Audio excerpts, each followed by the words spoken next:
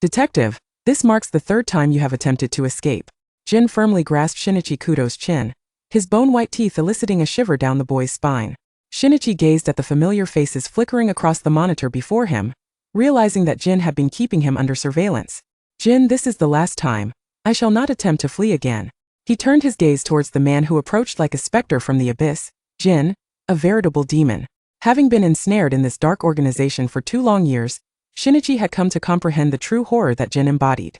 In those 2 years, he had made 2 attempts to escape, each time being recaptured, ultimately resulting in a broken leg, though even that seemed preferable to his current state. He reflected on the days when he still bore the name Adagawa Conan. Shinichi looked at Kaito Kuroba and Heiji Hattori, both held at gunpoint by vodka, and he could no longer recall how many times he had chosen to stay. Jin's lips curled into a sinister smile as he lounged on the sofa. This is the last time. Should you attempt to flee again, I will ensure you regret it, detective. Chapter 1. The detective has found you. In the shrouded darkness, Jin sat within the confines of his car, a cigarette clenched between his ivory teeth as he scrutinized the photograph of a youthful, handsome boy in his hand. Ha. It seems things are turning out to be more interesting than I had anticipated. It is time to prepare a cage for this little mouse that dares to escape. Jin extinguished the cigarette, flicking the smoldering butt out of the window, where the rain extinguished its last flicker of orange-red light amidst the night. He clutched the photograph tightly, a horrifying grin spreading across his face. That smile, should it be witnessed by Shiho Miyano, would likely send chills down her spine, leaving her paralyzed with terror, collapsing to the ground. For that smile was the very expression he wore when fixating on his prey. Ah, detective? A voice devoid of inflection echoed within the confined space of the car. Several days later, at the Muri Detective Agency, Conan, how about I speak to the boss and have you accompany us to Los Angeles? I can't help but feel uneasy leaving you here alone. Ran Muri, holding the luggage she had prepared the night before, said to the boy who was casually holding his phone with one hand in his pocket. After all, having one more child along shouldn't be a bother. In truth, ever since they had drawn the Los Angeles vacation voucher, Ran had already communicated with the agency, but the response on the other end had been resolute. With no other choice, she had bought a week's worth of groceries for Conan just yesterday. No need, Ran-nichan. Conan looked up, sporting a childlike, understanding smile as he spoke about the phone's messaging interface. Dr. Agasa will be here shortly to pick me up. I'll be staying at his place for a few days and he's taking care of Shiho so he won't mind looking after me too. Hey, in truth, there was something Conan cared about deeply, which compelled him to seek out someone, and during the following days he would not be at home. He remembered Heiji had mentioned that on the day he had cut open Kaito Kuroba's hat, he had seen the face of the phantom thief. Although he was well aware of this fact, he couldn't help but wonder, could there really be another person who bore such a striking resemblance aside from Okita? Wasn't that a bit too coincidental? Ran reluctantly agreed. All right then, but you mustn't cause any trouble at Dr. Agasa's. Conan obediently nodded. I understand, Ran-nichan.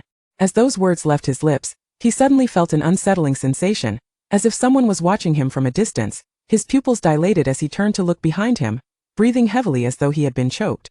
Who was it? Who was watching him? Conan. What's wrong?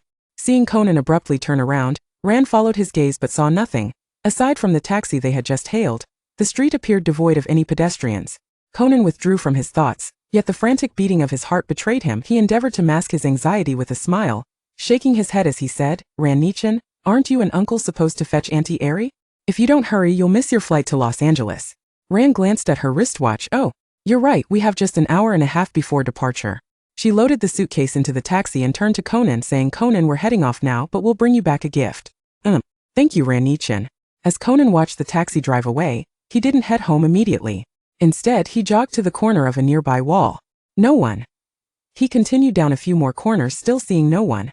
He could have sworn he felt someone watching him from this direction. Yet Conan saw no one. Just as he moved further away, 2 shadowy figures pushed open the door and approached the nearby Café Barrow. The sound of wind chimes floated through the air as they entered. Welcome to Barrow Café, may I? The voice faded into the ether as if someone had pressed the pause button on reality. After a while, Conan returned to the detective agency with downcast eyes, oblivious to the black Porsche 356A parked in the alley across the street. Upon opening the door, a voice both familiar yet foreign reached his ears. Detective, you have finally returned. Conan's head snapped up, his blue eyes, clear as the sky, wide with terror as they met the man seated before him. The individual had long silver hair cascading down his back, not turning to face him, yet his words sent icy chills down Conan's spine. In a panic, Conan turned to flee, only to collide with Vodka, who had appeared behind him without a sound. Vodka! Conan never imagined that these two would find him here.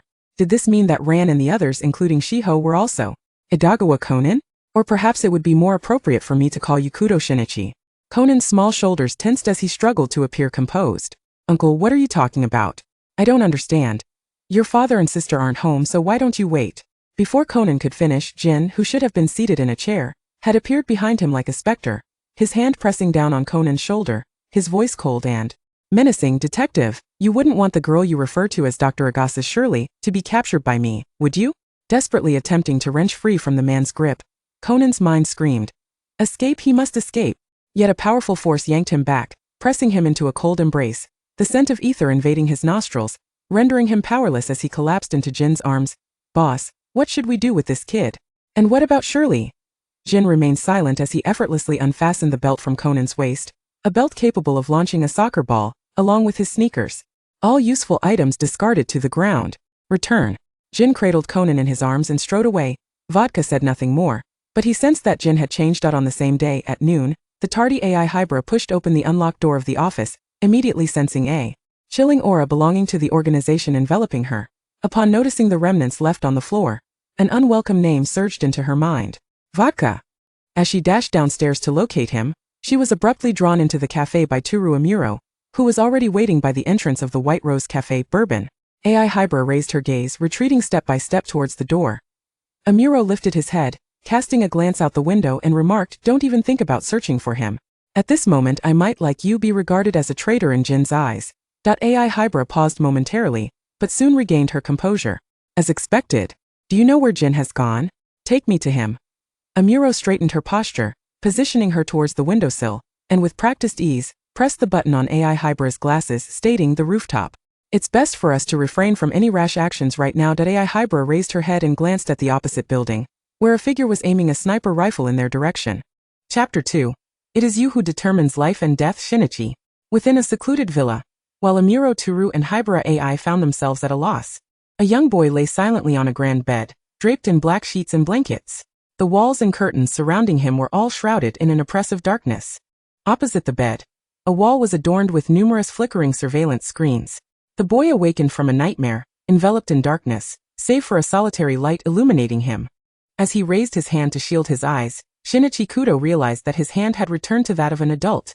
Had he reverted to his original form?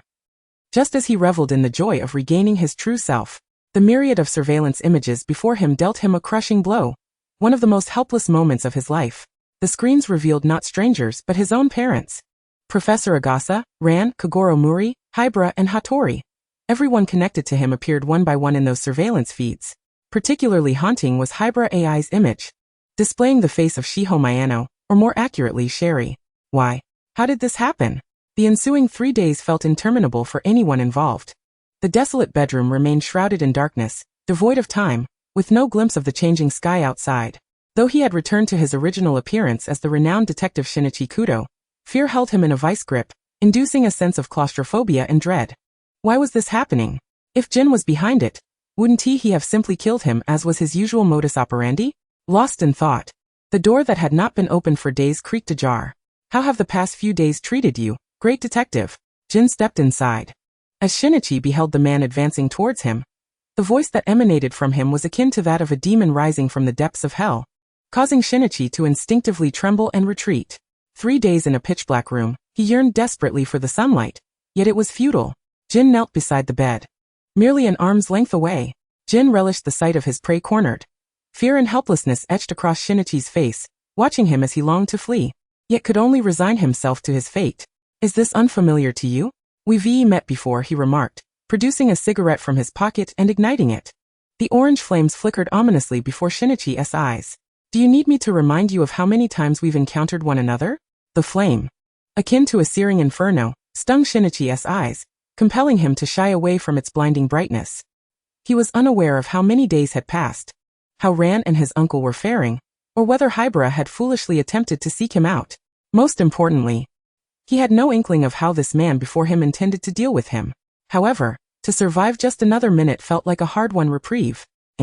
I believe we could discuss this. Before he could complete his thought, Jin suddenly pressed the gun against Shinichi's forehead, the cold barrel suggesting imminent death, prompting Shinichi to instinctively recoil, only to collide with the wall behind him. Was he truly going to kill him? This notion forced him to confront the reality of his mortality. He gently closed his eyes, preparing for the inevitable. Yet Jin made no immediate move. Instead, he redirected the gun's barrel towards the multitude of surveillance feeds, a sinister smile creeping across his face. Tell me, great detective, how should I deal with those who may know the secrets of our organization? Shinichi gazed at Jin, comprehending the palpable aura of death, bloodshed, and danger emanating from those within the organization. He simply stared at Jin, and the figures captured on the screens. A negotiation? What leverage did he possess? Jin had witnessed many faces on the brink of death. He could discern Shinichi's thoughts with ease. His gun now aimed at the faces of Yusaku and Yukiko Kudo.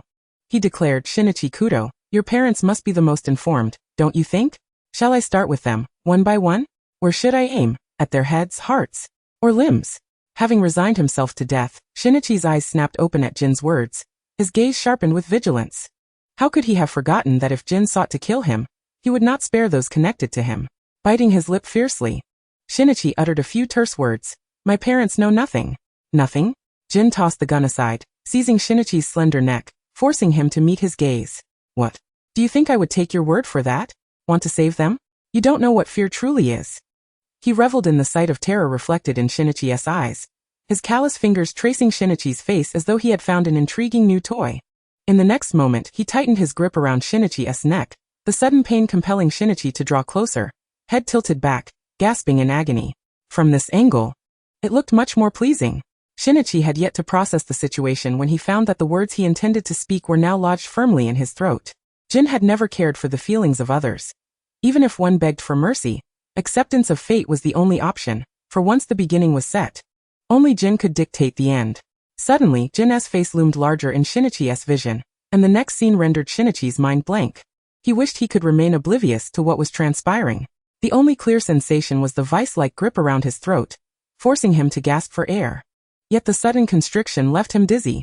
It was only when Jin tossed Shinichi onto the bed that he widened his eyes, clutching at his collar, inhaling deeply. Just as Shinichi thought he had evaded disaster, Jin yanked him back to the harsh reality. Jin, have you lost your mind? Do you even realize what you're doing? I'm a man just like you. What do you want from me? Shinichi was unsure of what had come over him, but the last vestiges of his dignity screamed within him, urging him not to allow Jin to continue with such outrageous actions. Even being shot would be more acceptable than what had just transpired. Chapter 3 Shinichi Kudo. Do you also beg? Jin observed Shinichi's yearning to escape, a familiar sight. Every individual handed over to him by the organization had exhibited the same desperation to flee death, uncertain of what fate awaited them upon crossing paths with the organization. What would it be like to delve into the organization's inner workings? As one who had long mastered the art of ensnaring his prey, Jin knew precisely how to command absolute obedience from a person. Yet, encountering someone like Shinichi Kudo, who exhibited a fearless defiance reminiscent of Sherry, piqued his interest less than he would have liked. Perhaps he might even forget about this already deceased individual. How much do you know about the organization? His voice was frigid, sending a chilling shiver down the spine. Jin, with merely the strength of one hand, twisted Shinichi's wrist behind his back, a wave of terror engulfing him. Please let me go. Shinichi Kudo, are you begging for mercy? Jin seemed to find amusement in the situation. Are you feeling quite discontented? Indeed, if you truly understood fear, you wouldn't be trailing behind me, investigating the organization's affairs. Upon hearing Jin's words, Kudo Shinichi felt an intense regret and dread wash over him. He recalled the warning AI Hybra had given him earlier. Do not probe into the organization's matters, for the consequences of being discovered are beyond what they could bear. What are you thinking about? Your childhood sweetheart? That lady from the detective agency? Jin observed Shinichi, who was now under his torment. As far as I know, you two have never even lived together. Have you not yet experienced that? He continued. Shall I have someone fetch her from Los Angeles to keep an eye on you and Sherry? For Jin, threats were commonplace, yet for Shinichi, they struck like a sharp blade, piercing deep into his heart. He could not fathom how he could face Ran in this vulnerable state, being held captive and unable to protect himself. He also wondered what Jin might do if he truly brought both of them here. The only thing he could do now was to accept, to acquiesce to the whims of this deranged man. From the moment Jin had brought him back, from the instant he was administered the APTX 4869 antidote, had it not already been decided? Kudo Shinichi slowly closed his eyes, despair etched across his face. Do not harm them. You can do whatever you wish with me. Jin chuckled, relishing the sight of a person compelled to submit. He had a way of breaking the spirit of those who dared to confront the organization or test him, pushing their last vestiges of belief to the brink. Shinichi realized he had already exposed himself. If he did not comply with Jin's demands, death was inevitable, and it would also endanger those around him. He had not anticipated the gravity of the situation, nor that Jin and the organization behind him wielded power far beyond his imagination.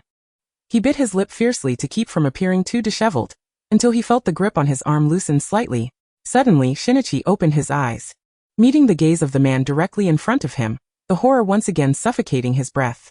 This man was nothing short of a specter, a demon, cold as ice, resembling a serpent poised to constrict its prey, watching as it was devoured bite by bite. A chill emanating from his core urged him to tentatively reach for the gun nearby, but in the next moment, it was effortlessly kicked aside. Thud, it fell to the ground. You have more courage than I expected, Kudo Shinichi, Jin's ominous voice echoed in his ear. Shinichi was momentarily taken aback. He was a man, yet here he was, neither killed nor interrogated by another man. What was this supposed to be? He glared at Jin, his eyes filled with resentment. What are you staring at? Unruly fool. I dislike your gaze very much. Jin rose, his large hand firmly gripping the back of Shinichi's neck, dragging him toward a nearby room, throwing him forcefully aside. As the light flickered on, the sight before Kudo Shinichi reignited his desire to die. This was not a normal room, it was a torture chamber. He felt as though there were still traces of blood on the cement floor from the previous victim who had endured Jin's interrogation. He did not know who it was, but if they were not part of the organization, they must have been an undercover agent or something else. However, he could not comprehend the purpose of the mirror before him. Jin, with a smile in his eyes, lifted Shinichi's chin and said, "What's wrong? Never seen a room like this before? From the moment I acquired your photograph, I had mirrors installed in this former interrogation chamber for traitors. I have plenty of information about the organization that I wish to know, just as you have investigated." Without waiting for Shinichi to speak, Jin revealed how he had discovered his identity. "You should thank Ireland and Pinga. They incessantly mentioned your name in my ear, piquing my curiosity about this supposedly deceased detective. I had someone track Pinga's phone, and to my surprise, the last interface he accessed was that facial recognition system. It was you. To be precise. Idagawa Conan and Kudo Shinichi are indeed the same person. Am I not quite interested in you?" Interested? Shinichi could scarcely believe Jin had pieced it all together from just 2 mentions. At that moment, he mused that if Ireland truly had captured him for the organization, it might have been easier than this. Should I feel honored? Shinichi scoffed, turning his head aside. Noticing Shinichi's disregard, Jin began selecting various torture instruments from the array on the side, finally standing before Shinichi with a malicious grin, asking, "Still unwilling to speak?" Time seemed to stretch, and Shinichi, nearly devoid of strength, slumped to the ground, pale and exhausted, wrapping himself in a blanket, leaving only his head visible as Jin carried him out of the room. No one knew what Shinichi had endured, but for him, this interrogation was a veritable nightmare. Especially now that he was an adult. If only he could continue to be Idagawa Conan. Upon opening the door, he was met with the sight of Vermouth, who had unexpectedly appeared outside, someone who should currently be in M country. "Absinthe?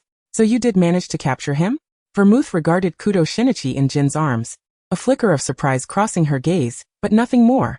"I thought he would be more sensible than I imagined." "You know him?" Jin inquired coldly. He had contemplated killing this woman several times, but always felt a voice warning him not to pull the trigger. "Indeed, after all, his mother is a friend of mine. I am this boy's godmother, and naturally care a bit," Vermouth replied, raising her hand to touch Shinichi's face, but was met with a glare from Jin that sent her hand retreating. "Dare to touch him, and you can forget about your hand." With that, he circumvented her and departed, leaving Vermouth standing alone. She sighed, a rare flicker of pity in her voice. "Shinichi, it seems Jin truly holds a special regard for you." Days later, at 21-2 Mahama Town, Dr. Agasa's residence, Hybra AI had not stepped outside for several days, merely gazing out the window or watching the Kudo household beside her. One day, she received a phone call, or rather, Kudo Shinichi's phone rang. "Hello, is anyone there?" "Hey, Kudo, where the hell have you run off to?" Rance called all the way to Osaka. On the other end was Heiji Hattori. Chapter 4 Jin, make Kudo Shinichi behave. Hybra AI stared at the phone, momentarily stunned, unable to respond. She hadn't yet decided how to reply. At that moment, she heard the voice of Kano Akira nearby, holding a pot of freshly cooked curry behind the sofa, watching the person on the phone. "Is that Heiji Hattori from Osaka?" "Ha. AI Hybra's demeanor softened slightly at the sound of his voice. Yes, it was him. Regarding the matter of Kudo, I am uncertain how to articulate it. Allow me to speak.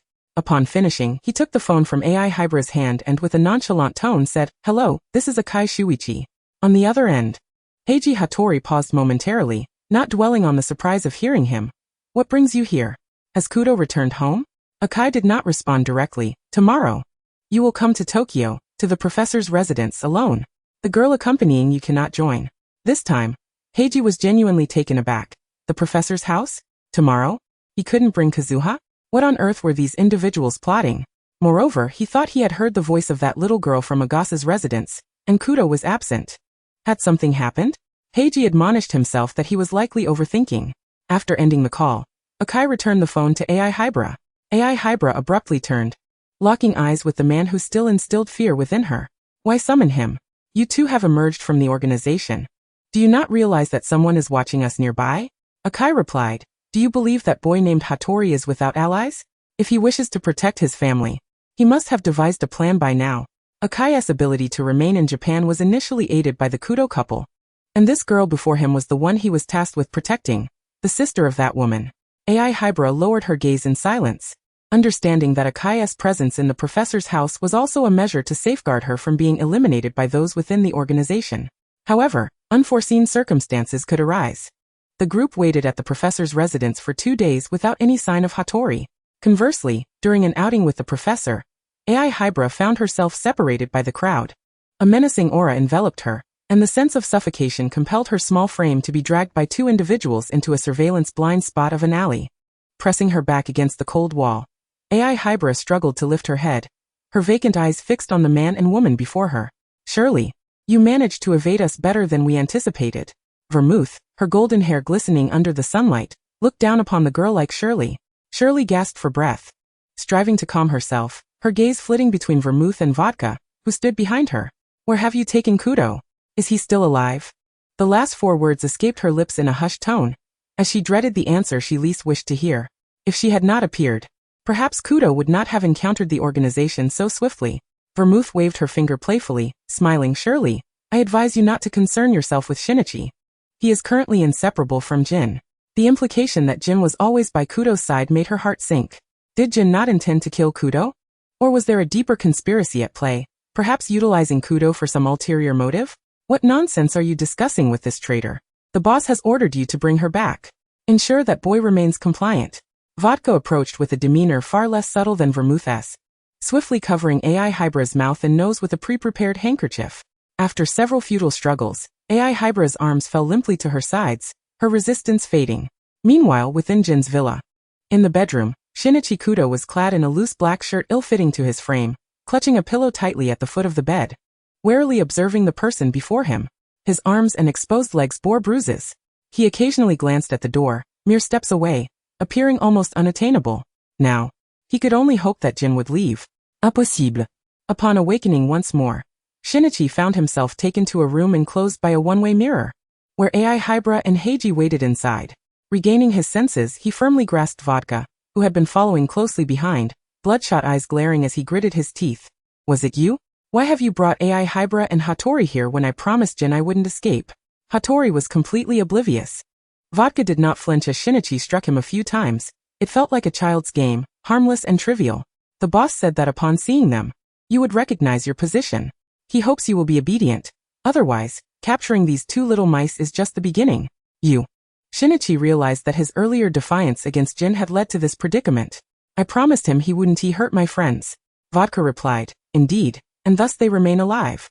Where is Jin? Take me to him. He must be waiting for me." Vodka nodded. "Indeed." Following Vodka out, Shinichi cast one last glance at the 2 still unconscious within the room before moving on. They reached a tall, tightly shut wooden door, where Vodka paused, raising his hand to knock. "Boss, Kudo Shinichi wishes to see you." Through the door, the voice of Jin resonated, devoid of emotion yet chilling. "Let him in." Vodka stepped aside, allowing Shinichi to enter. Pushing the door open, Shinichi was taken aback to find a swimming pool the size of a suite, with Jin leisurely leaning against the water, his back to him. As the sound of the door closing behind him echoed, he approached and asked, "Why have you captured AI Hybra and Hattori? One is a traitor of the organization, the other has uncovered its secrets." What difference does it make if I capture them? Jin did not turn, speaking in a flat tone. You are in the same position, having been brought here by me. Chapter 5. Absinthe. I help you because you are my angel. What is this about? Shinichi grasped the sides of his clothing tightly, inhaling deeply before asking. Jin pretended not to understand. With great effort, Shinichi squeezed the words out between clenched teeth. What must I do for you to release Hattori and AI Hybra?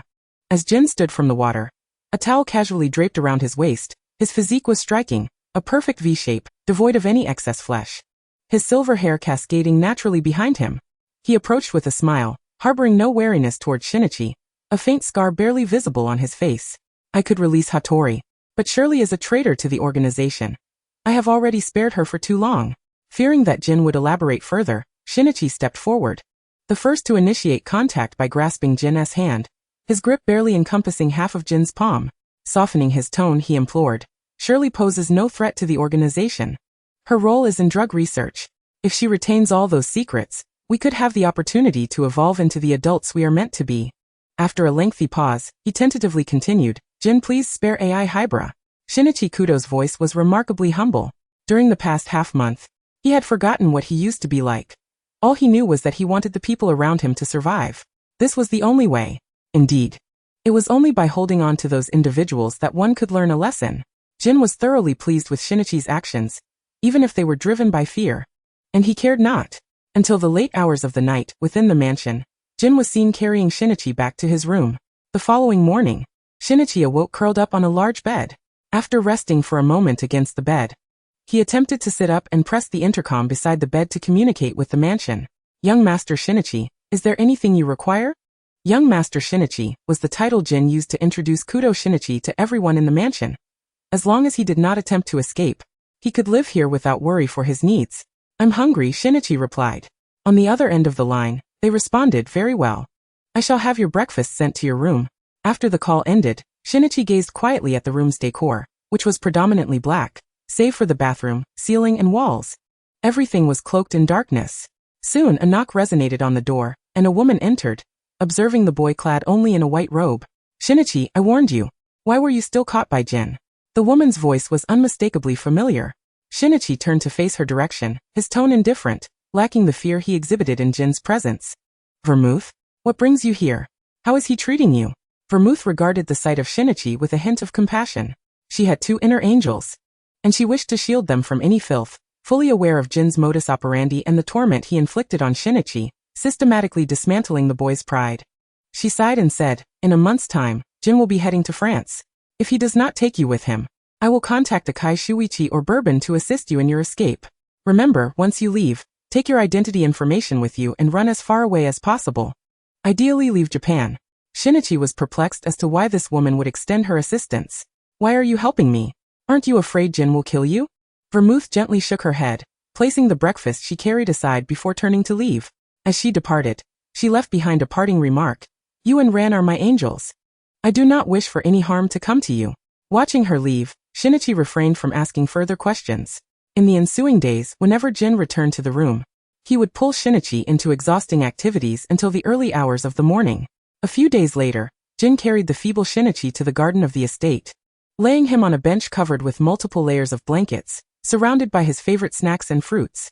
Had it not been for the marks on his wrists and neck, one might have mistaken Shinichi for a pampered young master. Kudo Shinichi, do you remember what I told you? You know what to say without me needing to elaborate. Kanthi is nearby. I hope you do not intend to use her gun. Jin's large hand rubbed against Shinichi's face repeatedly, leaving a red mark in its wake. I know what to say, Shinichi nodded. Leaning against the bench, he briefly dozed off until he heard the familiar voice of Heiji Hattori. Heiji and AI Hybra could scarcely believe their eyes. Before them stood the boy who had transformed back from Idagawa Conan to his original self. Even having witnessed it, they could not help but be astonished. Kudo, did they give you the antidote to that drug? Shinichi slowly opened his eyes, fixing his gaze upon the familiar figures, propping himself up with his hands. Hattori Hybra, they haven't done anything to you, have they? Heiji shook his head. Having gleaned some information about the organization from Conan and Hybra, this being his first close encounter. Kudo, what did you promise Jin? Hybra, aware of Jin's methods, understood that those who were deemed useless or a threat would be eliminated. Yet Shinichi was alive, and she recalled Vermouth mentioning that Jin treated Shinichi well. a notion that seemed implausible to her. This time, vodka and gin merely confined me, she thought, recalling their previous encounters where they had attempted to kill her. It's nothing. Gin indeed hasn't done anything to me, Shinichi replied, lowering his head to take a sip of coffee. You've seen me, and soon I will have Gin arrange for your departure. Do not seek me out again. Your presence here will only worsen my situation. What do you mean? Do you realize everyone is implicated because of you? Now you say nothing and expect us to leave? Heiji stepped forward, gripping Shinichi's collar tightly, only then noticing the myriad of glaring marks adorning his body. What is this? Heiji was no fool, nor was Hibara. Upon seeing the marks on Shinichi's neck, they understood. Heiji's voice trembled as he spoke. Is this what Jin has done to you? Chapter 6. The one who vanished reappears. Due to their words, Shinichi lowered his head in shame, unsure of how to articulate his feelings. Should he confess that he had developed feelings for the man who had brought him to this state? Or should he reveal the truth? With that thought, Shinichi slowly raised his head, directing his gaze toward the rooftop not far from them, where Kanthi was aiming a gun in his direction. He spoke softly. It was Jin. A bitter smile graced Shinichi's lips, and he offered no further explanation. Upon hearing his words, Heiji questioned his own ears. Kudo, what kind of person is he? Does he not realize? How could he allow a man to humiliate him like this? And yet, you sit here, letting him dictate your actions? Heiji's frustration spurred him to grasp Shinichi's collar once more. However, at that moment, several members of the organization, led by Vodka, appeared, pointing their guns at Heiji. Vodka. I will fulfill my promise to Jin. Or do you wish for me to do more? For instance. Shinichi raised his hand, gesturing toward Vodka's gun, and then to his own forehead. You surely wouldn't want to explain that, would you? Hearing Shinichi's words, Vodka reluctantly holstered his weapon, and signaled for the others to leave. This scene further solidified Heiji and Hibara's understanding of what Shinichi had endured during his disappearance. Heiji. They seem quite obedient to you, Shinichi remarked. Aren't you leaving yet? He did not answer Heiji's question but instead countered with his own. Heiji, you are being unreasonable. You must come with us. Why else would we be here? Heiji was unwilling to abandon Shinichi. Having found him, they were determined to leave together. Why are you still being impulsive?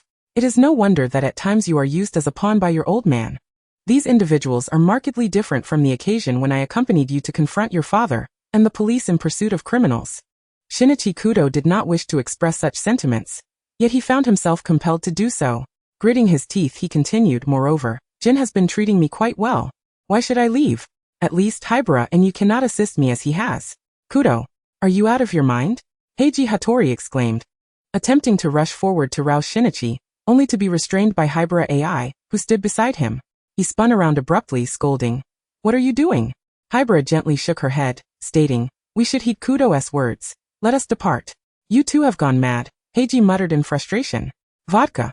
Shinichi chose to say no more, instead turning over and pulling the blanket beneath him to cover himself, curling up with his back to the two. He tossed over a final remark. Tell Jin I do not wish to see them here. It vexes me. I will inform the boss, Vodka replied, turning to escort Heiji and Hibara away. The two awoke once more, 2 days later, when Akai Shuichi brought them back to the Kudo family villa. Upon regaining consciousness, Heiji and Hibara did not utter a single word, even in response to inquiries from Professor Agasa or Akai. They merely listened in silence. Their despondent demeanor left both men worried for them, at a loss. The only notable change was that upon their return, Professor Agasa, the Kudo family, and even Toru Amuro had made phone calls, while the snipers from the Black Organization and the detective agency had vanished. This indicated that the two must have encountered Jin and his associates, as well as Shinichi Kudo. Moments ticked by, and it was only after answering what felt like the umpteenth phone call that they finally spoke. Sister Ran, I had the professor call. Conan has been taken by his parents. He is unlikely to return to Japan for some time. Shortly thereafter, a call came in from Kazuha in Osaka. Before today, she had lost count of how many people she had contacted. Officer Otaki, Conan, Ran, and Kazuha had all been on her list. Heiji, where on earth have you been? Ran's anxious voice inquired. Conan has been missing, and I haven't seen you. Do you realize I have been covering for you with aunt and uncle? When will you? Heiji, hearing the girl's worried tone, replied weakly, I will be back soon. Do not worry. Heiji, what is wrong? Kazuha, sensing something amiss in his tone, pressed. It's nothing. I will buy a plane ticket home in a few days. With that he hung up, turning off his phone and casting it aside. The room fell into silence once more. Heiji reclined back on the sofa, using his hat to shield his eyes. His voice hoarse as he pondered aloud, Why has Kudo changed so? He was never like this before. He was one to make choices. You know, I never intended to teach him a lesson. Hybra, lying on the opposite side of the sofa, opened her eyes and spoke with a maturity beyond her years. It is not your fault nor Kudo's. We should not underestimate Jin. You are, after all, merely a student. However, Kudo is no longer one. Jin's regard for Kudo is something else entirely. This is an entirely different realm, one of adults. Kudo wishes us to leave out of concern that the organization may continue to target us. Having reached this point, Heiji's intellect could not help but grasp the reality. He simply could not accept it. Seeing his close friend transformed in such a manner was unbearable, and though he witnessed it, he could only feign ignorance. Yet Hybra too felt the weight of this transformation. The Kudo she knew, Edagawa, was confident and spirited, always bearing a self-assured smile when pondering the truth behind a case. But now that youthful visage was devoid of such light. In the ensuing days, it seemed as though the world continued unperturbed by the disappearance of a certain elementary school student named Edagawa Conan, as everyone resumed their lives. Heiji returned to Osaka. Severing contact with Hybra and Professor Agasa, Akai continued to reside within the Kudo household, now in possession of a voice-modulating bowtie belonging to Conan, calibrated to replicate the voice as set by Professor Agasa. The news of Shinichi's disappearance had not reached his parents, Yusaku and Yukiko Kudo, far away in America. Until one day, the Phantom Thief Kid left a note for old Jirakichi Suzuki, announcing his intent to reclaim a gem as previously arranged. The gem was set to be displayed in a skyscraper, and on that very day, Shinichi Kudo found himself being led there by Jin. As the two brushed past an elderly gentleman, he remarked, "The Great Detective?" Chapter 7. Kaito Kuroba, the Phantom Thief Kid. The old man entered a restroom within a shopping mall, gazing into the mirror at his aged reflection, appearing to be in his 60s or 70s, momentarily lost in thought. In his memory, that great detective should have been a mere child. Had he grown up? Or had someone disguised themselves as him? He stepped into a stall and adopted a different visage, that of a woman he had seen on the Suzuki Express train. Emerging from the restroom, he surveyed his surroundings with a sly smile. It seemed today's magic show would require an impromptu twist. Disguised as Shiho, Kaito Kuroba navigated the mall with purpose, appearing before Jin and Shinichi only to vanish in an instant. When he reappeared, it was several dozen meters away, again disappearing with just a turn. "Boss. That woman Shiho is still causing trouble. Should I capture her?" Vodka leaned in closer to Jin, lowering his voice. Upon hearing Vodka's words, Shinichi stiffened, his grip on Jin's hand tightening. He turned to face Jin, hands clasped around him, and softly implored, "Jin, please do not harm them." Jin, pleased with Shinichi's demeanor, tightened his hold, his lips curling into a smirk. "Then you must show me some sincerity. I do not engage in actions without reward." As they retreated, Shinichi, despite his internal conflict, forced himself to draw nearer. However, they were not in Jin's estate but in a skyscraper. If they were spotted, "Vodka, go." Before Jin could finish his command, Shinichi stood on tiptoe, flushed, using action to stifle his forthcoming words. As he sought to pull away, a firm hand pressed down on his head, and his breaths grew rapid, as if he were a fish out of water, curling up against Jin's chest, gasping for fresh air. "Please spare Hybra." Jin licked his lips with satisfaction and addressed Vodka. "That person is not Shiho. It is likely someone else in disguise. Do not concern yourself." "Not Shiho?" Shinichi was taken aback. He distinctly recalled seeing Officer Nakamori in the department store moments ago. Could that individual have been Kid? He remembered having once enlisted Kid's help in disguising Hybra as an adult, but why now? Moreover, Hybra and the professor seemed to be present in the mall as well. This was audacious indeed. "What? Is it someone you know?" Jin questioned, observing Shinichi deep in thought. He shook his head lightly. "I do not know them." As they spoke, the mall suddenly plunged into darkness, and Shinichi, gripped by fear of the dark, trembled uncontrollably, leaning closer to Jin. Just 5 short minutes later, the lights flickered back on. He lowered his head to gaze at his hands, the residual warmth that did not belong to him still lingering. He felt as though someone had tried to pull him away into the darkness moments ago. Immediately, the cacophony of police shouts echoed throughout the mall, all clamoring to apprehend Kid the Phantom Thief. He let out a bitter laugh. Officer Nakamori truly has a short memory. Amidst such a crowd, any one of them could be Kid. Amidst the throngs of shoppers, Shinichi Kudo, out to buy clothing, departed alongside Jin and his companions. Meanwhile, within the confines of a restroom in the mall, the door was pushed open by a small figure from the outside. The girl's anxious breaths filled the air as she scanned her surroundings. "You're here, huh?" A boy's teasing voice emerged from the innermost stall. Out stepped Kid the Phantom Thief, clad in sportswear, having discarded his flamboyant white tuxedo, arms crossed as he regarded the girl before him. Ai Hybra. Kudo? No. You're not him, Ai Hybra observed, her gaze fixed on the boy whose face was almost indistinguishable from Shinichi Kudo's. You are Kid the Phantom Thief? Why are you impersonating him? Wait, there are others who haven't arrived yet. We'll discuss it all together later, Kid the Phantom Thief replied. Turning to face the mirror, adjusting his hair, a slight twitch of his ear betraying a smirk. Hakuba and Professor Agasa, come in. As his words fell, the restroom door swung open once more, revealing Hakuba Saguru and Professor Agasa standing before him. Kid the Phantom Thief gracefully inclined his head towards Ai Hybra and said, Allow me to formally introduce myself. I am Kid the Phantom Thief, also known as Kaito Kuroba. Hakuba smiled at him and remarked, What's this? Have you decided to turn yourself in and reveal your identity in front of me? Professor Agasa paused for a moment, but quickly grasped the situation. Many of the magical props associated with Kid the Phantom Thief were of his own design, and upon hearing the name Kaito Kuroba, he recalled another individual, Japan's foremost magician, Toichi Kuroba. It seemed that this boy before him was indeed his son.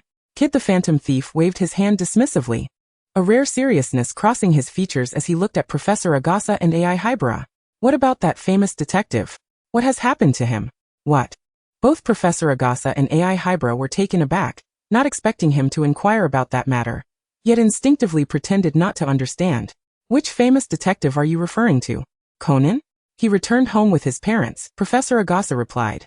Ai Hybra, standing behind him, nodded in agreement. Hakuba, however, was still confused by Kid the Phantom Thief's words. What famous detective? The only person accompanying these two was merely a rather clever elementary school student. I saw that famous detective with a tall man in black at the mall, Kid the Phantom Thief stated candidly. Even when I disguised myself as the woman he once asked me to impersonate, he didn't recognize me. Are you telling me that besides me, there is someone else who looks very much like him? You disguised yourself as me? Ai Hybra could hardly believe the audacity of this person. Are you insane? Do you have any idea that you could die for that? Kid the Phantom Thief shrugged, seemingly unperturbed, chuckling as he replied, Well, I've already been blown up once and didn't die, so perhaps this time will be just fine too. By the way, during the power outage, I intended to pull him away. Why didn't he leave? Listening to their conversation, Hakuba began to piece together the situation. It seemed that Kaito Kuroba had once assisted a detective who had ties to the girl and Professor Agasa, and the black-clad man, whom the girl mentioned would bring death upon approach, must have taken that detective hostage. But why, if he were indeed held captive, would he appear so brazenly in such a prominent location? Ai Hybra lowered her gaze and remarked, He can't leave. Chapter 8. Kid the Phantom Thief's Plan. After a brief exchange, Kaito Kuroba understood the circumstances, yet he could not fathom why, if it was a kidnapping, they did not seek assistance from the Metropolitan Police. Aren't you on good terms with that officer, Megure? Moreover, if I recall correctly, another boy in black, his father is with the Osaka Prefectural Police. It shouldn't be too difficult to handle a few people. Though he felt that the police were sometimes ineffective, he believed that with sufficient numbers, it should not be too hard to teach a lesson to a few culprits. Ai Hybra looked up at him, realizing that the person she had thought to be more mature was, in fact, viewing the organization and its members in a simplistic manner, much like Heiji Hattori. The FBI has been investigating for years, and the Public Security Bureau has infiltrated the organization for many years. Do you think it would still exist if it were that simple? Upon hearing Ai Hybra's words, both Kid the Phantom Thief and Hakuba were taken aback. Hakuba, having returned to Japan from abroad and experienced various cases, considered himself well acquainted with all sorts of criminals. You let Shinichi Kudo remain among those people? Ai Hybra scoffed in response. What else could we do? We have been monitored at gunpoint for so long. And as for you, Kid the Phantom Thief, you should be grateful that the organization hasn't suspected your connection to Kudo. Otherwise, I believe you would find yourself in a similar predicament as mine. No. Kid the Phantom Thief suddenly recalled something. His mother had returned recently, alongside another individual, the Phantom Thief Kuroya. He had long suspected Kuroya's identity, as that person bore an uncanny resemblance in both voice and appearance to his supposedly deceased father, Toichi Kuroba. A relative of mine just returned from America. She used to say that life there was easy, but recently, she has expressed a longing for Japan, a place she feels she must return to, regardless of life or death. These words did not seem like something that would come from that woman's lips. At this point he lifted his gaze, as if formulating a plan. Hey, can you locate the hideout of those people? If I can find it, I might have a way to help that great detective escape. What do you intend to do? Ayebara inquired. Of course, to rescue that great detective, Kid the Phantom Thief articulated his intentions. AI Hybra immediately interrupted. No, you'll die if you do that. They want to just come after us again. The moment you are discovered by him, you could very well be dead. Kid the Phantom Thief replied confidently. How could that be? I am a phantom thief. Escaping a room is hardly a challenge. AI Hybra was at a loss for words. I will not assist you. With that, she turned to leave alongside Professor Agasa, leaving only Hakuba and Kaito Kuroba in the restroom. What? You're not leaving? Do you still want to capture me? Kaito Kuroba maintained his usual playful demeanor. Hakuba clearly abandoned the opportunity, raising his hands in surrender. What would I capture you for? I'm after Kid the Phantom Thief, not Kaito Kuroba. Besides, I am quite curious about the great detective Shinichi Kudo, who has been missing for nearly a month. Come. I'll take you to a place where we should be able to find him. Days later, Ranmori, still uneasy, sought out Professor Agasa's home. She could not comprehend why she had been unable to sleep soundly in recent days. Conan had appeared on the day Shinichi vanished. And though she had suspected at times that Conan was Shinichi, countless instances where they appeared simultaneously had dispelled her doubts. However, this was the first time both Conan and Shinichi had left together, and an inexplicable sense of danger loomed over her. She did not continue to make phone calls, but instead sought out Dr. Agasa's residence. Doctor, it has been over half a month since Conan left. Has he been in touch with you, or informed you of his current whereabouts? Ranmori pushed open the door and entered, finding only AI Hybra seated at the bar, tapping away at her computer. She approached AI from behind, her gaze falling upon a face in a photograph displayed on the screen. AI, what are you looking at? Are these people you know? This person, I believe I saw her once downstairs at the office. Oh right, I think I also saw her at the hospital. She must be Ayuhando's sister, correct? AI Hybra suddenly turned to face Ran, who had been standing there in silence, and snapped her laptop shut with a decisive thud. With a serious expression, she regarded Ran. When did you see her? When? Ran pondered for a moment before replying. I believe it was about 5 or 6 days ago. That day, Yoko came to find me, and we spotted her at the White Rose Cafe. She seems to be quite familiar with Mr. Amuro. Ran, not dwelling on it further, curiously inquired. I just saw a photo of Mr. Amuro on your computer. What are you working on? AI shook her head dismissively. It's nothing much, just browsing. Please refrain from touching or looking at my things in the future. Ran paused, nodding slowly. Oh, all right. AI jumped down from her chair and walked into the living room, turning to the still stunned Ran. What brings you here? It was then that Ran recalled her purpose for visiting Dr. Agasa, hastily stating, AI, you were closest to Conan. Do you know where he lives? Has he been in contact with any of you kids recently? AI replied in a flat tone, I do not know. Besides, he left with his parents. So there is no need for concern. Oh, I see, Ran said, a hint of disappointment in her voice. She simply uttered a brief farewell and exited the doctor's house. As the door closed behind her, Dr. Agasa emerged from the basement, glancing at AI. Did Ran come by again? AI nodded yes. It's tough for her, I assent it, but if she were to learn about Shinichi's condition, she would surely worry even more. What have you discovered? AI had indeed uncovered information. Shinichi Kudo sat in the garden, occasionally toying with a soccer ball, his gaze fixated on it, unmoving. At that moment, 2 individuals paused before him for a few minutes. Who is that person? Why have I never heard of a newcomer under Jin's command before? You don't know? This is Shinichi Kudo. I saw him here previously, but at that time, he was being held by Jin. Held? How could that be possible? I thought Jin had never shown interest in anyone. The woman found it hard to believe. The man accompanying her remarked, even if he is uninterested, he can still play with them. Don't you understand, Jin? When he's done playing and finds them useless, he'll dispose of them. Haha. Chapter 9. Has Shinichi really lost his memory? The careless yet intentional mockery of the two reached Shinichi's ears. Here he could no longer count how long he had been under watch. Yet no one in this manner had ever referred to him as a toy or a pet, though he understood it could be by Jin or Vermouth's orders. The words of the man standing before him today reminded him that he was still alive. Unlike other traitors of the organization who had met their demise at Jin's hands, it wasn't merely luck, it was that Jin hadn't tired of him yet. He did not glance at the two but instead rose, walking into the villa with eyes void of life.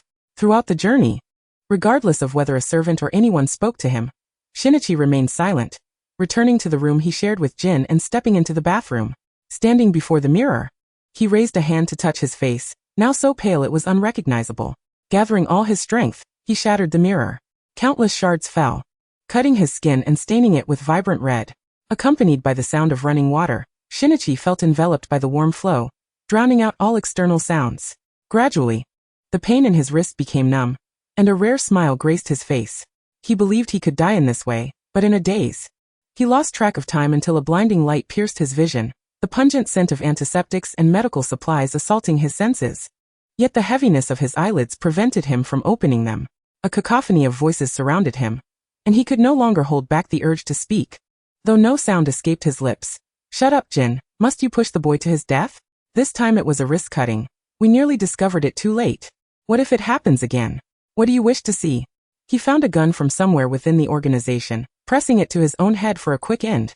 "If that is the case, I might as well let myself be done with it right now." The woman's voice bore a striking resemblance to Vermouth's. Was it that he had failed to die and they had discovered him? How ironic that he, who should have perished, was still alive. "This is my business, Absinthe. Keep your hands to yourself. Don't stretch them too far." Jin's voice remained devoid of emotion, yet for reasons unknown.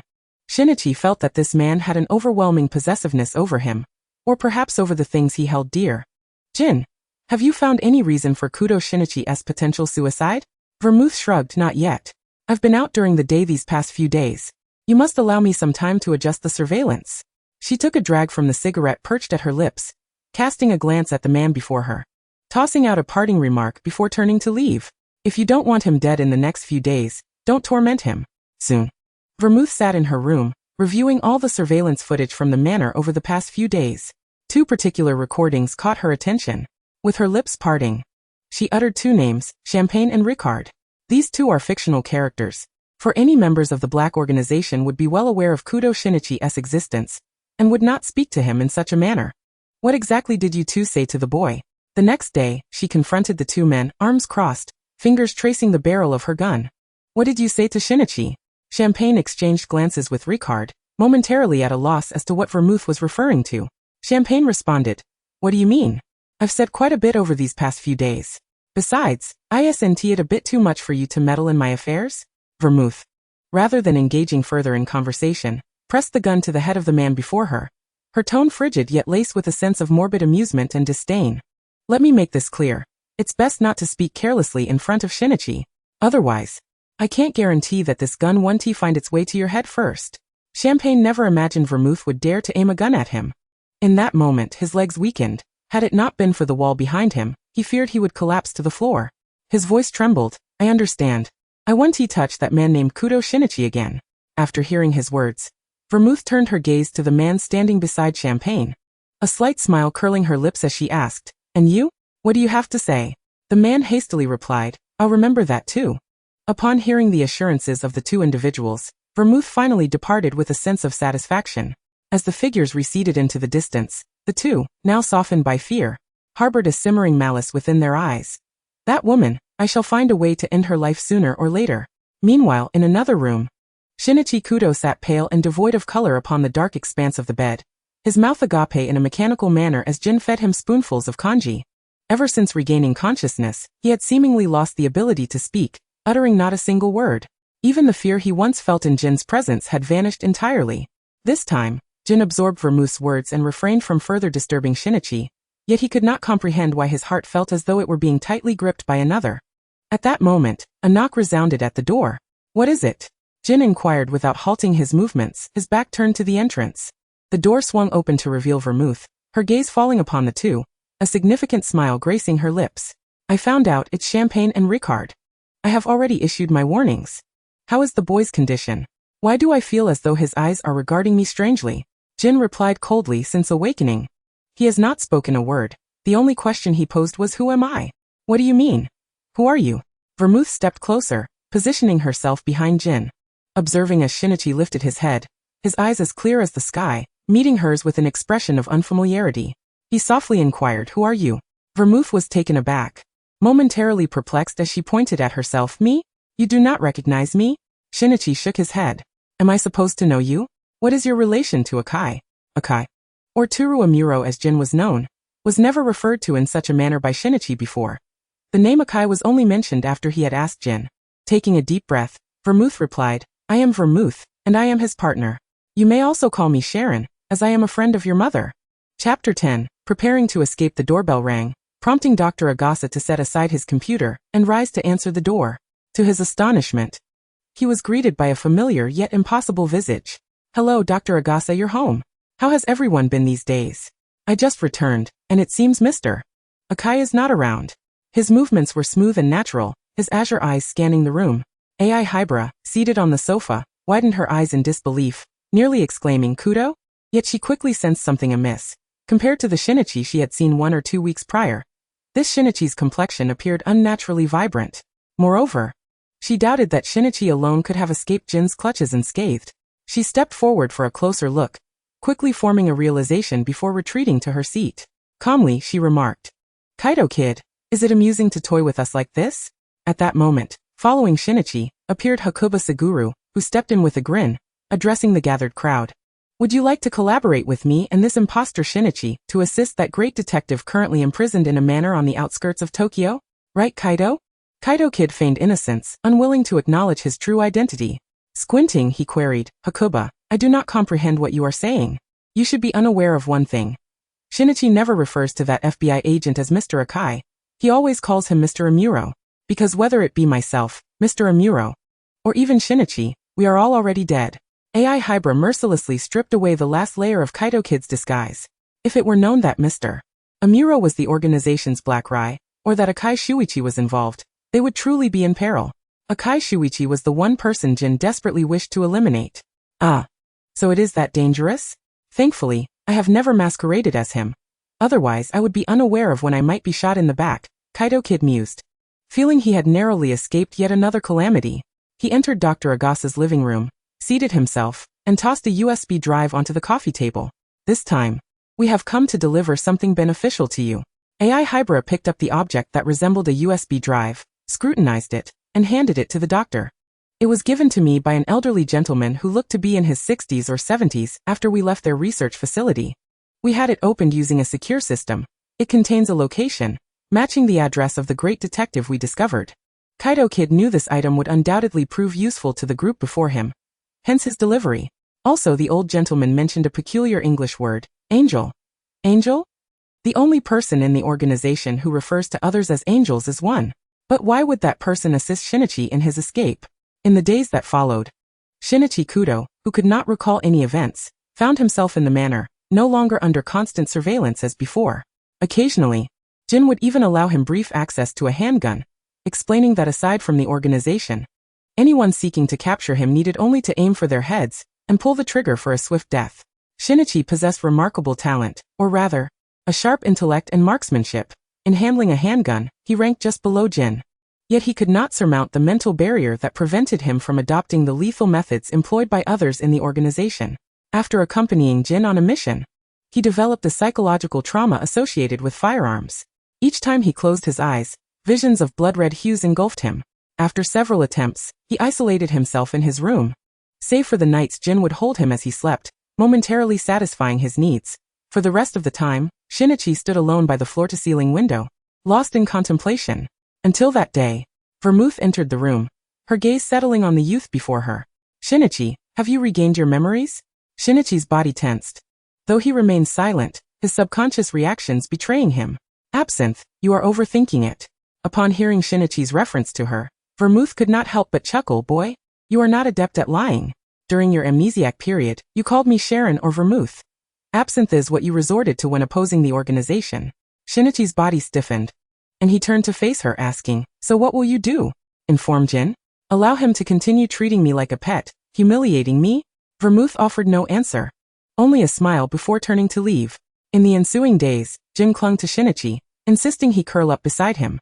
Watching the still sleeping Shinichi, Jin tenderly caressed the youth's rosy cheeks and the arm that lay exposed, marked by bloodied bite marks. Jin gazed at Shinichi for an extended period before slowly rising and exiting the room. He had a mission abroad to complete. Upon stepping outside, he once again encountered Vermouth, who had appeared at his door countless times before. Belmont naturally shifted her gaze to Jin, accompanying him downstairs. There, they were greeted by Vodka, who had been waiting at the staircase. "Boss, everything is prepared."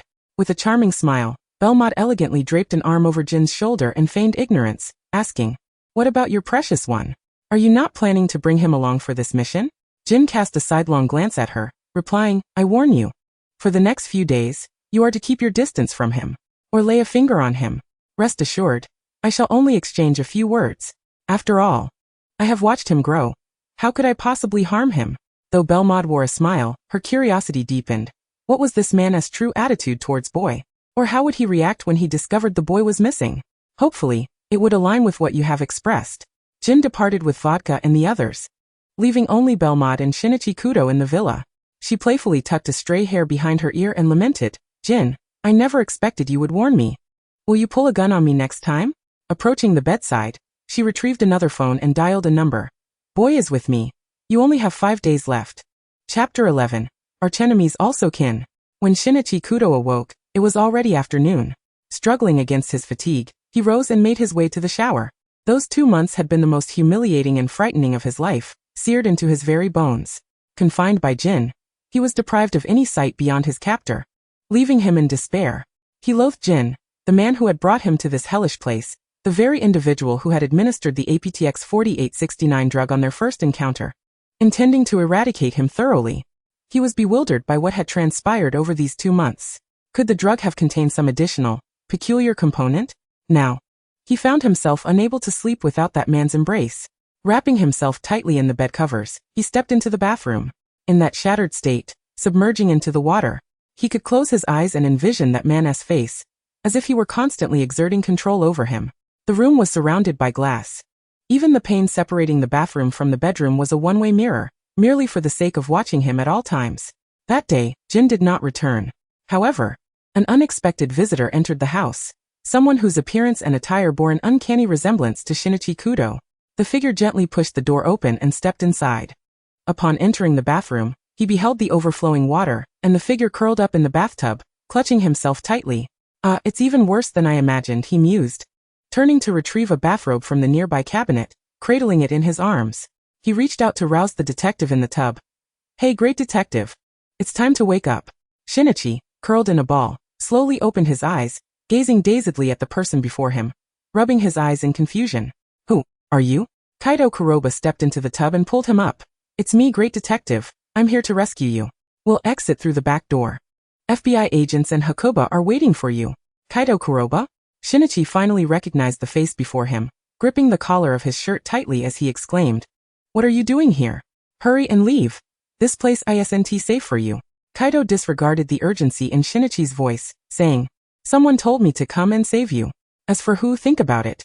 Who else resides in this estate? Furrowing his brow, Shinichi recalled a name, Belmod. Kaido, unfamiliar with the woman's name, confirmed that the one who had opened the door for him was indeed a woman. Hurry and change your clothes, he urged. Shinichi, numbly changing into the clothes, appeared almost frail, resembling anything but a man. Kaido paused in surprise. Why have you lost so much weight? No, in this state, your relatives might not even recognize you. Shinichi looked at him in confusion, asking, What relatives? Kaido, grinning with excitement, replied, I just learned that your father and my father are brothers. Apparently, when our grandparents divorced, each took one child. Just recently, my parents returned from abroad and mentioned that someone has been monitoring them. I didn't expect that the reason for their surveillance would be you. Shinichi was momentarily taken aback. His longtime rival and friend, Kaido, was actually his brother? Yet time was of the essence, and he was pulled out of the room, traversing the empty villa until they reached the back door.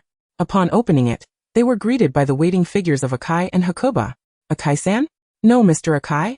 Shinichi never imagined he would see the day he could escape this place. Despite his pleas, Kaido chose not to leave with them, but instead stayed behind to buy Shinichi time. Ultimately, Shinichi was rendered unconscious by Akai's deft maneuver, allowing him to be carried away to the car.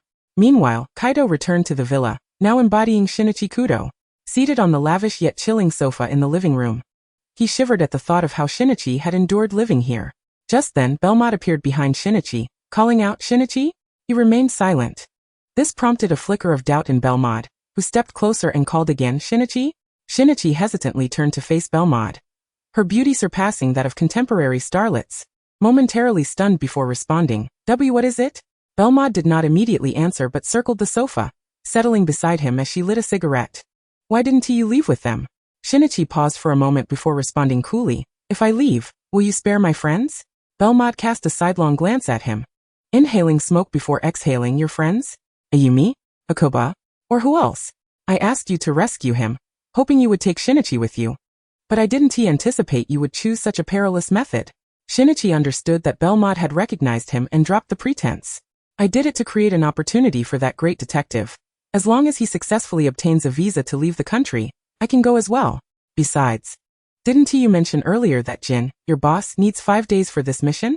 We have ample time to depart. Meanwhile, at Kaido Kuroba's residence, an unusual number of people had gathered. In the center sat a man strikingly similar to Yusaku Kudo, anxiously fiddling with a deck of playing cards. His expression betrayed none of the nonchalance he had once professed. As a magician, one must always maintain a poker face. At that moment, a knock echoed from the door. The occupants of the room instinctively stood, and at the door Toru Amuro spoke up, "Let me answer the door." He approached the door, his hand instinctively brushing against the pistol at his waist. As he turned the doorknob and the door swung open, he beheld the familiar visage of Akai Shuichi outside, along with Kudo Shinichi, who was being carried on a man's shoulder, fast asleep. "You finally returned. I was beginning to worry whether your FBI team would even manage to retrieve you." Chapter 12. Collective Relocation to Country M. Akai Shuichi gently laid Kudo Shinichi on the sofa. Compared to Kaido Kuroba, it was the first time Chikage had seen this nephew. "Darling, this must be your brother's son. He bears a striking resemblance to Kaido. No wonder Kaido devised such a plan to bring him out." She then inquired, "By the way, dear, which of these two children is the elder?" Kaido Kuroba replied softly, "Shinichi is the elder brother. He has truly grown up. When I first saw him, he was still in elementary school. Now he has matured so much." He continued, "Change him into some clothes. We must leave for America tonight to meet Yusaku." He then glanced at the silent Professor Agasa and Hybra AI. "Professor Agasa, you and Mayano Shiho, or should I refer to you as Miss Hybra AI now, must leave with us as well. If we leave you here in Japan, I fear Shinichi might sneak back alone." They exchanged glances and nodded. Japan was no longer safe for them. The group boarded an international flight that night, and Kudo Shinichi awoke on the plane, glancing around at the familiar faces, feeling an unfamiliar sense of security. "Kudo, you're awake?" Hybra AI, seated beside him, opened her eyes at the movement and looked at the boy. "Yes. Where is this place? Where's Kaido?" Kudo Shinichi searched around but couldn't find the familiar face that mirrored his own. At that moment, a man sitting in front of him spoke without turning around. "Rest assured, Kaido is on the next flight. He should have already departed from that location, and is currently soaring through the skies with Terai." In reality, everyone was more concerned about Kudo Shinichi's health than about Kaido Kuroba. Before leaving, Hybra AI had conducted a thorough examination on him with Professor Agasa's assistance. Perhaps due to the nature of the APTX 4869 antidote, his body remained in a weakened state, and there seemed to be subtle changes within him. Over the coming year, an unknown transformation awaited within this household. After several hours of flight, Kudo Shinichi pushed his luggage alongside the group as they exited the airport. They climbed into a black SUV arranged by the FBI, which had been tasked with ensuring the Kudo family's safety. Inside the vehicle, Mr. James lowered the window and waved at them. "Hello, I am James Black from the FBI. You must be Kudo Shinichi. It's a pleasure to finally meet you. I've heard much about your reputation as a renowned detective from Kanto." Kudo Shinichi nodded and smiled. "Mr. James, I am also Adagawa Conan." Mr. James paused momentarily, then turned to Akai Shuichi, who stood behind Kudo Shinichi. Akai Shuichi affirmed, "Mr. James, he speaks the truth." James suddenly realized that they were just a door apart. Feeling somewhat awkward as he said, "Let us get in the car. We can discuss everything inside." They nodded in agreement and settled into the vehicle. Upon returning to the home of Kudo Yusaku and Yukiko, now residing in America, Shinichi, weary from the journey, first retreated to his room, while Professor Agasa and Hybra also moved in. He opened his phone once more, revealing a text message. "Shinichi, you must stay far away. You cannot let Jin find you. If he does, I wish you luck. Vermouth." Kudo Shinichi quickly washed up, donned the prepared nightgown, and feeling drowsy, lay down to sleep. He was uncertain how long he had been asleep when he awoke again, the room now shrouded in darkness. He gazed into the nearly pitch-black bedroom, tentatively reaching out to feel his surroundings, moving cautiously as he searched for a switch. He feared the dark. Even at night, he kept a small lamp by his bedside. In his frantic state, he turned on the light. Kudo Shinichi stepped outside, following the sounds of conversation drifting from nearby, eventually arriving at the study. The door was slightly ajar and he leaned against it, overhearing the discussion inside. "Are you saying that child has truly? How could that be?" "It is true. AI has already examined him and found initial signs, but unlike before, it seems this condition does not significantly affect his health. However, it cannot be resolved through surgery. Forcibly removing it could compress the nerves, leading to irreversible consequences.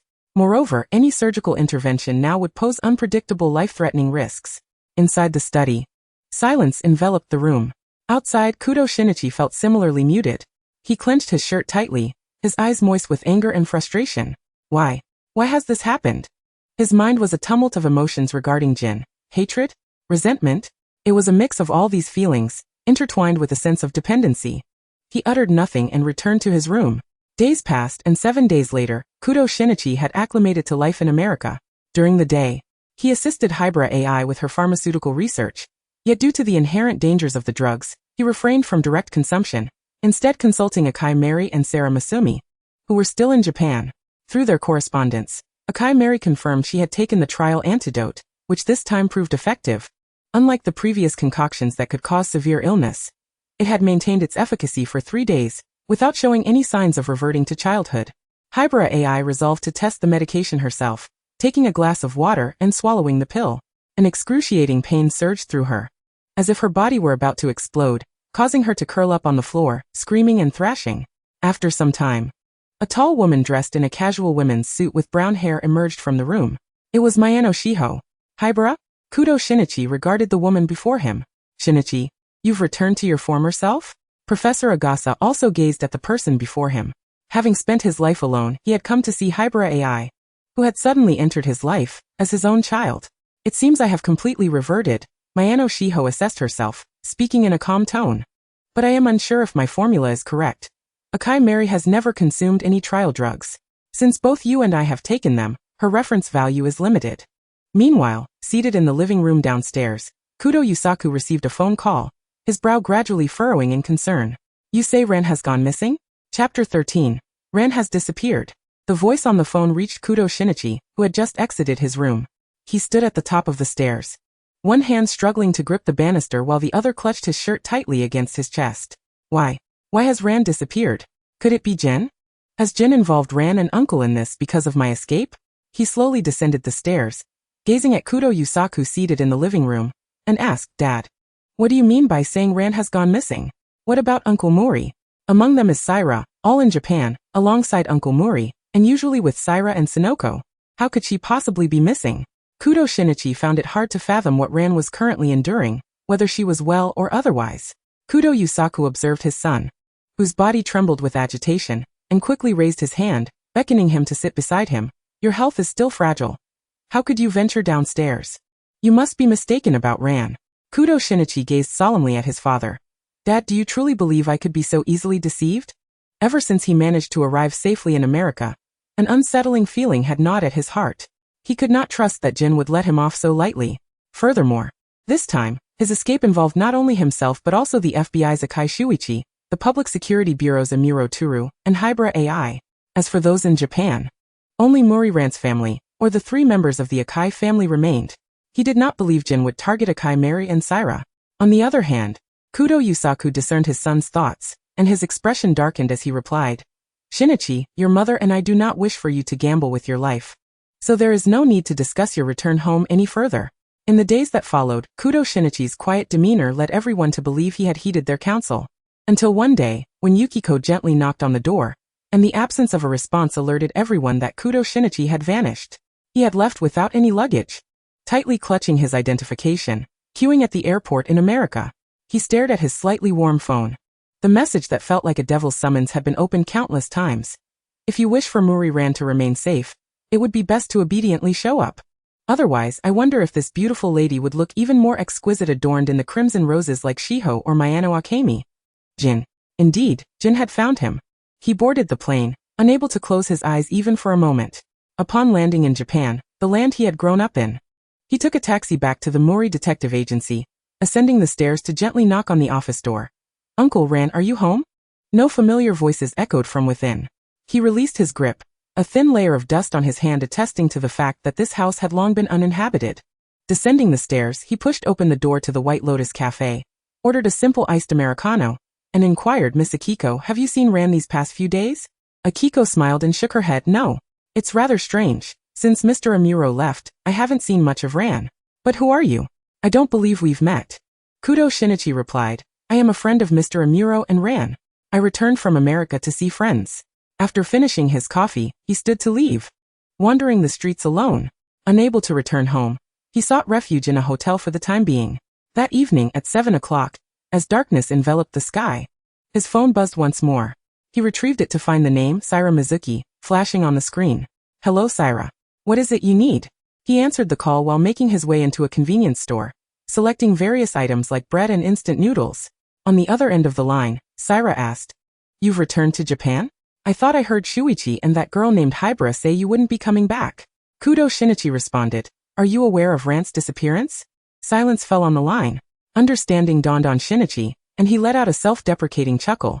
So you know I can't even protect myself, yet you conceal this from me. How much longer do you intend to keep me in the dark? Saira replied, We are not hiding anything from you. In Japan, as Shuichi said, you and he are already considered dead. Your appearances will only invite danger. We can handle matters here. You need not worry about anything in America. Kudo Shinichi let out a bitter laugh. What can you handle? Do you realize that as I was about to board the plane back to Japan, Jin sent me a message? If I don't return, he will kill Ran. As he spoke, he slammed his instant coffee on the counter, startling the cashier. She cautiously asked, Excuse me, sir, what did you say? Shinichi realized his rudeness and waved his hand, hurriedly paying before exiting the store. After his departure, the cashier dialed the police. Hello, is this the police? I need to report that I just heard a man say he would kill someone named something like Shoko, or Ran. In the following days, Shinichi still could not locate Jin, nor could he find the manner based on his vague memories. Reflecting on it, it had been 2 years since he was first drugged and subsequently captured by Jin and the Black Organization. He must be 20 or even 21 by now. Time had indeed slipped by unnoticed. Looking at his face, one would not perceive any changes. However, he sensed that he had gained weight and his appetite had diminished significantly. With Kudo Shinichi's sensitive perception, he understood that something was amiss within him. Yet, unbeknownst to him, for floors above, surveillance cameras were monitoring his every move. Meanwhile, in a mansion in Tokyo, Japan, Vermouth lounged with her long, slender legs carelessly draped over the table, a smile on her face reminiscent of a loaded firearm. Beside her, Jin's eyes glinted with a fierce killing intent as he tightened his grip around her neck. Vermouth remarked, Jin, it seems this clever boy is still no match for you. So, now that you've found him, will you retrieve the child? Or will you continue to watch? She added, I dare say. If you wish to wait for the rabbit to come to you, it is unlikely to happen, for this child is intent on running. Chapter 14, Spare Her. One day, Kudo Shinichi was jolted awake by the sound of his phone ringing. He suddenly opened his eyes, surveying the empty room, feeling as though someone or a pair of eyes was watching him intently. He picked up his phone, new message alert. At last, he had news regarding Ran. Detective, I will be waiting for you at the skyscraper. XX clothing store. 9 o'clock tonight. I believe you will find a way to meet me. Jin. The XX clothing store? Kudo Shinichi furrowed his brow. That place was not a legitimate clothing store, but rather a shop selling professional attire or lingerie. Jin, must you humiliate me in such a manner? He clenched the hem of his shirt, sitting motionless on the bed as images of Muri Rant's laughter and tears flickered through his mind. Yet, when shattered, they transformed into Jin's grinning visage, displaying his menacingly white teeth. Beads of sweat began to form on Shinichi's forehead. As time ticked by, he saw that his phone read 6:30. He took his identification and made his way to the front desk stating, S8031 checking out. Until 8:30. Shinichi Kudo stood outside the mall, tilting his head to gaze into the pitch-black interior before him, halting his steps. The ringtone of his phone rang again at an inopportune moment. Lowering his gaze to the screen, he read, You have 26 minutes and 41 seconds left. If you don't come up, I won't hesitate to let Ran Muri take your place. With determination, Shinichi pushed open the door and stepped inside, finding the path before him unobstructed and eerily silent. Upon reaching the 5th floor of the mall, he spotted the only shop still aglow in the distance and entered. The voice of Jin echoed in his ears. I thought you might have fled and wouldn't return, detective. Shinichi Kudo replied, Where is Ran? Jin retorted, What? Are you so eager to see your girlfriend now? How could you bear to leave that girl all alone back then? Shinichi observed Jin, who seemed disinclined to allow him to see Ran Muri. Jin continued, I didn't expect you to have other relatives. The Phantom Thief Kid, Kaito Kuroba? The only son of the former Phantom Lady and the renowned magician Toichi Kuroba, and also your cousin. And his girlfriend Aoko Mori, whose father is a Japanese police officer. He is quite brave to ally with Vermouth to help you escape. Did you think that just because he fled to America, I would have no means to deal with him? Jin, what you want is me. Why mention others? Shinichi pressed directly, unwilling to engage in further banter. True. But you're not being obedient enough. I think it's time to remind you about compliance, Jin replied, gesturing towards a nearby clothing rack adorned with various outfits, both male and female. Change into them, one by one, in front of me. Shinichi approached the mobile clothing rack, and casually picked up a shirt that appeared somewhat normal. However, when he held it up, he realized the stark difference. The white shirt was adorned with countless half-centimeter-long black satin ribbons, connecting to a pair of undergarments. The entire ensemble clung tightly to his body. The supposed outer uniform jacket was so sheer that it revealed the contours of his hands beneath the fabric. How could he possibly wear this? With a look of despair, Shinichi turned to Jin, who still wore that unchanging smile. He received only 2 words in response: wear it. I told you if you don't, your childhood friend will. Reluctantly, Shinichi acquiesced. He took the garment, turning his back to Jin as he changed. The outfit perfectly accentuated his physique, highlighting the slender yet distinct shape that set him apart from other boys, the fabric tightly binding his abdomen and legs. Though it was merely a Japanese school uniform on Shinichi, Jin could only feel his throat constrict. Jin was no longer interested in waiting to see him try on other outfits. Now that he had returned to his side, there was no chance of escape. He could make Shinichi wear them for him every single day. I'm ready. Can you let me see Ren now? There's no need to involve her in our affairs. She truly knows nothing and is innocent, Shinichi said, awkwardly tugging at the tight pants. He continued. As long as you release her, I'll do anything you ask. Jin chuckled softly. Anything you say?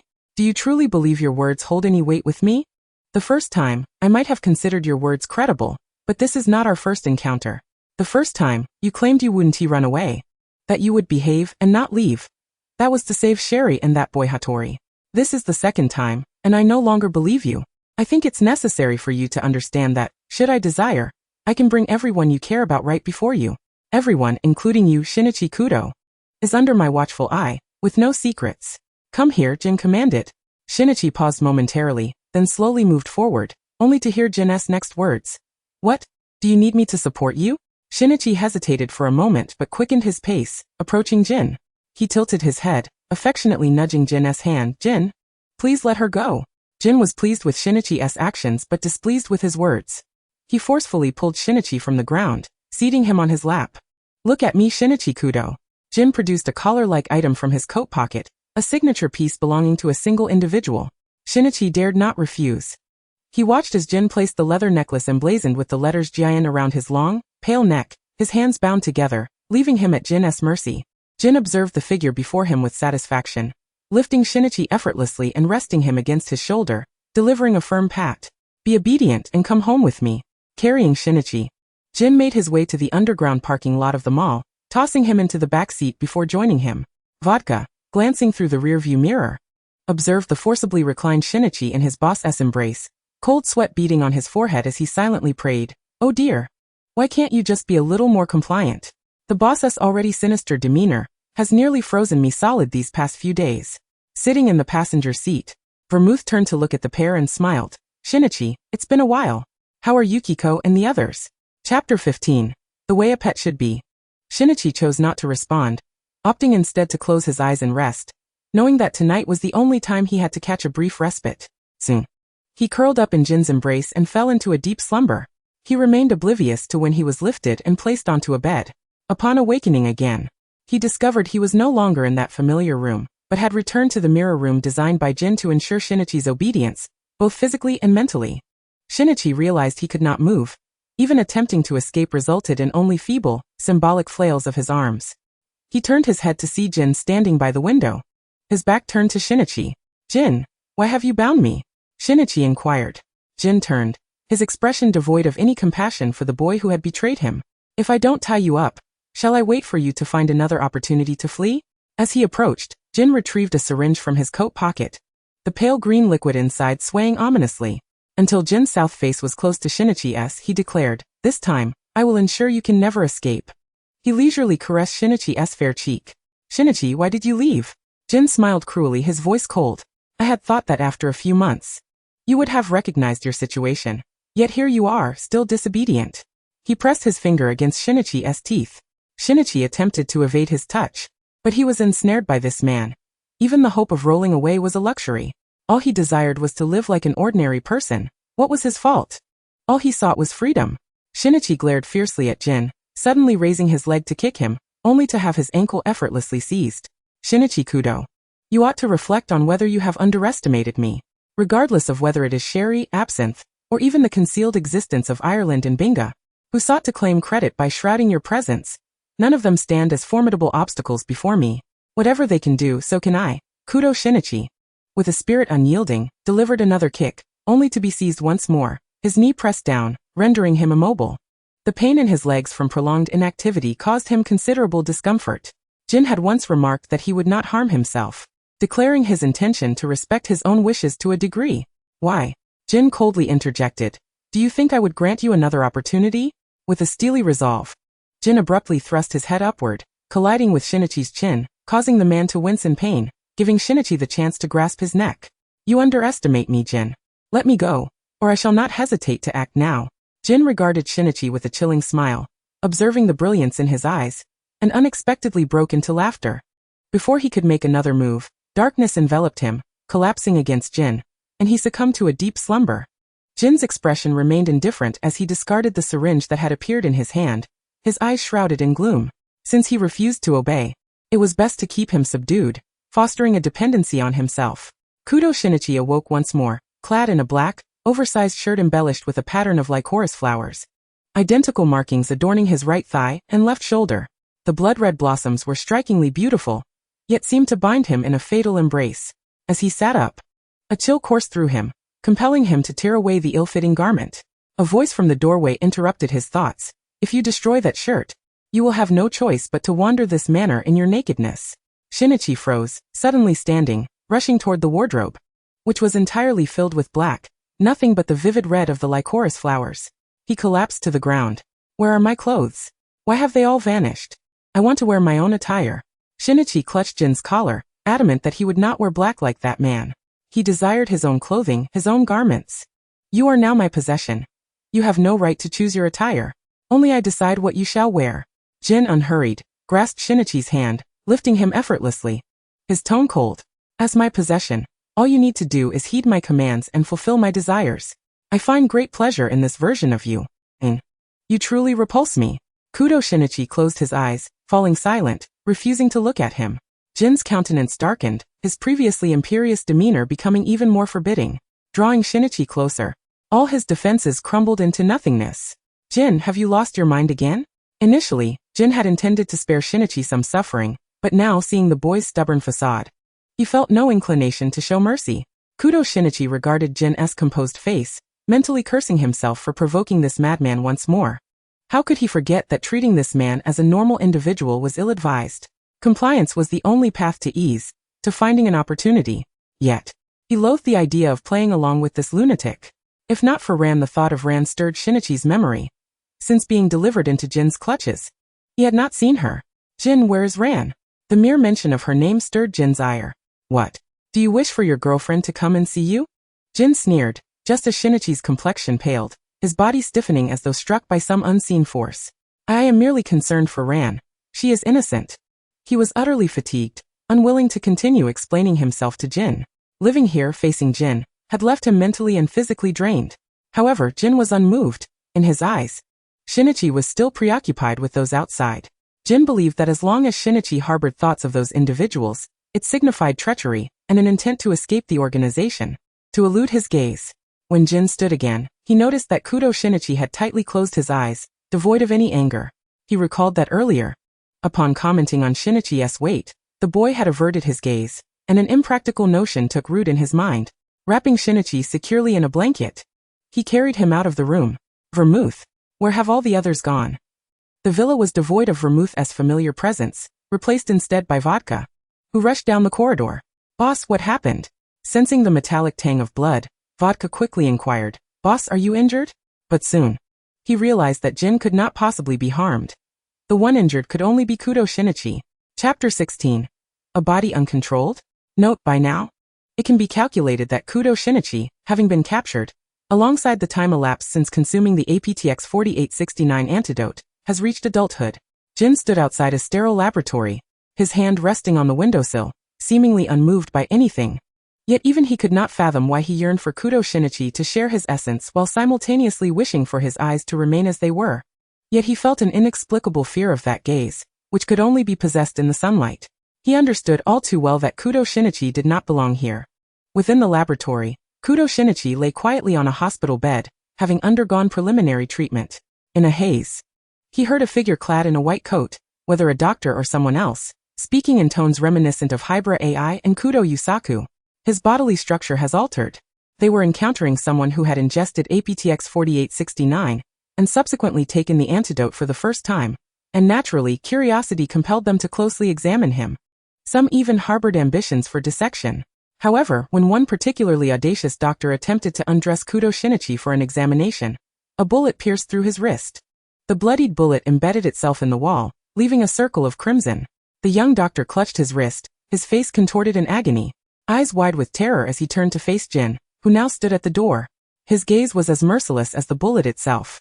Examine him. Any further movements, and the next shot will be aimed at your head. His voice was low, devoid of hesitation. It was often the most intimidating when one could not discern whether he was expressing concern or wrath. For no one knew when Jin might act in the next moment. Those involved in the organization's experiments and the researchers had devoted nearly their entire lives to the organization, and having dealt with Jin for years, they understood a fragment of his character. They knew Jin's cruelty towards those who posed a threat, those who knew too much about the organization, or those who dared to betray him. No one would survive. He could even erase all evidence of a person's existence. Thus, everyone had no choice but to suppress their curiosity and excitement, forcing themselves to conduct a simple examination of the boy, utilizing equipment that emitted less electronic radiation than usual. The laboratory remained enveloped in an eerie silence, as did Jin and the ever-present vodka at his side. Jin chain-smoked cigarette after cigarette, and it was only after an indeterminate span of time that he approached the bedside, lowering his gaze to the tightly shut eyes of the young boy. With a hint of irritation, he raised his hand to smooth the frown etched on Shinichi Kudo's brow. The laboratory personnel dared not utter a word, silently retreating in deference. Regardless of the magnitude of Shinichi's transgressions, even if he repeatedly violated Jin's taboos, Jin would never lay a hand on him. Yet, would others not pay the price for his mistakes? Shinichi Kudo, I hope you awaken to accept the meticulously prepared gift I have for you. I trust it will linger in your memory for a lifetime. The following midday, Shinichi stirred awake in his chamber, exhaling a long breath. He propped himself up, sitting upright on the bed, where a breakfast of buns, eggs, and milk awaited him on the table. Had Jin prepared this for him?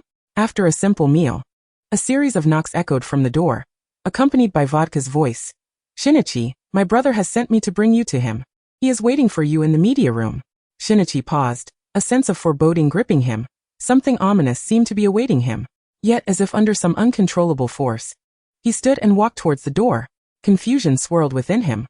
Why was it that he felt such reluctance yet found his body moving against his will? Was it the substance Jin had injected into his neck yesterday? He raised a hand to touch the nape of his neck, hoping it wasn't some peculiar drug.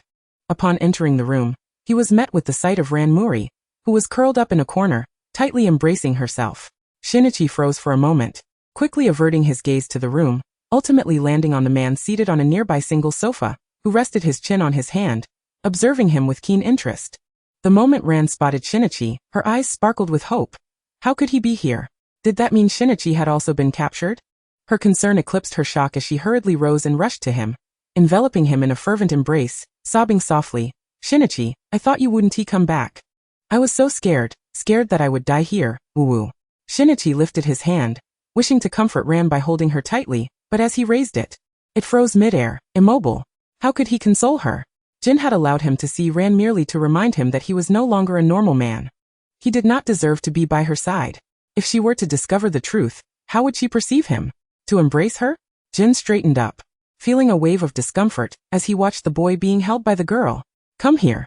At the sound of the man's voice, Shinichi felt as though his body had turned rigid and uncontrollable. He watched helplessly as his hand moved away, his steps retreating, fear creeping into his eyes as he gasped. Why is my body beyond my control? At that moment, Ren also sensed something amiss with Shinichi.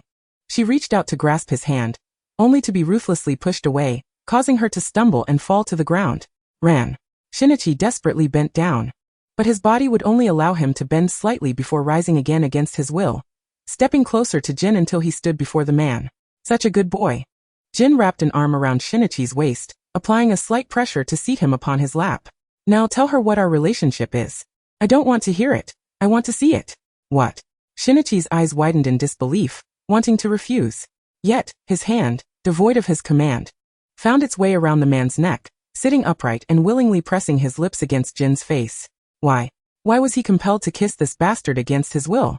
After what felt like an eternity, Shinichi remained in a daze from his own actions, seated in Jin's embrace, his once clear eyes now hollow with fear. He was terrified of what further uncontrollable acts he might commit, actions he wished to resist but could not. Chapter 17. Jin, do you wish for the boy to survive? The man's voice emanated from above, laced with danger, addressing the boy who was panting heavily in his grasp. What should I do? She seems not to believe it yet. She has seen it. How should we handle her? No. Do not harm Ran. He grasped Jin's neck, exerting some strength to lift himself. Leaning closer to the man's ear. You promised me, as long as I returned, you would let her go. Jin replied. Those who err must be punished. The last time. I merely inquired about Shiho and that boy Hattori. This time you have fled. Thus, I must reclaim what is owed. As he spoke, Jin activated the wall opposite Shinichi, where numerous monitors flickered to life, revealing faces both familiar and unfamiliar. Who are they? Shinichi's voice trembled. He could not comprehend why, even for his own mistakes, innocent strangers should be implicated. Jin lifted him, walking him before each monitor, introducing the identities of those displayed. When they reached the image of a girl, Jin enunciated clearly, this girl, you likely do not know, but the thief who delayed for you, you should be quite familiar with. Ayoko Nakamori, the childhood friend of that thief. Yes, just like the girl you admire. Then there were others, Officer Nakamori, Kagoro Mori, and Hayu Kuroba, individuals unrelated to Shinichi, yet closely tied to Kid the Phantom Thief. Had Jin truly investigated every facet of his life to such an extent? Moreover, how could he still monitor Shinichi's parents, who were now in America? Did they have any inkling that death was inching ever closer to them? With just a word from me, they would be gone. Jin whispered into Shinichi's ear. His warm breath felt like icy needles, sending shivers through every nerve in Shinichi's body. He recalled what Vermouth had warned him. Never return to Japan after leaving. Jin was nothing short of a madman, utterly terrifying. At that moment, Ren caught sight of her parents on the monitors. Unaware of Jin's true identity, she only recognized him as the man from the night Shinichi vanished, the long-haired figure on the roller coaster. How could Shinichi be with him? And just now, Shinichi had actually kissed him, a man? As her anger swelled, Ran prepared to confront Jin, charging at him. Yet regardless of her prowess as a karate champion, to Jin, she was merely a frivolous threat. In a swift motion, Jin kicked her neck, sending her crashing against the wall. Such arrogance. Do you wish to kill me? Then let us start with you. Jin strode forward, drawing a handgun from his pocket, his movements fluid and practiced as he chambered around. The man exerted his full weight upon Xiaolan, pinning her down with his foot. Exhausted, her hands clutched at his leg, desperately attempting to pry herself free. But to no avail. In that moment, Shinichi, inexplicably regaining strength, wrenched himself from the embrace of Jin and collapsed to the ground, crawling toward Xiaolan to shield her from the imminent bullet that could be fired at any moment. No. The impact jolted his previously blank mind back to consciousness, as the effects of the drug seemed to lose their grip on him. Please let Xiaolan go. I will no longer run, he pleaded repeatedly, genuinely terrified this time. A sharp pain radiated from his abdomen, overwhelming him to the point where he could no longer support his weight. Grasping at Jin's clothing, he slowly slid down. Shinichi heard Xiaolan's terrified sobs nearby. Had she vanished? His body felt alarmingly light, as if he were being lifted. Bang! Another dull sound echoed, plunging him into a state of despair as he closed his eyes. Had the gun been fired? Xiaolan, it's all my fault. Jin held the pale-faced boy, whose breath was nearly imperceptible, tightly in his arms, his steps transitioning from walking to a sprint as he rushed into the underground laboratory. Inside, doctors and researchers wasted no time in assessing Shinichi's condition. Upon hearing the news, Vermouth and Vodka hastened to the scene, while the girl in the audiovisual room was promptly confined once more. Jin, you know this child cannot withstand such stimuli. Why are you using that girl, Xiaolan? To force him? Vermouth demanded. I want to know whether this is revenge for thwarting your missions, or if you simply wish to torment him. To speak with someone as emotionally detached as you is utterly maddening. Just tell me, what do you want from him? To live? Or to die? If it's death, Then there is no need for rescue. He has been tortured enough. Let the doctors cease their efforts. I could do it myself. Stop. If we stop, then let it all end here, Jin replied with indifference, indirectly revealing his desire for Kudo Shinichi to live. This revelation eased Vermouth's long-held anxiety. Yet, she remained unaware of the thoughts of the boy currently being resuscitated. If she knew, would Jin's reaction be even more expressive than when he had threatened to kill him? As I had surmised, being coddled by you does not seem beneficial. When did you become so verbose? Had it not been for his habitual departures with vodka, Jin would have already eliminated the woman who incessantly babbled in his and that boy's ears. However, one thing piqued Jin's curiosity. How had this woman managed to capture Ran Muri, despite the protection from the FBI and the police department?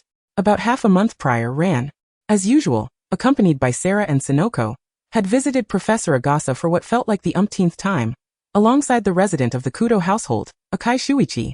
Ran stared despondently at the closed door. It was always the same, no one was home. It had been several days. Why was that? Sonoko, smiling beside her, tried to console Ran, suggesting, perhaps Professor Agasa and Mr. Akai have simply gone on a trip, just like you and your uncle, right? Meanwhile, Sarah scrutinized the residence bearing the Kudo name, pondering Shuichi, did someone live here before? After departing from Professor Agasa's house, Sarah escorted the two girls home. However, what she did not anticipate was that, upon returning home, a sushi chef would approach Ran. Chapter 18. The Sushi Chef. How exceedingly mundane.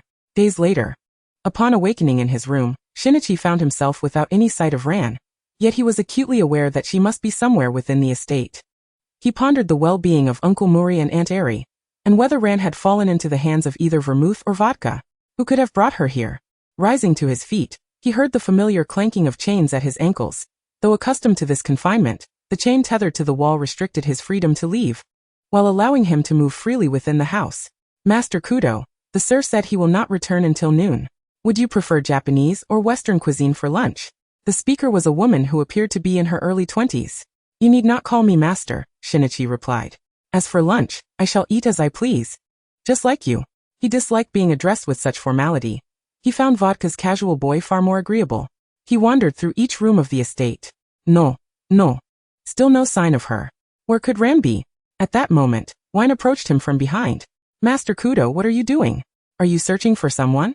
The woman moved with such silence that it startled him, causing him to pivot sharply, pressing his back against the wall. A subtle thud caught his attention, prompting Shinichi to lower his gaze to his elbow. Was this wall hollow? Regaining his composure, he regarded the woman with his clear blue eyes and offered a self-deprecating smile. Indeed, your words cannot be trusted. Jin once said I would have the freedom to move about this estate. Yet here I am, merely walking. And you are here to watch over me. Are you disregarding Jin's words or simply restricting my every action? Wine shook her head, her tone laced with regret. I apologize. Master Kudo, I spoke out of turn. With that she turned and left. Only when her figure had vanished did Shinichi cautiously examine the hollow wall behind him. Unbeknownst to him, every movement he made was being observed by Vermouth, who was indulging in a bath at that very moment. In the third bedroom on the west side of the villa's third floor, Vermouth reclined in the bathtub, surrounded by countless rose petals and white bubbles that concealed the water's surface. She watched with keen interest the boy clad in a black shirt that draped over half his thigh, as he delicately traced his fingers along the wall. The absence of visible expression only heightened her curiosity to continue watching. Boy, it seems a single chain cannot truly bind you. Jin, you have certainly changed. Encountering you has seemingly diminished your intellect. At times, Vermouth found herself perplexed by how individuals like Sherry or Curacao, burdened by troublesome emotional ties, could forget their identities. Yet, she too was not exempt from such feelings. Whenever she encountered the boy and that girl, her angel, her heart softened, tempting her to spare them. Click. The sound of a secret door being opened captured her attention. Shinichi cautiously stepped through the inward opening door. The interior of the secret passage was a stark contrast to the outside world, almost pitch black. He raised his hand to shield his eyes and slowly made his way toward a faint light emanating from a nearby room. As he drew closer, he discovered an enclosed laboratory, entirely separated from the outside. He stealthily approached the lab, where the faint sound of breathing drew his attention. He pushed open the door, and before him stood none other than Ran. Shinichi Kudo trembled as he stepped inside, tightly embracing the girl huddled in the corner. Ran, don't be afraid, I'm here. In her bewildered gaze, it seemed as if she had found solace. She clutched his collar desperately, her soft cries tinged with a sense of grievance. Shinichi. I truly thought they were someone else. And that woman who once sought to kill AI, she is part of their group. Moreover, Kenzo. He too is in league with her, along with that silver-haired man from a few days ago. Kenzo? Shinichi repeated the name, recalling it as the sushi chef from the sushi restaurant near the detective agency. He seemed to remember. After the FBI's code had been cracked, Agent Cameron had mentioned that Rum disguised himself as an utterly ordinary individual, and that his name was equally unremarkable. Could it be that the sushi chef who frequently appeared around them was Rum? Shinichi cursed himself for not having realized it sooner. There had been numerous signs that had slipped through his fingers. At that moment, leaning against him, Ran quietly posed a question. Shinichi, are you Conan? Shinichi Kudo froze for a moment. He looked down at Ran, who was gazing up at him, and ultimately chose to nod with a bittersweet smile. Yes, I am Conan. In truth, I knew you had begun to suspect me long ago. But at that time, I couldn't reveal my identity for fear they would come after you and Uncle. Worried that you and the children might be in danger. Ran gently nodded in understanding. She then asked, the one responsible for shrinking your body, it must be them, right? That man? Shinichi fell silent for a moment before nodding, confirming her suspicion. Yes, it was him. He then inquired, when did you realize something was amiss? What else do you know? I also know that AI, she is different from the other children. She should be the same age as us, right? Ran shared her deductions, including when she figured out that Conan was Shinichi. Shinichi responded to each of her queries, this time withholding nothing. After they had talked for a while, Shinichi spoke. Now Mr. Akai, my father, and uncle should already be aware of the situation here in Japan. At that time you along with Uncle Mori should go to the United States with the Shiratori family for a while. As long as I Haven Tea called you back, you must not return. Ran shook her head vigorously, tears streaming down her face. No. Why can't you come with us? She paused then continued, Shinichi. Have you begun to develop feelings for that man named Jin? Chapter 19. Corrupted Feelings. Shinichi Kudo gently shook his head. Ran, I don't know. But I do know that we can never return to how things were before. Please don't inquire further about my situation with Jin. Ran was unwilling to accept it. The boy she had always trusted and admired had succumbed to such a fate. Yet, she bore him no resentment. With a bittersweet smile she said, Shinichi, I understand. I trust you. Your decision to not leave with me must be for a reason. Shinichi rose to his feet, tenderly stroking Ran's tear-stained face, and urged her patiently, Ran. Please wait for me here. If I can manage to contact Mr. Amuro and Mr. Bourbon, I will come to take you away. Right now. Jin has sent someone to watch me, as you can see, with these chains on my feet. I've already attempted to escape once. Won't he grant me a second chance? Without saying more, Shinichi turned and exited the room, leaving Ran alone. He retraced his steps out of the laboratory and back to the gilded cage that Jin had constructed for him. Watching the direction in which Shinichi had departed, Ran murmured softly, Shinichi, I'm sorry. It seems I have once again brought you trouble. Upon returning to the room he shared with Jin, Shinichi pushed open the door and was met by the unexpected sight of Vermouth, who had been waiting inside. Aperitif? What brings you here? Boy, did you go to find that girl? Vermouth seemed unfazed by the boy's cold demeanor. Visiting her at this time will only endanger her. You know you can't leave.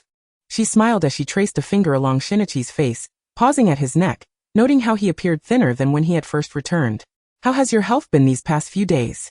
Shinichi did not respond, instead asking, do you know I went to the laboratory? Emichem. Vermouth nodded, not denying his words. I not only saw you, but also heard what you discussed with that girl. Panic surged within Shinichi. He bit down on his lip, his hands clenched tightly. Veins bulging as if he were contemplating killing her the moment she threatened to reveal anything to Jin. Vermouth continued, don't worry. I don't plan to tell Jin about this. After all, I have mentioned before that you and Ran are my only angels. Upon hearing this, Shinichi's tightly clenched hands slowly relaxed as he leaned against the door, feeling a profound sense of relief. Vermouth chuckled lightly, boy, you really are not suited for killing. When you contemplate taking a life, fear is evident in your eyes. You cannot conceal your thoughts. Shinichi bowed his head in silence, unable to refute her words. He had never taken a life. He recalled a piano piece, the doctor named Akemi Mayano, who chose to vanish in the flames along with that piano after hearing him deduce the truth step by step. He could never bring himself to cause the death of anyone. Vermouth pinched the boy's cheek, saying, Jin is different with you than with others. Do not think of escaping. He will not spare anyone. As for that girl, if Bourbon and the others do come, as long as Jin is not present, I can help you keep wine occupied. Shinichi gazed at her for a long moment before uttering a simple, thank you. Jin sat in the back of a black Porsche, his fingers resting on the pause button of his phone screen. Through the rearview mirror, the cold, bloodthirsty glint in his eyes was unmistakable. Vodka in the driver's seat. Cautiously inquired, "Boss, is it wine? Is Kudo Shinichi trying to escape again?" Vodka hoped that Kudo would either be dealt with directly by Jin, or would remain obediently in place. Any commotion would inevitably lead to him being the busiest. Last time, he was responsible for gathering information on Kudo and those related to him. If it weren't for rum, he would have had to fly to America himself. Perhaps. Jin replied coldly. "Return." "Understood, boss." Vodka pressed the accelerator, and the car swiftly vanished down the street. Upon returning to the mansion, Jin walked while shedding his black trench coat, slinging it over his arm as he ascended to the second floor. Just then, Vodka called out after him, "Boss, should we bring back those people from America, Osaka, and the detective agency? In the current situation of surveillance, if the Japanese Public Security Bureau, along with agents from the FBI and even the CIA, were to intervene, it would undoubtedly be detrimental to the organization." Just as Vodka contemplated, Jin did not cease his relentless pursuit. "No more surveillance, everyone return. We are in Japan. If those rats were to appear together, even if we had to eliminate them, it would require considerable time. As for the girl in the laboratory, let someone keep an eye on her. Once she behaves over the next few days, we will release her." Although Jin's words did not surprise Vodka, hearing them spoken from Jin's lips still caught him off guard, for it signified a change in Jin's heart regarding that child. Upon returning to his room, Jin lifted the covers to find a young boy curled up, sound asleep. He stepped into the bathroom, rinsed himself off briefly, and then slid under the covers. With an arm wrapped around the boy's waist, he pulled Shinichi closer, who instinctively turned and nestled against the man's chest, appearing somewhat dependent.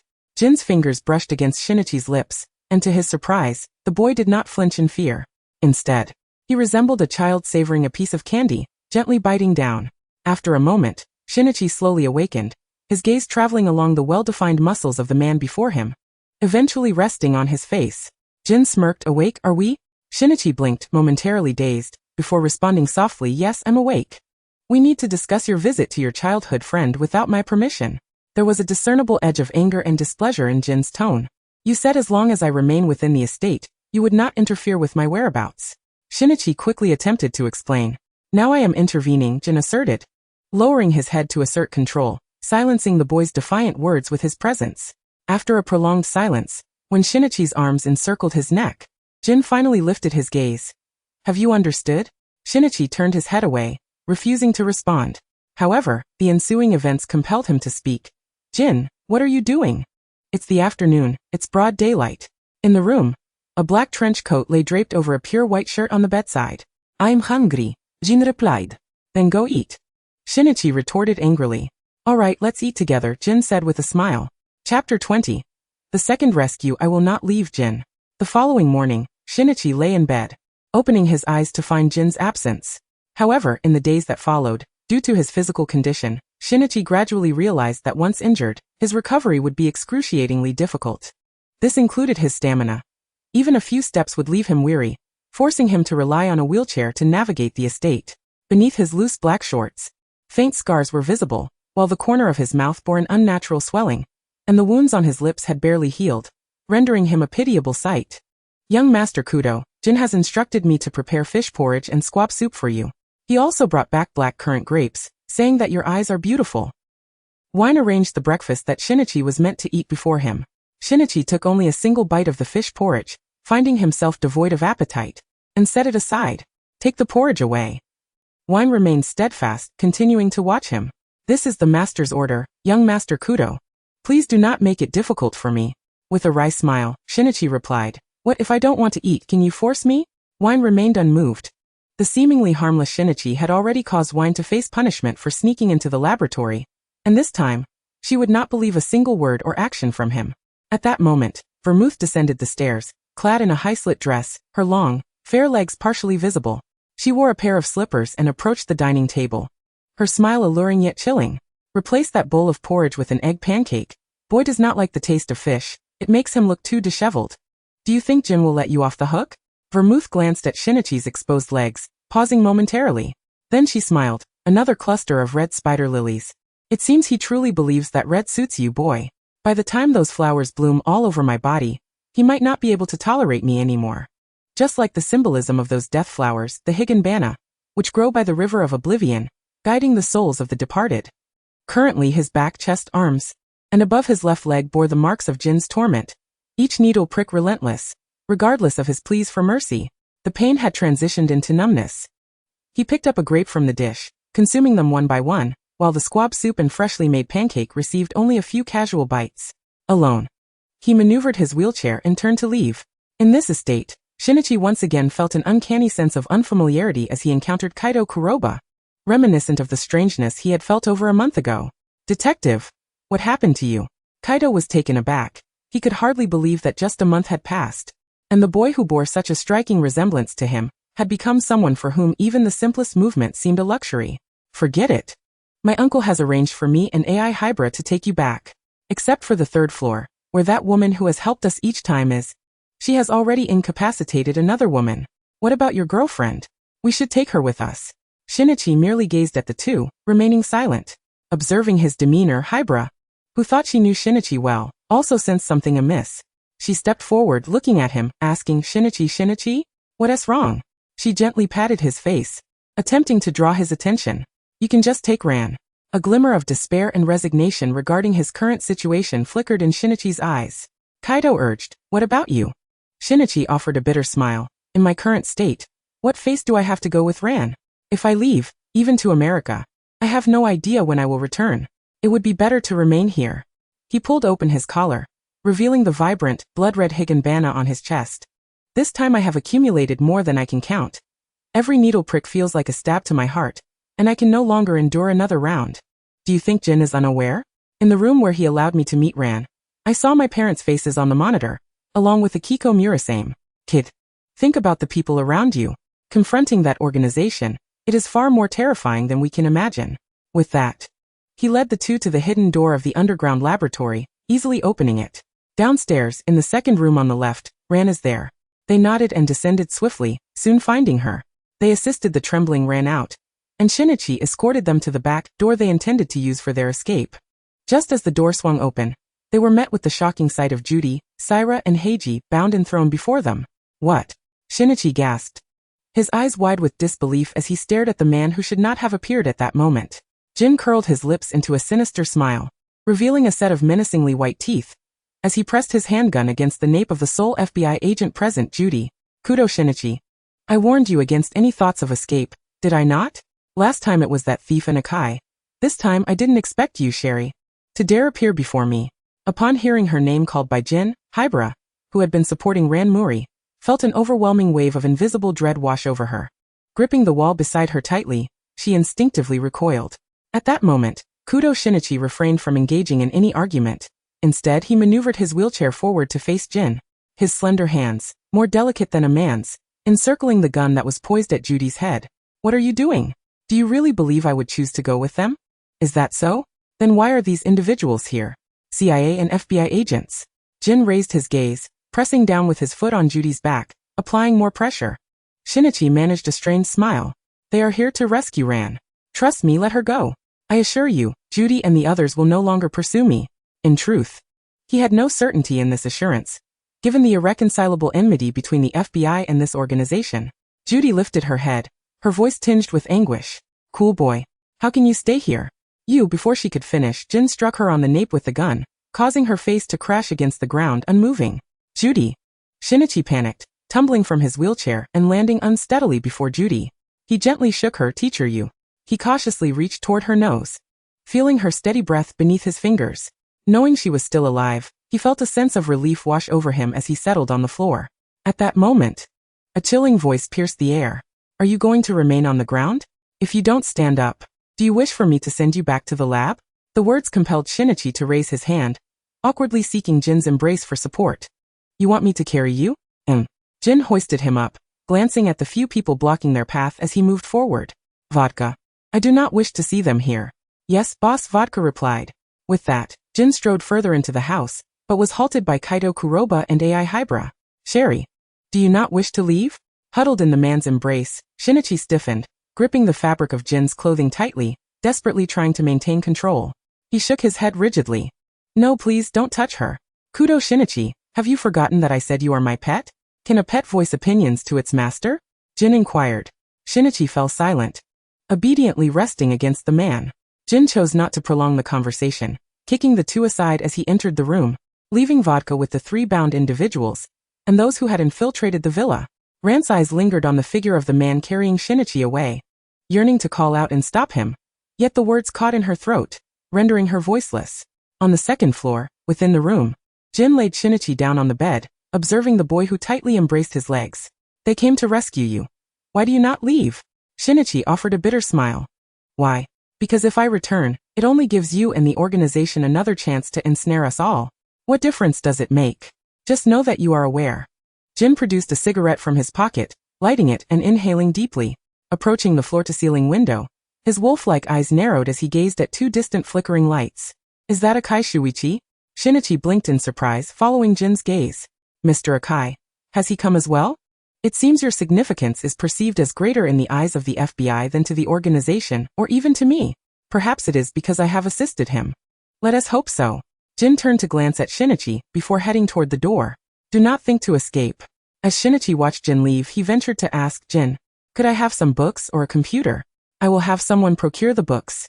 In the days that followed, aside from his increasingly heavy body, Shinichi experienced no further discomfort. Wine prepared meals tailored to his preferences. Yet during this time, no one in the manor spoke to him. And he had not encountered the enigmatic Vermouth, who had aided Kaito Kuroba and Ai Hybra in infiltrating this cage. Until one day Vermouth reappeared. Her usually exquisite appearance marred by bruises on her arms, and a few scars resembling bullet wounds. You've been injured? Shinichi remained silent for 2 minutes before asking. Was it gin or vodka? He noticed, did you? Vermouth replied nonchalantly, as if the injuries were inconsequential. He likely understood the reasons behind her condition. He maneuvered his wheelchair toward her, settling across from her. Both remained silent, uncertain of who should speak first or how to begin. Why do you always help me? Shinichi found himself asking this question yet again. People save others without reason. However, the reasons for wanting to kill someone. Vermouth echoed the words she had once heard from a boy and girl who saved her, a murderer, in America years ago. At that moment, Shinichi recalled. You were that silver-haired killer we saved in America, right? At that time, Mr. Akai was pursuing you, Vermouth, wasn't he? He had not anticipated that his and Rant's simple desire to prevent a person from falling to their death would result in this woman repeatedly rescuing him from the organization. Soon, he remembered the numerous times he and Hybra had been exposed, such as during the incident with the facial bone age recognition system at the Pacific buoy. Inspector Amuro had mentioned not knowing who was impersonating Hybra in various shapes and ages across different countries. Thank you, Vermouth. Call me Sharon. At least I believe we were not adversaries back then. Though now in his 20s, in Vermouth's eyes, he remained that same child, his innocence long since eroded. There was no longer a Holmes of the Heisei era, only someone deeply entrenched in the organization, now considered one of its members. That day, after Kaito Kuroba, Ai Hybra, and Judy awoke, they were returned to the doorstep of Professor Agasa's home. With the comfort of her friends, Ran finally calmed down, promising to gradually let go of Kudo Shinichi and forget him. She surmised that Shinichi must have learned of the group's conspiracy. Sent home by Sarah. She arrived at the Mori Detective Agency, noticing the sushi restaurant across the street had posted a hiring notice for a sushi chef. The cafe, with its white decor, was now left with only Miss Aoko. Ran, my mother, and I along with Genta, are going to America. We may not return. Sarah spoke, observing Ran, who still appeared somewhat dazed. Ran nodded. All right. Should I also forget about you all? Sarah gently shook her head. Chapter 22, Suspect Kudo Shinichi.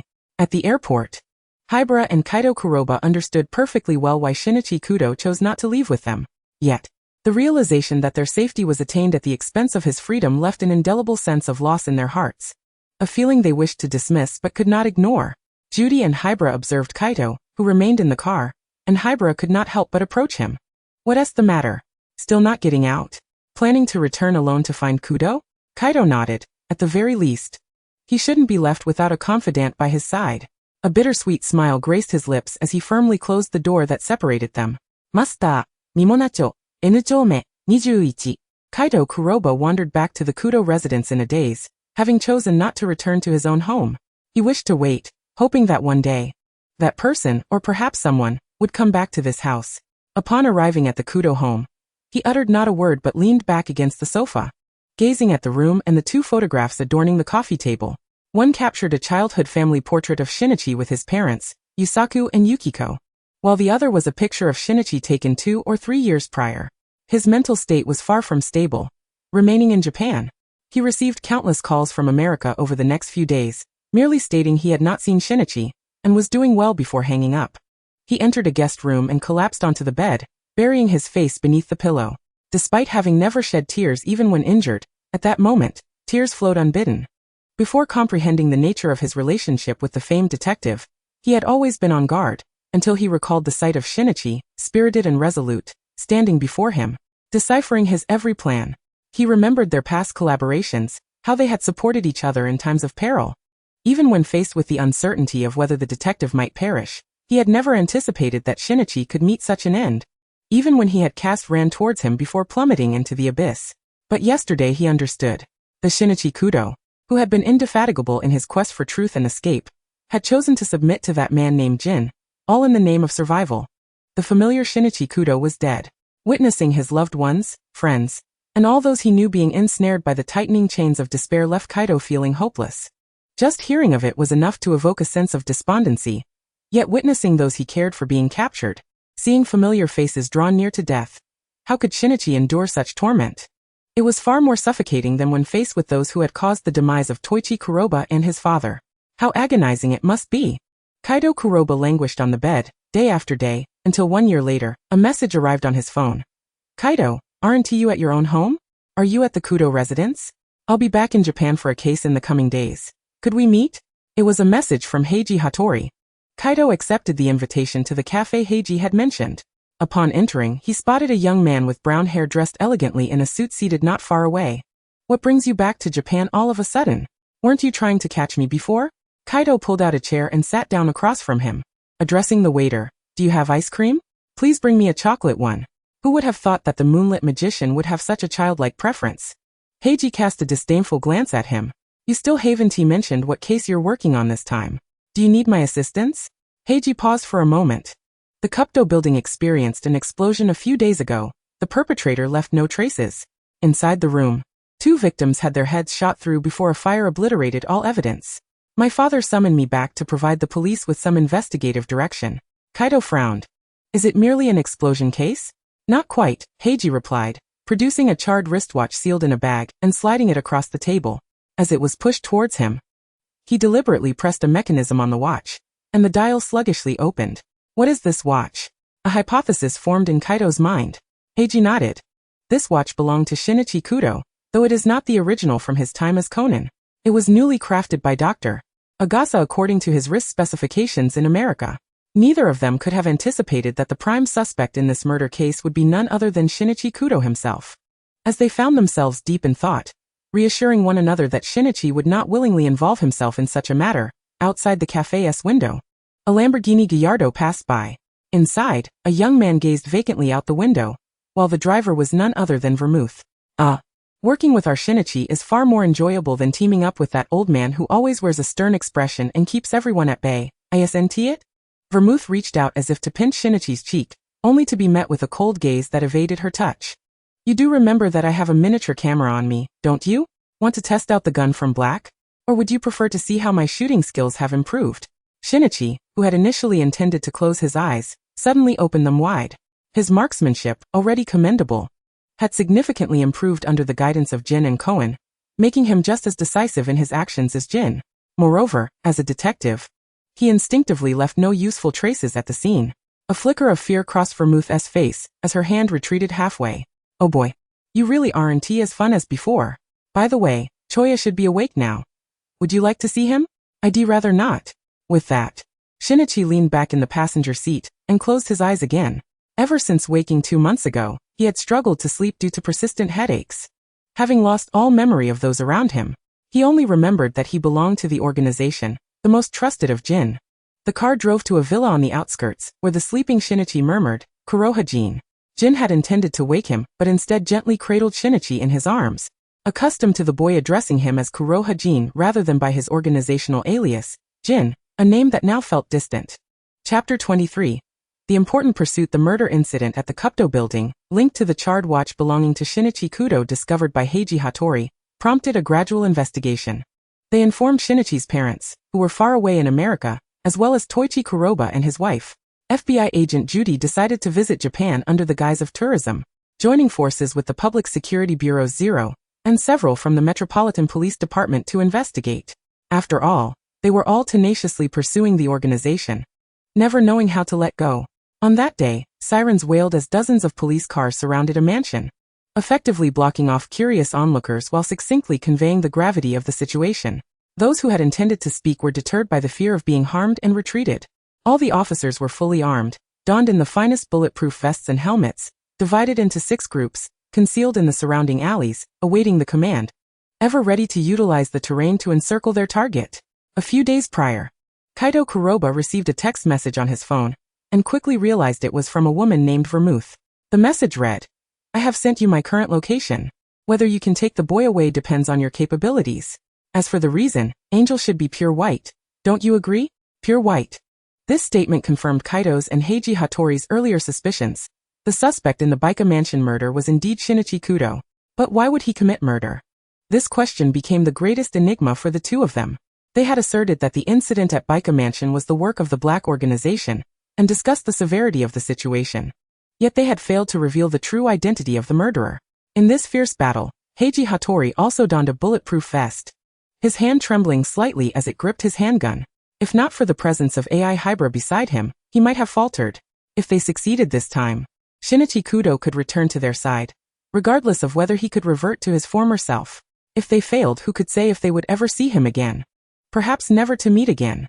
Slowly opening his pocket watch, Hakuba Suguru lowered his head, his eyes fixed intently on the hands of the watch, not daring to waste a moment. His voice echoed through the earpiece. 3-2-1. Bang! A fierce explosion reverberated as the orange glow transformed into a heavy blast upon striking the iron gate, utterly obliterating the entrance to the manor. Following that came a series of thunderous rocket explosions that rocked the villa, setting the entire structure ablaze as concrete and walls began to crumble and fall. Soon after, they heard the sound of an engine emerging from the inferno, a gray sedan capable of accommodating 6 or 7 individuals. Shuichi Akai immediately readied his sniper rifle, poised to deliver a lethal shot to the vehicle, but the moment his gaze met that of the driver and passenger, he released the trigger. Mission paused. The driver was none other than Shinichi Kudo, accompanied by a small child who appeared to be merely months old. The group froze in place, lowering their weapons. What? How could it possibly be Kudo? Heiji Hattori exclaimed in disbelief. Meanwhile, AI Hybra, standing beside him, lowered her binoculars. Indeed, it was Shinichi. Upon hearing the news, everyone was at a loss as to what to do next, exchanging glances with those around them. According to the previous plan, we proceed, Hakuba declared, watching as the car gradually distanced itself. Without hesitation, he commanded, Teams 1 and 2 follow us. Teams 5, 6, and 7, block all possible escape routes. Teams 3 and 4, tail that vehicle. We must not lose sight of it. The police helicopter was ready to relay the suspect's vehicle location to all teams. With everything arranged meticulously, Heiji followed Hakuba and the police as they rushed forward. In mere seconds, the chaos among the police was visible to Jin and Shinichi Kudo in the driver's seat. Jin scoffed derisively, lifting Choya, who was still bewildered by the unfolding events, into the passenger seat. What are you doing here, Hayuka? Have you forgotten that you are their target? Shinichi cast a worried glance at the man beside him. He then turned to the window, where another vehicle was nearly parallel to his own. Drawing his handgun, he aimed at the tire of a nearby police car. Bang! The police cars will spun out of control, colliding with the following squad car. Shinichi glanced back at his companions, pressing down on the accelerator to speed ahead. The vehicle entered an underground parking lot filled with cars. They all disembarked, and Shinichi swiftly tossed the small figure in Jin's arms into Vermouth's embrace. Split up. I'll go with Hayuka. You all take another Mercedes. Shinichi believed that if it was just him and Jin, he could still outmaneuver the police, who would likely hesitate to eliminate such significant figures from their organization on the spot. In a matter of 2 minutes, both cars roared to life, their dark windows obscuring the number of occupants inside. The parking lot that had once connected to the building was now engulfed in flames. If the police wished to minimize their losses, they should abandon the pursuit. Shinichi steered the car away from the parking lot, but before him stood a blockade of officers surrounding the exit, causing him to slam on the brakes for the first time in such a predicament. His upper body jolted forward, colliding with the steering wheel. Outside the window, he saw a dark-skinned youth gazing at him with an expression he could not decipher. Was it pity? Why did he look at him like that, and had he seen that person before? Who was he? The name Kudo echoed in his mind. accompanied by various voices calling him, Kudo, get out of the car, you brat. Heiji attempted to rush forward, but was restrained by Officer Otaki. Conan. A familiar, neutral female voice called out from the crowd. Conan? Who were they calling? As Shinichi pondered this, his increasingly chaotic thoughts caused his head to throb painfully, and his grip on the steering wheel began to tremble uncontrollably. His vision blurred and grew dizzy. Suddenly, a strong hand grasped his own on the steering wheel, and Jin's low, emotionless voice cut through the confusion. Shinichi, listen to me. I will direct you. They won't dare shoot at you. Shinichi regained his composure and nodded in agreement. Chapter 24. Awakening? Jin provocatively observed the black-skinned youth outside who was still shouting, dismissing his words. For he knew that the treasure he had meticulously trained was not yet solely his. However, these police officers viewed him as Japan's savior. He wagered that this group would only dare to stop them but would not take action to harm them. Thus, he could exploit his precious asset. With a smirk, Jin instructed Shinichi to maneuver to the other side, where a passage for a swift escape awaited. Yet Shinichi furrowed his brow, unable to comprehend how. From the initial encirclement to this moment, the police had maintained tight control over the roads, allowing such an obvious escape route to remain. Hayuka, is that area safe? Drive. Jin seemed oblivious to the trap, a cold smile gracing his lips. Was Jin being deliberate? Shinichi chose not to question Jin's decision, for he instinctively trusted that it would be correct, and he needed to obey. No longer hesitating, he pressed down on the accelerator, steering toward the less crowded side. With the roar of the engine, dust swirled around them, accompanied by the sound of colliding vehicles. Shinichi rammed the police car aside, breaking through the police barricade, heading toward the area designated in their original plan. As police cars pursued closely behind, Shinichi sensed trouble. Hayuka, I think someone has informed the police of our route. Or there is someone among them who understands our methods, controlling everything from behind. Detective Hakuba grasped the walkie-talkie. The target has breached the first blockade. Others are beginning to encircle. Mr. Akai, Mr. Amuro, the next steps are in your capable hands. Please keep us updated on the encirclement plan. Meanwhile, within a concealed gray van, several individuals were monitoring the police vehicle's movements on their screens, which displayed all the roads throughout Tokyo. Two similarly dressed men in suits were intently observing the rapidly moving light points on the screen, one of which, marked in red, indicated the vehicle of Shinichi Kudo. Yusak, do you sense something amiss with Shinichi? If he saw those children, wouldn't he turn a blind eye? Moreover, the one responsible for the murder within the organization is Kaito Kuroba. I can't help but worry. Will Shinichi truly return? Furthermore, his son should currently be atop some skyscraper, surveying everything below. Kudo Yusaku replied, we must place our faith in Shinichi. At the very least, I am confident that my son would never ally himself with such individuals. In contrast to the concerns expressed within the vehicle, Akai Shuichi, having received Hakuba's subsequent arrangements, moved alone towards the designated location as per the plan. Upon rising, a sharp pain shot through his calf, causing him to collapse to the ground. His grip on the sniper rifle crushed beneath the weight of Vermouth's foot. Ugh. Akai Shuichi, it appears our plan outpaces yours. A chilling female voice reached his ears. It was Bitter Wormwood. Momentarily stunned, Akai Shuichi quickly deduced the identity of his pursuer. No one else could have subdued him so swiftly. Even Jin would not have been so easily overpowered. Was it that little brother? No, there was another. Rum. Vermouth remarked. It seems Jin's suspicions were correct. Bourbon has indeed betrayed the organization. Moreover, he has tested you without realizing the extent of his folly. Akai Shuichi remained silent, his arms bound behind his back. All he could do now was hope that any changes in his situation would be swiftly detected by others. On the swiftly traversing streets, Shinichi Kudo gripped the armrest tightly, observing the encircling police cars, their numbers forming layers of confinement. His palms grew clammy with anxiety as he glanced at Jin seated beside him, who appeared utterly unfazed by their dire predicament, lighting a cigarette as if oblivious to the gravity of the situation. With barricades already erected around them, escape was impossible. Their battered vehicle could no longer move, heightening Shinichi's sense of urgency. Let's get out, he urged. Jin, seemingly indifferent to the consequences of exiting the car, adjusted his coat and opened the door, both stepping out. With such a troublesome traffic issue already at hand, if gunfire erupts in this residential area, I fear the ensuing panic will be exceedingly difficult to quell, he stated nonchalantly. With that rationale, Shinichi's hand instinctively reached for the gun at his back as he stepped out, positioning himself beside Jin, his gaze fixed on the officers aiming their weapons at them. Growing increasingly impatient. Are we not allowed to fire? He inquired, tilting his head to look at Jin. Jin suddenly laughed. You wish to shoot? His voice rose enough for Officer Magyar, standing several meters away, to hear clearly. The leading officer, Magyar, brandished a megaphone declaring, "You are surrounded. Drop your weapons and do not resist. Surrender the hostage, or else we will." Before he could finish, a bullet struck the ground near his feet, startling all the officers into action. Their gaze shifted to the figure of Shinichi Kudo, who stood defiantly with his gun raised, disbelief etched across their faces. Hostage? What nonsense! You officers really do drone on incessantly, Shinichi retorted, initially considering firing again, only to be restrained by Jin's embrace. Before he could articulate his thoughts, a deafening explosion erupted, engulfing them in blinding light. Jin shielded Shinichi with his dark attire, seizing the opportunity amidst the ensuing chaos to navigate past the now disoriented police force, swiftly leading Shinichi to safety. What are you waiting for? Pursue them. We cannot let them escape. Jin is alone. He cannot get away. If we allow him to flee now, capturing him in the future will be even more challenging. Amuro Toru exclaimed, drawing his gun and shaking off Hakuba's grip as he gave chase. Trusting his instincts, he aimed for Jin's legs, only to find that every shot was deflected by Shinichi, who was positioned behind him, causing him to miss. Kudo. Amuro instinctively called out, realizing Jin's cunning intent was to protect Shinichi from harm. Jin turned back, his gaze locking onto the familiar face of the blonde-haired, dark-skinned officer, a mocking smile curling his lips. Bourbon. You should have been eliminated the moment I suspected you of being a mole. He had spared him multiple times.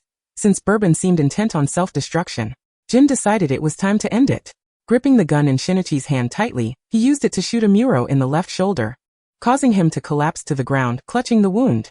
Witnessing this unfold, Shinichi was inundated with a barrage of images in his mind. Chapter 25. The New Think Tank. Hattori Heiji. What? Amuro exclaimed incredulously, staring at the youth with the gun. The very one who had shot him was Shinichi Kudo. Shinichi gazed at the fallen figure before him, an inexplicable urge to check on him rising within him. A concern for this traitor he had only met once.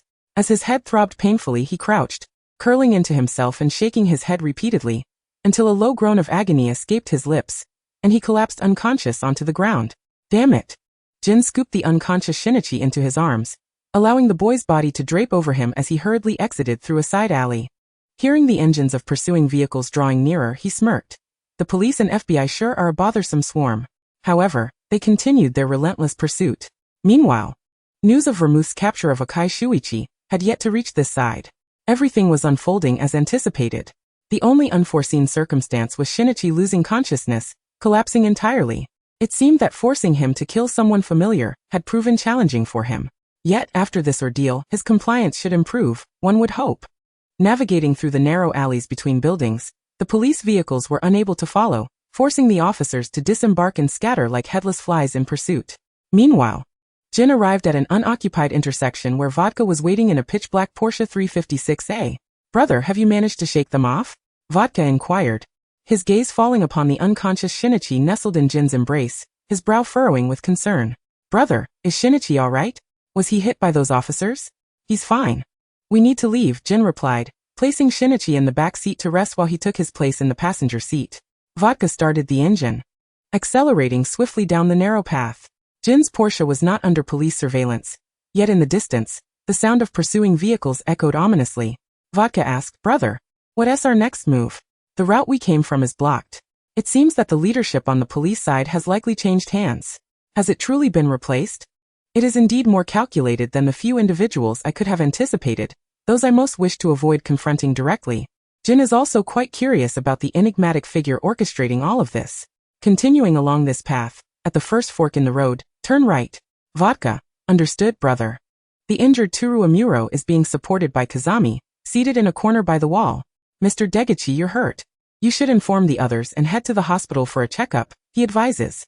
If too much time passes, you might lose the use of your entire arm. Toru Amuro offers a wry smile. Indeed, my arm nearly became useless. That young child truly attacked me.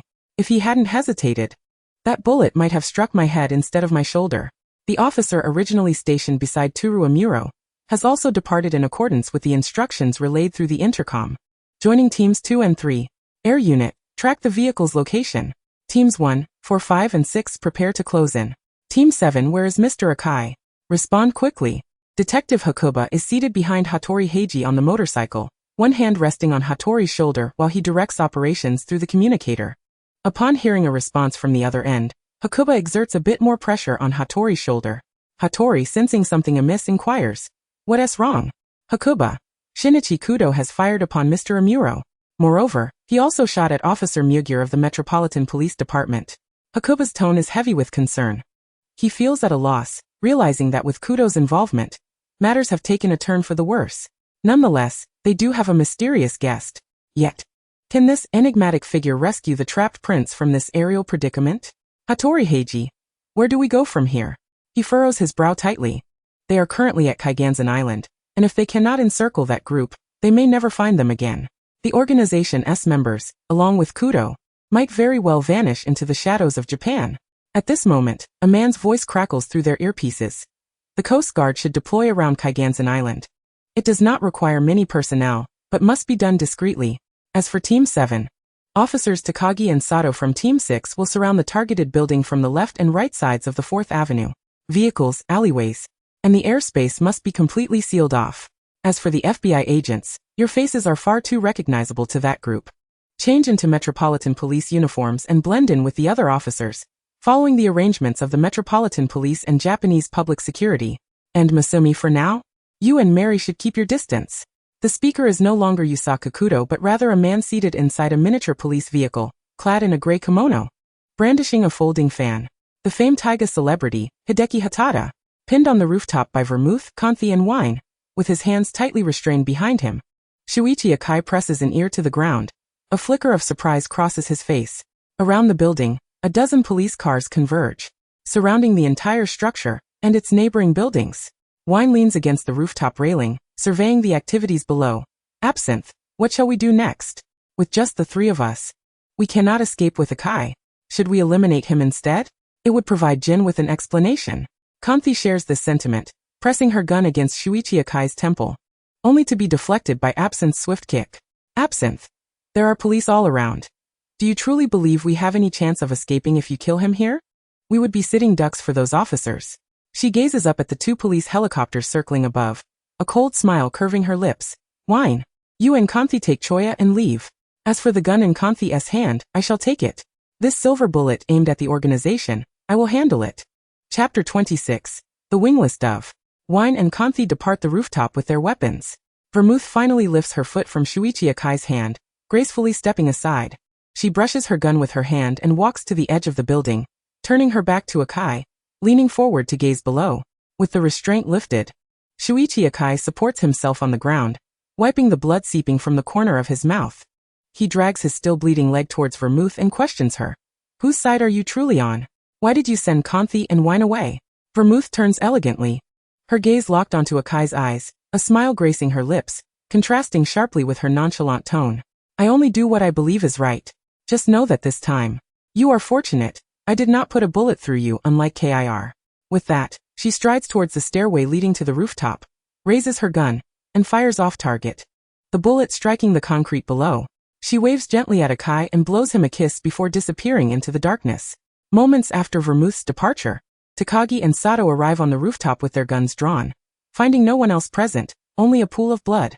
Following the trail of blood, they reach a corner where they see Akai, pulling a phone from his pocket, about to speak when a finger is raised to silence him.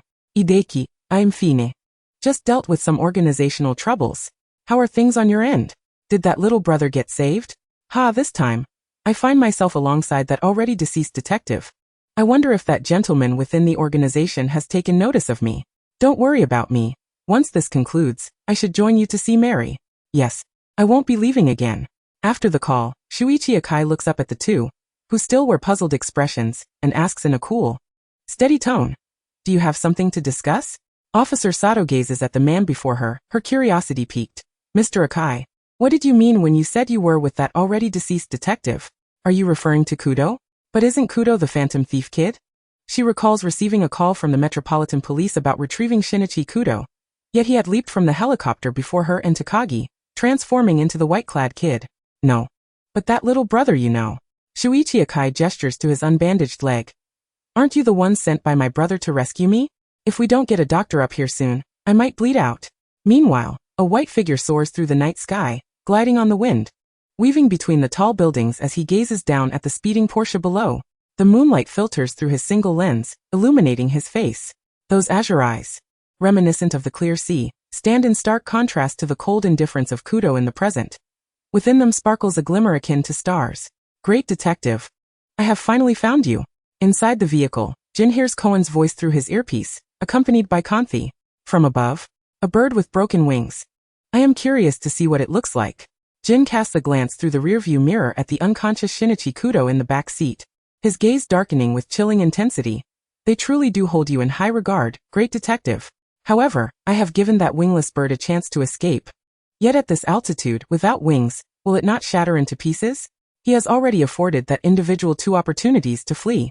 However, how could one so desperately sought after by both the FBI and the Japanese police possibly be allowed to escape so easily? Jin turned slightly, his large hand rubbing against Conan Edagawa's sleeping face. After a moment's pause, he turned away. His expression, once filled with an aura of chill and menace, transformed. A gunshot reverberated through the air, shattering the rhythm of the airborne magician gliding beneath the moonlight. A searing pain shot through his face, causing his lips to twitch and a gasp to escape him. Kaido Kuroba glanced towards the direction of the bullet that had been fired at him, peering through the damaged corner of his white evening hat in search of the assailant's silhouette. Just as he locked eyes with the dark muzzle of a gun protruding from a window, a piercing agony surged through his arm, now dampened by a warm flow. Kaido's head turned stiffly, his gaze falling upon his blood-soaked arm, the crook of his elbow numb. In a moment of panic, a low growl echoed through the air. Kaido's form became increasingly unstable, his body curled protectively around his abdomen as blood pooled and dripped from his clothing. He resembled a dove that had lost its wings, plummeting from the sky, weightless. It hit him. Cohen, concealed within the building, smirked as he tracked the not-so-rapid descent of his target through the sniper's scope. Little dove, experience what it feels like to be struck by a hunter. He aimed for Kaido's ankle, firing again, but the bullet merely grazed the framework of the glider, missing its mark. This error provoked Cohen's agitation. He raised another firearm, aiming at the swaying figure attempting to escape the hunter's net. Still trying to flee? Allow me to assist you. The word release remained unspoken. Yet Jin's voice crackled through the earpiece. Cohen, I instructed you to break the wings. Cohen scoffed but obeyed Jin's warning, lowering his weapon and fixing a fierce gaze upon Kaido. As he departed, he spitefully shattered the window with the butt of his gun. Is it over? Kaido managed a pained, yet relieved smile. He should be grateful that his assailant did not seem intent on ending his life so swiftly. However, as he fell, would he still have a chance to survive?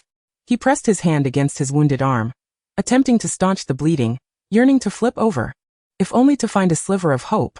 Yet weakness coursed through his abdomen and lower body, rendering him incapable of soaring back to the ground. The agony of impending death did not arrive. Instead, he succumbed to softness. He heard the familiar cries of a girl nearby. Kaido, Kaido, wake up, don't sleep. Let us not sleep, okay? The girl wept as she embraced him, her tears falling upon Kaido Kuroba's face. He struggled to open his eyes, furrowing his brow in an attempt to see clearly, but once again they closed. As consciousness faded, he uttered a name, Aoko, accompanied by the slow descent into darkness. The sounds of an ambulance and chaotic footsteps faded from cacophony to silence. Meanwhile, seated behind Heiji Hattori on his motorcycle, another voice muttered in frustration. Damn it. Heiji Hattori asked, what's wrong? Classmate Kaido was shot in the abdomen and wing while airborne, replied Shinichi Kudo. Chapter 27. Kudo has truly awakened. Heiji Hattori sped toward the rendezvous with various teams, keeping in touch with the aerial police for updates. Shinichi noticed that the route was not as indicated on his phone's map and inquired, this isn't the way to the Heian parking lot, according to the map. Heiji Hattori responded, the person on the comms instructed us to take this path to meet up with them while the other officers continue ahead, separating from us. Suddenly, static erupted in the earpiece, punctuated by the cries of a girl, the sounds of car collisions, and the beeping of medical equipment. This noise, could it be the intercom from Kaido's side? It signified that not only had Kaido failed, but that the organization was attempting to cut off their path to rescue him. Shinichi couldn't help but feel anxious. Had he known, he would never have allowed Kaido to pursue alone through the air on that glider. Shinichi leaped from the motorcycle, glancing at the flashing location of the transmitter on his phone. Rolling twice on the ground, he sprang to his feet, running with purpose. The transmitter had been discreetly installed on Kaido's pristine white suit, originally intended for tracking, now repurposed for rescue. Shinichi, what are you doing?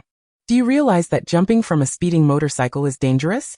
Heiji shouted as he spotted a black helicopter, nearly blending into the night sky, approaching. He quickly raised his voice to warn Shinichi, "Get down. There's a helicopter above." With that, he turned the motorcycle into a narrow alley, gazing up at the helicopter. At that moment, an urgent voice interrupted over the earpiece. "Officer Magyar, dispatch the police helicopter. Kaido's ambulance has been in an accident, and some vital medical equipment has malfunctioned. We need to get him to the hospital urgently." In that instant, both Shinichi and Heiji realized that the signal from Kaido's transmitter, which had previously been stationary, was now moving. Impossible. The next moment, they beheld the iconic white figure of Kaido Kuroba, swaying unsteadily as he soared skyward from the wreckage of several colliding police and emergency vehicles. The blood staining his clothing suggested that he had merely wrapped a bandage around his wounds. Kaido, has he lost his mind? He has always acted recklessly, refusing to listen even when wounded, waiting for a vehicle to take him to the hospital for treatment. Shinichi truly did not harbor fond feelings for the thief who had stolen jewels under the moonlight. Yet for his classmate Kaido Kuroba, he wished for nothing more than for him to be unharmed. What a fool. 2 years had passed, and he was now in his 20s, still behaving like an immature child. Did he not understand that in his current state, if he fell again from such heights, it would be fatal? He was a detective, not a police officer or an executioner. He did not wish for anyone to sacrifice their life for what he deemed an unworthy cause. Moreover, he understood the connection between Kaido and Shinichi. If it were Shinichi, he certainly would not want his loved ones to be harmed. Now, he and Heiji must coordinate with the officers to protect everyone around Shinichi, who could be targeted. Is Officer Magyar in the air? Quickly intercept Kaido. He must not be allowed to approach the criminals, or the vehicle containing Shinichi. The ambulance must follow closely, monitoring Kaido's condition. No one must be lost. As he spoke, Shinichi realized that the organization's black helicopter, which had been trailing the police headquarters, had now aligned itself alongside the police helicopter. This prompted Officer Magyar to instinctively draw his firearm, aiming at the silver-haired woman with cascading waves of hair seated directly across from him in the other helicopter. Vermouth smirked, her foot having landed on the helicopter, one hand gripping the rope tied at her waist as she leapt into the air, landing gracefully beside Officer Magyar's helicopter door. With a swift motion, she disarmed him, twisting the gun to point at his chin. "Really, Jin? You always assign such dangerous tasks to a lady of my elegance. What if I hadn't landed properly? I could have died." Vermouth mused aloud, then turned to Officer Magyar, her tone dripping with scornful mockery. "Officer, you would do well to instruct your men to cease their actions post-haste, lest my finger inadvertently pull the trigger. Moreover, how many bullets do you believe your police helicopter's fuel tank can withstand? Your 2 subordinates are still in the bloom of youth." Officer Magyar fell silent, acutely aware that his life, along with that of several others aboard the helicopter, was entirely at the mercy of the individual before him. Hesitating, he finally retrieved his radio, disengaged the blockade and allowed them to pass. In that moment, all present comprehended the grim reality. They had been ensnared in a meticulously orchestrated trap that had long been in motion, fully under the adversary's control. The only unforeseen variable had been the brief half-hour during which Hattori Heiji had seized the radio. Yet what good would that do? Hattori, pounding his fist against the wall, sank to his knees. Shiratori, too, felt suddenly drained of strength. Their plan, while more sophisticated than that of their opponents, faltered in the face of the latter's unwavering obedience to command, while they were merely a hastily assembled group, each harboring their own agendas. This operation was a failure. Yet, mercifully, they had emerged without injury or loss of life. Vodka piloted the Porsche 356A, navigating smoothly without police interference, accompanied by the unwilling little dove intent on rescuing someone from the air. With the propeller directing the glider towards Jin's vehicle, he flew recklessly onward. This scene was witnessed by Kudo Shinichi, who had just roused from slumber in the back seat. He was perplexed as to why his hand moved uncontrollably toward the door handle, yearning to reach out and be taken away. This person, he must know him, or perhaps he was of great significance to him. Jin's piercing gaze, his green eyes akin to those of a wolf fixated on its prey, radiated malice. A sinister smile curled at the corners of his lips as he spoke through the earpiece. "Eliminate him. Let me bring down the curtain on the great magician." No. With the crack of a gunshot, Shinichi watched as a white figure tumbled to the ground. He curled up in the back seat, memories flashing by in a torrent. "Shinichi, wake up. Detective. Kudo, what's wrong?" Kudo Shinichi suddenly opened his eyes to find himself confronted by his former self. He remembered. But it was too late. Had he inadvertently caused Kaido Kuroba's demise? Had he pulled the trigger on Officer Magyar? Had he personally slain Mr. Amuro? Each incident clamored for his attention, screaming that he was a murderer. He had taken a life. Chapter 28. Jin remarked, "The messages I send will only reach me." The original memories and all that had transpired over the past 6 months replayed like a revolving lantern. He gazed at Kaito Kuroba, struck down by Jin's bullet, and opened his mouth to shout, only to notice Jin's reflection in the rearview mirror, locking eyes with him. He could not utter a word. But perhaps it was best to proceed cautiously. "Jin, is he dead?" Shinichi's voice trembled with fear, though he struggled to feign nonchalance. Are you concerned for him, Shinichi?" Jin's voice dripped with skepticism as he fixed his green gaze upon Kudo. "Shinichi, have you forgotten what I told you? Those who jeopardize the organization's mission must be eliminated." Yes, of course. The mission has concluded. We should proceed to the Sarayu parking lot and contact the extraction vessel for our departure." Shinichi's only hope was to leave this place swiftly, fearing that if he lingered too long, he might encounter another Kaito before him. Noticing Shinichi's unease, Jin gestured for vodka to pull over. "What's the matter?" Shinichi inquired, perplexed. Jin opened the car door, stepped out, and moved to the back seat, swiftly knocking Shinichi unconscious.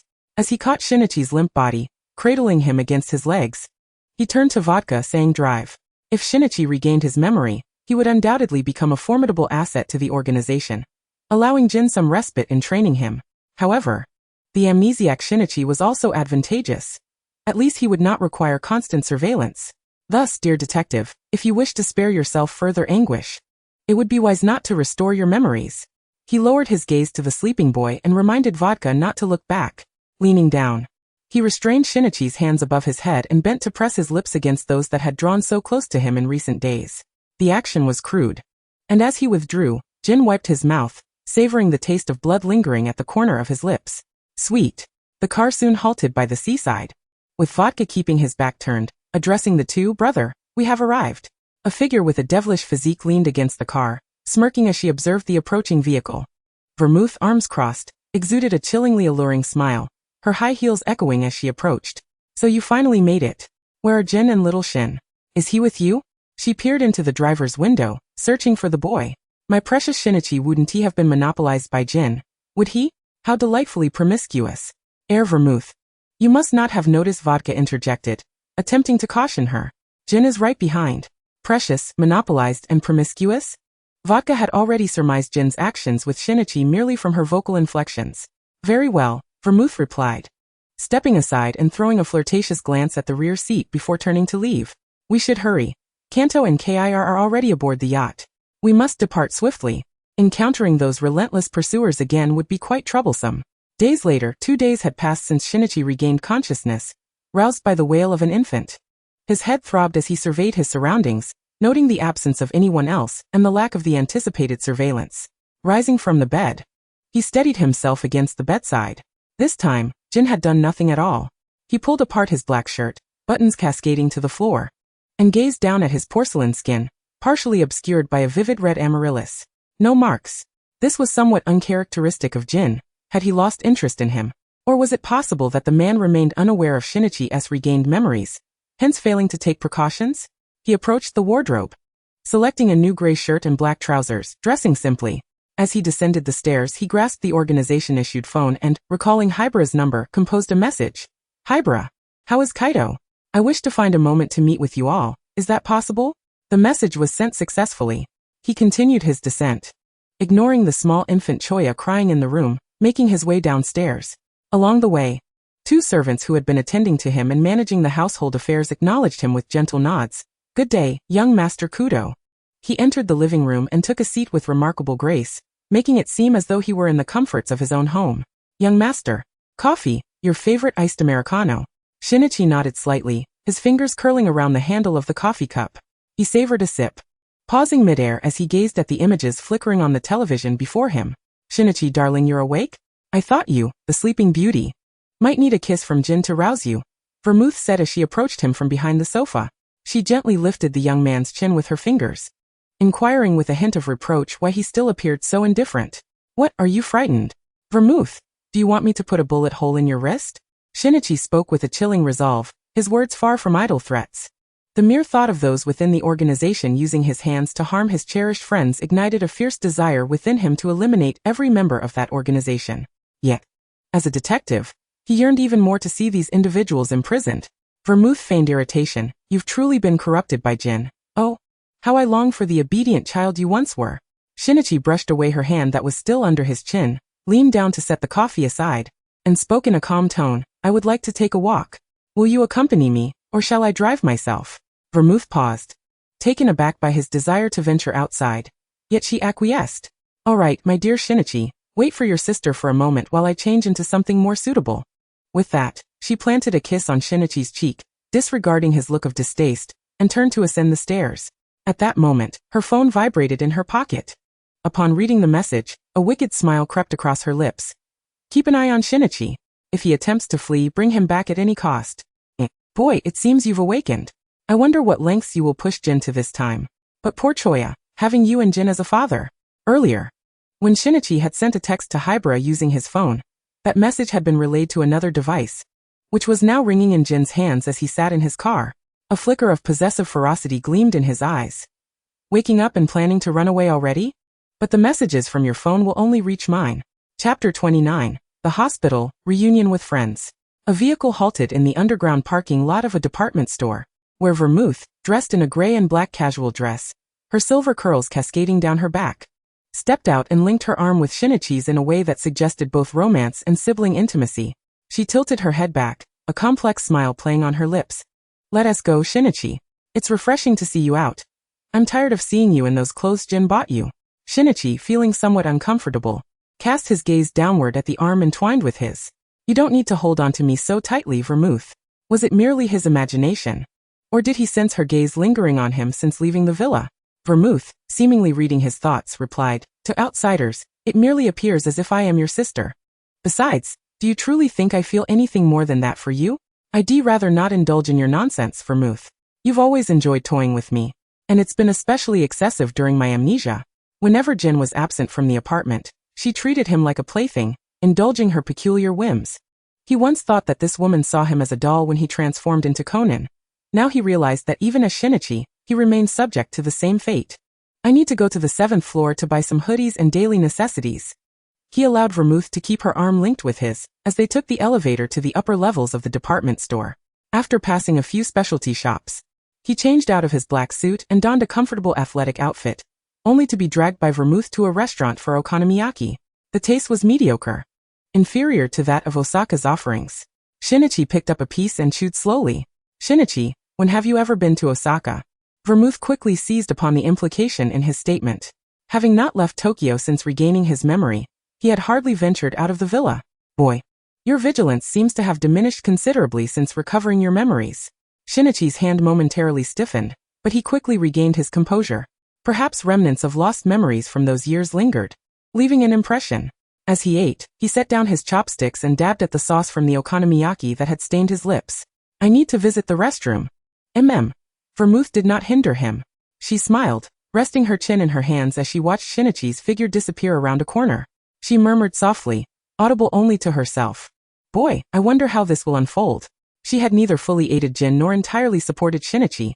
She acted on whims, doing only what she desired. Inside the restroom, Shinichi lifted his gaze to the small ventilation window above the toilet, barely large enough for a person to fit through. He chuckled bitterly. If I were Conan, with that little body, I could easily slip through. He stepped onto the tank and awkwardly climbed out through the vent, navigating along the rain awning outside the department store. He made his way to another window and clambered back inside. He did not glance back at the okonomiyaki shop directly across from him. Shinichi borrowed a phone from a shop attendant and dialed Hibara. Hibara, which hospital is Kaito Kuroba in? I'm heading there now. Yes. I've managed to shake off the organization. All right, we'll meet at the hospital. As he exited the mall, Shinichi powered down the phone in his pocket and boarded a vehicle, leaving the department store behind. Had he foreseen the profound consequences that this escape would embed into his very being, he would have continued to feign ignorance and maintained his charade of amnesia within the organization. He headed straight to the hospital, where he soon spotted Dr. Agasa and Hibara AI, who had also just arrived. Hibara approached, gripping Shinichi's sleeve tightly with both hands, tilting her head back to scrutinize him. Shinichi, are you alright? I'm relieved to see you safe. If something had happened to you, our plan would have been utterly doomed. Hibara had not taken the time to prepare herself. Upon learning that Shinichi had escaped from the organization's grasp, She hastily donned a turtleneck sweatshirt and casual pants, rushing to join Dr. Agasa. Throughout the journey, she had been consumed with worry, concerned that Shinichi might be injured or worse. I'm fine. The words caught in Shinichi's throat, hesitant to continue. What about Mr. Amuro? Is he alright? I remember Mr. Amuro was shot that day. I was the one who fired. Mr. Amuro is fine. Your shot didn't hit anything vital. However, the hospital is currently being guarded by the Public Security Bureau. Let me take you inside. He is in the same ward as Akai and Kaido. Shinichi followed the two as they took the elevator to the inpatient floor, where they encountered Dr. Agasa. It's you and Miss Hybra. As he spoke, he noticed another individual before him. It's you, Shinichi Kudo. What are you doing here? Do you not think you have already caused enough harm to Mr. Deegan? He was trying to save you, and what did you do? Kudo Shinichi lowered his head, not blaming Kazamiya for this incident. For the one who fired the gun could not be mistaken.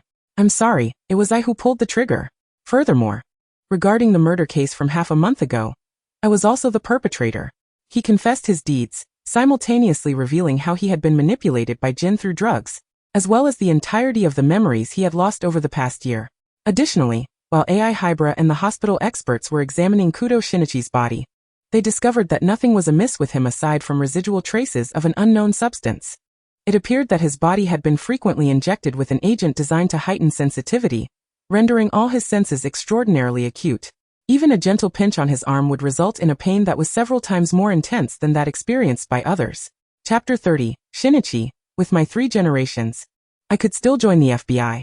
Kudo Shinichi stood before Kazami, his head bowed. Although he had proven that he was indeed under the control of Jin and the organization, the fact remained that he had committed murder. His voice wavered and trembled as he quietly asked, "May I meet Mr. Amuro and the others? At the very least, I wish to apologize in person." Kazami seemed about to say something further, but was interrupted by Mr. James, who approached from behind. "Kudo Shinichi? Akai should want to see you. You may go in. You've already accomplished something remarkable by surviving that organization." Shinichi nodded, bypassing the 2 men to stand before a hospital room guarded by 1 public security officer and 1 FBI agent. He hesitated, hand on the doorknob. What should he say upon entering? Just then, a voice emerged from within the room. "Little brother, what is it? Come in." Kudo Shinichi turned the knob and stepped inside. Inside the room were not only the 3 men, but also several others attending to the patients. He saw Aoko and Judy, both seated beside Kaido Kuroba and Shuichi Akai. "Mr. Akai," Akai shook his head. "What kind of expression is that? I'm not dead. I miraculously escaped from the clutches of absinthe once again. Back in New York, she was technically under my and your watch." "What?" Kudo Shinichi blinked in surprise, momentarily failing to comprehend Akai's statement, but quickly recalled.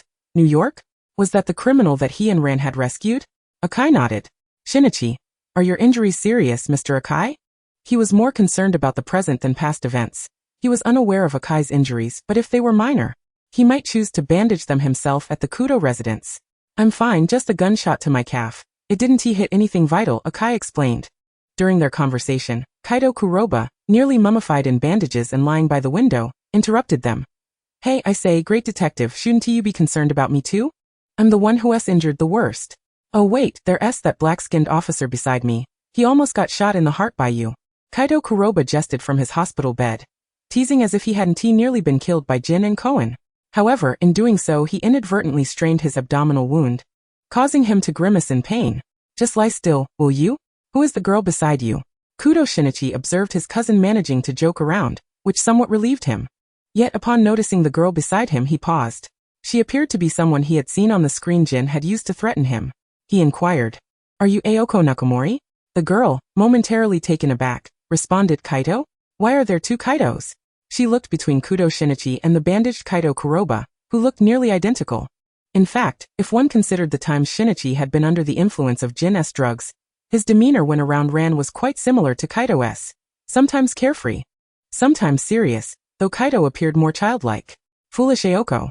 What do you mean 2 Kaidos?" That as Kudo Shinichi. Kaido Kuroba, astonished, could hardly believe that Aoko, who had occasionally misidentified people after drinking, could make such a mistake while he lay in bed for so long. As he struggled, he inadvertently tugged at his wound, causing his handsome face to contort in agony once more. "Huh." Aoko snapped back to reality, her face flushing with embarrassment as she apologized. "I'm sorry. You and that rascal Kaido look too much alike." It's all right, Shinichi smiled. Afterward, he took a seat nearby, gazing at the others in the room and asked Mr. Akai, Mr. Amuro. No, it would be more appropriate for me to address you as Mr. Deegan now. Are you still planning to confront the organization? Kudo Shinichi furrowed his brow. He harbored a deep-seated hatred for the organization, yet he was uncertain how to proceed against them. After all, Choya was within that organization. Even if he could bring Jin to justice, what would happen if Jin used Choya as a shield during a confrontation? Could he truly abandon him without hesitation, or allow others to fire indiscriminately? The answer within his heart had already been confirmed. He could not. Shuichi Akai glanced at Judy beside him, and then back at Kudo Shinichi, asking little brother, would you consider joining us at the FBI alongside Hybra AI? And you are aware that while your parents are currently in Japan, they have long resided in the United States. Akai, don't even think about it. Your methods differ from that of this kid. Why not come to our side instead? Amuro admires Kudo Shinichi greatly, if calculated by time. Considering the age at which Kudo Shinichi was fed drugs by the organization, coupled with his 2-year confinement by Jin, he was nearly 20. If he leveraged some connections, he could directly join the Japanese public security. Kudo Shinichi was momentarily at a loss for words in response to their proposals. He had no desire to join either organization. Thank you very much. Moreover, with his 2 generations of phantom thieves, his uncle and cousin, along with a former phantom lady as his aunt, under such triple influences, did they truly believe he could become a police officer or an FBI agent? Who would he apprehend? Perhaps starting with his own family? Shinichi smiled gratefully but ultimately declined their offers. Mr. Akai and Mr. Deegan, I'm not ready to consider those options just yet. Once I've made up my mind, I will reach out to you.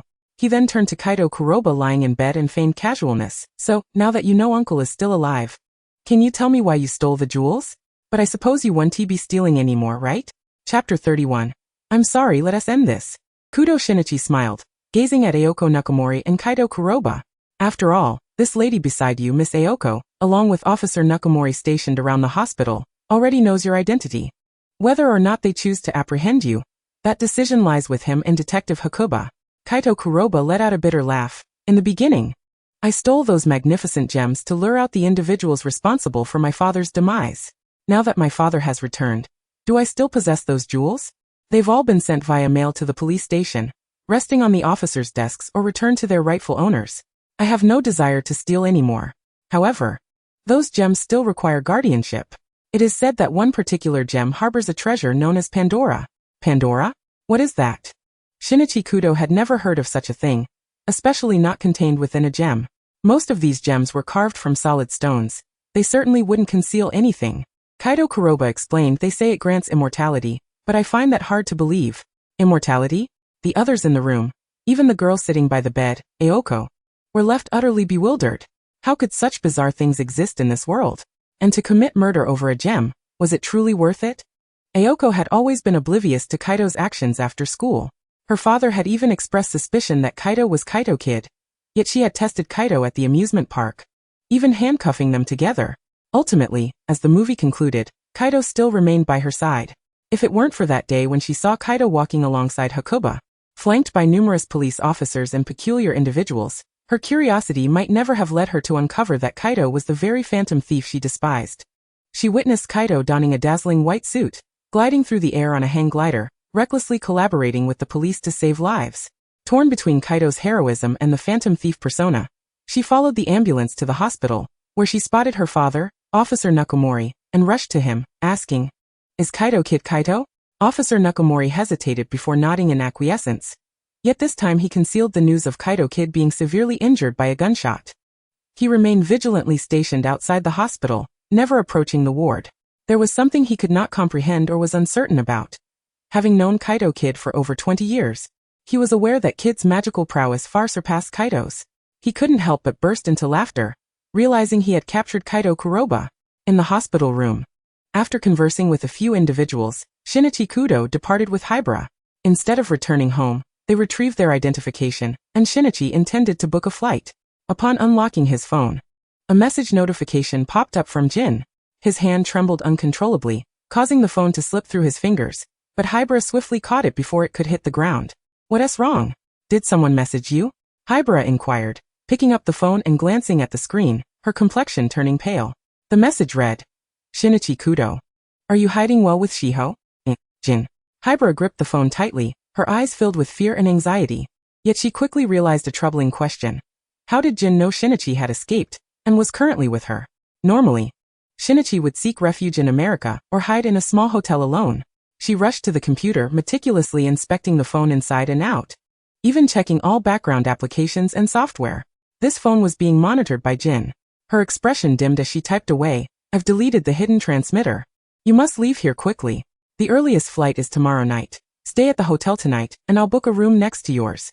After formatting the phone, she returned it to Shinichi and gathered her clothes and wallet from the room. The two left Professor Agasa's house, filled with trepidation. Not far from Professor Agasa's residence, a black Porsche lurked in the shadows, observing everything. The occupant of the vehicle flashed a chilling, bone-white smile. "Follow them closely. Do not lose sight of them." With the transmitter removed from the phone, the tension and fear slowly subsided, allowing the two to check into the hotel using their identification. They had a simple dinner on the first floor of the hotel.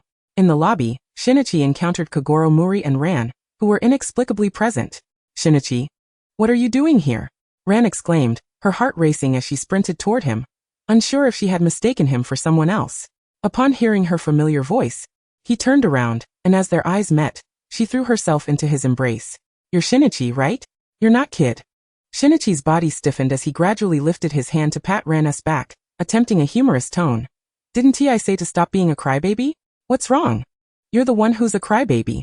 "I was just worried about you," Ran protested, her face buried in his chest, lifting her gaze to see Shinichi's face, which had grown gaunt, nearly concealed by a single hand, causing her heart to ache.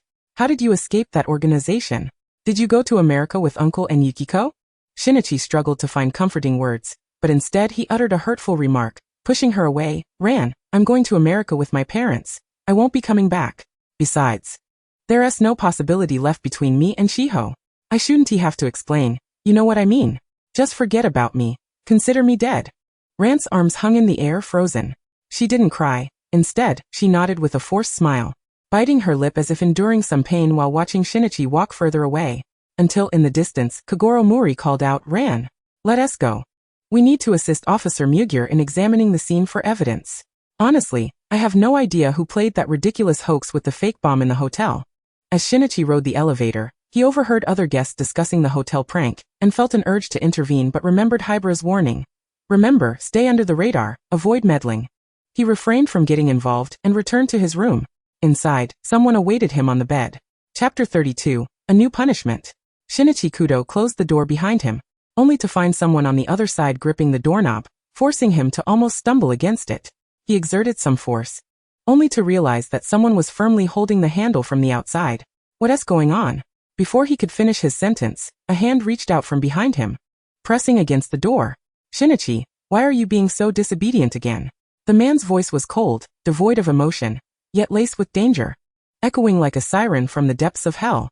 It stimulated his nerves, causing his fingers to stiffen around the doorknob, and his body felt as if it were losing control.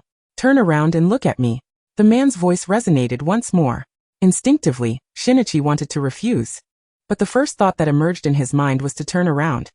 He needed to see him, believing that if he looked, he wouldn't feel discomfort or a headache. Yet as the voice of Jin faded away, even with the man so close by, he felt an overwhelming urge to escape. Just as he turned around, before he could even grasp the doorknob again, his arm was seized tightly by the other, painfully bound behind him. The force of it elicited a cry of anguish from him. "Ah, it hurts." Gray. Shinichi's complexion paled, cold sweat trickling down his forehead. His body was pulled into an embrace with an unsettling inertia, and his face reflected the terror of facing Jin. A rare smile graced Jin's lips, as if he had encountered a delectable prey that had willingly presented itself. Leaning down to whisper in Shinichi's ear, his voice low. "Shinichi, what do you think would happen if I had vodka bring Sherry over? She should be right next door, correct?" Suddenly, the sound of the electronic lock from the neighboring room echoed, followed by the familiar voice of Vodka. "Hello, hotel room service. A gentleman from room 1207 has ordered coffee for you." Shinichi's mouth was forcefully covered by Jin's hand, and he desperately attempted to shake his head, but to no avail. He wished to scream, to convey to AI that it wasn't him but Vodka, yet it was far too late. A chill enveloped his heart, akin to stagnant water.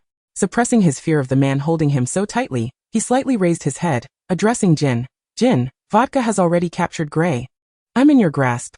Surely you can release me now? Even though Jin's eyes exhibited little malice, his smile was unsettling enough to send shivers down Shinichi's spine. After a year and a half of close proximity, they had nearly shared a daily existence. Shinichi understood better than anyone what kind of person Jin was. While Jin meticulously considered every aspect of him, he could at any moment he wished or needed, utterly shatter the last remnants of Shinichi's sanity and dignity. Jin licked the tear streaks on Shinichi's jawline, savoring them as if they were a delicacy. In a hushed tone he remarked, "If you had chosen to leave when I sent you the message, perhaps I would have taken you back to do whatever. But you removed the transmitter I installed on your phone." Shinichi pressed his lips tightly. "I never intended to leave. I merely wanted to check on my injured friend. I never thought of escaping. Can't we go back and call vodka? AI is just worried about me being alone outside. If she goes missing too, Dr. Agasa and my parents will be frantic." His voice grew choked, and Jin had already produced Shinichi's identity documents and passport he had retrieved from the room, presenting them before him. "You don't want to leave, yet you've prepared these identification papers and passport," Jin remarked with skepticism. Shinichi typically conversed with others in a clear and logical manner, yet every time he spoke to Jin or attempted to conceal the truth, Jin easily discerned his intentions and ruthlessly exposed them. The ringtone from Shinichi's pocket sounded, and Jin retrieved the phone, bringing it close to his ear. "It seems your childhood friend is in distress." With that, Jin was about to press the answer button, knowing he wouldn't escape today. Shinichi could not allow Ran to fall into danger. He shoved Jin's hand away, using all his strength to snatch the phone and hurl it into the toilet in the adjacent bathroom. Watching the water engulf the phone, he finally exhaled in relief. Jin glanced at his pushed-away hand. The flicker of amusement in his gaze extinguished completely. Shinichi was all too familiar with the expression on Jin's face. It was the look of a man prepared to kill. No, more accurately, it was the expression that emerged each time he wounded Shinichi, the glint of tools of torment he had yet to witness shining in his eyes. "Jin, you merely see me as a plaything. After a year, you must find me exceedingly dull." He dared not continue, for Jin had stepped closer, seizing his arm and lifting him effortlessly. Faced with a man a head taller than himself, Shinichi was easily hoisted and dragged to the edge of the bathtub. Weakly kicking his legs, he pleaded, "Jin, what are you doing?" Jin turned on the bathtub faucet, warm water cascading in, gradually soaking Shinichi, submerging him. Yet, he found himself unable to rise from the tub, the shower hose tightly binding his hands, rendering him helpless. With frightened eyes wide open, he gazed at Jin, who, through his earpiece, commanded Vodka, who had already wrapped Gray in tape in the neighboring room, "Bring her to me. Oh, and don't forget the wine and ice." Before long, Vodka pushed Gray into the room, with the wine and ice following on a service cart. "Brother, hear us what you requested." With that, Vodka turned and exited without looking back. Gray's eyes widened in horror as she beheld Shinichi lying in the bathtub, his soaked shirt clinging to him, his trousers outlining his long legs. She watched as Jin poured red wine over Shinichi's body, the white shirt becoming stained with crimson. Chapter 33, Mr. Jin. Life requires restraint. Time seemed to stretch indefinitely as the water in the bathtub turned crimson, and Shinichi lay lifeless within, devoid of any semblance of life. His arms and the corners of his mouth bore scars. Aside from his head resting on the edge of the tub, only his legs propped up his sagging form. Ice cubes floated on the surface of the water, making Shinichi resemble a frozen piece of art. Meanwhile, AI, huddled in the corner, was paralyzed by fear, unable to discern when the sounds around her had ceased. It had indeed stopped, yet the echoes lingered in her mind. "Kudo, is he dead? Why is it so silent?" She longed for a single word from him, anything at all, but the only response was the oppressive silence of death. After a while, the door to the suite opened once more, and Vodka assessed the cowering Sherry in the corner, not bothering to glance into the bathroom. He was already aware of the scene inside. "Brother, the minor situations you arranged in the hotel have been dealt with by Kogoro Mori and his group. They are currently conducting a thorough investigation upstairs. Should we not leave?" From within the bathroom came Jin's emotionless, cold voice. "Throw this woman, Sherry, into the elevator. We'll exit through the emergency exit." In the next moment, AI felt her body lighten. The effects of the sedative still lingered, and she was hoisted up by her bound arms as if she were merely cargo. She suddenly lifted her head, an unexpected surge of strength propelling her to scream, "Kudo!" But it was futile. She was flung into the elevator, helplessly watching as the doors began to close. All surveillance on this floor had already been erased by Vermouth in another room. Meanwhile, in room 1205, there were no longer any traces of life. In the emergency fire escape, Jin carried the boy tightly wrapped in a black trench coat, making their way to the underground parking lot. The youth's arm, partially revealed from beneath the trench coat, bore unmistakable bruises at the wrist, the result of being tightly bound by a hose, even drawing blood. Yet, this was merely the onset of his repeated punishments for attempting to flee.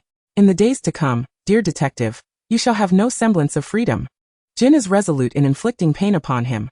Only through enduring profound suffering can one imprint a memory that lasts a lifetime. After placing him in the car, Jin seated himself in the back alongside Shinichi Kudo, whose head rested upon his lap, arms wrapped around his clothing as he slumbered. Once all subsequent matters were addressed, Vodka returned to the vehicle and turned to inquire, "Brother, shall we head to the manor?" Jin coldly responded, "To my private apartment. Have wine bring 2 doctors." This time, he refrained from notifying Vermouth. It was not a matter of distrust towards her allegiance to the organization or her obedience to his commands, but rather a recognition that Vermouth's modus operandi was inherently self-serving. "Understood, brother," Vodka acknowledged. Meanwhile, Kogoro Mori and Ran, having just opened the elevator doors at the hotel, were met with a horrifying scene.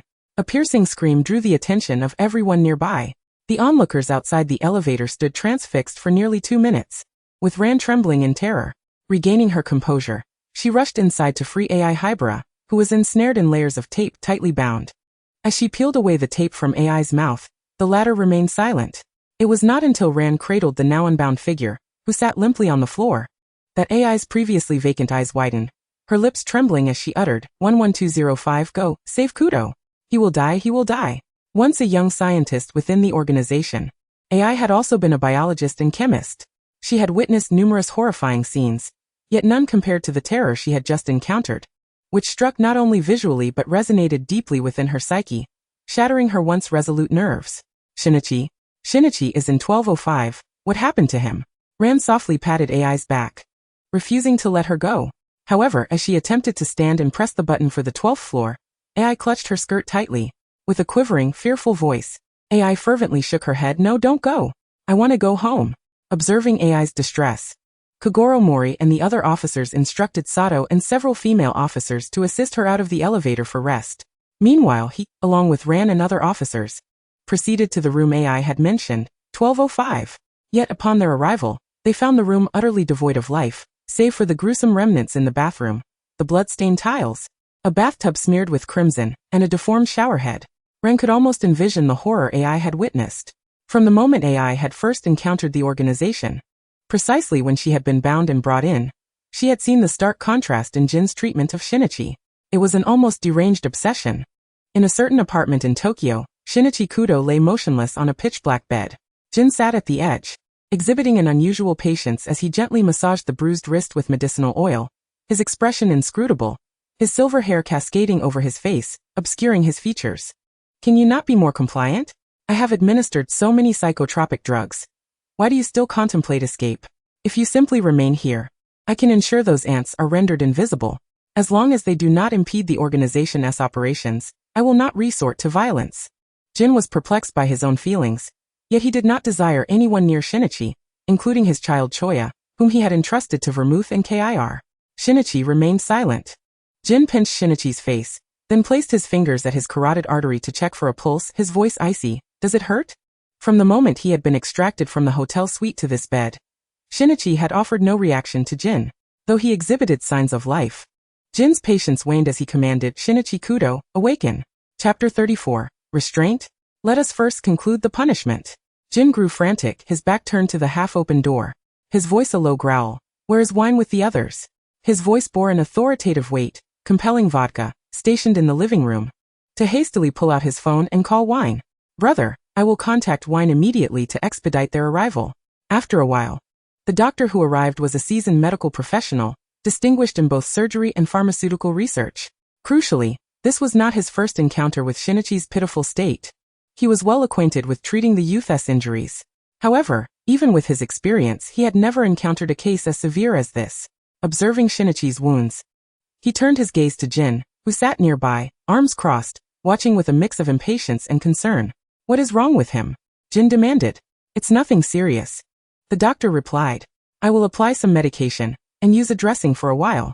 Once the medication takes effect, he should be fine. Twice a day, for half an hour.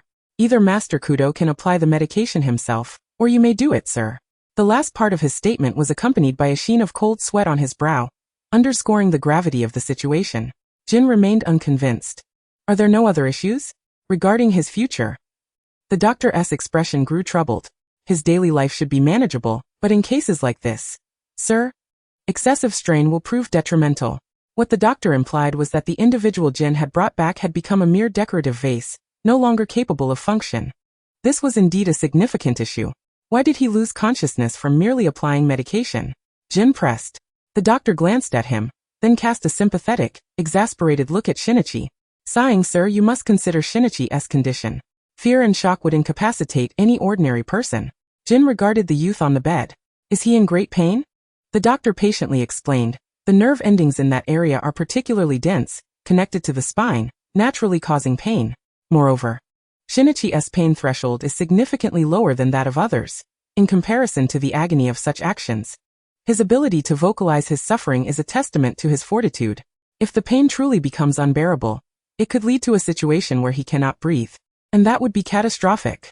As the doctor began the treatment, Jin stood, using a firm grip to restrain the awakening Shinichi back onto the bed. The boy, jolted by the pain of the doctor's ministrations, instinctively struggled, a pained expression crossing his face as beads of sweat formed on his brow. Jin did not raise his head, his voice cold as he uttered, "Be gentler." Although the doctor feared that Jin might take his life, he mustered the courage not solely for his own sake, but also out of compassion for Kudo Shinichi, whom he had cared for over the past year. Given the current state, and considering the pain I endure while applying the medicine, can you truly compare it to your own suffering? After what felt like an eternity, Kudo Shinichi finally emerged from the torment akin to purgatory. The doctor applied a fresh layer of ointment, and tended to the wounds adorning Shinichi's body. Once he had completed his task, he rose to his feet and cast a glance at Jin. Sighing, he remarked, "It appears you have misunderstood, sir. Just be mindful in the future. Such injuries are not fatal, merely requiring ample bed rest." With that, he left behind the salve Shinichi would need for the coming fortnight, and departed under Wine's escort. Jin observed as Shinichi's breathing gradually steadied, opting not to linger in the room. However, to prevent Shinichi from seizing any opportunity to escape, he locked the door from the outside using a fingerprint code he had arranged on a whim. Closing the door, Jin made his way to the living room, where he found Vermouth seated on the sofa, idly tending to her nails. "What brings you here, Vermouth?" he inquired. "Ah, I simply wished to see how you were faring with your little treasure," Vermouth replied with a smile, tilting her head to regard the man standing beside her. Her tone carried a hint of reproach. "Honestly, you should have informed me. If I hadn't gotten into Wine's car first, I would have been oblivious to your clandestine dealings with vodka and the way you bullied poor Shinichi." Jin cast her a cold, penetrating glance. "Leave." Vermouth chuckled softly, shaking her head. "No, I haven't yet seen the boy." As soon as she finished speaking, she noticed Jin raising his firearm, aiming it at her head, his indifference laced with lethal intent. "Leave." All right, I'm going," she conceded, raising her hands in mock surrender, sidestepping Jin as she made her way to the exit. Before departing, she glanced back at the tightly shut door of the innermost room. Within the apartment, over the past month, Jin had diligently applied medicine to Shinichi's wounds daily. Due to his lack of restraint while administering the ointment, Shinichi would often cry out in pain at the mere sight of Jin, or the healing balm offered by the doctor. On occasion, his cries would grow so loud that they would compel Vermouth to forcefully push the door open, only to be met with Jin's menacing gaze, filled with a chilling possessiveness. There was even an instance when he had pressed the barrel of his gun against Vermouth's face. Had anyone overheard, they might have felt a pang of sympathy, their hearts heavy with concern. The reason no one had heard was that the entire three-story building was registered under the same name, Jin, Kudo Shinichi. Did you not consider the pain while attempting to escape? Now, do you find the application of medicine to be painful? Jin leaned closer, whispering into Shinichi's ear. "Shinichi, this is the consequence of your betrayal alongside those flies. Fortunately for them, I have decided to attribute all of it to you." The spot that had just been treated throbbed with agony, and now, due to the man's words, a cold sweat broke out across Shinichi's back. He shook his head repeatedly, his voice hoarse as he admitted, "Jin, I truly understand my mistakes." Following Jin's gaze, he observed the water that had been offered to him, and despite his apprehension and reluctance, he drank it down. Chapter 35. Heightened Sensitivity. Coughing, Kudo Shinichi leaned over the edge of the bed, desperately clawing at his throat. Yet to no avail. The medicine he had just ingested seemed to vanish, refusing to be expelled. This was his second encounter with the drug. The first merely a trial phase. It was a new type of concoction developed by the organization, specifically designed for interrogating traitors. The effects of consuming this drug would not be lethal. Rather, it would amplify one's suffering exponentially. Shinichi braced himself against the bed, rising to a seated position, acutely aware of the pain that radiated through his palms as they brushed the fabric. Drawing a sharp breath, he raised his gaze to the man before him, his lips pale and devoid of color from the torment. With a bitter smile, he said, "Let's talk this over." Not a chance. Jin dismissed Shinichi's plea outright. Leaning in closer to whisper, "Shinichi, do you believe you possess the luxury of choice? The deprivation of freedom? The stripping away of your most cherished belongings? These are the methods most effective for someone like you. They leave a lasting impression." In a dimly lit private room of an underground bar, amidst a sea of empty bottles, it was evident that patrons had lingered for quite some time. The bar was sparsely populated, the few individuals present merely members of the organization. To say they were devoid of emotion would be true. Yet, if there was any semblance of affection, it was only directed towards those standing alongside them within the same organization. However, should the upper echelons of the organization, particularly the esteemed leader or rum, utter the word traitor, even the closest of friends would not hesitate to pull the trigger in order to ensure their own survival. After all, the organization's secrets were sacrosanct. Even a wrongful execution could not be overlooked. This principle resonated deeply with Jin. Yet in Jin's eyes, allowing one who could not escape and was unable to communicate with the outside world to live was not entirely out of the question. I heard you've conjured up a child from somewhere. When will you introduce them? Perhaps they prove to be a rare talent for the organization, much like you." One of the members, busy mixing drinks at the bar, looked up at Jin. "But who is the child's mother? It's hard to imagine you, Jin, nurturing a child," he continued, as he perceived Jin as someone incapable of harboring such peculiar emotions as love. "You're prying too much," Jin retorted, slamming his glass down on the table, the impact causing fine cracks to spiderweb across its surface. "And what about you? Spending your days in this bar, mingling with those outside as a gigolo. Are you truly able to endure this?" He added, "Perhaps you should have that esteemed leader send you off to become an actor. I hear those Japanese tycoons have a particular fondness for your type." The member fell silent, aware that further conversation might provoke Jin's ire, leading him to be at the mercy of those individuals. At least in the bar, he could gather information and choose the individuals he found appealing. "No need, Jin. You've been drinking for an entire day now. Are you truly all right?" It had been nearly a full day since last night, and the table was littered with glasses he had emptied twice over. He had inquired whether Jin needed someone to escort him home, only to be met with the excuse that the child at home did not wish to see him. The member assumed it was merely a matter of a noisy child or Jin's strict demeanor. After all, which child wouldn't he be frightened by such a stern figure? "Nothing to worry about. I won't die," Jin replied, downing another glass, his hand clutching the glass as he peered through the ice cubes within. In that moment, he envisioned Shinichi devouring ice cubes, fully immersed in red wine, his pallid complexion tinged with a faint blush, his greedy countenance surfacing in his mind. A fleeting smile tugged at the corners of his lips, just for an instant. "Brother Jin, how about I take you somewhere else for a drink? As you can see, you have nearly exhausted the options here," the man cautiously inquired. Upon Jin's nod, he stepped forward and alongside Vodka, helped him up. Vodka was perplexed about this individual's intentions. Yet since Jin had consented, he decided to stay by Jin's side. The two assisted Jin into his conspicuous black Porsche. Vodka glanced at Jin in the back seat through the rearview mirror before quickly averting his gaze, asking the man beside him, "Where to?" The organization member replied, "The night banquet." Vodka paused, not entirely familiar with the establishment, but he had heard whispers that it was a newly opened bar in the Kabukicho area, known for its nightly revelries.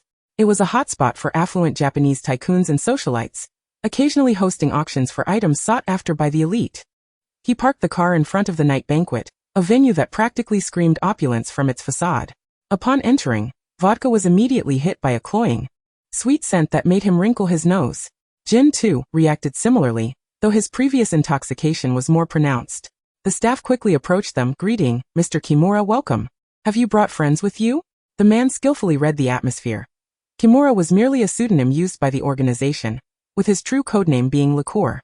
"Choose a quieter spot, and bring over a couple of amiable ones," Kimura instructed with familiarity. Vodka furrowed his brow and asked Liqueur, "What are you planning?" This was not a place where he would want Jin to indulge in excess.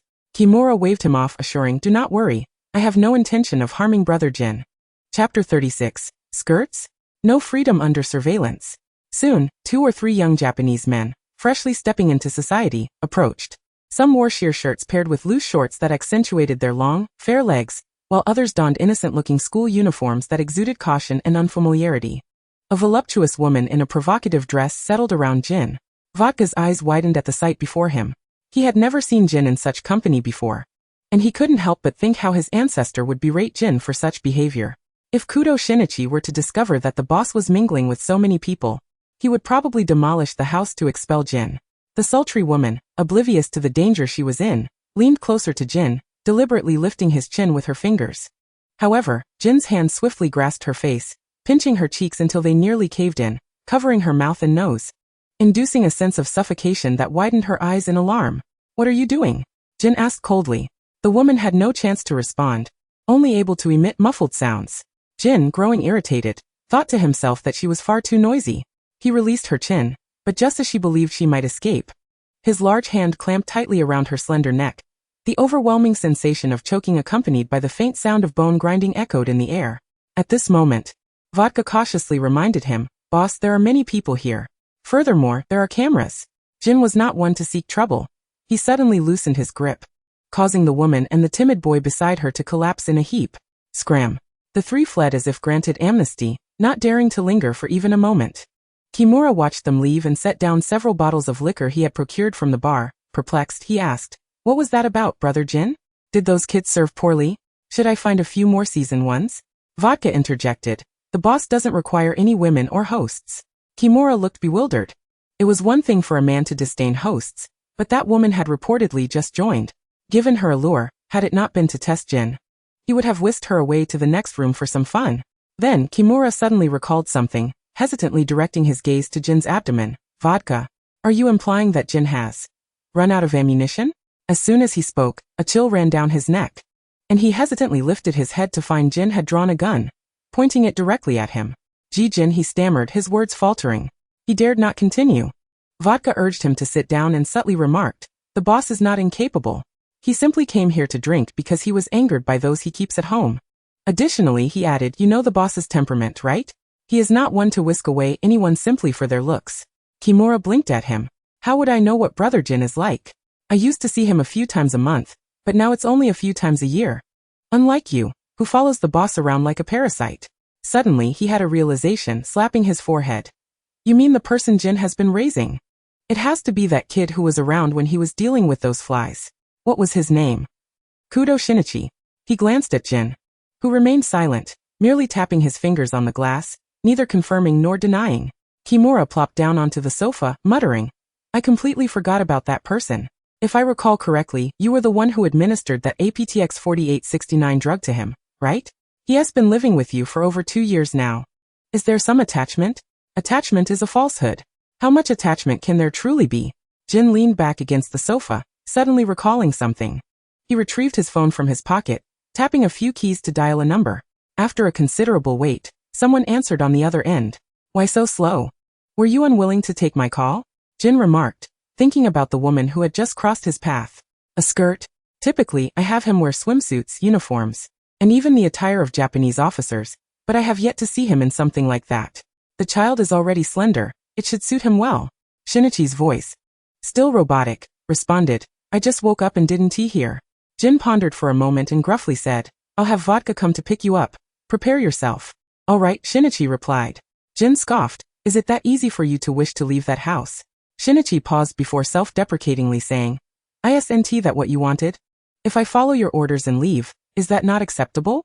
Changing his tone, Jin said, "Stay at home. I will return to fetch you." Shinichi hesitated for a moment. "Okay." Faced with Shinichi's habitual indifference, Jin appeared accustomed to it. Shinichi stared at the phone screen after the call ended, leaning against the wardrobe behind him. The chains on his wrists and ankles were retractable, adjustable under Jin's control. However, he rarely used the chains to restrict Kudo Shinichi, fearing injury to his wrists. Shinichi leaned against the wardrobe, contemplating the absence of his phone or any means to connect with the outside world. For he had discovered that no fewer than 30 surveillance cameras had been installed within the confines of this room, including 3 in the bathrooms. This revelation struck him when, by chance, he stumbled upon a video of himself on Jin's phone, captured from angles that left no part of him unrecorded. As for the computer, he had merely watched a crime-solving film one day, only for Jin to inquire about its quality upon his return to the house. in a state of shock.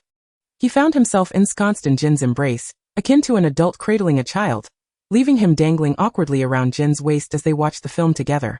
Dressed in a soft, loose hoodie and baggy corduroy pants that hung off him like oversized garments on a child, Shinichi awaited Jin's return on the sofa. The simple act of changing clothes had become an exhausting endeavor for him. Chapter 37 Shinichi, Jin, you truly repulse me. At home, he typically donned loose short-sleeved shirts and knee-length shorts. As for the numerous bruises adorning his arms, legs, and other areas, he had long since learned to ignore their existence. Before long, Jin returned to their shared abode, and upon noticing Shinichi's fresh athletic attire, a flicker of satisfaction crossed his eyes. Following the sound, Shinichi turned to see the man standing before him. What are you doing?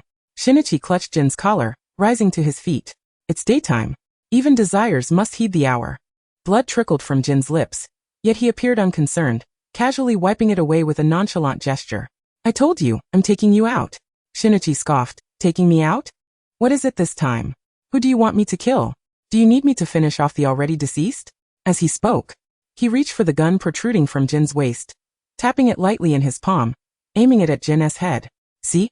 Even holding a gun makes my hands tremble incessantly. You may carry out your murderous tasks alone. Upon hearing this, Jin swiftly snatched the gun back. Never one to harbor anger towards a pet he had nurtured. Even moments earlier, he had no intention of punishing Shinichi. Come with me. With that, Jin firmly pulled him outside, oblivious to the pain etched across the boy's face from the strain on his wrist. Seated in the car, Shinichi gently massaged his reddened wrist, the effects of the medication rendering his bones and nerves fragile and sensitive. Each time Jin inadvertently harmed him, he found solace in his own touch. Seeking relief, he turned his gaze to the bustling traffic and pedestrians outside, some curiously eyeing the almost antique black Porsche. Aware that they could not see inside, yet perceiving their gaze as an intrusion upon his exposed state, Shinichi felt a profound embarrassment at being seen in such a vulnerable position. He averted his eyes. Do you really need me to change clothes in the car? He glanced at the clothing placed on the adjacent seat, uncertain of when Jin had procured them, but suspecting they were not ordinary garments. After all, his wardrobe shared with Jin contained mostly outfits that barely concealed him, and Jin had ensured the air conditioning maintained a comfortable temperature for Shinichi, a constant presence to prevent him from catching a chill. Can I not wear anything? He asked. Or perhaps, once we arrive, you could find me a room devoid of people? Not an option. Jin's hand was already at the hem of the hoodie, lifting it. Suddenly recalling something, he spoke with an indifferent tone. Vodka, turn on the heater. The interior of the car quickly warmed, yet Shinichi felt no comfort. He hugged himself tightly, burying his head low. Although he had faced Jin in this manner more than once, this was the first time he felt Jin's gaze upon him in the car. Jin's laughter was laced with a reckless amusement. Unless you change, you cannot go to such places. Such places? Shinichi queried, lifting his head in confusion. Where are you taking me? Night banquet. Jin's tone remained devoid of excessive emotion. However, as he regarded Shinichi clad in the attire he had prepared, he frowned slightly. Why have you grown so thin? Wine and Kir have been delivering meals to you or cooking here. Are you deliberately making things difficult for them, refusing to eat? Hoping I'll send you to the hospital to seek an escape? Though he did not appear excessively thin, compared to when they first met, his demeanor had shifted, revealing a lack of concern. Yet his figure had grown alarmingly slender. It seemed he would need to monitor Shinichi's eating habits more closely during their downtime. Shinichi hesitated, shaking his head gently. Observing the boy's evasiveness, Jin grew displeased, wrapping his arms around him tightly and pulling him onto his lap. The abrupt motion caused Shinichi's head to collide heavily with the car door with a dull thud. He attempted to shield his head, but Jin seized his wrist, this time merely holding his hand gently before lowering his head to press his lips against Shinichi's. Instinctively, Shinichi kicked his legs, feeling the grip on his wrist tighten. He opened his mouth to protest but unwittingly granted Jin an opportunity. After what felt like an eternity, Shinichi emerged from the suffocating haze, struggling to catch his breath. He turned to sit upright, wiping his lips with a hint of disdain. Just moments before, he had detected an unpleasant scent of alcohol mingled with an inappropriate fragrance of women's perfume clinging to Jin. Not overpowering, yet it was enough to irritate Shinichi's senses. Had Jin sought the company of another woman before coming to retrieve him? The lingering scent suggested a relationship of a different nature. Shinichi felt an inexplicable discomfort wash over him. Yet now, the man who had just kissed him seemed even more repugnant. Shinichi spoke in a flat tone. Let me go. Jin paused, taken aback. I said let me go, Shinichi reiterated. If you cannot cleanse yourself properly, do not transfer that nauseating scent to me. Upon hearing this, Jin lowered his gaze to assess the odor permeating his attire, noting the pronounced scent of alcohol. Yet he soon detected a faint floral fragrance as well. Was it the scent of the woman who had clung to him? Meanwhile, Vodka, seated at the wheel, found himself breaking into a cold sweat on behalf of his superior. He silently mused, knowing full well that this little imp would react precisely as he had expected, wondering if Kimura had dealt with that woman appropriately. If not, considering Shinichi's temperament and Jin's volatile nature, it wouldn't be surprising if a fire broke out at the so-called night banquet the very next day. Enough of this, Jin declared, securing Shinichi within his embrace. He was not accustomed to explanations. Naturally, Jin believed that there was no necessity to elucidate anything in front of Shinichi. As they re-entered the banquet hall, the previously attentive waiter quickly recognized Jin and his companions, courteously guiding them further inside. Chapter 38. Shinichi, Jin, you truly repulse me too. The waiter's gaze occasionally lingered on Shinichi, who donned a black shirt with a black gauze tie around his neck, concerned that Shinichi might faint from anger yet again. He had exchanged the tight-fitting casual pants that accentuated his long legs for a pair of loose, specially tailored trousers. The exposed knee was connected by a black silk ribbon that linked the pant legs together, reminiscent of the attire worn by certain male hosts he had encountered before. This ensemble made Shinichi wish to hide entirely behind Jin, so as to shield himself from the prying eyes of others. With his slender limbs and pale skin, Shinichi would undoubtedly become the focal point of every observer in such a venue. Upon entering the private booth that Jin had previously occupied, Shinichi found himself struggling to maintain his footing due to the cloying sweetness that permeated the air. He quickly discerned that it was not merely the result of prolonged inactivity, but rather a fragrance that stirred desire. His already sensitive and frail constitution rendered the effects of this scent all the more pronounced. Upon Jin's entry, the somewhat inebriated Kimura and two recently acquainted hosts turned their attention toward the door. Jin, you're back? Did you bring a little pet with you? Kimura's gaze fell upon the figure of Shinichi, nearly obscured by Jin. Leaning forward to catch a better glimpse of Shinichi's face, he remarked, "He looks far more innocent than these others beside me. I had thought you still preferred women like before. It's no wonder you scared off the woman I specifically called for you with a gun." As he spoke, Kimura turned back to glance at the woman sprawled on the sofa, her half-closed, dazed eyes revealing the wild antics she had indulged in during Jin's absence. Woman. Shinichi recalled the scent of perfume that clung to Jin. Glancing towards the disheveled woman before him, a wave of nausea crashing over him, he crouched down, half kneeling on the ground, retching.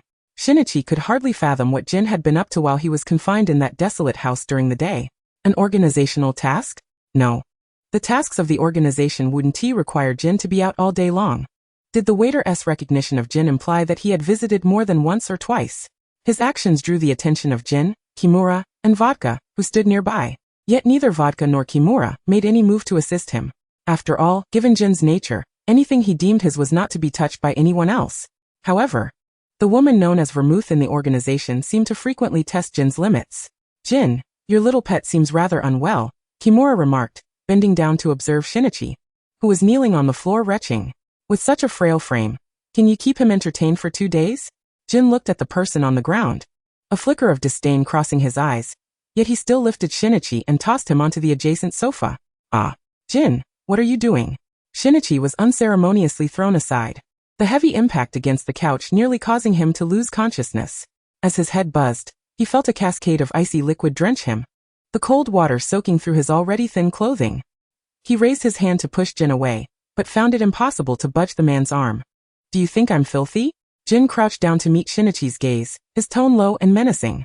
"After that display, you're the one who should feel disgusted. It's revolting." Shinichi curled into himself, trying to shield his vulnerability. "Disgusting? Revolting? Then don't touch me. I want to go back. I want to go home." This was the first time Shinichi had ever spoken to Jin in such an agitated, almost hysterical manner, his words laced with desperation. Jin paused for a moment, then flatly replied no. He removed his black coat and draped it over Shinichi's head, enveloping his slight frame within the garment. Jin did not shy away, taking a seat amongst the others nearby. The woman who had previously been threatened by Jin's gun stared in shock at the scene unfolding before her. Feeling inexplicably fortunate to have fared better than Shinichi, Jin wrapped an arm around Shinichi, who remained with his head bowed as usual, resembling a child nestled against an adult's leg, arms slung around Jin's neck, entirely dependent on him. After a while, Shinichi shifted uncomfortably but remained silent, his movements slightly stiff. Jin paused, his hand holding the wine glass suspended in the air. What's wrong? Shinichi hesitated before replying. I need to use the restroom. Alright, Jin responded, lifting Shinichi with ease. Put some weight on your legs. Otherwise you'll fall and delay our return tonight. Shinichi was momentarily taken aback, but soon exerted what he believed to be considerable effort with his arms and legs. Jin glanced back at Vodka, who immediately nodded in compliance. As for Kimura, who was oblivious to the unfolding events, he waited until Jin had moved a reasonable distance away before addressing Vodka, his tone dripping with disdain. Hey Vodka. What? Vodka replied. Kimura scoffed, a mocking glint in his eye as he gestured towards the slightly ajar door. Isn't that the one they call the Sherlock Holmes of the Heisei era? The savior of those Japanese police? I don't see a savior here. Looks more like he has come to peddle himself. I bet within half a year, those rich second-generation kids will be lining up for him.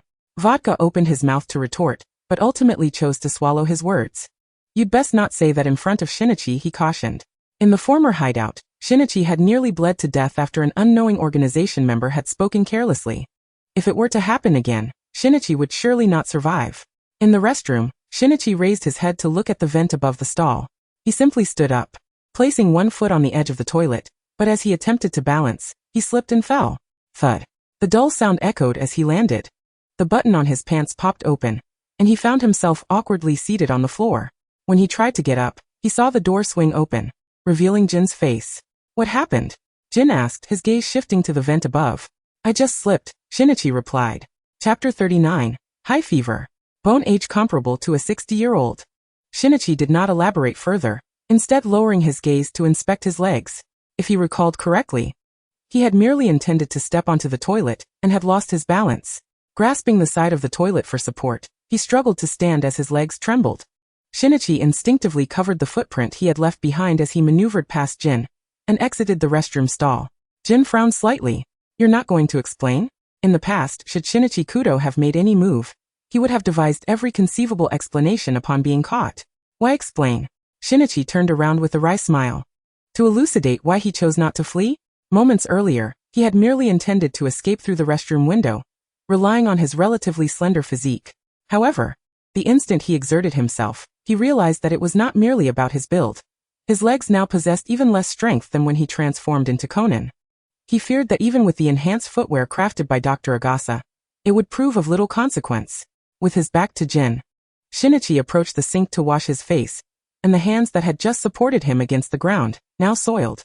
Jin followed behind him in silence, pulling out his phone to instruct Vodka to bring the clothes Shinichi had worn upon his departure. As for the organization member named Kimura, who had long since lost track of what he was doing in the private room, Jin chose not to inform him. The boys Kimura had summoned were, Jin had to admit, more astute than Shinichi and understood better how to amuse him or other patrons. Yet, compared to those eager boys, who had already been trained to be close to him, Jin preferred one with character. Akin to a little kitten that had yet to shed its biting instincts, a creature capable of inflicting a bite at any moment, providing him with a sense of conquest. He relished the thought of molding an unruly one into his preferred likeness, shattering each fragment of pride, and watching him approach with a mixture of hatred and inevitable submission. It was utterly enjoyable. Furthermore, he had a particular fondness for rebellious pets like Shinichi. Upon returning to their residence, Shinichi inevitably caught a chill, having been doused with ice water, leading to a fever that plagued him throughout the night. Despite ingesting antipyretics, there was no sign of improvement. Within a mere 10 minutes after consumption, his temperature dipped to normal, only to rapidly ascend to 38 or 39 degrees again. His pale, cold visage turned a flushed red, and his forehead radiated heat. In the living room, Vodka occasionally observed the lively interior, interspersed with Jin's low, furious reprimands, filled with both anger and concern that might startle Shinichi. Vodka, helplessly stationed in the living room, silently wished that Vermouth and Kir would hasten to bring the medicine and choya, as that might at least temper his brother's ire, or perhaps transform the scolding from a solitary affair into one involving 4 individuals. After what seemed like half an hour, Vodka wondered, where were they? Accompanied by Jin's growing impatience, the apartment door swung open, revealing not just the 2 women but another figure as well. Shirley? Vodka was taken aback that Vermouth and Kir had brought Shirley along. Yet, observing the expression of the organization as traitor, Vodka inquired, did you 2 bring her here? If the boss and Shinichi find out, are you not concerned about the potential repercussions? Just hours prior, the boss sought a woman, And now they had presented another to Shinichi. Although the lad bore no romantic inclinations toward Shirley, AI Hybra endeavored to calm her racing heart as she surveyed her surroundings, having been brought here with her eyes covered by vermouth, oblivious to their location. As for the journey, she felt as though they had been circling endlessly, deliberately obscuring the route from her memory. She glanced around, searching for the familiar silhouette of the boy. Where is Kudo? Vodka remained silent, unwilling to budge from his position. Just then Jin's voice, now raised in irritation, echoed from the bedroom. Where is he? Finally, Vodka stepped aside, allowing the newcomers to glimpse the partially open door to the room beyond, where the bed showed no signs of disturbance. Jin sat at the edge, visibly impatient, repeatedly wiping something with a towel. AI, her limbs feeling numb, took the medicine box from Vermouth and made her way into the room, navigating around the others. She was unsure why she felt an absence of the organization as presence. Hesitating, she finally spoke. I'm here to check on Kudo. The woman's voice was familiar to Jin. Her brown curls, simple casual attire, and the faint scent of hospital disinfectant about her, complemented by the white coat that suggested she had just stepped away from her research or work without changing. Shirley? Jin's recognition of AI, or rather of Shirley, surpassed his own understanding. Just a single strand of hair, or a subtle habit could allow him to identify her. A deep, sardonic smile spread across his face as he remarked, Shirley? I didn't seek you out, yet you've returned on your own? Shirley chose not to engage with him, instead focusing on the boy on the bed, his brow tightly furrowed. The sunlit, brave boy, who disregarded danger to act without a care for consequences. The one who shared a somewhat absurdly passionate detective spirit akin to the lad from Osaka, had now been reduced to this state? And the silver-haired child, cradled in Kir's arms, with a fair complexion and soft features, possessed large, sapphire-like eyes that seemed to glow, did indeed bear a resemblance. Quite adorable. Shirley lifted her gaze to the man. I can save him. As a genius scientist trained abroad, Shirley was also a biologist and chemist with considerable expertise in pharmaceuticals and medicine. Jin replied coolly, Don't touch him. Shirley scoffed, Not touch him? Jin. How am I to treat him without touching? Jin hesitated for a moment. Be gentle. Shirley disregarded his admonition, instead assembling her laptop and a series of portable testing equipment beside the bed. She lifted a corner of the blanket, connecting a blood-drawing syringe to a glass tube while inserting the needle into a disinfected vein at his elbow. Relax, it won't hurt. Chapter 40. Hybra's support. Shirley's words had no effect on Shinichi, who instinctively recoiled his arm as the needle pierced his skin, but Shirley held his shoulder firmly. If you want to live to see the outside world, lie still, she said calmly. Initially resisting, Shinichi gradually quieted at her command, allowing her to restrain his arm without the previous fervor. However, the fear of pain still lingered. The simple procedure of drawing blood commenced, and as Shirley examined the results on her screen, her brow furrowed. This body, whether in terms of bone age or the condition of internal organs, was in dire need of treatment.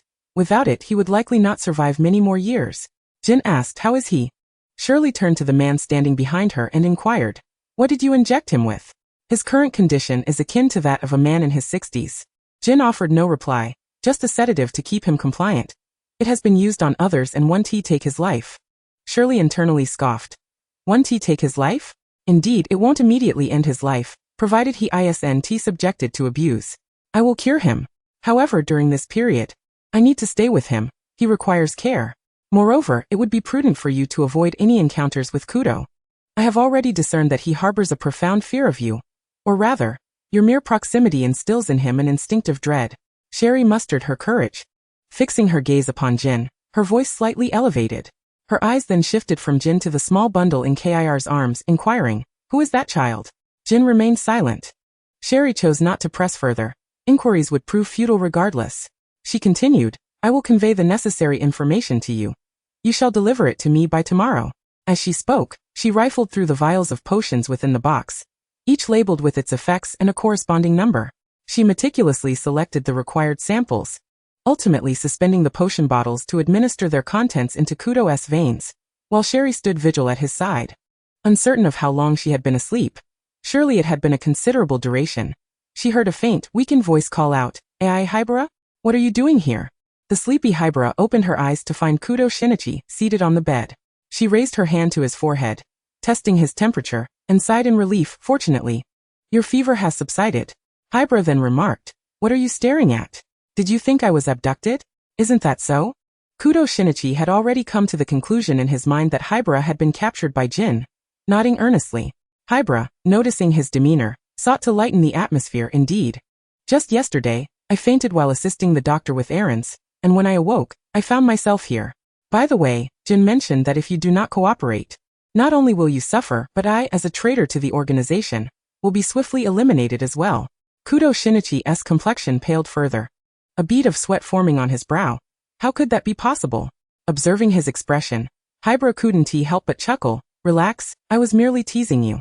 I saw the Vermouth's vehicle and decided to intercept it, only then realizing you were confined here by Jin. Nevertheless, fret not. I have brought testing equipment, along with clothes and shoes that your parents prepared for you. You should try them on when you have the chance. As for the rest, you can recuperate gradually. Kudo Shinichi managed a wry smile and nodded in agreement. As he regarded the items Hybra had brought, particularly the shoes, he looked up at her. These shoes? Hybra nodded. Yes, they were prepared by Aunt Yukiko. She said they were your favorite. As for those shoes, they were designed by Professor Agasa. The pair Hybra had found nearly 2 years prior belonged to Conan, which Shinichi could not wear. Thus, Professor Agasa had prepared a new pair that enhanced foot strength during his time in America. The watch is also for you along with these garments. I can see that the size of what you are wearing is incorrect. It must belong to Jin, Hybra observed, noting the loose black shirt that hung awkwardly on Shinichi. Its sleeves bunched at the wrists. Aunt Yukiko prepared some athletic wear for you. They are made of soft fabric and won't chafe, she explained. Kudo Shinichi nodded lightly. Suddenly, he recalled something, abruptly turning his gaze toward the corner of the room, pushing Hybra and urging her to leave. You must return quickly. This house is rigged with Jin's surveillance. If he discovers Kudo Shinichi hastily rose from the bed, grasping Hybra's hand as he attempted to lead her outside. You must understand the peril we are in. However, after several attempts to pull her up, he found Hybra seated motionless at the bedside. Simply observing him as he tugged at her hand, Kudo Shinichi urged anxiously. What are you doing just sitting there? I'm taking you out of here. If you remain, Jin will use you to coerce me. Our situation will only become more perilous. Leave and do not inform my parents of my current predicament. Hybra regarded Kudo, who was now in a state of frantic agitation, and gently flicked his forehead. Does that hurt? Kudo Shinichi clutched his forehead, which bore a faint red mark, grimacing. What was that for? Hybra? That hurts. Hybra inquired. Are you awake now? Kudo Shinichi replied curtly. I am awake, so you should leave quickly.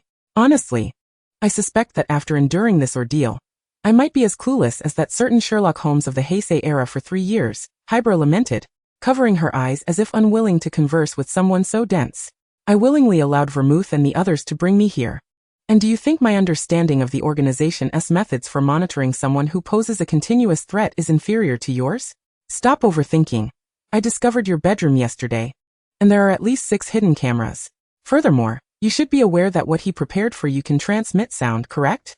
Kudo Shinichi nodded. Albarai, atterli un concern. Reclined on the bed, gazing at the ceiling. So, what would you like to eat for lunch? Relax a bit. Given your current state, looking like a 60-year-old man. Perhaps something vegetarian? Chapter 41. Hybra's support too. Fortunately, Jin had arranged for some provisions in the house for the two of them, alongside various medications, including common pharmaceuticals from local pharmacies. As for the medications, Hybra had discovered them earlier beneath the coffee table in the living room, initially pondering whether they were meant for Jin, but quickly realizing they were intended for Kudo's health. It appeared they were meant to sustain his life. Treatments for hypoglycemia, ranging from vitamin A to vitamin K, alongside calcium supplements. If he were to see his condition deteriorate, consuming just 1 meal a day could exceed the quantity of food typically required. Hybra guided Kudo Shinichi to the living room, seating him nearby. Is there anything you desire? I can prepare something for you. How about ramen? Anything is fine, Kudo Shinichi replied, still feeling somewhat under the weather, curled up in the corner of the sofa. Hybra glanced at him, but chose not to comment further. She suddenly recalled something and asked, by the way, yesterday I saw Vermouth holding a child with silver hair. I almost mistook them for her own. The child was rather adorable. What's their name? Kudo Shinichi responded flatly, I don't know. Hybra paused for a moment, covering the pot of ramen as it simmered, keeping an eye on it while walking towards Kudo. Alright then, I won't pry further. However, that little one seems quite pleasant, devoid of the organization's typical aura. I wonder what fortune Jin amassed to acquire such a clean-looking child. Especially with those eyes. They resemble yours quite closely. Eyes. Kudo Shinichi recalled what Vermouth had said. that the child Jin had brought on several occasions bore only a resemblance to him in their eyes, clear and pure, reminiscent of sparkling blue sapphires. He murmured Choya. What? Hybra did not catch it. Choya, it's a type of plum wine with a hint of sweetness, Kudo Shinichi clarified. Hybra nodded. That does sound rather pleasant. However, with a name like that, one might assume the child has a gentle disposition.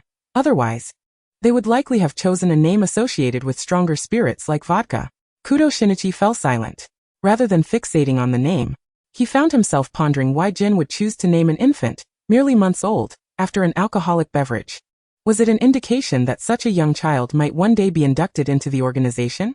At that moment, an odor reminiscent of something charred invaded Shinichi's nostrils, causing him to abruptly raise his head and sit up. Disregarding the dizziness that accompanied his sudden movement, he pointed in the wrong direction, exclaiming, Hybra, the ramen is burnt. Hybra AI, too, caught the whiff of the burnt aroma and dashed into the kitchen, clearly recalling that she had been using low heat. Upon witnessing the noodles stuck to the bottom of the pot, she covered her eyes with her hand. Shinichi leaned forward, peering into the pot to catch a glimpse of the faintly scorched bottom, and couldn't he help but smirk. Hybra, even you have things you can't manage? Has the ramen turned into grilled noodles? Hybra shot him an exasperated glance, rolling her eyes. Do you still think you're a Dagawa? You're in your 20s. Why are you acting so cutesy? Feeling somewhat embarrassed, Shinichi scratched his head, chuckling as he attempted to clarify. It's not like that. I don't usually say things like ha. It's just that seeing you made me slip into Conan's tone. Hybra found herself at a loss for words. However, what truly mattered now was what to do about dinner. She crossed her arms and regarded the ingredients in the refrigerator, feeling utterly at a loss. While Shinichi displayed a nonchalant expression, as if he were indifferent to whether he would eat or not, exuding an air of fearlessness. With a sigh of resignation, Hybra closed the refrigerator door and bent forward, bracing herself against it. What about eating it raw? At that moment, Shinichi returned from the living room with a tablet in hand.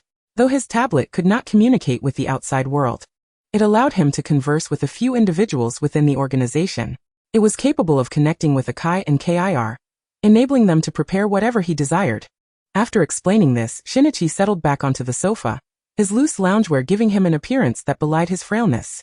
He adeptly retrieved 2 pills for low blood sugar and pain relief from the medicine cabinet, swallowing them dry without water. As Hybra turned back after sending her message on the tablet, she caught sight of this scene. What are you taking?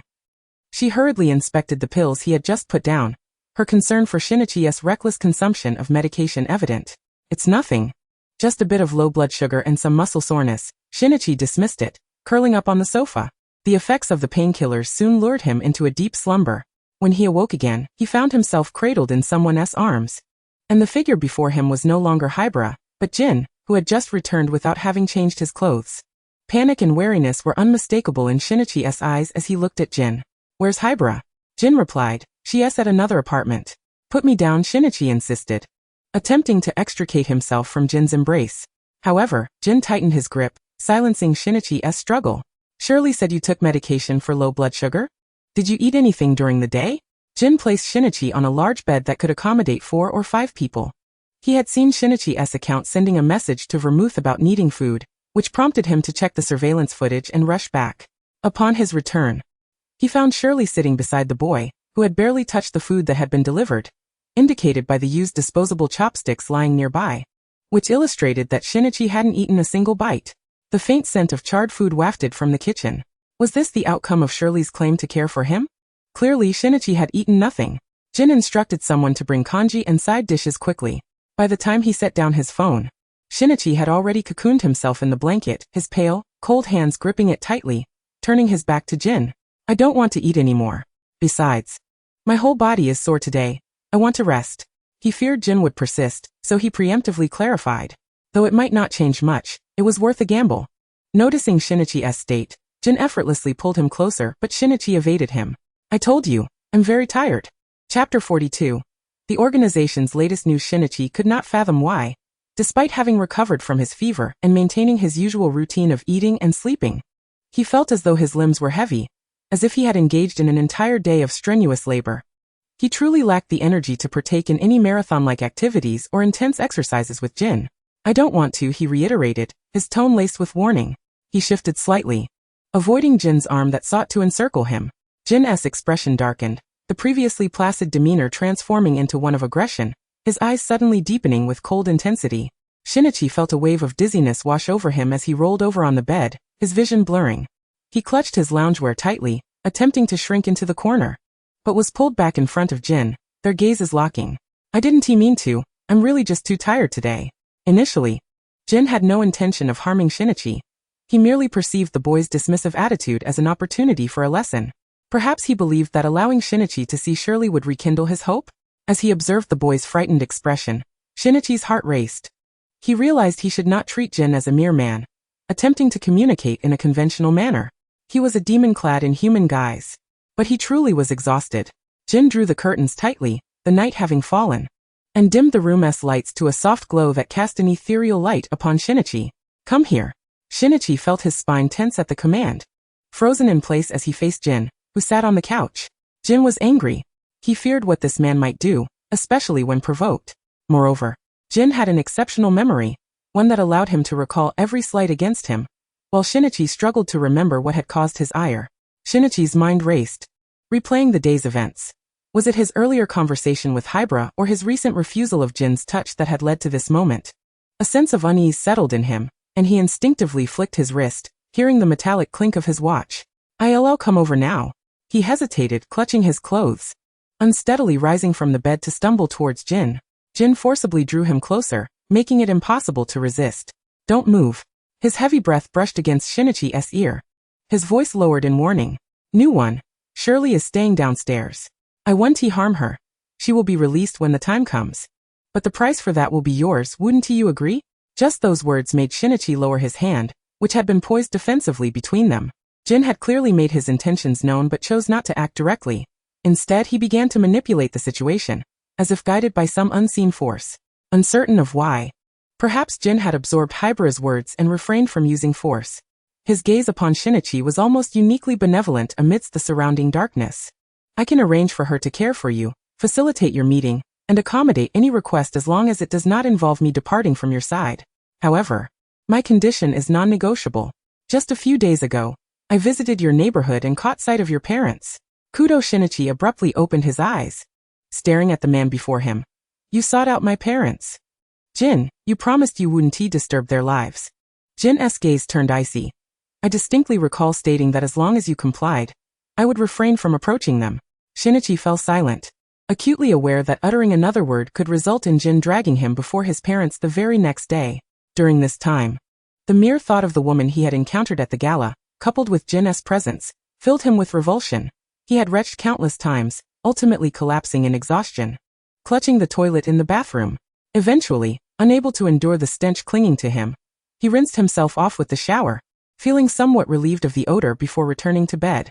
Jin, one hand occupied with his phone, seemed engrossed in something amusing, while the other hand gently kneaded Shinichi's. Jin stated, "I did not lay a finger on the woman from that night." He was uncertain why he felt compelled to clarify this. Yet an inexplicable urge to assuage Shinichi's concerns overcame him. Perhaps it was to avoid being subjected to further bouts of Shinichi's retching. "You find such places uncomfortable?" Jin observed as Shinichi bowed his head, contemplating the impracticalities of it all, uncertain if he would respond to the question whose answer Jin already knew. Shinichi slowly nodded but remained silent. His lack of response irked Jin, who tightened his grip on Shinichi's hand, applying more pressure. Jin's voice, cool and deep, resonated from above Shinichi. "I have made it clear that you must answer my questions. Speak." The grip on his hand was painful, and Shinichi felt tears welling in his eyes. "I despise such places. And what of that man named Kimura? Is he also a member of the organization?" He strained to pry Jin's fingers away, his hand nearly numb from the pressure. However, why had he never encountered this Kimura before?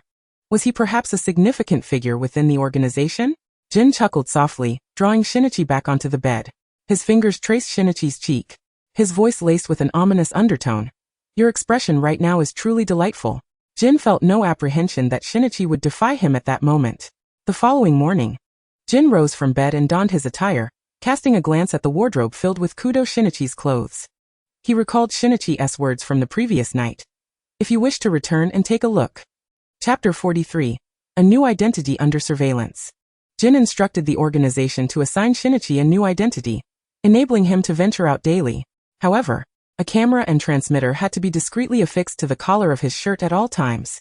A few days later, it was time for him to report to Mihan University.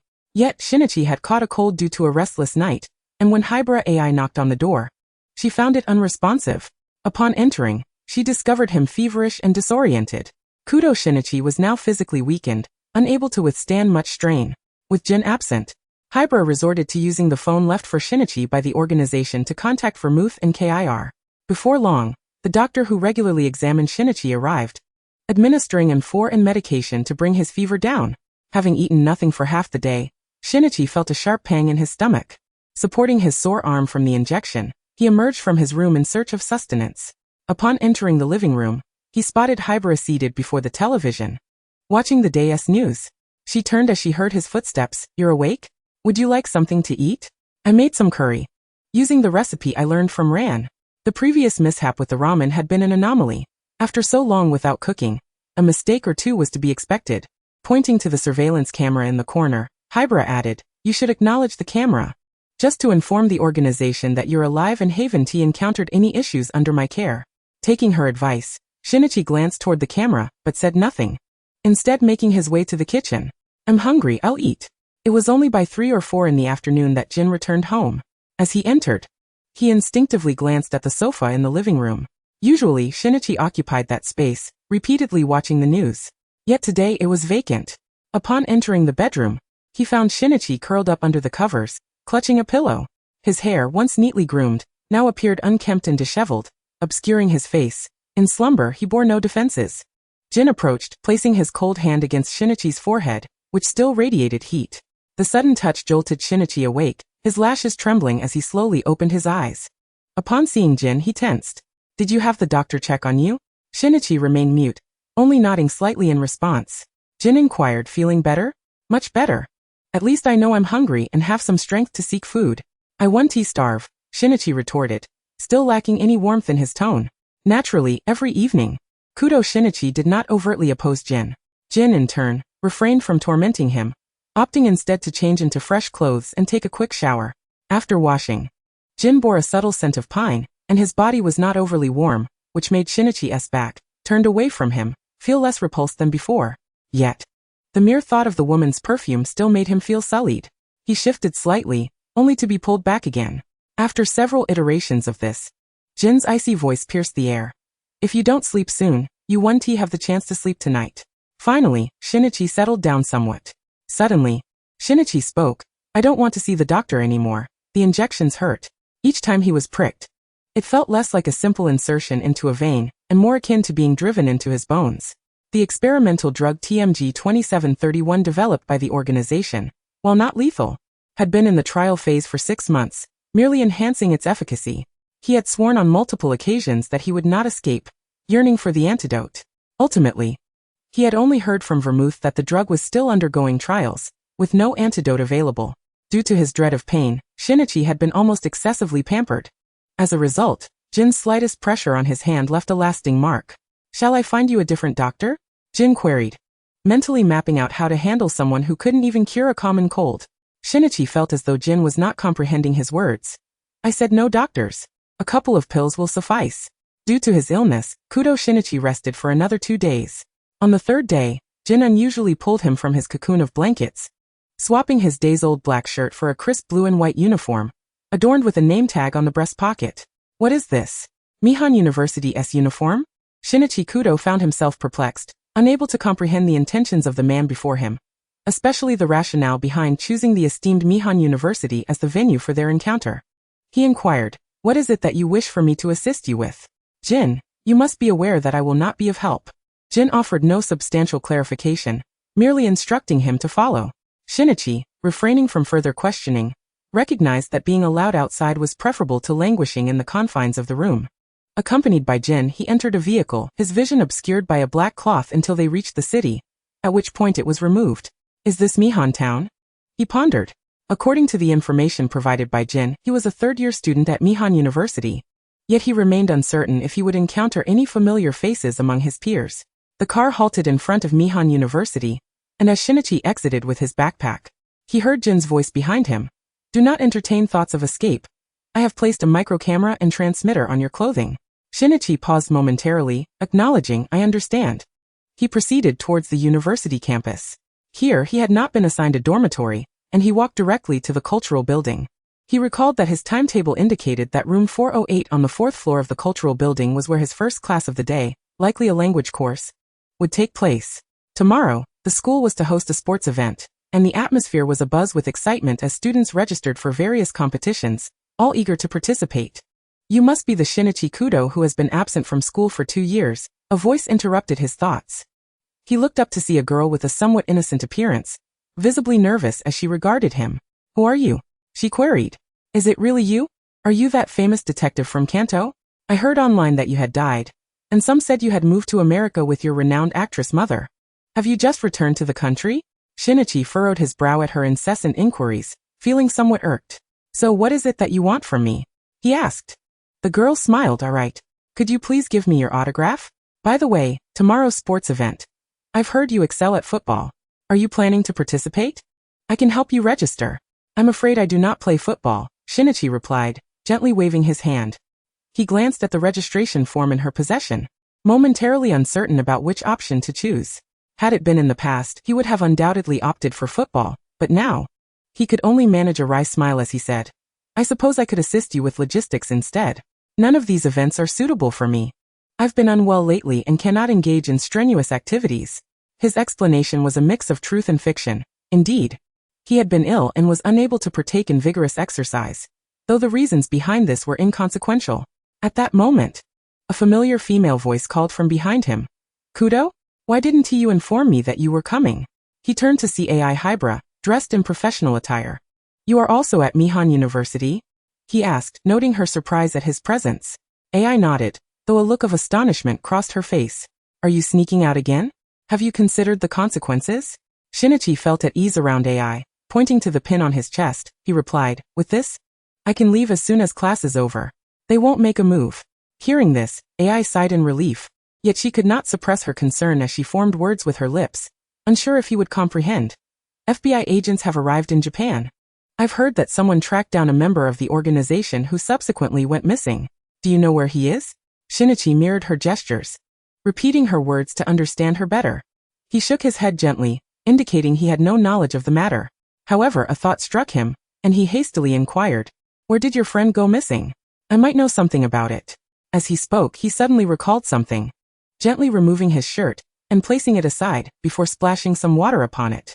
Once he had everything arranged, he led Ai to a seat further back, lowering his voice to say, if it's a bar or a place called Night Banquet, you should be able to find it more easily.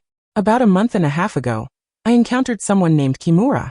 He seemed different from gin and vodka, appearing more like a host. You could begin your search from these 2 locations. Ai paused. Kimura? Is that his name? Shinichi shook his head. It's likely a pseudonym, much like Rum. By the way, did I mention to you last time that Rum is the old man from the sushi restaurant near the detective agency? Ai responded incredulously. Is it really him? She struggled to fathom the idea, as that man should be called Kageyama Kanonori, and she had not anticipated such a close connection. Just as they were about to discuss further, Shinichi's phone in his jacket pocket began to ring. They both turned towards the sound. Your phone? Ai asked. Ah yes. It should be, he replied, retrieving the device. The caller ID displayed the name Jin, which did not surprise him. He answered the call, signaling Ai to remain silent. Jin, what are you doing? I recall telling you not to engage in any frivolous antics while in my presence, Kudo. Shinichi's tone shifted dramatically when addressing Jin. Adopting a cool detachment. I splashed some water on my clothes and have left them to dry on my seat. On the other end, Jin seemed skeptical, responding, you'd better be right. At 3 o'clock, wine will arrive to collect you. Shinichi's expression darkened slightly. Understood. Ai stepped forward after he ended the call, her concern evident as she asked, what's wrong? Shinichi offered a bittersweet smile. Jin is monitoring me. You must remember what I told you. This man is not normal. Ai nodded, glancing at her watch. Well, you should return to your seat. Today marks the first time you will attend my class. It's finally an opportunity for you to prove your superiority over me. You usually treat me like your assistant. Shinichi quipped. Do you hold such a grudge? Throughout the class, Ai adeptly intertwined biology and chemistry, conveying her insights with clarity to the students. Yet, Shinichi felt something was amiss with her teaching style. Rather than a university lecturer, she resembled someone instructing elementary school children. Was she treating these high-achieving students like Genta and Ayumi, mere children? The class did not last long, and soon Shinichi found himself resting his head on the desk, drifting into a slumber. As the bell rang, AI, standing at the podium, glanced at the sleeping figure not far from her, and felt as though she had been tricked once again. She snapped a piece of chalk and accurately threw it at Shinichi's head. The impact jolted him awake, and upon realizing it was chalk he quickly lifted his head, only to see AI at the podium, exuding a demeanor that seemed to say, "I am justified. Can you even retaliate?" Shinichi had no choice but to close his mouth and remain silent. As class ended, he followed AI out of the cultural building, only to find themselves encircled by a throng of students. What is happening here? He wondered. Shinichi Kudo was taken aback, reminiscent of a time long past. Specifically, after returning from the school trip to Karuizawa, he recalled that incident vividly, when a girl claiming to be a fan of the Kudo family had sensationally revealed his identity during a live broadcast of the infamous Shura Tengu murder case. Hybra AI retrieved her phone, rummaging through a school forum webpage, and opened the pinned trending topic, thrusting it before him. With an unamused expression, she remarked, "You still dare to ask me? Every time you appear, it's like this. Can't you disguise yourself a little next time?" With his hands shoved into his pockets, Shinichi leaned slightly forward, reading the headline on her phone aloud. Breaking news. Kanto's renowned detective Shinichi Kudo spotted at Mihua University. Is there a case afoot? Or is Shinichi Kudo just someone's deskmate? What is this nonsense? He exclaimed. A case? Kudo, I feel like you're channeling some harbinger of death. Hybra AI retorted as she pocketed her phone. Come on, let's head to the cafeteria. By now, those few should be there as well. In the cafeteria, near the left side window, 2 boys and 4 girls were in view. While Shinichi recognized the boys, the 3 girls were unfamiliar to him. Who was that stunning woman in red seated next to Kaido Kuroba? As he and Hybra approached, the girl who had been facing away, ran, turned to look at Shinichi as he reached the table. Shinichi. He nodded and pulled out a chair to sit down. The great detective doesn't he need our help this time? Kaido chimed in, seated between Aoko and the beautiful girl in red, chuckling Gigi. I heard you were assigned to this little lady. Upon hearing the term little lady, Hybra shot him a glare saying, Who are you calling a little lady? Chapter 45. Koizumi Akako, Shinichi becomes the subject of a host's jests. Hybra despised being called a little lady, feeling it contradicted her personality, and upon reflection, she realized that it was Hattori Heiji from Osaka, who often referred to her that way. Kaido, chuckling, shifted the focus back to Shinichi, noticing that the brooch on his collar had been emitting a faint red glow since the beginning. He pointed and inquired, What is that on your shirt? A transmitter? Did you escape from that group and get followed? Shinichi glanced down at the miniature camera on his chest and explained, It's merely a surveillance device. As you can see, I'm out, yet not really out. The organization Jin and the others didn't inform me of any new tasks, and insisted I wear this getup this morning. Though I vaguely remember mentioning something about going home. He shrugged nonchalantly, adding, You needn't worry about it. As long as I don't divulge anything concerning that organization or entertain thoughts of escaping, this thing is merely an accessory. The rest is inconsequential. As they conversed, Shinichi's gaze fell once again on the girl in red seated to Kaido's right. By the way, I didn't ask earlier. Who is she? Kaido glanced at the girl who had been preparing his lunch and casually explained, Koizumi Akako. I believe she claims to be a descendant of the Red Magician. Shinichi blinked in surprise. A magician? Is there really such a thing? He recalled a childhood encounter at the beach with Ran, where he first met the Akai family, and if memory served, a watch robbery had transpired that day. In the end, Sarah had inexplicably declared that he was a magician. Curiosity piqued, Shinichi inquired. What is this red magic? Is it akin to magic tricks, or something else? Magic? How could we magicians be compared to children's tricks? Akako responded, covering her mouth with her hand, brimming with pride, reminiscent of a queen who seemed to possess everything. In class, many of her peers referred to her as Queen Akako or Miss Koizumi. Yet, the thought of her previous divination, proclaiming that everyone would bow before her, lingered in her mind. However, the only one who seemed indifferent to her was the enigmatic thief Kaido. She shifted her gaze to Shinichi, realizing he also bore no interest in her, which made her question the validity of her divination. Leaning on the table, she poked at the now mashed rice in her bowl with her chopsticks, sighing. Suzuki Sonoko, observing her demeanor, asked with concern, Akako, what is wrong? Are you feeling unwell? I see you burning the midnight oil in the school lab. Your health must be suffering. How about I arrange for a thorough checkup at my family's hospital? If there's anything wrong, we'll just take care of it right away. As she spoke, Sonoko mimed a pair of scissors in the air, playfully snipping. Akako's lips twitched. Sometimes she truly wondered if this wealthy heiress had too much money and nowhere to spend it. When they first entered university, Sonoko had invited them to her family's private beach. Eventually, Akako learned that this heiress possessed several luxurious villas akin to castles, which she had mentioned while complaining about a few city names to Ran. No, that's unnecessary. I just suddenly feel that magic can sometimes be quite deceiving, Akako dismissed, waving her hand. I told you, magic can often fail, Kaido teased from the side. This remark brought back memories of the first time he encountered the shortcomings of magic in front of Akako, when nature had inadvertently unraveled her spell during a snowstorm. Frustrated, Akako puffed her cheeks and decided not to engage further in the conversation that irked her. She stood, taking her tray, and declared, "You all can continue eating here. I have matters to attend to back in the lab." The university lab boasted far more equipment and supplies than their high school had. Once Akako departed, the remaining trio, Shinichi, Hybra, and the present Kaido and Hakuba, exchanged glances. Kaido broke the silence. "You must have heard about the recent events, right?" Hakuba gently tapped the notebook he had pulled out, scribbling a few words. "Writing is safer than speaking." Shinichi nodded, jotting down the case of the missing foreigners he had heard from Hybra, along with the sudden appearance of the FBI in Japan, and the names of the suspected organization members. The two glanced at his notes, shivering at the implications. They had originally thought Jin's actions toward Shinichi were perplexing, yet it seemed even more bizarre was afoot. Kaido blinked in disbelief, his voice laced with skepticism. "Bro, are you sure? You're saying that person is a host, and could those FBI agents possibly still be alive?" Shinichi gently shook his head. How could he possibly know? However, he was certain that if the FBI fell into the hands of gin and vodka, they would likely meet their end on the spot. The group continued to document the details they each knew on paper. Regarding how the Japanese police and the FBI resolve matters, Kudo Shinichi finds himself unable to intervene. After finishing his meal, he glances at the class schedule, noting he still has another lesson in the afternoon.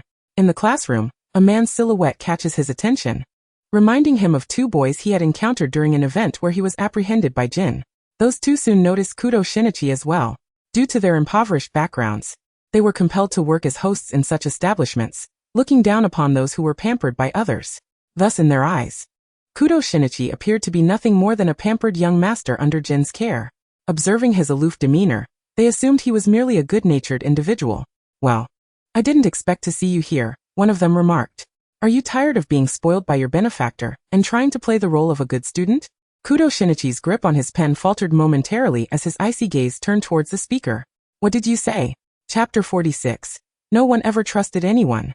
Kudo Shinichi regarded the person before him, who seemed intent on reckless abandon, and scoffed. "Who are you? Have we met?" "Kawaguchi Ryo," the individual replied, still oblivious to the gravity of the situation as he stepped closer, raising his hand to grab Kudo Shinichi's face, only to be thwarted by a swift counter. "You scoundrel. You're merely engaging in those disgusting activities outside.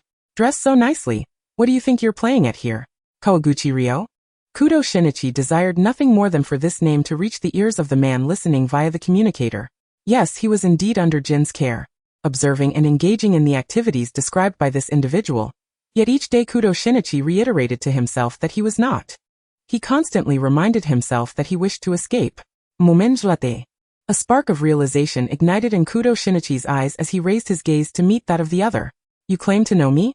Then tell me. Where did you see me? Perhaps I should reminisce about that scenario as well. A few days ago, I did accompany a friend to an event for a drink. Were you there too?" "No, my friend only brought 2 people. The rest were arranged by the establishment." "Could it be, Kawaguchi Ryo, that you were one of them?" The event in question, a fortnight prior, had seen Kudo Shinichi forcibly dragged by Jin, leaving him with a lingering sense of dread. That place could essentially be described as a realm where, as long as one had money, one could evade oversight. Some young men and women visited due to financial constraints, while others, the wealthy scions, sought to indulge certain desires. However, he distinctly remembered that Kawaguchi Ryo was certainly not of the latter ilk. Kawaguchi Ryo was momentarily taken aback by Kudo Shinichi's sudden remark, and after a brief pause, he grasped that Kudo Shinichi insinuated he had gone there to work as a host. His expression darkened instantly. "What nonsense are you spouting? I merely went to sell drinks to earn a living." With that, he focused on the crux of the matter, pointing an accusatory finger at Kudo Shinichi. "You just admitted to going to such a place. Look at your face. It's evident that you are a host, not a proper student. What does that have to do with you?" Kudo Shinichi replied nonchalantly, standing up as he refused to engage further. His mood was already soured, and he found it difficult to concentrate on the afternoon lesson. Observing Kudo Shinichi's continued indifference, Kawaguchi Ryo suddenly stepped forward, grasping Shinichi's wrist. "Aren't you afraid I'll spill the beans?"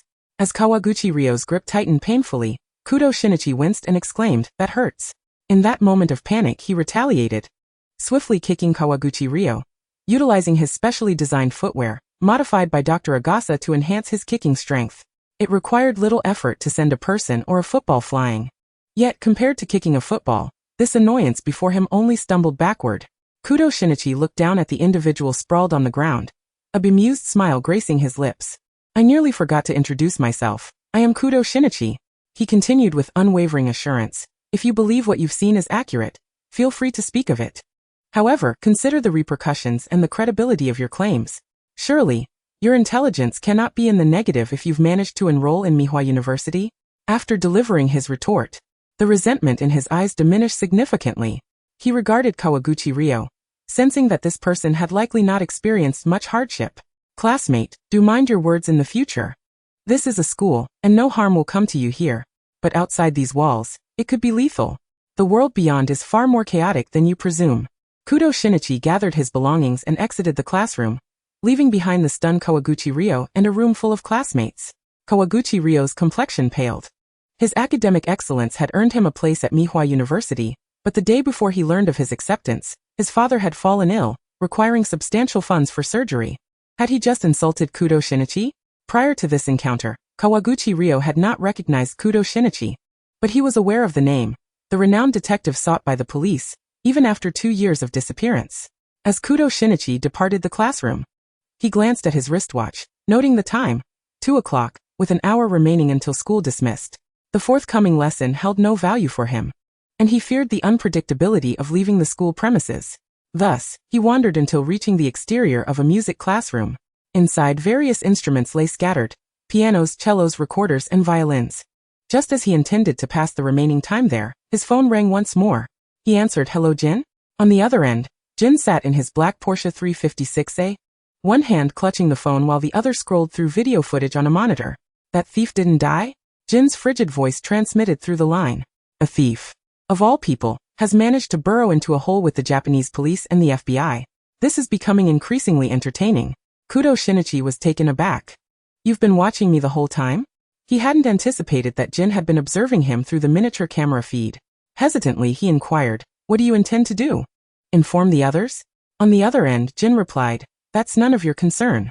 Vodka is already at Mihwa University. You need to leave now.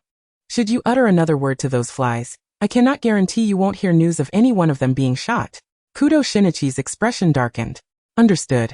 He cast a lingering glance at the violin resting nearby. His initial desire to pick it up dissipated as he withdrew his hand. Exiting the cultural building, he passed by the basketball court, where he spotted Kawaguchi Ryo, who had just previously accused him of being a host. "Can you still play basketball?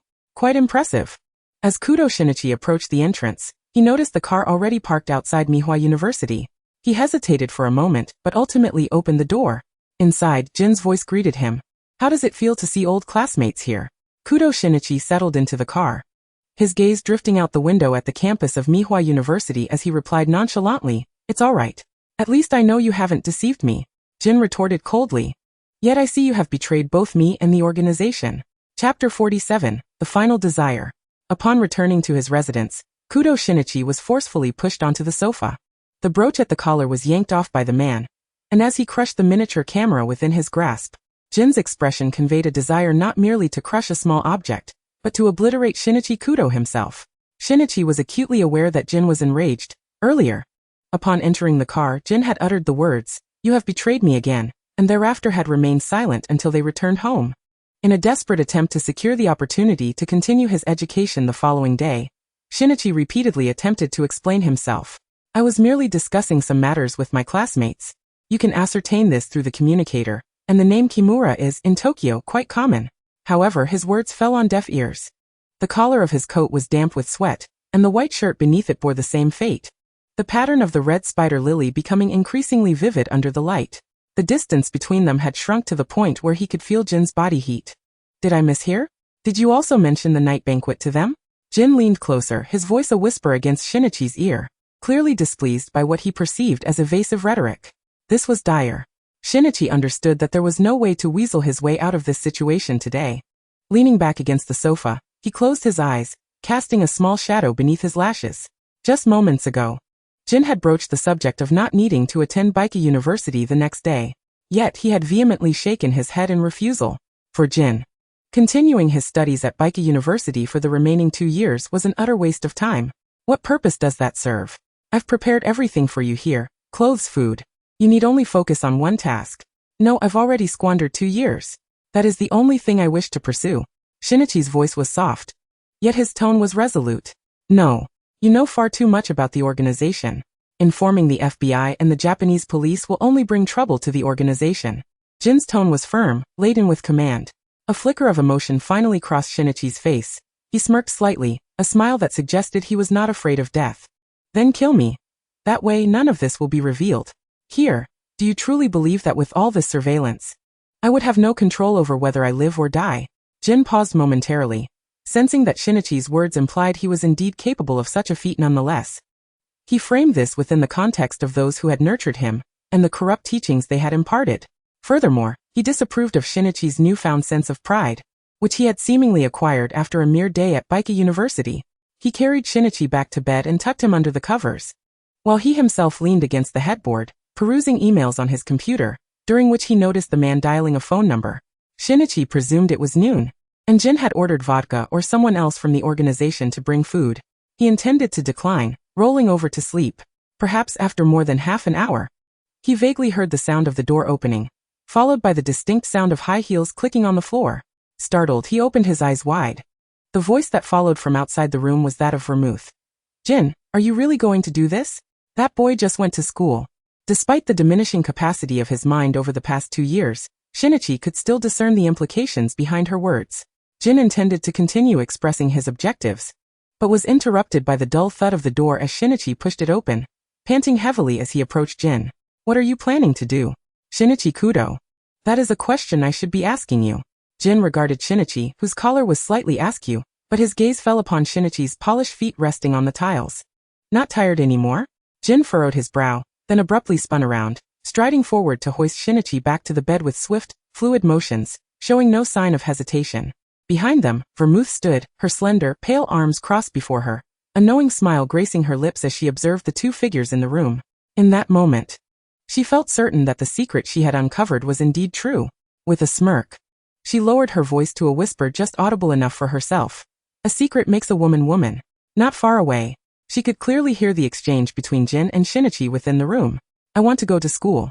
Please. Shinichi's voice was not loud. He carefully watched Jin's penetrating gaze, which seemed to dissect his very being. His tone was laced with fear and concern, yet tinged with a yearning for consent. Jin remained silent, his green eyes surveying Shinichi from an elevated position, as if he held dominion over the situation. He did not deny that by allowing Shinichi to attend school today, he had inadvertently granted those little mice, who fancied themselves hidden, the semblance of an identity as members of the organization, albeit not entirely. Yet he still harbored intentions to sever Shinichi's ties to Baika University once more, even if it meant confining him to this house indefinitely. Shinichi was acutely aware of Jin's capabilities, and with Vermouth in the mix, should she choose to, she could easily masquerade as another person or a member of the Baika University board, ensuring that Shinichi could not remain there for even a day. Jin could effortlessly bind Shinichi to this place with the mere thought of employing the ropes that no longer needed to be drawn out. Thus, he had no choice but to interrupt their dialogue, having long since forgotten how many times he had lowered his pride to plead with Jin. To Jin, Shinichi was merely a somewhat intelligent youth, never truly regarded as a 20-year-old or someone capable of reasoning with him. For Jin and the organization, Shinichi's thoughts could only be characterized as naive. Yet for Shinichi, every opportunity to speak, to grasp even a sliver of hope, was one he would not squander. Not hearing Jin's voice for an extended period, he softened his tone further. I truly wish to attend school. Observing Shinichi's willingness to humble himself over such a matter, Jin found it amusing. He questioned whether he had overestimated Shinichi or underestimated his own methods employed over the past 2 years. Despite having exhausted all his strategies, it was astonishing that Shinichi still retained a flicker of hope. In that moment, Jin felt that the endeavors of the past 2 years paled in comparison to the hope he had ignited in Shinichi. only to extinguish it mercilessly thereafter. Chapter 48. Choya, is she your grandmother or your aunt? Jin, do you truly enjoy being at school? Shinichi, seizing the opportunity for dialogue, nodded eagerly. I want to go. Jin turned to shut the door, blocking Vermouth's view, eager to witness the unfolding drama. Returning to the bedside, he leaned against the headboard and beckoned Shinichi to turn and face him. Shinichi hesitated for a moment, but then complied, sitting cross-legged on the bed to meet Jin's gaze. Jin chuckled mockingly, his tone steeped in sarcasm. Shinichi Kudo, I never anticipated you would bend to me over such a trivial matter. Shinichi bit his lip, fully aware that Jin would not readily acquiesce to his request. There had to be more to this situation. I promised you that I would not run away, and I shall not escape your gaze. However, this matter is my final bottom line. Kudo. Shinichi lowered his head, his hands gripping his thighs with such intensity that they began to draw blood from his anxiety. Suddenly a cool, indifferent voice pierced the air. All right. Kudo. Shinichi jerked his head up, only to find Jin lounging casually with his arms draped over the headboard, a cigarette dangling from his lips, and a mocking smile gracing his features. Shinichi understood all too well what this demeanor, along with the smirk while he held the cigarette, signified. When Kudo. Shinichi awoke, the sun was already high in the sky, marking the arrival of noon on the following day. In retrospect, this appeared to be the first time in his life that he had overslept for school. He recalled that there was a sports event at Mihua University today. Rubbing his neck, he realized he had forgotten what time he had finally succumbed to sleep the previous night. He must have been utterly exhausted to have drifted off so late. His body felt as if it had been disassembled and hastily reassembled. Nonetheless, he had made a commitment to assist with the logistics of the university's sports day, so he figured any help he could offer would be better than none. Reluctantly, he decided to rise. Upon entering the kitchen to prepare a meal, he noticed a note affixed to the refrigerator. You need not go to school today. Missing one day will not raise any suspicions. Kudo. Shinichi merely glanced at the note before setting it aside. He placed his meal in the microwave to heat, and while waiting, sent a brief message to Vermouth. I wish to go to school. Could you pick me up? In a posh restaurant with a view of the street, a woman with cascading silver waves was diligently cutting her pasta and chicken into bite-sized morsels, arranging them on a plate. Across from her sat a petite figure clad in a blue cat-themed onesie. Choya, let us eat quickly so we can head to kindergarten, she urged. In public, the woman exuded an aura of aloof sophistication. Yet in the presence of this little cherub, she transformed into a doting caregiver. Choya was the name Jin had given to this adorable little one, whose Japanese name was Yano, sharing Jin's surname. From a young age, Choya had been remarkably well-behaved, rarely causing trouble for Vermouth or Kir. Even during sleep, all that was required to ensure his tranquility was a small, huggable ball placed in his hands, allowing him to slumber peacefully for 4 or 5 hours. When they were at the computer, he would often adopt a thoughtful expression, his big blue eyes blinking innocently, captivating even the most cold-hearted individuals, such as Shiho, who had previously shown no hesitation in carrying out orders to harm a child. On several occasions, she found herself unable to resist pinching Choya's chubby cheeks. Auntie, I can't eat anymore, Choya said with a pout, his soft, round face displaying a look of dismay. His silver hair slightly tousled, a tuft bobbing as he moved. Using a baby spoon, he painstakingly scooped the shredded meat and soft noodles into his mouth. Choya was unlike other children. By 3 months, he could articulate simple words, and by 7 months, he was already babbling incessantly in his sweet, baby voice, trailing after the adults. Vermouth patiently explained, Choya, I've told you numerous times, just like Grandma Yukiko, you should call me Grandma, understand? Choya pursed his lips in dissatisfaction, blinking his big blue eyes at the elegant woman before him. Reluctantly, he replied, I didn't want to call Aunt Yukiko Grandma either, but she is Bappa's mommy. And you are not Bappa's mommy, just an aunt. Both Yukiko and Vermouth adored this little darling, the former resembling the renowned Japanese actress Kudo Yukiko, while the latter was a famous American actress known for her mature makeup, Sharon Weir. When confronted with Kudo Shinichi, the two women disliked being referred to as auntie or any other age-indicative titles, yet when it came to little Choya, they eagerly urged him to call them Grandma. Choya's sweet baby voice nearly made Yukiko forget the child's origins. If it weren't for the relentless reminders from Kudo Yusaku, she might have overlooked that Kudo Shinichi was still being held captive, and could not meet his son. Just then, Vermouth's phone chimed with a text notification. She glanced at the screen, and after checking the sender's name, she gently pinched Choya's chubby face, saying, Grandma is taking you to see Daddy Shinichi, alright?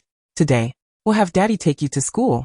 Choya looked up, bewildered. The concept of Daddy Shinichi was still unfamiliar to him. Will Bappa like me? The little one often surprised Vermouth with his maturity, at times seeming more like an adult than a mere toddler. It reminded her of Shinichi when he transformed into a Dagawa Conan. Of course, Vermouth assured him, cradling Choya as they left the restaurant and headed toward Kudo Shinichi's residence. Half an hour later, Vermouth used her key to unlock the door, revealing Kudo Shinichi, already dressed and waiting. "Boy, didn't Jin tell you to take the day off?" Upon hearing her voice, Shinichi lifted his gaze, momentarily resting his eyes on Vermouth's face before his attention shifted to the child nestled in her arms. Frowning, he questioned, "Why did you bring this child along?" Choya, who had eagerly anticipated being embraced by Bappa, felt his little face fall, resembling a deflated balloon. He realized that Bappa would not like him, for he despised that villain Jin. The young Choya had instinctively understood that Kudo Shinichi's aversion towards him stemmed from Jin. Hence he always referred to Jin as the bad man. Chapter 49, Choya. Nono protects Bappa. Vermouth gently set the not yet 1-year-old Choya down on the floor. The small bundle, round and plump, waddled over to Kudo Shinichi and with all his might, wrapped his tiny arms around Shinichi's leg. His beautiful big eyes brimmed with tears, and he looked up with a reddened face, asking Bappa, "Is that bad man keeping you from seeing Nono? When I grow up, I will help Bappa defeat the bad man." Shinichi was taken aback, questioning what kind of lessons the women in the organization were imparting to this child. How could he, at just 1 year old, be so articulate in referring to Jin as the bad man? While the sentiment was common enough, hearing it from Choya struck him as peculiar. Moreover, if his memory served him right, the child was barely a year old. How could he comprehend so much? And defeat? Such a notion hardly seemed appropriate for a toddler. Yet, considering the environment of the organization with its mix of women, it was likely that everyone, except for Shiho, was somewhat misguided. Regarding the CIA agent Mizuno Reina, also known as KIR, and the occasional outings with Vermouth to visit the Kudo family, Kudo Yukiko has been incessantly instilling in him the notion that it was Jin who imprisoned Shinichi. This has led to Jin, upon returning to the organization's stronghold, being met by the little one wielding vegetables or other objects in a mock gun pose. It is almost a reversal of fortune. Kudo Shinichi gently ruffled the child's silvery hair, noticing that apart from its softness, the little one exuded a faint scent of milk. Yano. Remember this. No matter what kind of person he is, even if you call him uncle or something, referring to him as a bad person is simply incorrect. I may call him that, as can anyone else, but not you. While it is essential for children to understand right from wrong, seeing this well-cared-for child, Shinichi could tell that Jin had never mistreated him. Moreover, such talk about killing is not something a child like Yano should utter. He should refrain from such words in the future. Rather than addressing the little one as Choya, Shinichi preferred to call him Yano. Recalling that the child shared Jin's surname, Akai Yano, which bore a resemblance to a girl's name. At that moment, Vermouth, standing nearby, glanced at the clock on the wall and compared it with her phone, reminding him, "Shinichi, shouldn't we be leaving? You're supposed to attend the sports meeting at Mihua University, and I checked the time. It should end around 2:30 in the afternoon. If we leave now, you should still have the chance to meet that girl named Ran." Shinichi nodded, somewhat awkwardly lifting the little pink bundle nestled against his leg. He turned to Vermouth and said softly, "Let us go." Departing from their residence, Vermouth reattached a miniature surveillance device and transmitter pin to Shinichi's collar. They drove to the kindergarten where Choya was enrolled. Shinichi, cradling Choya, entrusted him to the teacher. "Be sure to listen to your teacher." Just as Shinichi was about to turn away, Choya, who had entered the kindergarten, suddenly released the teacher's hand and sprinted out, tugging at Shinichi's clothing with small hands. Eyes gleaming with anticipation. "Papa, can you pick me up after school? I don't want Auntie. I want you to pick me up like the other kids." Shinichi paused, wishing to refuse, but upon meeting the child's hopeful gaze he relented. "All right." Reclining in the passenger seat of the Lamborghini, Shinichi drifted into a light slumber. If there were 2 places in the past 2 years where he could truly rest, it would be beside Jin, or riding in Vermouth's car. His feelings towards Jin were conflicted. He had fleetingly considered the possibility of Jin leaving the organization, but only for a moment, as he knew it was an impossibility, much like his own integration into that shadowy world. This distorted, even pathological existence. How long would it persist? 3 years? 5? Or perhaps 10? He refused to accept his position in the darkness. Deep within, Shinichi had always envisioned himself aligned with justice. On numerous occasions, when Jin drew near, he pondered whether drawing a gun on himself or Jin might bring an end to it all. In the year of his amnesia, he would have dared, but now, he lacked the courage. Moreover, within a certain proximity, as long as he could hear Jin's voice, his hands and nerves would act beyond his volition. For instance now, as long as he hadn't procured the antidote or suppressants for the mental strain, He couldn't guarantee that if Jin uttered the word kill while standing before him, he wouldn't act. Shinichi believed he would pull the trigger.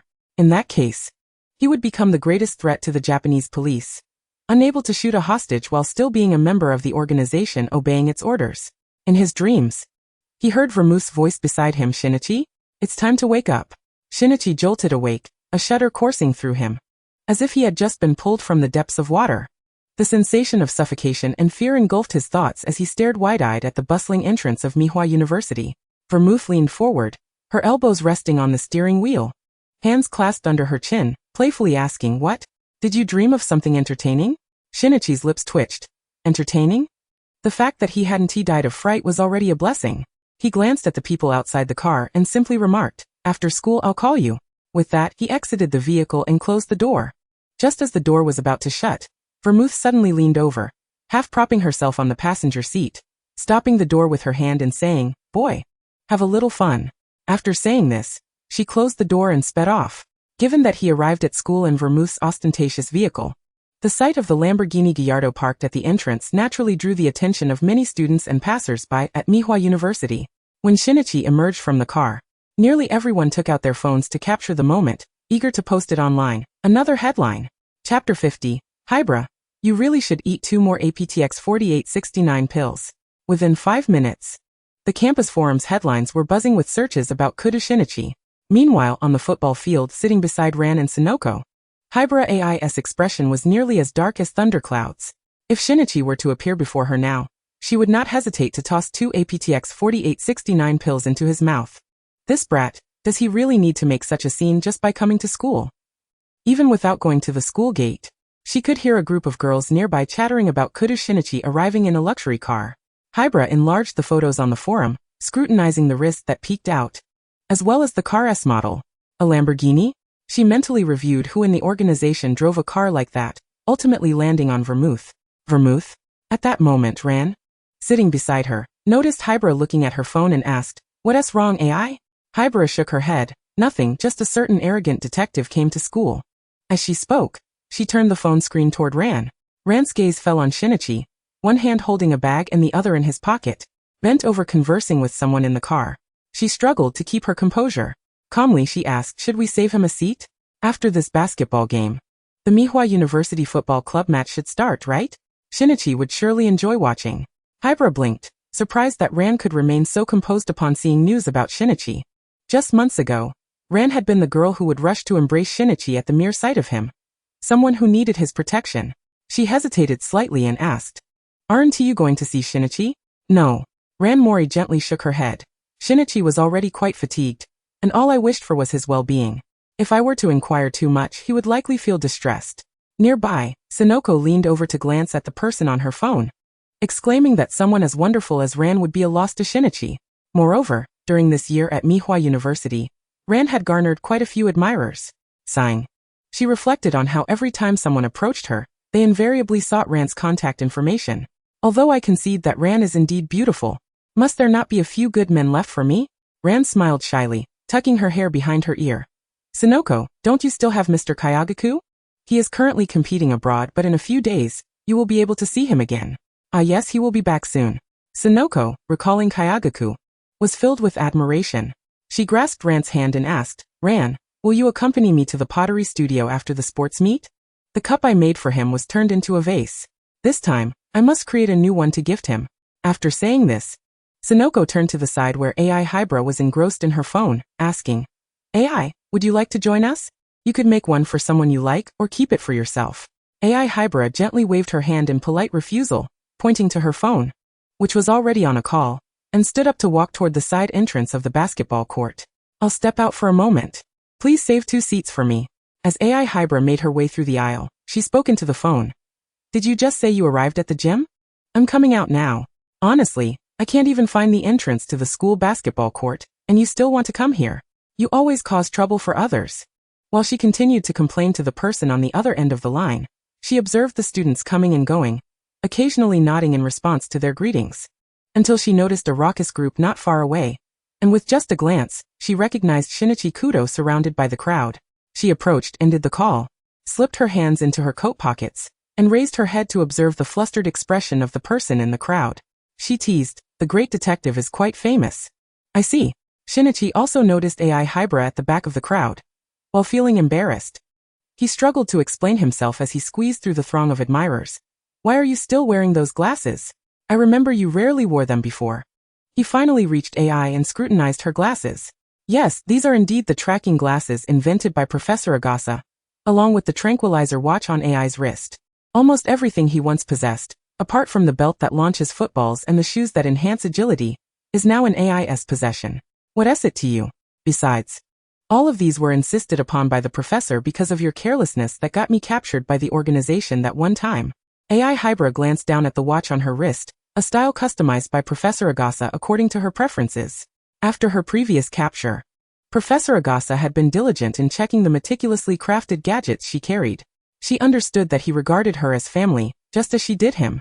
AI Hybra led him toward the basketball court, where today's match featured the computer science and chemical engineering departments, both of which consistently secured good standings in the annual Mihua University basketball competition. The two took their seats inside. Suddenly, AI Hybra recalled that Shinichi had just called her. Was that his phone number? What was the number you called me from earlier? She eyed Shinichi warily, preparing to confront him if he dared to claim it was from his phone. That number you just called me from, it wouldn't be your phone, would it? This. Shinichi pulled out a sleek black phone from his pocket, waving it in front of AI Hybra. I didn't use this phone. I borrowed it from someone nearby. My phone automatically forwards messages and calls to Jin and Vermouth. I may be physically slow, but my mind is still sharp enough to figure that out. AI Hybra breathed a sigh of relief at that moment. Shinichi then shifted his gaze to the court, spotting a familiar figure. Ryunosuke Kawaguchi? He noticed the bandage on the person's wrist that didn't quite cover the bruises on his face, eyes, and lip. Who had he gotten into a fight with?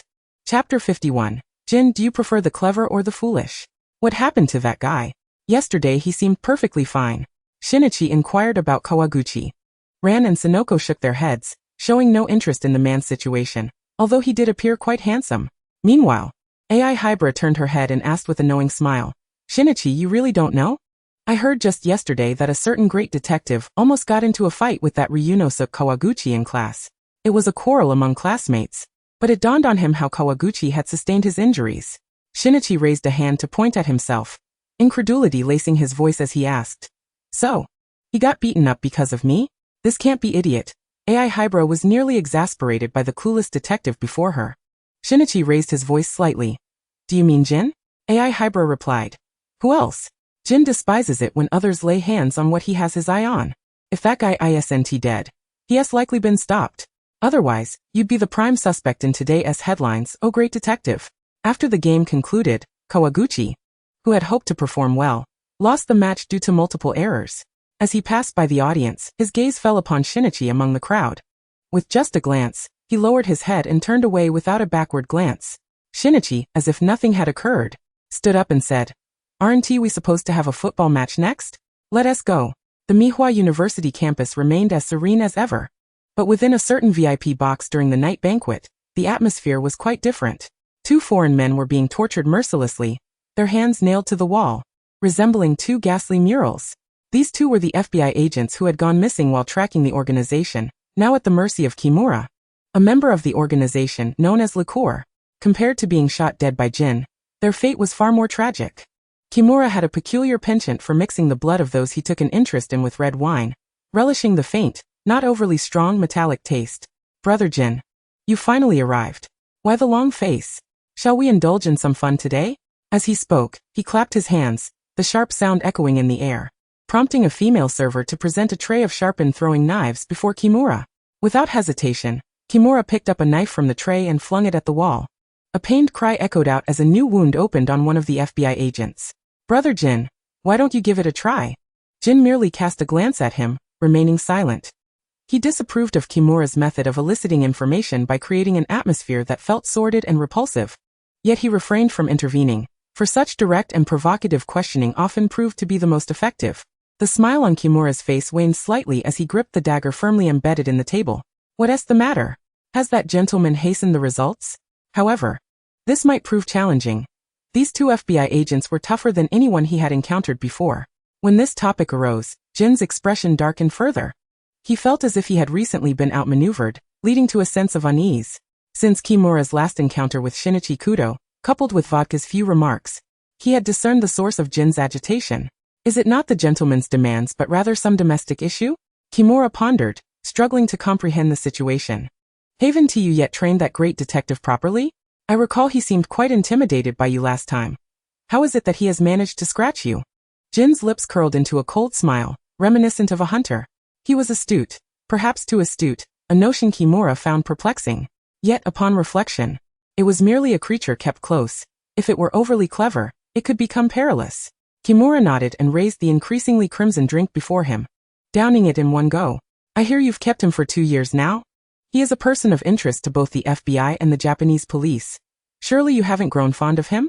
The idea of Jin developing an attachment to someone was difficult for him to fathom.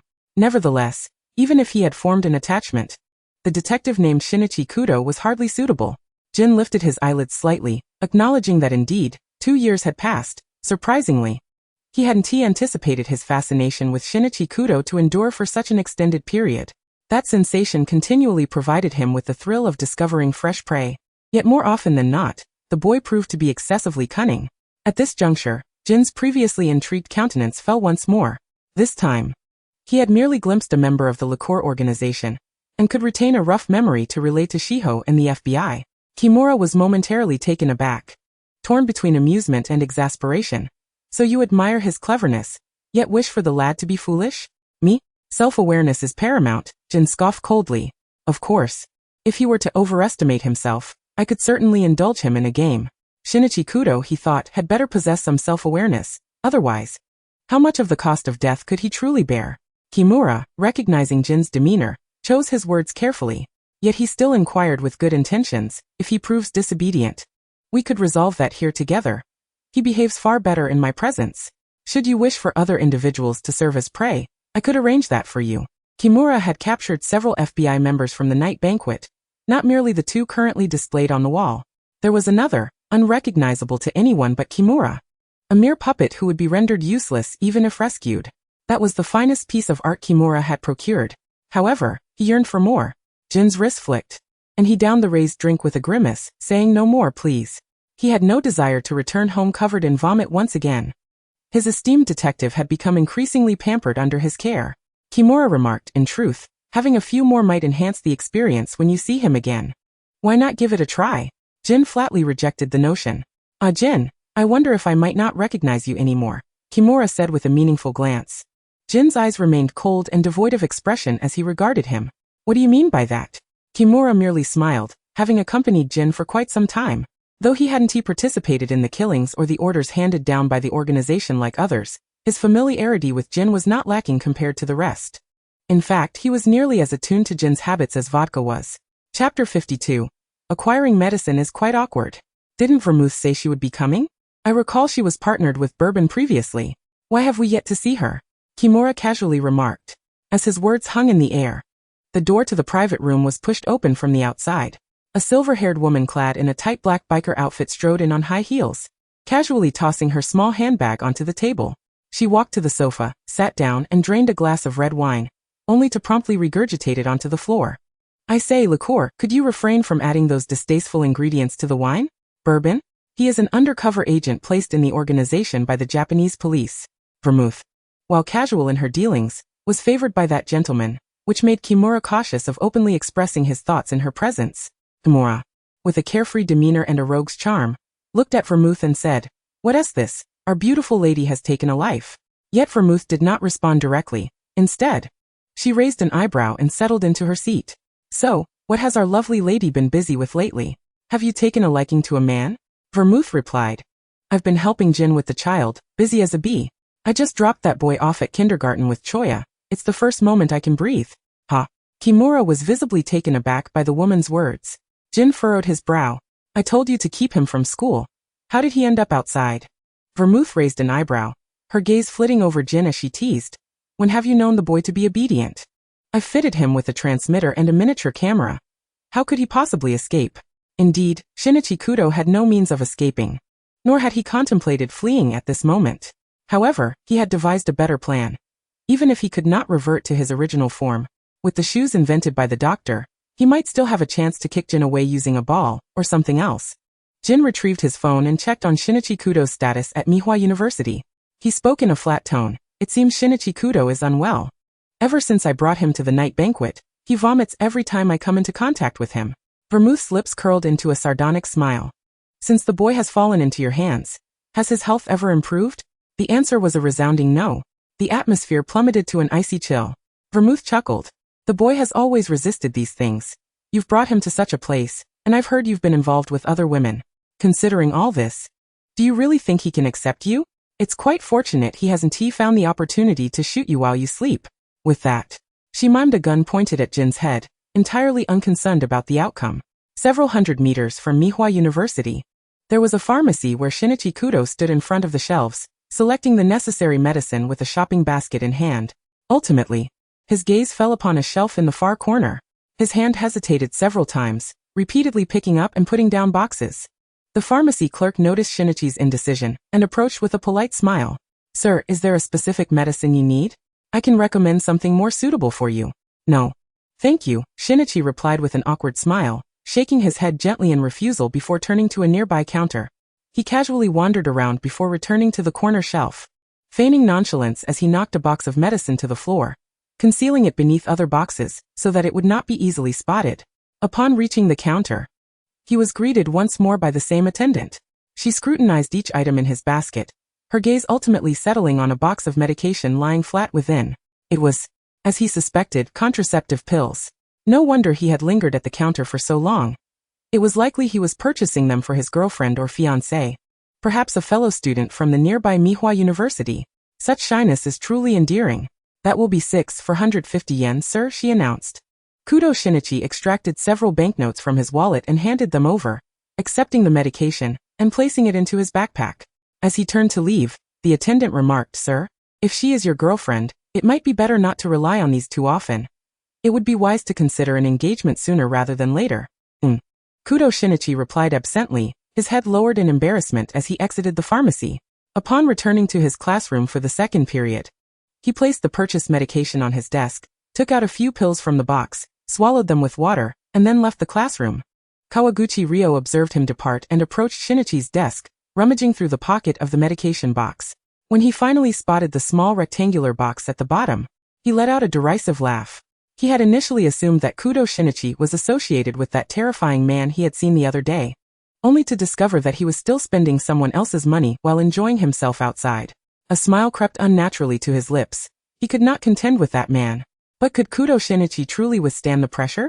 The Mihua University sports meet concluded well past 3 o'clock in the afternoon. Kudo Shinichi spotted the Lamborghini parked at the school gate and recognized the woman's face in the driver's seat. Shinichi, get in, Vermouth beckoned. Her gaze swept across Kudo Shinichi and Muri ran before settling coldly on Hybera AI, who stood to the side. After exchanging a few words with his companions, Kudo Shinichi climbed into the car and departed with Vermouth. As the vehicle drove farther away, he finally inquired, Are we picking up Choya, or heading home?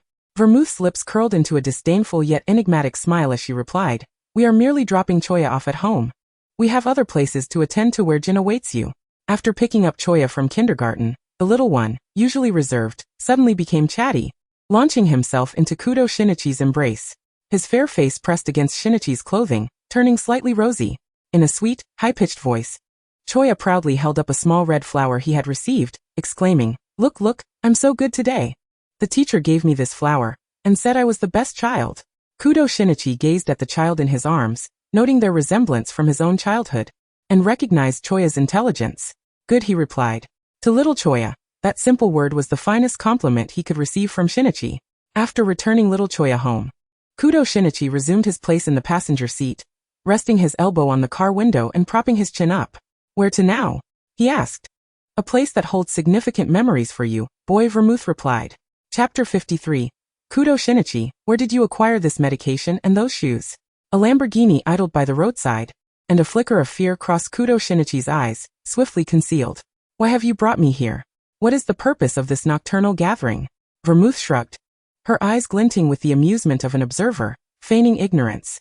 I do not know. It was Jin who instructed me to bring you here. Come on. He's waiting for you inside. Boy, it's quite lively here tonight. Kudo Shinichi exited the vehicle, following Vermouth into the elevator, until the familiar chime sounded ding. It was then that he regained his composure, trailing behind her to a private room. He observed a woman with her arms crossed, gesturing with her eyes for him to enter. "Go on in, boy." As he pushed the door open and stepped inside, he was immediately enveloped by a nauseatingly sweet metallic scent of blood. What greeted him was not anything ordinary, but rather a masterpiece displayed on the left wall, a grotesque tableau. Were these the missing FBI agents? His suspicions were confirmed. Their disappearance was indeed linked to tracking members of the organization known as Kimura. Yet he had not anticipated that if Jin were a madman, then this Kimura was a true deviant. "What is this?" His voice trembled as he turned to observe the individuals seated on the sofa. Kimura, gin, vodka, Cohen, Chanty, and vermouth. Kimura waved his hand, and two young waiters approached, restraining Kudo Shinichi. "The famous detective Kudo Shinichi, isn't it? What brings you here? What do you want?" Kudo Shinichi cautiously scrutinized the man before him, feeling the grip of the waiter tighten on his shoulder. He shot a cold glance. "Let go." The two men, intimidated by the mere gaze of the seemingly youthful boy before them, released their hold. Shinichi rubbed his shoulder where he had been gripped. "You brought me here just to see this?" Indeed, Kimura did not conceal his delight, raising his wine glass and gesturing toward the two FBI agents on the wall, grinning with malicious intent. "Do you recognize these two?" Kudo Shinichi hesitated before shaking his head. He could not claim to know them well, but years ago, when he was still Adagawa Conan, the FBI had indeed trailed organization members to Japan. He recalled the series of murders involving foreigners, and how he had encountered vodka on a rooftop after ensuring Hybera's safety. Upon returning to his home, he discovered a group of FBI agents had taken residence there, using it as a makeshift base.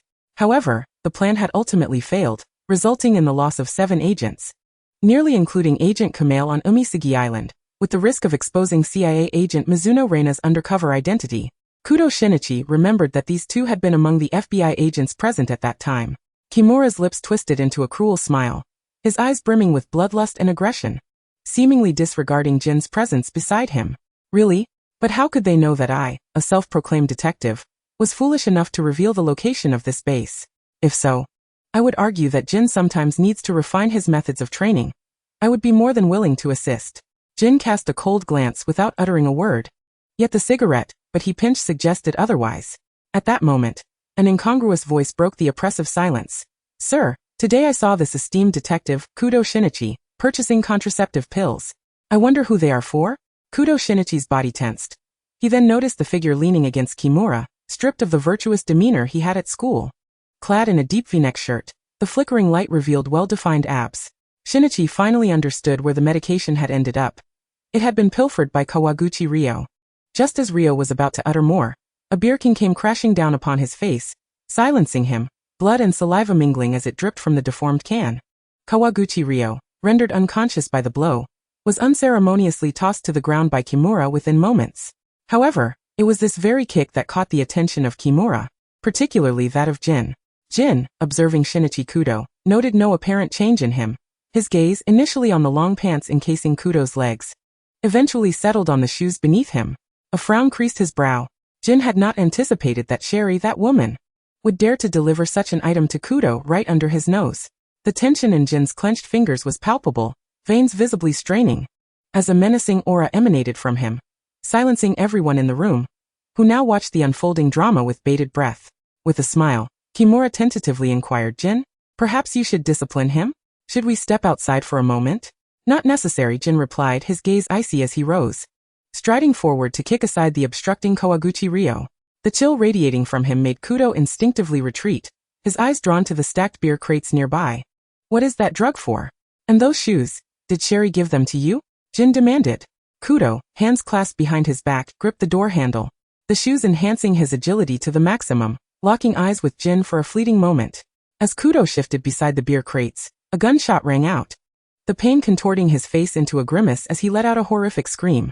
"Ah!" His grip on the door handle faltered, and he curled up on the floor, clutching his calf. The agony from the bullet, coupled with the debilitating effects of the organization's drugs on his body, threatened to send him into unconsciousness. In a daze, he felt a powerful hand grasp his jaw, forcing him to meet the man's gaze. Blood seeped from his bitten lip as he glared defiantly at Jin. Uttering 2 words, "Jin." Jin chuckled darkly. "What's your rush? We haven't discussed that drug yet. Also the origin of those shoes. What should I say? That I find you disgusting?" Jin, I hate you, Kudo laughed bitterly, recalling a year prior. Chapter 54. Are my legs ruined? Indeed. Jin was indifferent to the matter of the drug, or who it was intended for. He already knew the answer in his heart. However, the significance of the shoes on Kudo's feet had shifted. His gaze bore down upon them, and he struck them with unrelenting force. A cacophony of shattering reverberating through the air. Kudo was certain his shoes were destroyed, but surely his ankle could not have shattered as well? The pain, akin to broken bones, jolted him back to some semblance of awareness. Jin continued, were you planning to kick that beer crate? Before Kudo could respond, Jin pressed the gun's muzzle against him, rendering his attempts at explanation into incoherent sounds as he shook his head fervently. In the next moment, Kudo felt the agonizing impact of a bullet to his knee, as Jin, having produced a handgun seemingly from thin air, shot through his bent leg. The shattering of bone turned his complexion pale, draining him of color until he collapsed into unconsciousness. Kudo surmised that Jin had rendered his left leg utterly useless with just 2 shots. Darkness encroached upon him, and amidst fragmented voices he discerned, Jin, should I prepare a room for you? I have everything you need here. Give it half a month, and even the most stubborn will relent. Not necessary. All right, Jin. You've truly changed. Kimura, mind your tongue. When Kudo regained consciousness once more, he found himself in a room he had never been in before. Adorned in shades of black with blood-red accents. He lay in bed, unsure of how he had arrived in this place. But he was aware that he had repeatedly awakened and succumbed to unconsciousness. The beeping of medical equipment filled the air, and outside, he could faintly hear a familiar doctor conversing with someone. Young Master Kudo's left leg may be permanently ruined. Our current capabilities allow us merely to stabilize the broken leg with a cast and bandages for recovery. If he heals well, he might regain the ability to walk. If not, he may require mechanical assistance or spend his life confined to a wheelchair. A lifetime? Hearing that he had a greater than 50% chance of being confined to a wheelchair extinguished the last flicker of light in Kudo's eyes. Jin had truly rendered him a cripple. Tears, for the first time, betrayed him, streaming down his cheeks and soaking the pillow beneath him. Until the doctor departed and Jin returned to the room, Kudo did not shrink away as he usually did. Instead, he lay there like a soulless marionette, staring blankly at the ceiling. It felt as though everything, even his breathing, had come to a standstill. This time, Jin was genuinely enraged, for he saw a long-lost killing intent flickering in Kudo's eyes. He was uncertain whether this boy, who had followed him for 2 years, was simply adept at hiding himself, or if he had never truly understood him. Speak. Kudo remained motionless, not even granting Jin a glance or a syllable. I command you to speak, Kudo Shinichi. Jin's tone intensified with authority. Kudo's voice was hoarse as he shifted his eyelids to meet the man's gaze. Are you satisfied now? My leg is utterly ruined. I can only lie in bed. Is this what you desired? Jin offered no response, merely regarding Kudo's lifeless visage with an expression of indifference. Kudo's eyes fell upon Jin's side, where a fleeting thought crossed his mind. Suddenly he sat up, and in the moment Jin was caught off guard. He drew a gun from Jin's waist and aimed it at himself. Bang! The bullet did not fulfill Kudo's wishes. Instead, it struck his shoulder, staining his pristine white shirt with blood. The gun was swiftly wrenched from his grasp and hurled to the floor. Kudo rasped, let me die. His final psychological defenses had crumbled entirely. Wishing for death. Is that within your power to decide? As Jin's voice fell, a flower pot shattered in the room. And in the next moment, the television screen facing the large bed flickered to life, magnifying the image of Rant's face. In the footage, a flower pot plummeted from above, narrowly missing her head. Then came another sound. A window, loose and unhinged, shattered upon striking the ground, sending shards of glass slicing across Hibara AI's face. Through the lens, one could witness the terror etched upon her features. Had it not been for Hattori Heiji, she might have suffered far worse than mere cuts. Kudo's eyes widened, yet he heard Jin's voice urging him to continue. It was not merely this. He saw a throng of students from Mihan University flocking to the security office, collecting their parcels. Kudo furrowed his brow. Why are there so many packages? He quickly deduced the reason. Previously, while receiving treatment at the Cupholder Hospital, a similar situation had occurred.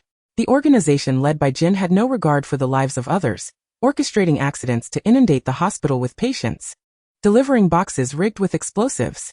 Their intent was to obliterate the entire Cupholder Hospital.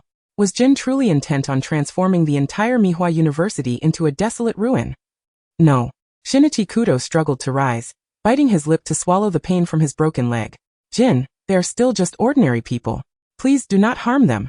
As Shinichi gazed upon a girl unwrapping a bundle, He found it to be a bouquet of resplendent red roses. His vigorous movements caused the blood in the syringe to backflow. Jin met Shinichi's eyes, which were filled with rage and defiance, and stated each word with chilling clarity. This is merely a punishment, a consequence for daring to strike against me. No, please.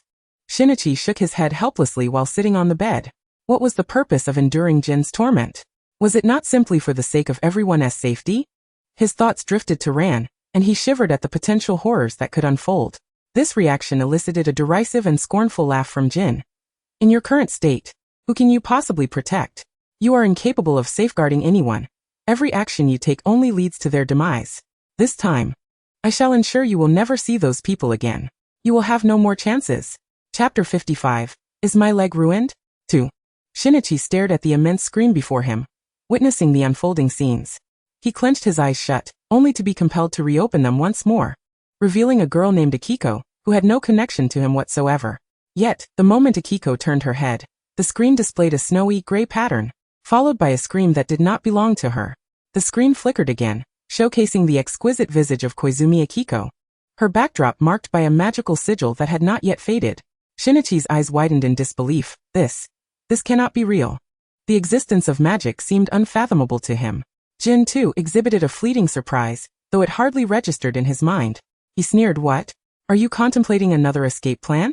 Seeking this Akiko woman? Shinichi pressed his lips tightly together and shook his head. I am not. Jin found his reservations laughable.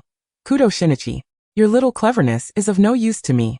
I have granted you more than one opportunity, yet you have failed to seize any of them. Not only for those people, but for you as well. Next time, the target will not be a flower pot or a vehicle.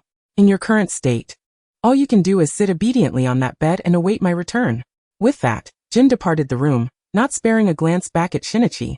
Shinichi felt numbness in his legs, and from the knees down, all that remained was pain. At least he could feel something. If the pain were to vanish, what would be left? Eventually, he succumbed to slumber once more, plagued by visions of Jin ruthlessly shattering his legs, replaying like a carousel in his mind. Amidst this, he caught a faint whiff of tobacco, but his heavy eyelids rendered him too fatigued to open them.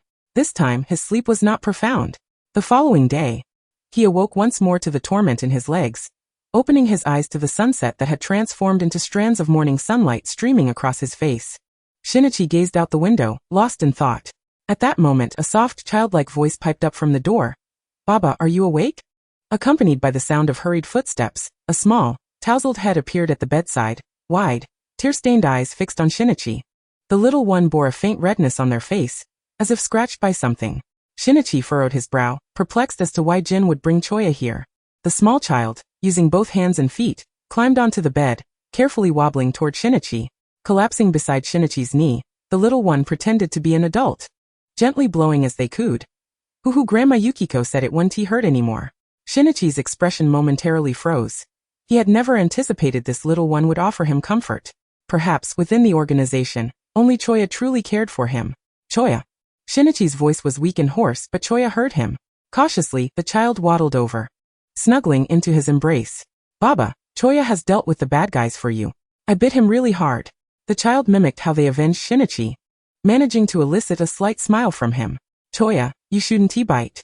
Shinichi attempted to lift the little one, only to find his right arm utterly powerless. Choya blinked, understanding his intent, and climbed into his lap. At an age when most children would be crying, this little one's obedience tugged at Shinichi's heartstrings. Choya tilted his head, observing Shinichi's pale face, murmuring, Baba, doesn't he want Choya anymore? I heard from Grandma that Baba shot himself, and that bad man took Baba's hand away. The child's voice quivered, on the verge of tears. Shinichi, wishing to spare the child any sorrow, reassured, I would never abandon Choya. You are my only family here. Even as he spoke, Shinichi struggled to believe his own words. Just then, the door swung open once more, and Jin entered. His gaze fell upon Shinichi cradling Choya, and he instructed the person beside him. Vodka, take Choya away. Yes, brother. Vodka strode over to the window, but as his hand brushed against Choya's clothing, the little one struck him fiercely. Choya glared at him, puffing up like a feisty little kitten. Go away, bad man. That big bad guy wants to take Choya away and bully Baba. Choya wants to stay with Baba. Vodka hesitated. Had it been any other child, he would have simply pulled them away, but this one was different. Jin's voice turned cold and impatient. Hurry up. Only then did Vodka seize Choya's little arm, ignoring the child's protests, and carried him away, leaving space for Jin and Shinichi. Jin stepped forward, retrieving a garment from the nearby wardrobe and draping it over Shinichi before lifting him into his arms. This action startled Shinichi, prompting him to exclaim, "What are you doing?" "Behave," Jin replied without further comment, carrying him out of the room. Outside, only Vermouth and Cohen awaited. Shinichi lowered his gaze, avoiding eye contact. However, he noted that Kanthi, who usually accompanied Cohen, was surprisingly absent. They typically appeared together. He inquired softly, "Where's Kanthi? Aren't they usually together?" Jin paused momentarily before responding. "That thief's friend is quite formidable. They nearly burned Kanthi alive. It seems we need to exercise caution before taking further action." Shinichi's eyes widened in shock as he stammered, "Is it that girl named Akiko?" The enigmatic red sorcery of Shinichi Kudo remains a mystery to him. However, the remarkable feats he has accomplished, along with the peculiar images displayed on the monitor yesterday, seem to be linked solely to a girl named Hongzi, who had momentarily paused and vanished.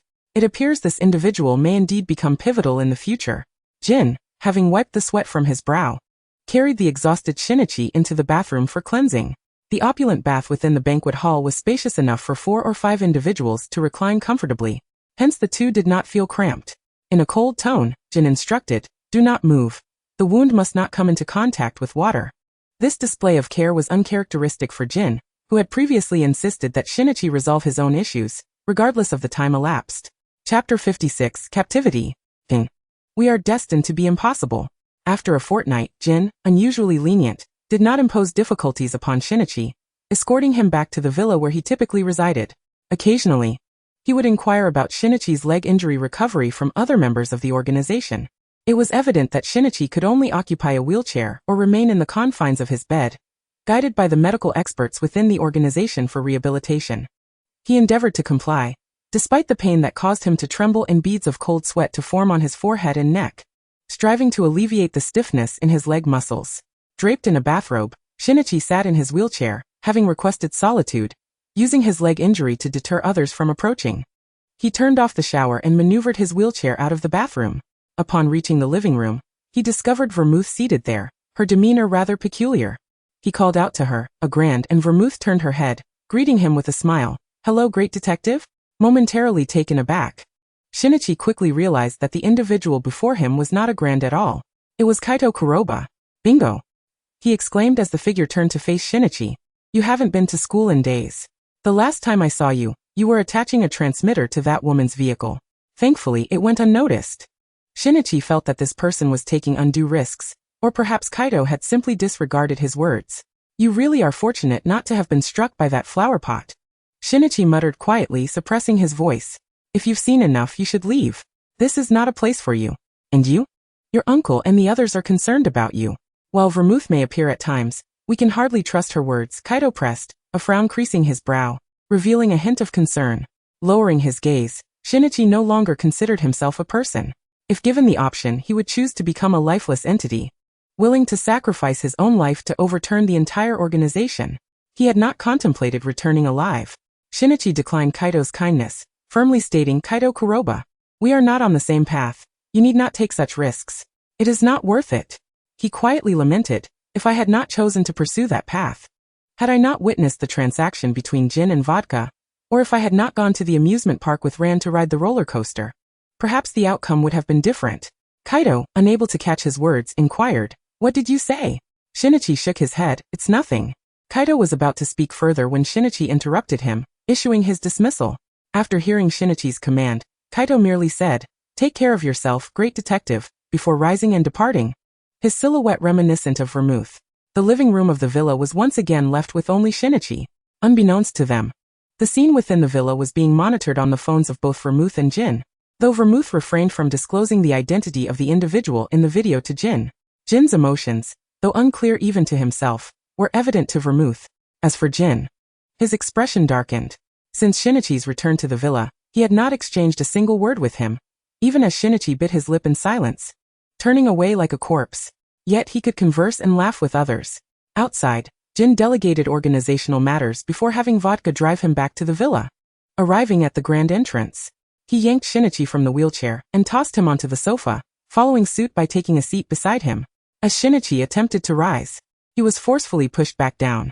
What are you doing, Jin? This is the living room, Shinichi exclaimed, startled by the suddenness of Jin's actions. They were in the living room, where returning individuals could engage with vermouth. Why did he become lifeless upon seeing me? Jin's heated breath cascaded over him, chilling him as if he had plunged into an icy abyss. As he gazed at the person seated beside him, Shinichi realized that Jin had witnessed his conversation with vermouth through surveillance. No, it's not like that. Not like that. Then what was it that I saw? Jin's voice dripped with frost and aggression as he reached for the belt tied around his waist. Panic-stricken, Shinichi raised his hand to block him. Jin's actions once again provoked Shinichi, and in the next moment, a forceful slap landed across Shinichi's face. He stared wide-eyed at his own hand, suspended in midair. Time seemed to freeze in that moment, the living room enveloped in a profound silence. Jin, struck by Shinichi's retaliation, lost his usual composure, overtaken by a fierce rage. The next instant, a sharp slap sent Shinichi's face askew, leaving him dazed as he reclined against the sofa, the world spinning around him, struggling to focus on Jin's face. Jin grasped the hair at the back of Shinichi's head, forcing him to lift his gaze and meet his own. His tone cold and menacing. What do you think you are? Did you truly believe I wouldn't dare to act against you? Shinichi, regaining some clarity despite his swollen face, managed a self-deprecating smile, retorting, Jin, what is it that you fear? If you have the courage, kill me. Or hand me a gun. I won't require your effort. Jin's eyes gleamed with murderous intent, wishing to crush his throat. Shinichi Kudo, have I not done enough to you? Why do you insist on defying my will? Shinichi gasped, gripping Jin's arm tightly, his face flushed with anger. What have you done to me? Caused my amnesia? Made me turn against those around me? You've done more than enough. Using those I care for to threaten me into remaining within this organization. Transforming me into a mere shadow of my former self. A monster. We have always been fundamentally different. Why do you question my defiance? He loathed that moment of reckless curiosity that led to their fateful encounter.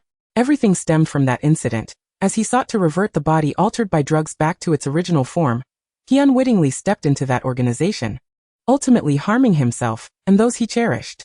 Confined in this place, threatened by countless photographs and the lives of others, he saw no opportunity for escape.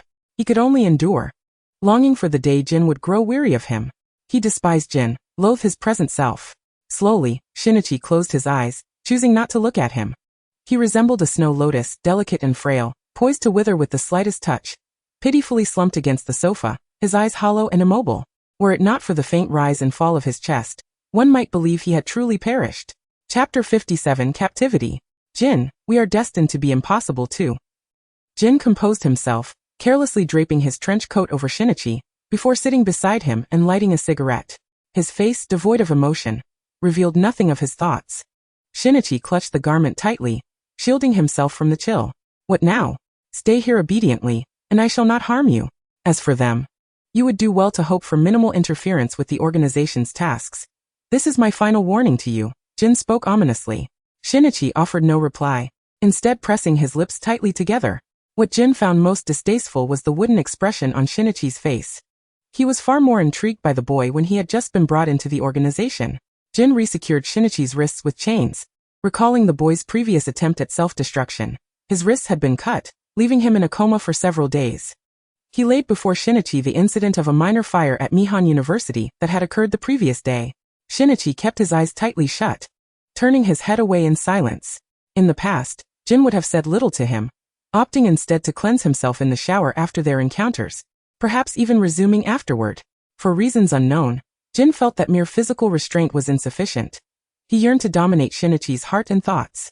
Before long, he sensed something was amiss with Shinichi and turned back to find him unconscious, his brow furrowed in pain, slumped on the sofa. Jin placed a finger tentatively on Shinichi's pulse. He was still breathing. Swiftly, he scooped the boy up and transported him to the organization's laboratory. This time, Shinichi appeared more gravely injured, his condition equally dire. Jin stood before the glass window of the lab, awaiting the arrival of vodka and vermouth. Vermouth glanced around the room and inquired, "How is the boy?" Jin hesitated for a moment before responding, "I do not know." Although Vermouth had not witnessed the entirety of the situation, she was well aware of Shinichi's plight. Each time Jin brought someone here, she had previously confronted him about it, only to be met with the threat of his firearm. Vermouth remarked, "The boy has ingested far too many drugs. After a physical examination, if he does not recover well, he may only have a few more years to live. If you continue this way, he may." A flicker of emotion crossed Jin's face as he muttered under his breath. I wanted to let him recuperate this time, but he speaks to you and avoids me. I want him to remember. Speak to her? When did that happen? Vermouth countered, asserting her ignorance, noting that it was evidently someone else impersonating him on the monitor. Nonetheless, that could hardly serve as an excuse. So, are you jealous that the boy spoke to me? Vermouth retorted. Jin remained silent, his gaze unwavering as he fixated on the youth lying on the operating table. Sighing, Vermouth posed the question she had long sought to confirm. Jin? Do you have feelings for him? Had this been the Jin of old, he would have denied it. For Shinichi and even others held little significance to him. Merely matters of life and death. Yet when it came to Shinichi, he found himself at a loss for words, unsure how to respond. Regardless of how one may wish to ruin him, there should be limits. Look at how many times you've brought him to the lab. If you continue to do this, his body will not withstand it. Unless you intend to drive him to death. Jin remained mute, his eyes still locked on Shinichi. He simply could not bear to witness Shinichi harbor thoughts of escape, nor could he accept the boy's near-complete lack of response to him. Following a recent examination, the laboratory personnel informed Jin that Shinichi was no longer in danger. He merely required rest.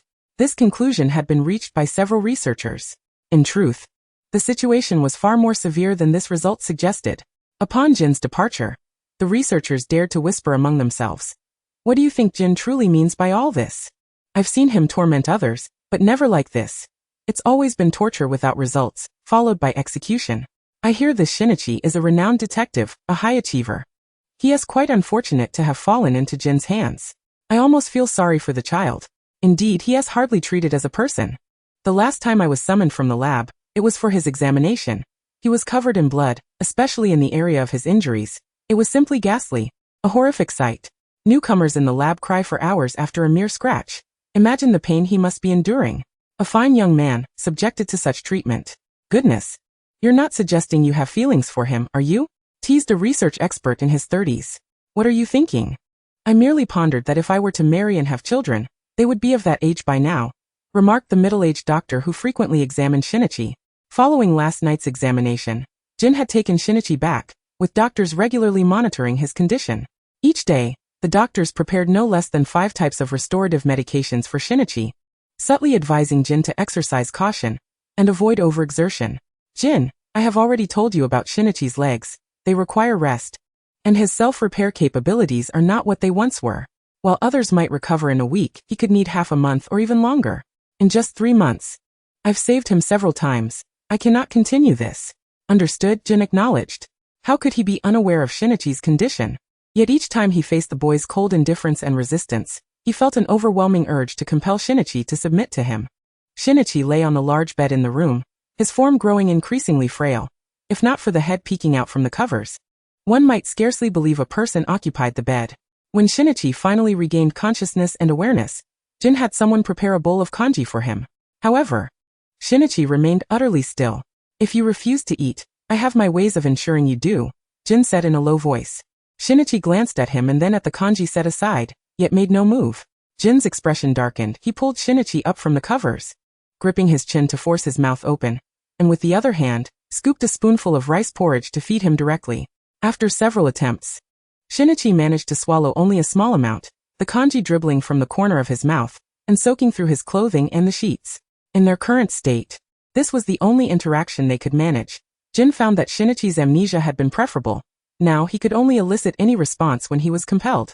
By the time the bowl of kanji was finished, he had consumed barely a third of it. In a few days, I will take you to see your parents, Jin stated. Shinichi paused, his breath stabilizing slightly, his voice soft. Oh, I understand. Jin's expression soured. Do you not wish to meet them? Shinichi replied. What purpose would it serve to see them? To burden them? Perhaps seeing them less often would be better for them. With his words, he lowered his gaze, fixating on the legs concealed beneath the covers. As time passed, he gradually learned to use a walker, moving a little at a time. Though each step was laborious, he compelled himself to increase the intensity of his rehabilitation exercises. Jin had underestimated Shinichi's determination and willpower regarding his leg recovery. It seems you're recovering quite well, Jin commented, casting a glance at him. Shinichi's face was slick with perspiration, beads of sweat matting his hair together. He replied, at least I'm not crippled. Jin's expression turned icy. Do you require a lesson every day before you understand? Shinichi scoffed, Aren't you simply curious whether I will become a cripple? I merely provided the answer you sought. Jin, spare me your insincerity. The mere sight of you fills me with revulsion. Kudo Shinichi propped himself against the armrest, his arms straining to support his body as he met the man's gaze. To his surprise, Jin refrained from attacking him this time, instead opting to rise and depart. Perhaps it was the subsequent days that passed without Jin's presence, allowing Shinichi's body to recover more swiftly. With a daily routine largely undisturbed, he found solace in the rehabilitation equipment suited for his recovery. This enabled him to abandon his assistive devices and, with the aid of a cane, navigate the first floor of the villa with relative ease. Occasionally, Vermouth would bring Choya along to visit him. The little one would often devise various means to elicit laughter from Shinichi, and whenever the small bundle was present, the villa would echo with the sounds of Shinichi's gentle chuckles. For an uninterrupted month, it appeared that Jin and several others within the organization were preoccupied, perhaps engaged in tasks assigned by the organization. Jin had not left anyone behind to guard Shinichi, merely fastening a slender chain to his ankle, long enough to allow him free movement throughout the first floor of the villa and the garden. Within the villa, only Shinichi and Choya remained, two companions, one large and one small.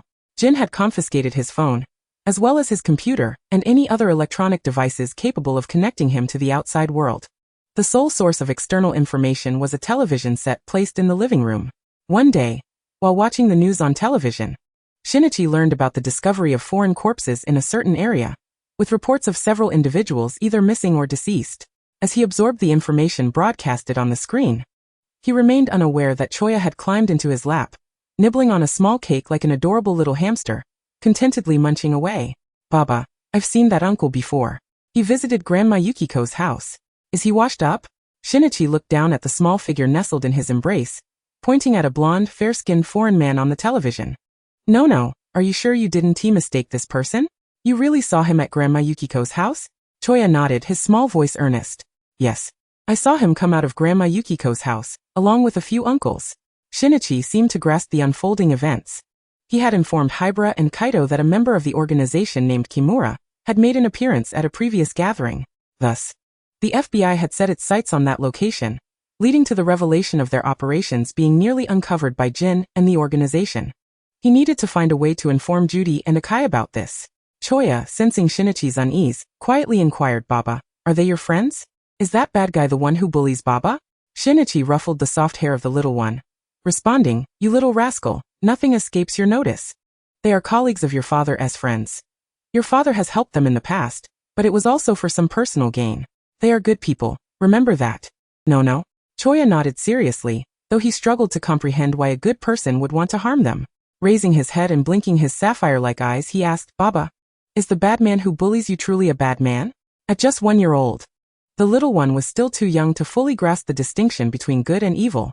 However, he understood that those who bullied Baba, such as Baika and Auntie, were indeed bad people. Shinichi faltered, unsure of how to explain Jin's identity to Choya. After all, Jin could be considered the child's father. He provided a vague response. Choya, remember that good and bad are merely judgments made by one person or a few about another. Just like how your father views the bad man as bad. However, the others residing in this villa may not share that perspective. Choya, somewhat bewildered, nodded along, tilting his head in confusion. Yet he believed in Shinichi, puffing up his little face and declaring, Choya listens to Baba. Whoever Baba says is a bad man is a bad man. Shinichi chose not to correct him further, recognizing that the little one was still far too innocent to understand. Best to wait until he was older to discuss such matters. Later that evening, Jin, who was rarely seen returning, came home. Shinichi asked Vermouth to take Choya away, and as the little one departed, he waved his tiny pink fist at Jin, delivering a harmless, high-pitched warning, bad man, don't bully Baba, or I'll jump up and bite you. Clearly, Jin dismissed the child's words entirely. He scooped up Shinichi and carried him towards the bedroom. That night, with tear-stained eyes, Shinichi lay against Jin's chest, who held him tightly. Though not particularly short, Shinichi's height of 174 centimeters appeared diminutive next to Jin's towering 189 centimeters. In a hushed voice, he asked, Jin, you mentioned I could see my parents. Is that still valid? Jin replied, didn't you say you didn't want to go? Disappointment flickered in Shinichi's eyes. Is it not possible? Jin, having not heard Shinichi make any requests in a long time, chose not to refuse him. In a few days, once the matters within the organization are settled, I will take you to see your parents. Shinichi responded in a subdued tone, okay. Chapter 59. Choya thinks Hattori is darker than a Muro. In the Kudo household, Yukiko sat in the living room, playing with Choya alongside Vermouth, or rather Sharon. Choya had a keen love for reading, and was exceptionally clever, allowing Kudo Yusaku and Yukiko to accept this soft little one, even if they could never fully accept Jin. As for Vermouth's presence, they were well aware of her purpose, surveillance, or perhaps a warning not to stir trouble. Yet, compared to intellect, they could hardly rival the mind of Kudo Yusaku, the world-renowned mystery novelist. From the moment Vermouth and Jin, along with other members of the organization, first appeared near their home, they had sensed trouble, even successfully dismantling several listening devices early on. After being discovered, the organization switched tactics, prompting Yusaku to collaborate with Yukiko in a charade to deceive the organization. Suddenly the doorbell rang. Yukiko glanced at Vermouth, hesitating momentarily. Typically, unexpected visitors did not frequent their home. Not even the FBI or police, who would always communicate their arrival through a special signal. Vermouth glanced toward the door, urging Yukiko to answer. "What's wrong, Yukiko? Did you not hear someone arrive? Or do you know who it is?" With a scornful smile, she asked, "Or perhaps, is it that you do not wish for me to meet the person currently standing at the door?" Yukiko looked over at Kudo Yusaku, who was quietly writing his novel at the table, seeking his advice. Yusaku lifted his head, nodding gently, indicating for her to open the door. Seeing that Yusaku also wanted her to answer the door, Yukiko stood and opened it, revealing Hattori Heiji standing outside. She stepped aside slightly to allow him entry, inquiring, "Hattori, right? Shouldn't you be in Osaka? What brings you to Tokyo?" In the past 2 years, Hattori has made several appearances in Tokyo, each time venturing alone and sneaking out without his parents' knowledge. His purpose for visiting Tokyo is to gather information regarding Shinichi Kudo. "Auntie, I came to see you all. I initially planned to inquire with the little miss next door about any news of Kudo before visiting you," Hattori Heiji stated as he followed Yukiko inside. As they walked, he inquired, "Auntie, do you and uncle have any news about Kudo?" Upon entering the living room, he had already uttered half of his sentence when he froze. His gaze fixed on Vermouth, who was seated on the sofa playing with a child. His tone faltered as he asked Yukiko, "That woman, how could she be here if she is not part of the organization?" Hattori was well aware that Vermouth was indeed affiliated with the organization, her codename being Aperitif. "Her? You mean Sharon? She's here to entertain the child," Yukiko replied, serving Hattori a cup of red tea while sitting on the sofa, playfully pinching the cheeks of the little one beside her. "What do you think? Isn't this child adorable? I find her much cuter than Shinichi was at her age." At that moment, Hattori turned his attention towards the petite Choya and asked, Yukiko, who is this child? She can't possibly be the offspring of that guy, right?" "Indeed," Yukiko said, watching the little one engrossed in a book, her voice filled with affection. "Isn't she adorable? I think this child's eyes resemble Shinichi's." Upon hearing Yukiko's words, Hattori's complexion turned pale. He scrutinized the silver-haired child before him, and a sudden realization struck him. Previously, they had banded together to hunt down the organization, and Akai Shuichi had mentioned that the driver was Shinichi Kudo, with a child in the passenger seat. Could it be her? Lost in thought, Hattori was reminded of the woman, Vermouth, still present in the living room. If this child was here, she must have brought her. But for what purpose? Noticing Hattori's pallor, Yukiko inquired with concern, "Heiji, what's wrong? Are you feeling unwell?" "And no, it's nothing." This was Hattori's first encounter with Choya, and it was also Choya's first time meeting Hattori. The child, not particularly shy, scampered a few steps forward, standing before Hattori and gazing up at him. "Uncle, you look a bit like my daddy, but not as handsome as my daddy. You are much darker than him." The child spoke candidly, prompting Hattori to feel an inclination to correct her. However, after a moment's reflection, he withdrew his hand and bent down, resting his palms on his knees, saying, "Little one, remember this isn't considered dark. It's merely my natural skin tone. There are many who are darker than I am." Choya tilted her head in contemplation and remarked, "But my daddy and grandpa are both fair-skinned."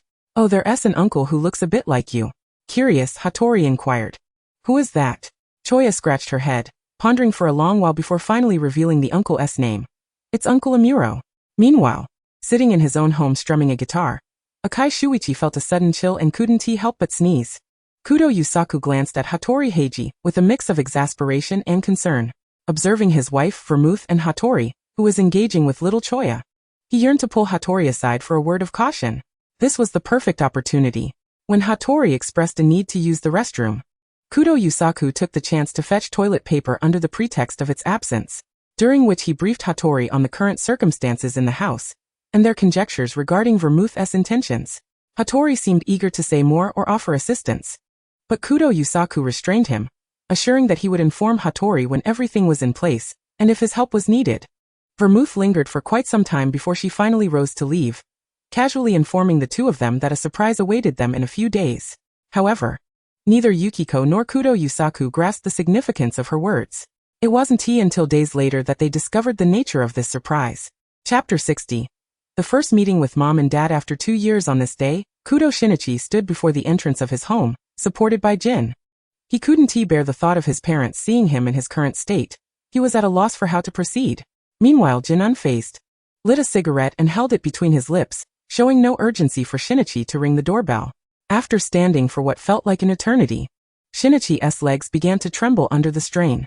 Only then did Jin speak up, his tone indifferent. Didn't you want to see them?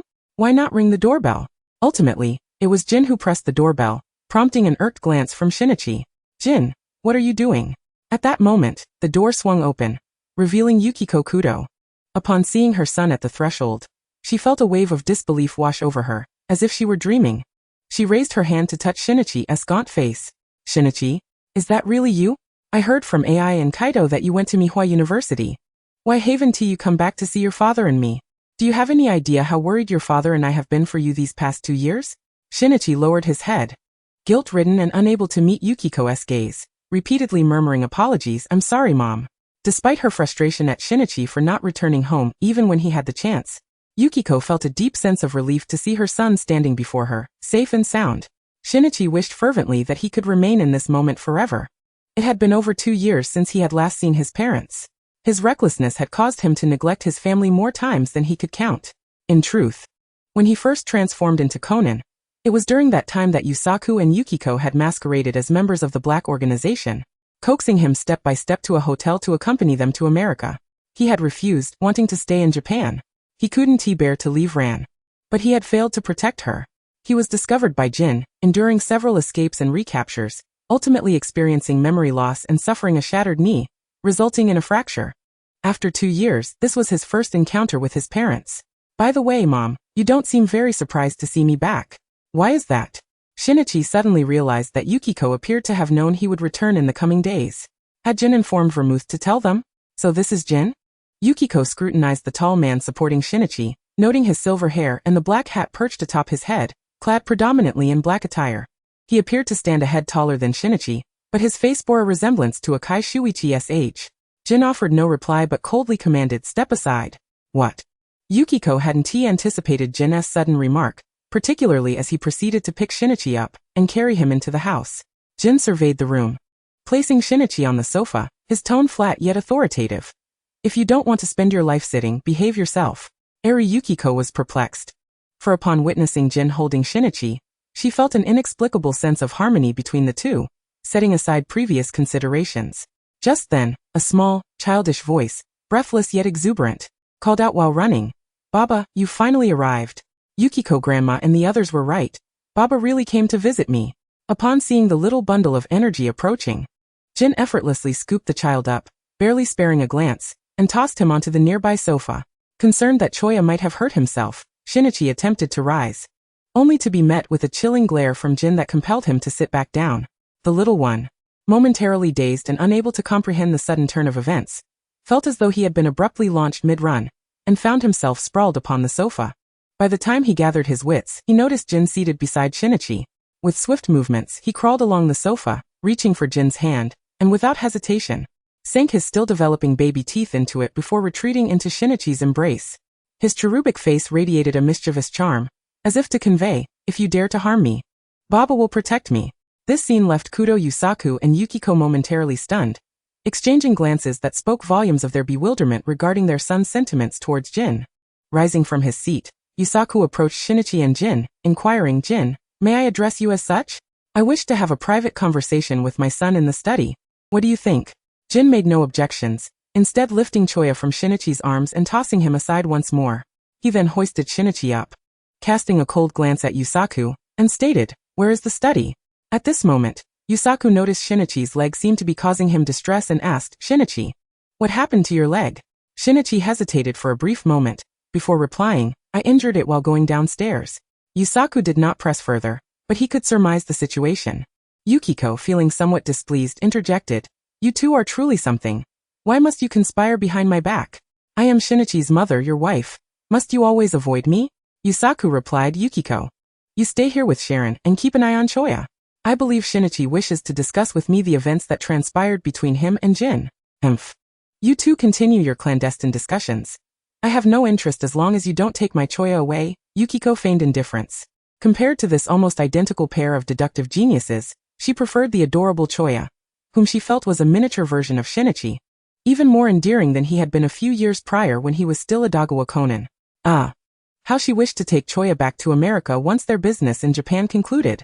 "Alright, Dad," Shinichi said, looking at Jin still holding him. "Please take me and my father to the study." Jin silently nodded in response. He escorted Shinichi and Yusaku to the study, placing Shinichi in a chair before stepping out, granting the father and son a moment of solitude. Yusaku observed Jin's departure, and then turned his attention to his son, frowning as he asked solemnly, "Shinichi, what are your feelings toward Jin? Do you have feelings for him?" Chapter 61. 2 years later, the first meeting with Mom and Dad too. Shinichi hesitated, anxiety flickering in his eyes as he glanced toward the study door. After a moment of deliberation, as if making a monumental decision, he spoke, "Dad, I'm unsure how I feel about Jin. However, I can assure you, I could never align myself with that organization. Our identities and stances are fundamentally different." Yusaku felt a sense of satisfaction with his son's response, having always trusted Shinichi's judgments. He knew his son would never act without reason or compromise his principles. Shinichi exhaled deeply before continuing, "Dad, what exactly is happening with the FBI? Why have I seen on the news that 8 FBI agents have died in just a few days, and in such horrific circumstances? Did you and the others follow up on the information I shared with Hybra, and send someone to track that organization's members? I visited the night banquet a month ago and noted that it was heavily monitored, and the vigilance of that organization's members rivals that of Jin himself. I even witnessed 2 FBI agents who had been tortured to the brink of death." As he spoke, memories of those agents pinned to the wall flooded back, sending a chill down his spine. "I see," Yusaku nodded, his tone calm, betraying no hint of surprise. Shinichi pressed on, "Moreover, Jin and his associates seem aware of your plans with the FBI. Otherwise, each of our encounters and probes wouldn't have repeatedly failed. You and Mr. Akai must have noticed this as well?" Yusaku did not deny it, although they had dispatched individuals to investigate the surroundings, finding not a single trace. "Father, I don't wish to put you in a difficult position, nor do I want to side with Jin. So if the opportunity arises, I will assist you. I am confident that my methods will yield success." Upon hearing his son's words, Yusaku felt an inexplicable sadness wash over him, as if his son might vanish at any moment. He asked, concerned, "What methods do you intend to use? Please share them with me." Shinichi shook his head, a cryptic smile gracing his lips. "I will reveal them when the time is right." With that, he leaned on the sofa, struggling slightly to rise before seating himself beside Yusaku once more. "Dad, I will make a point to visit you and Mom more often." Indeed, Yusaku nodded in satisfaction. Reflecting on the fact that Shinichi had been carried by Jin from the moment he arrived at their home to the study, he remarked, "Shinichi, your leg doesn't appear to be merely injured, does it?" With a wry smile, Shinichi replied, "Dad, it seems nothing escapes your notice. Jin actually shot my legs, but there is still a 50% chance of full recovery. You needn't worry." Yusaku gazed at his son, concern and empathy evident in his eyes. "Shinichi, remember this. When faced with adversity, do not attempt to bear everything alone. Take care of yourself. Your safety and well-being are what your mother and I desire most." As their conversation concluded, Yusaku intended to call Jin to assist Shinichi downstairs.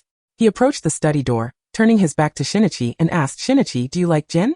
Shinichi did not directly answer but instead sighed in resignation. "Whether I like him or not may not hold much significance." With that, they descended the stairs, where Yukiko and Vermouth had been playing with Choya, who, feeling drowsy but stubbornly insisting on waiting for Baba to emerge before sleeping, had finally succumbed to slumber. Clutching a small rice dumpling-like toy, "Mom, what happened to Choya?" Shinichi asked, noticing the little one had suddenly collapsed onto the sofa. "Nothing much. Sharon and I just played with him all day, and he is tired," Yukiko replied. Yukiko Kudo elucidated, expressing her curiosity about what secrets this father and son were concealing from her. "What were you just discussing?" "It was merely Dad inquiring about how I have been faring over the past 2 years. Nothing more." Shinichi Kudo refrained from divulging the details of his conversation with his father, Yusaku Kudo, to Yukiko, Nor did he mention it to Jin. Is that all? Didn't he ask about your future plans with Jin? Yukiko playfully covered her mouth, unable to resist teasing her son. Yusaku sensed his wife's thoughts but believed there should be a line when it came to teasing, especially regarding Shinichi's matters, as he hoped his son would make his own decisions. Yukiko wished for the two to spend the night together, but her request was declined, leaving her to watch as the three adults departed with a small child in tow. Once they had left, Yusaku meticulously examined the room for listening devices and miniature cameras, and upon finding none, he turned to his wife and inquired, Yukiko, what are your thoughts on these two? Yukiko momentarily faltered, looking up at him. Which two? Shinichi and that man named Jin? Yusaku nodded in affirmation. At this juncture, Yukiko voiced her own sentiments, reflecting on her past as a renowned actress in Japan. I must admit, regarding Shinichi's attitude towards that man named Jin, it seems to me he harbors a hatred that is not entirely pure. It resembles the expression seen in television dramas where love breeds hatred, but how could that be? I truly believe Shinichi cannot possibly have feelings for him. This was Yukiko's perspective, and Yusaku wholeheartedly concurred. As they spoke, Yusaku retrieved another mobile phone and dialed a number. The light reflected off the lens, giving his expression a depth that suggested he had already devised a plan, as if he could see through everything. Hello, Akai? There are matters I wish to discuss with you at my home. We can sit down and talk. Meanwhile, in a sleek black Porsche 356A, Jin posed a question to Shinichi. What did you and your father discuss in the study? This time, he had not equipped Shinichi with any listening devices. However, he preferred that Shinichi refrain from harboring any inappropriate thoughts. You know you're not very good at lying. Shinichi replied, my father asked about my leg injury, whether I had considered returning to live with them, and what my feelings for you are. Upon uttering the last part, a faint blush crept across his face. And what did you say? Jin inquired. I said that if possible, I would visit them again in the future. Chapter 62 Choya. Shall I take you to the seaside for some fun? This last remark went unacknowledged by Jin, who kept his gaze fixed on the road ahead, one hand resting on the steering wheel. I don't know, Shinichi replied simply. Jin, lacking in emotional expression, contrasted sharply with Shinichi, whose feelings for Jin could be described as a hatred that overshadowed all else. This animosity served as a chasm between the two, preventing them from being completely candid with one another. Instead of heading straight home, Jin unexpectedly took Shinichi on a trip to the Mikasa department store. After wandering the aisles and purchasing some clothing and other items, they returned to the villa. Upon arriving back in their room, Jin embraced Shinichi, drawing him close. He remarked, your leg seems to have improved significantly. Shinichi momentarily froze before responding coolly yes. Jin continued, I have allowed you a month of rest. It has been a long time. Suddenly, Shinichi's eyes widened, and as he attempted to rise he found himself face to face with Jin. Jin, now wearing a bathrobe himself, held Shinichi closely, returning him to the bed. As long as you behave, I will take you home. Shinichi's eyes glistened with unshed tears as he murmured, his voice low and indistinct, okay. Jin interpreted this as a promise. From now on, I will not confine you. Shinichi remained silent, permitting the man to hold him. In the days that followed, Jin indeed refrained from restricting Shinichi's freedom with chains, and even allowed him to take Choya out alone for a day. Little Choya was thrilled to explore various places with Shinichi, including the zoo and the aquarium, places he had heard about from other children at kindergarten. However, other kids often mentioned that their parents took them out, while every time he asked for Muth or the members of the organization, he was met with the same response. His grandmother and 2 aunts would take him out. The little one understood that his baba would not agree to such outings. Yet this time, Shinichi took him out for an entire day, enjoying fast food and playing at the amusement park. Feeling a bit tired, Choya sat on a children's chair in the amusement park restaurant, his fair and chubby hands clutching the string of a balloon, his little legs swinging back and forth.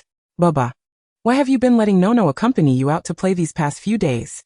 We've already been to this amusement park twice this week. Choya scooped a spoonful of fruit from his ice cream and stuffed it into his mouth, his soft little face and the corners of his mouth smeared with cream. Baba, how about we tell that bad person that we want to play somewhere else? Tokyo is so boring. I can take Nono to the seaside this weekend. What do you think? Shinichi gently wiped the cream from the little one's face with a napkin and inquired softly, the seaside? Nono wants to go. Choya nodded enthusiastically upon hearing about the seaside. He had never been to the beach before. Each time he brought it up, Vermouth would dismiss it, citing concerns about it being dangerous for a 1-year-old, and took him to other places instead. Yukiko and Yusaku shared the same sentiments regarding the idea of taking little Choya to the beach. Then let's go this weekend.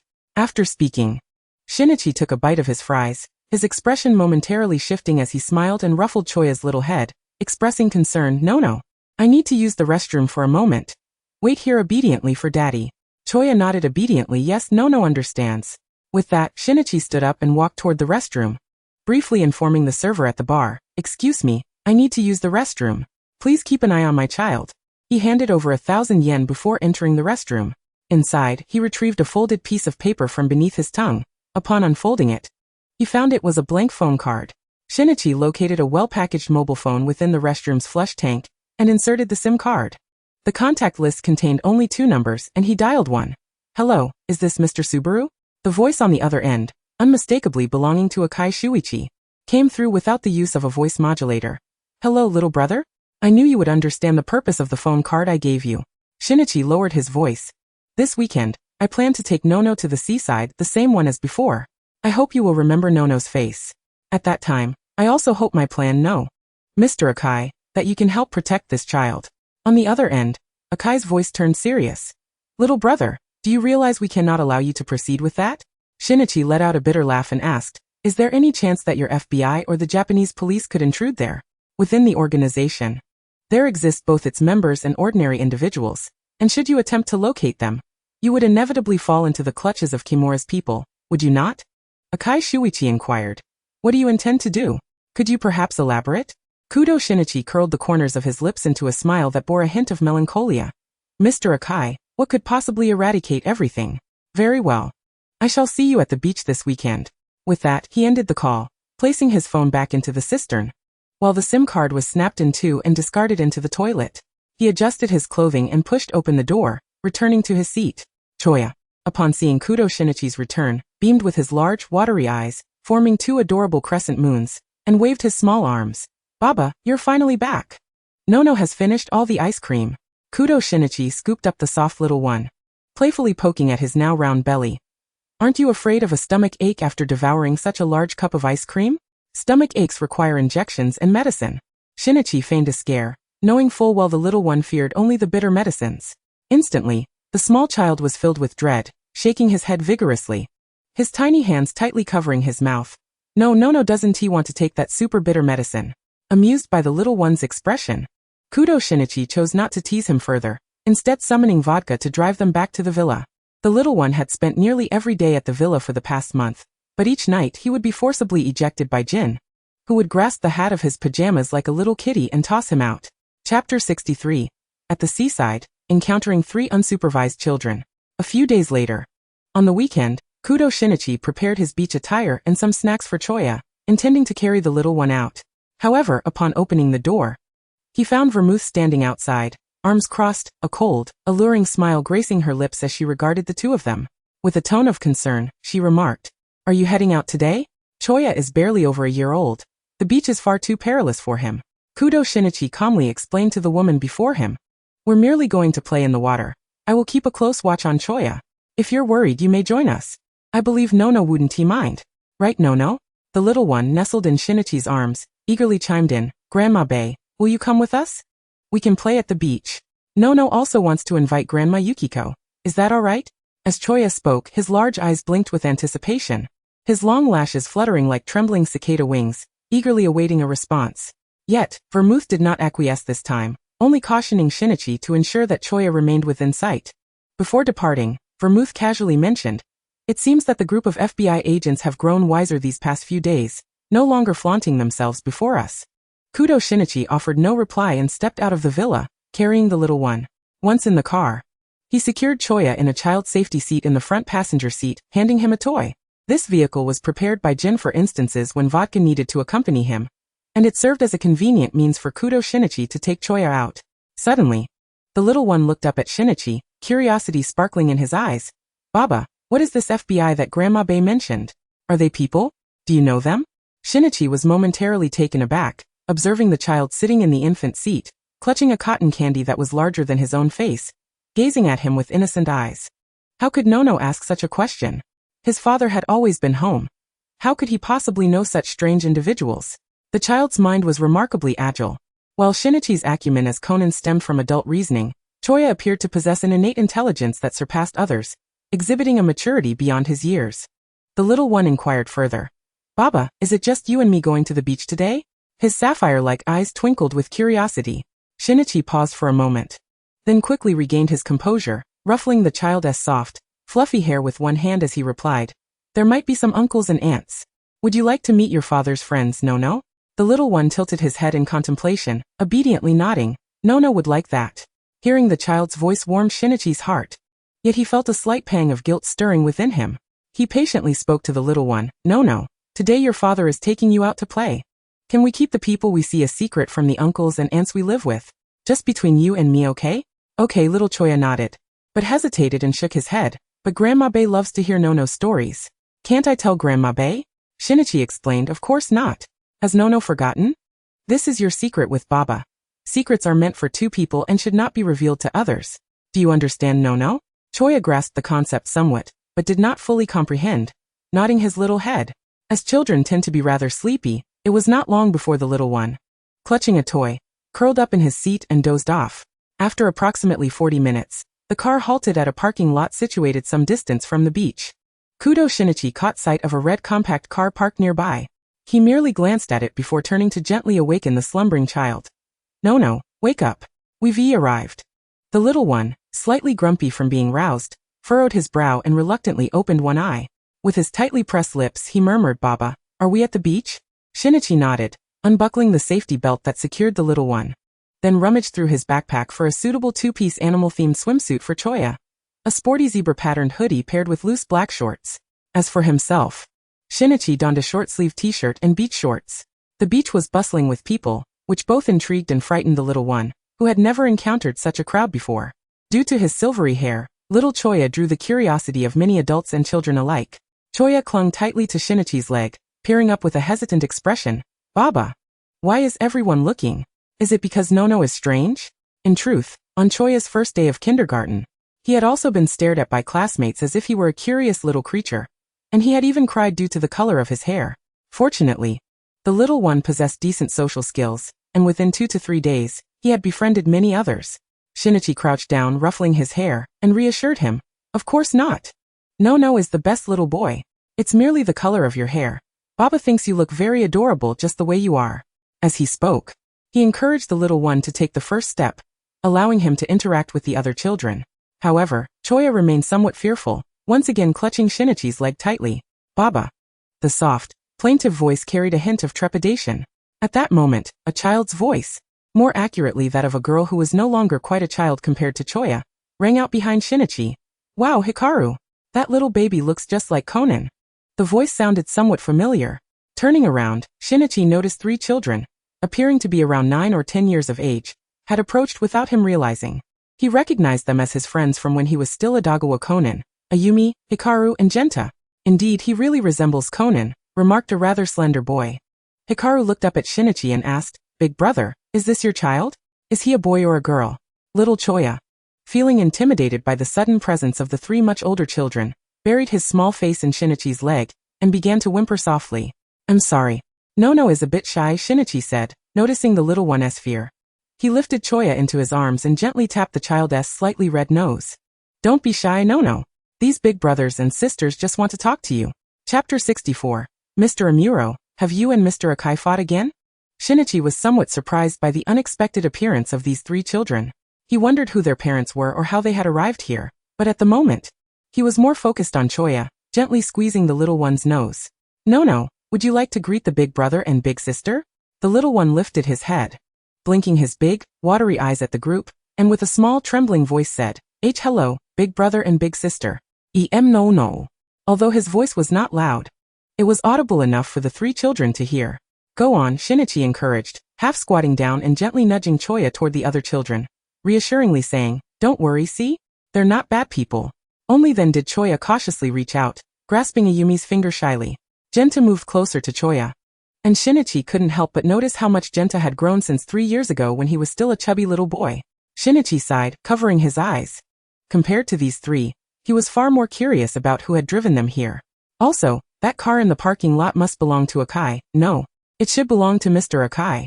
Scanning the area and finding no one, he turned to the 3 children, who were already treating Choya like a precious doll. "Where are your parents? Didn't they come with you?" Hikaru replied, "We came with a big brother we know. He is very clever and capable. Big brother? Shinichi nodded. Already convinced that the one who brought these three was surely Toru Amuro. It seemed he needed to meet him. While pondering this, he half-squatted again and softly asked Choya. No, Daddy is going to see a friend. Would you like to come with Daddy, or play with the big brother and sister? Without a moment's hesitation, Choya released Ayumi's hand and quickly ran back to Shinichi, jumping into his embrace. Nono wants to be with Daddy. Shinichi lifted the little bundle and turned to bid farewell to the three children before departing. The three stood there, still thinking about how adorably Choya had acted. Ayumi, resting her hand on her chin, remarked, I still think that little child looks so much like Conan, and the big brother just now seems familiar too. Where have I seen him? Genta pondered, but all that came to mind were thoughts of what he had eaten yesterday and what he wanted for lunch, perhaps eel rice. Hikaru furrowed his brow for a moment, then suddenly had a revelation. I know. That big brother is Conan's boyfriend, Shinichi Kudo, right? He is the son of the family where Mr. Akai is staying. I heard he even dumped Ran. What a scoundrel. Ayumi disagreed with Hikaru's assertion. Why do I feel like big brother Shinichi isn't that kind of person? Could it be that Ran misunderstood something? Hikaru clarified, no. I bet that guy, Shinichi Kudo, has found a foreign beauty. Yes, with silver hair. After all, that little baby just called him daddy. Right? After hearing this, Ayumi began to think Hikaru's explanation made some sense. So, that big brother Shinichi had fallen for another girl, and had a little baby? Meanwhile, under the sunshade, Shinichi reclined on a beach chair, while little Choya was busy building a castle out of sand. Hello, may I sit on this lounge chair? A familiar male voice reached Shinichi's ears. He opened his eyes to find Akai and Amuro standing before him. Shinichi sat up and looked at them. How did you both end up here together? He had anticipated Akai would come to see him, but he never expected Amuro would accompany him as well. Noticing the marks on their faces, he inquired, have you two been fighting? Akai, disguised, bore only a scrape on his face, while Amuro had visible signs of having been punched twice. Amuro sat down, pointing at Akai with a weary tone. It's because this FBI agent didn't keep us informed, wanting those FBI folks to take the credit. As he spoke, he noticed the little one playing with sand nearby and smiled, asking, you even brought this little guy out? Is Jin really trusting you this much now? Shinichi forced a wry smile. I told Jin that I wouldn't assist him in anything. He continued. And I don't want anything to happen to this child. As he said this, he picked up the little bundle who was still playing with sand. No. Come here and say hello to Uncle. Choya blinked his big eyes, obediently looking at the two men, both of whom he had seen before. Uncle Akai, Uncle Amuro, hello. Akai nodded, and Amuro did the same. At that moment, Choya's stomach rumbled loudly, and the little one rubbed his belly, looking up. Daddy. Nono is hungry and wants to eat something delicious. Upon hearing this, Shinichi quickly formulated a plan. He looked at Amuro, indicating his scarred knee. Mr. Amuro, could you take Nono to the beach house to get some food? My leg isn't feeling too well, and I need to rest here for a bit. Amuro then noticed Shinichi's knee for the first time. He had only heard from Shinichi's parents that the boy had injured his knee, but no one had mentioned it was from a gunshot wound. Choya, worried about Shinichi's leg, wanted to try blowing on it as Yukiko had said before. To make it feel better. Daddy, I'll help blow, and it won't hurt anymore. Shinichi couldn't help but chuckle at the little one. After suppressing his laughter, he asked, aren't you hungry? If you don't eat soon, your tummy will hurt, and you'll have to get a shot from the doctor. I don't want a shot. Choya exclaimed, terrified, letting his little head droop down. He had no choice but to obediently follow Amuro to the beach house to buy some food. Choya tugged at Amuro's pants, looking up with his small face. Uncle Amuro, let us buy something for Daddy too. Amuro smiled and nodded, all right.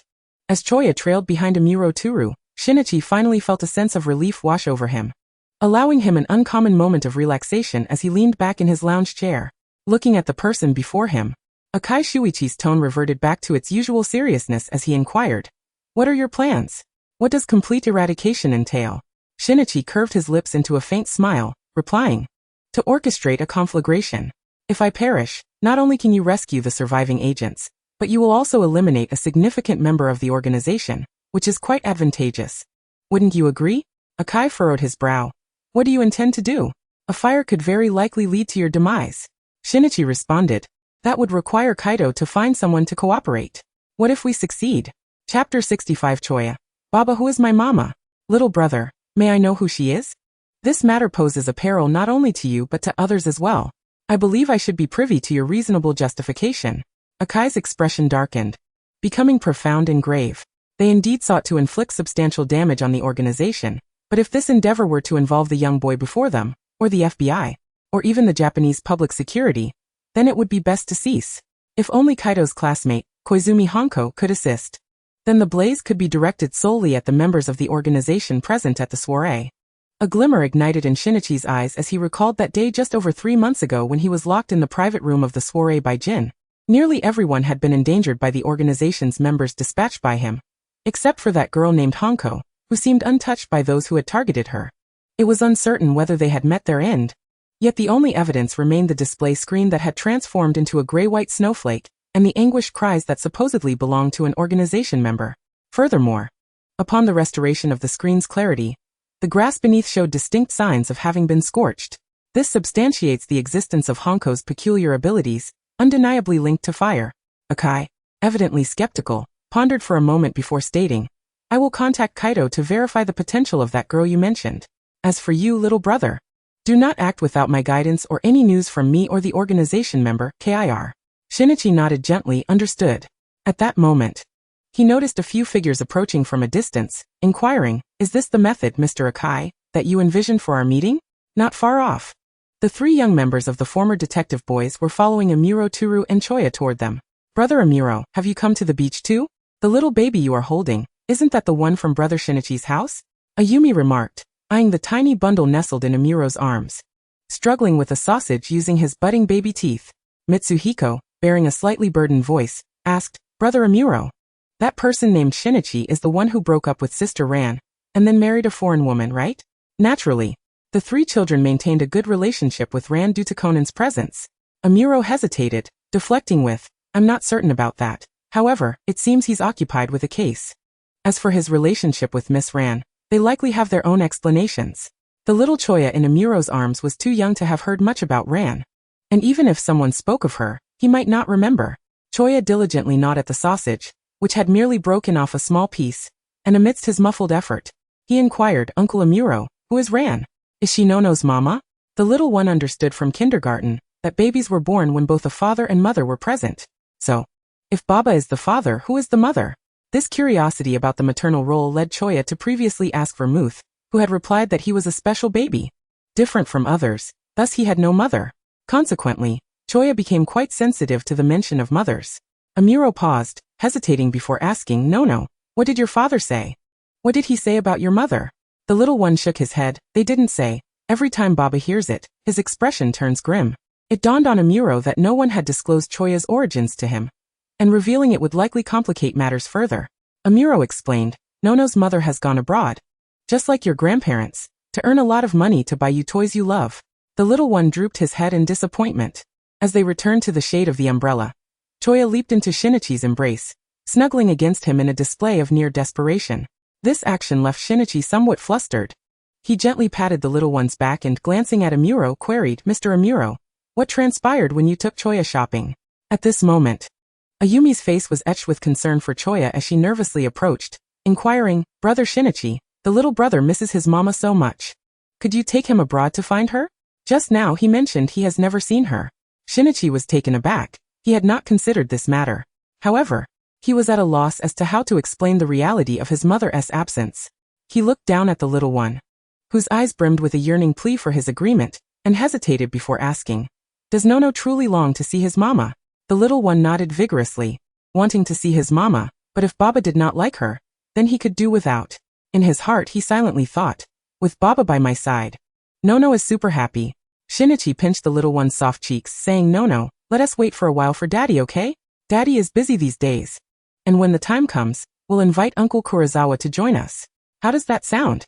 Each time Shinichi spoke to Choya, he refrained from using Jin's codename, insisting the little one refer to him as Uncle Kurosawa, correcting him if he mistakenly called him a villain. The little one perked up, eagerly nodding and obediently stating, "Yes, we'll go together, and I want to show my friends that my mama is the most beautiful." Aside from the 3 children, Akai, Amuro, and Shinichi were momentarily struck dumb by Choya's innocent declaration. They all knew who Choya's so-called foreign mother was. The key point was that the term beautiful was truly incongruous with Jin. More importantly, the little brother had just agreed to it. Akai and Amuro, for perhaps the few rare times, shared the same thought, exchanging glances that conveyed, "Is this little brother serious?" Shinichi, concerned about attracting unnecessary trouble, decided to keep Choya at the beach in shallower waters for a little while longer before bidding farewell to the others. The little one clearly did not wish to return home, but at just over a year old, he soon succumbed to fatigue and began yawning. Chapter 66: A Simple Candlelit Dinner. Seated in the car, Shinichi Kudo did not immediately drive away with Choya. Instead, he reclined the back of his seat, lying back gently as he rubbed his slightly sore calves. While accompanying Choya in the sea, he hadn't felt the chill of June's waters much. Yet, after merely half an hour, he found his calves numbing from the cold. The pain in his knees compelled him to rest in the car for a while. He could push through the discomfort if he were alone, but with Choya he could not take that risk. After a considerable time had passed, Shinichi heard a rustling sound beside him, indicating that little Choya had awakened. He feigned sleep, allowing the young one to call out to him, and upon hearing his name, he opened his eyes as if just roused from slumber. "Baba, are you tired?" The concerned voice of the little one reached his ears. Zing. He felt a weight on his arm, prompting him to lift Choya by the fabric of his clothing, and let him rest upon his lap as he sat up. Papa was feeling a bit weary just now. "Let us head back," Shinichi said, glancing out the window at the sky. He handed his phone to Choya, advising, "No, I'll be driving. If you want something to eat, just let me know through the phone. We'll be home in about 2 hours. Choya nodded, taking the device to search for Vermouth's contact information. However, he stumbled upon several call logs from Jin. Tilting his little head, Choya looked up at Shinichi and said, "Baba, that bad man Uncle Jin has called you many times." Shinichi did not look down but instructed Choya to call back. No, please help Papa return the call." The number was dialed again and it was quickly answered on the other end. The man's voice was devoid of any emotional fluctuation, yet those familiar could sense his profound displeasure. "Hello Shinichi, where are you? What are you doing?" Shinichi, without glancing at the screen, replied while driving. "I took Nono to the seaside. We're on our way back. Is there something wrong? Or do you suspect I've run off with Nono?" There was a brief pause before the man's voice returned. "Just come home." "Understood," Shinichi responded, and as the call ended, a chill crept over his expression, casting a shadow on his face. Noticing his father's displeased demeanor, Choya timidly inquired, "Baba, are we going home? Did Uncle Jin get angry because you took Nono out to play? Will he bully you?" In Choya's innocent mind, he believed that the bad man often mistreated Baba. Having overheard faint cries from the direction of Jin and Shinichi's room during the night, Shinichi gently reassured him, No, don't worry. He won't bully me. It's just that we've been out all day, which is why he called. Do you understand?" The little one nodded obediently, with Shinichi accelerating the vehicle. Their 2-hour journey was shortened by half an hour, and upon arriving home, he was surprised to find Jin, who usually returned later, already seated in the living room. As Shinichi entered, Jin's gaze met his, filled with a sense of evasion. "Wine, take Choya downstairs for dinner. I need to speak with Shinichi," he commanded. Wine stepped forward to take Choya from Shinichi's arms. "Master Kudo, please allow me to take Choya." Shinichi gently placed the little one into Wine's care. No. Be good and follow Aunt Wine to eat. Daddy will check on you later." Choya nodded and followed Wine to the dining area. Shinichi approached Jin. But before he could say anything, Jin seized his wrist, pulling him into his embrace with unexpected force. This action instinctively made Shinichi struggle. "Jin, what are you doing? Nono is right here." Jin's voice was low and menacing as he whispered near Shinichi's ear. "Who did you meet today? Did I tell you, or did you?" Shinichi hesitated for a moment before recounting the day's events, half-truthfully. "I did take Nono to the seaside, but I never expected to run into Mr. Amuro there." "Jin, you know well that if I called them, those calls would go straight to your phone. Today was merely an accident." Jin seemed unconvinced by Shinichi's explanation. He gestured for Wine to take Choya back to the private room, while he forcefully seated Shinichi at the dining table. Western cuisine? Shinichi found himself brought to the table, where 2 plates of steak awaited, one already cut open, revealing a glistening red interior. The elegantly set table held 2 glasses of red wine, creating a romantic atmosphere that now only filled Shinichi with dread. Since the incident at the hotel, he had developed a deep-seated fear of red wine, feeling as though the slender neck of the bottle constricted his heart, suffocating him. "Jin, what are you doing?" Shinichi protested as he was pressed down against the table, his upper body nearly flush with the surface, his shirt being lifted, a chilling sensation creeping through the fabric to his skin. "What did you discuss with Bourbon? Do you think I will believe you?" Jin's gaze bore into Shinichi. Having just returned from playing at the seaside with Choya, Shinichi had not changed out of his loose t-shirt and beach shorts. He tightly closed his eyes and uttered, "Choya, hasn't he gone to sleep yet?" "I can't," Jin cut him off. "No." Once again, Shinichi opened his eyes to find Jin carrying him into the bathroom, where warm water filled the tub, submerging him up to his neck. "Where's Choya?" Shinichi's voice was hoarse, punctuated by uneven breaths. "You go out. I can clean myself." "He with wine on the second floor." "He won't hear us," Jin replied, refusing to leave, instead forcing Shinichi to be cleansed as if he were an object of fascination. Shinichi reiterated, "I only ran into Bourbon at the seaside." "I know," Jin responded. Shinichi's frustration flared, "Then why?" Without further comment, Jin assisted him in donning a bathrobe, binding his wrists with silk ribbons before carrying him to the couch downstairs.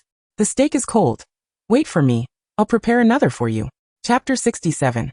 Actions while accompanied by a child? "Jin, do you not believe a word I say? Why then do you wish for me to leave? Is granting me an opportunity to escape this house merely an excuse to humiliate me?" Shinichi asked coldly. "If that is the case, you might as well keep me locked up here. I could survive a few more days that way. But that would hardly be like you. I have warned you not to engage with those traitors from the organization, or the swarm of flies from the Japanese police. Bourbon is with the Japanese public security.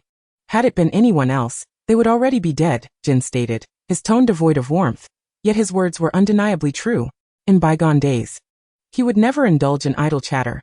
Even in the absence of valuable information, he would resolutely sever any opportunity for escape.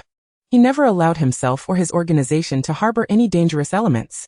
However, in the presence of the youth before him, he had repeatedly strayed from his original intentions. Concerning the FBI's interference, he had promised Shinichi Kudo that he would refrain from taking matters into his own hands, but that did not extend to others. For instance, Kimura had attended the soiree that evening and seemed to have apprehended 3 FBI agents. He was curious to witness the expression on Akai Shuichi's face, the one whom Vermouth had referred to as the silver bullet aimed at the organization. "You." Shinichi Kudo was taken aback by the man's icy green gaze. Fortunately, after the man finished speaking, he retreated to the kitchen, leaving Shinichi alone, staring blankly at the cold steak before him. After a while, Jin emerged with a freshly prepared steak and a glass of red wine. "Eat something. Otherwise you won't last through the night." Shinichi replied in a muffled tone, pondering to himself. Would eating another bite truly be of any consequence? After finishing his meal, Shinichi finally felt a modicum of strength and raised his gaze to the man before him, mustering the energy to argue, "May I go out tomorrow? I don't want to remain cooped up at home, and my legs need to move to aid in recovery." "Very well." Jin did not deny Shinichi's request. He scooped Shinichi into his arms and carried him toward their shared room, stating, "You'll be tired after a day out." "No need. Today I want to go out with Choya." Shinichi was apprehensive about what the man might do, struggling slightly to escape his embrace, only to be held tighter. "Move again, and I will have Choya sent away." Jin's words successfully intimidated Shinichi. The man continued, "I won't touch you tonight." That night, Shinichi remained tense, fearing that if he relaxed even for a moment, the man would act. Yet, it seemed that Jin was genuinely fatigued, as he did not disturb him, merely holding him as they both drifted into sleep. In the following days, Shinichi did not take Choya outside, as a trip to the seaside had caused his legs significant pain. After being examined by the middle-aged doctor who had treated him before, the diagnosis remained consistent. His health was poor, exacerbated by frequent outings in recent days. While at home, Shinichi taught Choya many things, but he was taken aback by the child's intense fascination with firearms and shooting, despite being under 2 years old. No, tell daddy. Who taught you to use that gun?" Shinichi asked, observing the toy pistol in the little one's hands, which shot harmless plastic pellets. However, the boy's fluid motions suggested he had fired a gun before, and had likely been instructed by someone. Choya nodded obediently, saying it was Aunt Shanti. "She shoots much better than I do. We shot apples at home. I had to shoot several times, but Auntie hit once every time." The child's eyes sparkled with envy as he mentioned Shanti's marksmanship. This revelation left Shinichi concerned about the education Choya was receiving from those within the organization. Teaching a child to handle firearms? Even adults should not casually engage with such dangerous items. He patiently explained to Choya, "Listen, Choya. Guns are dangerous. Just like how Uncle Jin carries one every day and attracts trouble. The television says guns are very perilous. You're still little. You can't play with them, understand?" The little one still didn't fully grasp the concept of danger, but he understood that if Daddy said it was bad, then it must be so. He returned the toy pistol to Shinichi. For several days, there was no news from the outside world, and Shinichi found it increasingly difficult to remain idle within the villa. Initially, he thought of Mr. James and Ms. Judy from the FBI who would disapprove. But then he worried that the girl named Akako might not possess the magical prowess he imagined. After another day of waiting at home, Shinichi reluctantly took Choya outside. It was during this outing that he learned that both the FBI and Japanese police had lost 2 more individuals. Yet this news was not broadcasted on television. This indicated that someone was intent on preventing the Japanese police, the FBI, and even Shinichi Kudo from intervening. At the same time, he managed to contact Akai Shuichi, Amuro Turu, Kaito, and Akako, coordinating their plans. Next Wednesday, June 23rd, Jin would not be in Tokyo, leaving only vermouth wine and a member of the organization named Kimura in the city. This was an opportunity, a chance to rescue those still alive, or to deal with the organization member Kimura. The day arrived swiftly. Little Choya did not comprehend why Daddy, who rarely left him at home, was now taking him out to buy a cake. Moreover, he could not fathom why, upon hearing that they were going out, he would cling to Shinichi and cry until finally, Shinichi had no choice but to agree to take Choya along. Throughout the drive, Shinichi's expression was unusually grave, while Choya, seated in the passenger seat, clutched the safety belt of his little cat plushie tightly, his big, watery eyes fixed on Shinichi. The child opened his mouth, tugging at the hem of Shinichi's shirt, softly asking, "Daddy, can we go home? I'm tired." When they stopped the car on the roadside, Shinichi parked and ruffled the soft hair of the little one, saying, "Be good, Choya. Daddy will quickly buy you something delicious from the nearby shop. Just 5 minutes, and you can have some milk while you wait, alright?" Choya seemed about to say something else, but before he could, Shinichi had already placed a carton of milk in his hands. The little boy watched as Shinichi exited the car, oblivious to the drop of milk that spilled from the carton. Chapter 68. Shinichi, Jin, you can no longer threaten me. Finally, Shinichi approached a gray commercial vehicle parked not far from his own, opened the door and took a seat inside. Just before closing the door, Shinichi couldn't help but glance back at where the car had been parked. Inside were Kazami Yuya, Amuro Turu, Akai Shuichi, and Judy. "Where are Kaito and the others?" he inquired. Amuro explained, "Kaito and Mr. Toichi are in Officer Nakamori's car. As for your parents, they are in Officer Megur's vehicle. Don't worry. We've arranged everything for today's operation. If we are discovered, Akai Shuichi's family and Miss Ran will immediately take the first flight out from the airport." Shinichi nodded in silence. Sitting beside him, Akai Shuichi asked, "Little brother, did you see anything in that car?" Shinichi hesitated before speaking. "Choya, if I were to die or if the plan succeeds, could you ensure that my child is handed over to Amaretto?" The others in the vehicle were taken aback, not expecting Shinichi to bring such an important matter along with a child. Kazami Yuya was the first to lose his composure, exclaiming, "Are you out of your mind? How could you bring a child with you?" With a wry smile, Shinichi replied, "Choya has always been well behaved, but today he insisted on coming with me, and I had no choice." Judy speculated, "That little creature, could it possibly sense that cool guy is about to leave?" Shinichi shook his head, expressing uncertainty, remarking that it would be troublesome for Mr. Akai later. The time was drawing near, and the Japanese police, alongside the FBI, had completed their comprehensive preparations.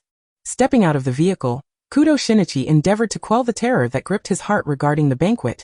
As he walked inside, the waiter stationed at the entrance of the banquet promptly recognized Shinichi's identity and inquired, "Mr. Kudo? Mr. Jin isn't accompanying you today?" "No," he replied, following the waiter inside. "Please find me a quieter room, perhaps the one I visited with Jin last time. Also bring me 2 bottles of wine." "Yes, Mr. Kudo," the waiter responded. Shinichi soon settled into a dimly lit private room, where an overwhelming sweet fragrance assailed his senses, causing him to involuntarily grimace. It seemed that there had been no such aroma during his previous visit. What could it be? Nevertheless, he paid it little heed. Rising to step outside for some fresh air, hoping to locate the room where the FBI and Japanese police were stationed on the SVIP floor of the banquet. His mind cleared, he roamed the floor, surveying his surroundings until his steps halted before a particular room. The door of this private room was distinct, adorned in dark red, emanating a more potent scent than the one to which the waiter had guided him earlier. Yet, within that fragrance lay an unsettling and eerie quality that gnawed at Shinichi's unease. Just as his hand reached for the door handle, a chilling voice from behind pierced the air, sending shivers down his spine. "Isn't this the famed detective from Jin's household? What brings you here all alone?" Turning around, Shinichi beheld a man clad in an ill-fitting attire, his shirt barely concealing his form. The sight of this individual repulsed him, despite his preparedness. "Kimura?" he then queried. "I've always known you as Kimura. Is that your true name? And what is your code name?" "Liqueur," the man replied without hesitation. He scrutinized Shinichi, reflecting inwardly on the rarity of his type, pondering how well he had been trained by Jin. However, he wondered what would happen in Jin's absence. With no one aware of a male presence, Just as Shinichi intended to voice a response, he suddenly felt as though his legs had been drained of strength, causing his body to lurch forward like paper. In that precarious moment, Kimura caught him securely. Meanwhile, within the vehicles encircling the banquet, the tension was palpable. Yukiko clutched Kudo Yusaku's hand tightly, her demeanor devoid of their usual playful banter, overshadowed by concern for their son. Yusaku, what's happened to Shinichi? Kudo Yusaku's expression was grave. Although he was unaware of the exact circumstances, he recognized that something was amiss with his son. Venturing alone into such a perilous place as the banquet was fraught with danger. The group held their breath, anxiously awaiting the moment Kimura would usher Shinichi into the private room, before they dared to emerge from their vehicle. With Kimura's absence, the waitstaff within the banquet were swiftly subdued. Inside the private room, Shinichi supported himself with his hands, inching toward the couch, where the scent of alcohol lingered, remnants of the high-proof liquor he had spilled before collapsing. Gripping a dagger tightly in his hand, he focused intently on Kimura as he secured the door from within. As Kimura prepared to strike, he was taken aback to see Shinichi brandishing a fruit knife toward him. Just as Kimura assumed Shinichi intended to stab him, Shinichi unexpectedly plunged the knife into his own chest, a smile gracing his lips. Almost instantaneously, a flame ignited, spreading rapidly throughout the private room, making it impossible for Kimura to unlock the door. In the corner, Shinichi struggled to retrieve his phone from his pocket, and dialed a contact he had never before reached out to, Jin. Upon seeing Shinichi's name on the caller ID, Jin answered, "Hello Shinichi. Jin, I have finally achieved my wish. You will never again have the power to threaten me." With that, Shinichi hung up the call, slowly closing his eyes, as the searing heat around him rendered his breathing labored. Meanwhile, Jin, still on the line, repeatedly called out Shinichi's name, his voice trembling with urgency. Beside him, Vodka quietly inquired, "Boss, what's wrong?" Jin's voice quavered as he demanded, "Find out where Kudo Shinichi is." Vodka checked the location of Shinichi's phone and reported, "The banquet." Jin paused momentarily, then commanded, "Return." By the time Jin arrived in his iconic black Porsche 356A, the banquet had transformed into a raging inferno. He spotted Akai Shuichi and Amuro Turu among the crowd of Japanese police officers. Jin mentally noted their names, attributing the incident entirely to the FBI and Japanese authorities. Chapter 69, Is Kudo Shinichi dead? Jin could hardly approach the inferno, and he was uncertain how he returned to his residence. All he knew was that upon awakening, no matter how many times he drifted back to consciousness, the voice of that once cherished youth was absent from the room. On the other side, Vermouth had also learned of the fire. She had disguised herself with various faces to infiltrate the banquet, and even the police station, ultimately discovering that only a few had been rescued. Those guests on the first floor, along with a handful of FBI and Japanese police officers who were barely clinging to life. As for the second floor and the upper levels, not a single soul, not even the waitstaff, had managed to escape. Vermouth had covertly visited the police station and hospital morgues, only to find charred corpses, save for one that momentarily stunned her. It bore a distinct dark red flower-shaped mark on its shoulder.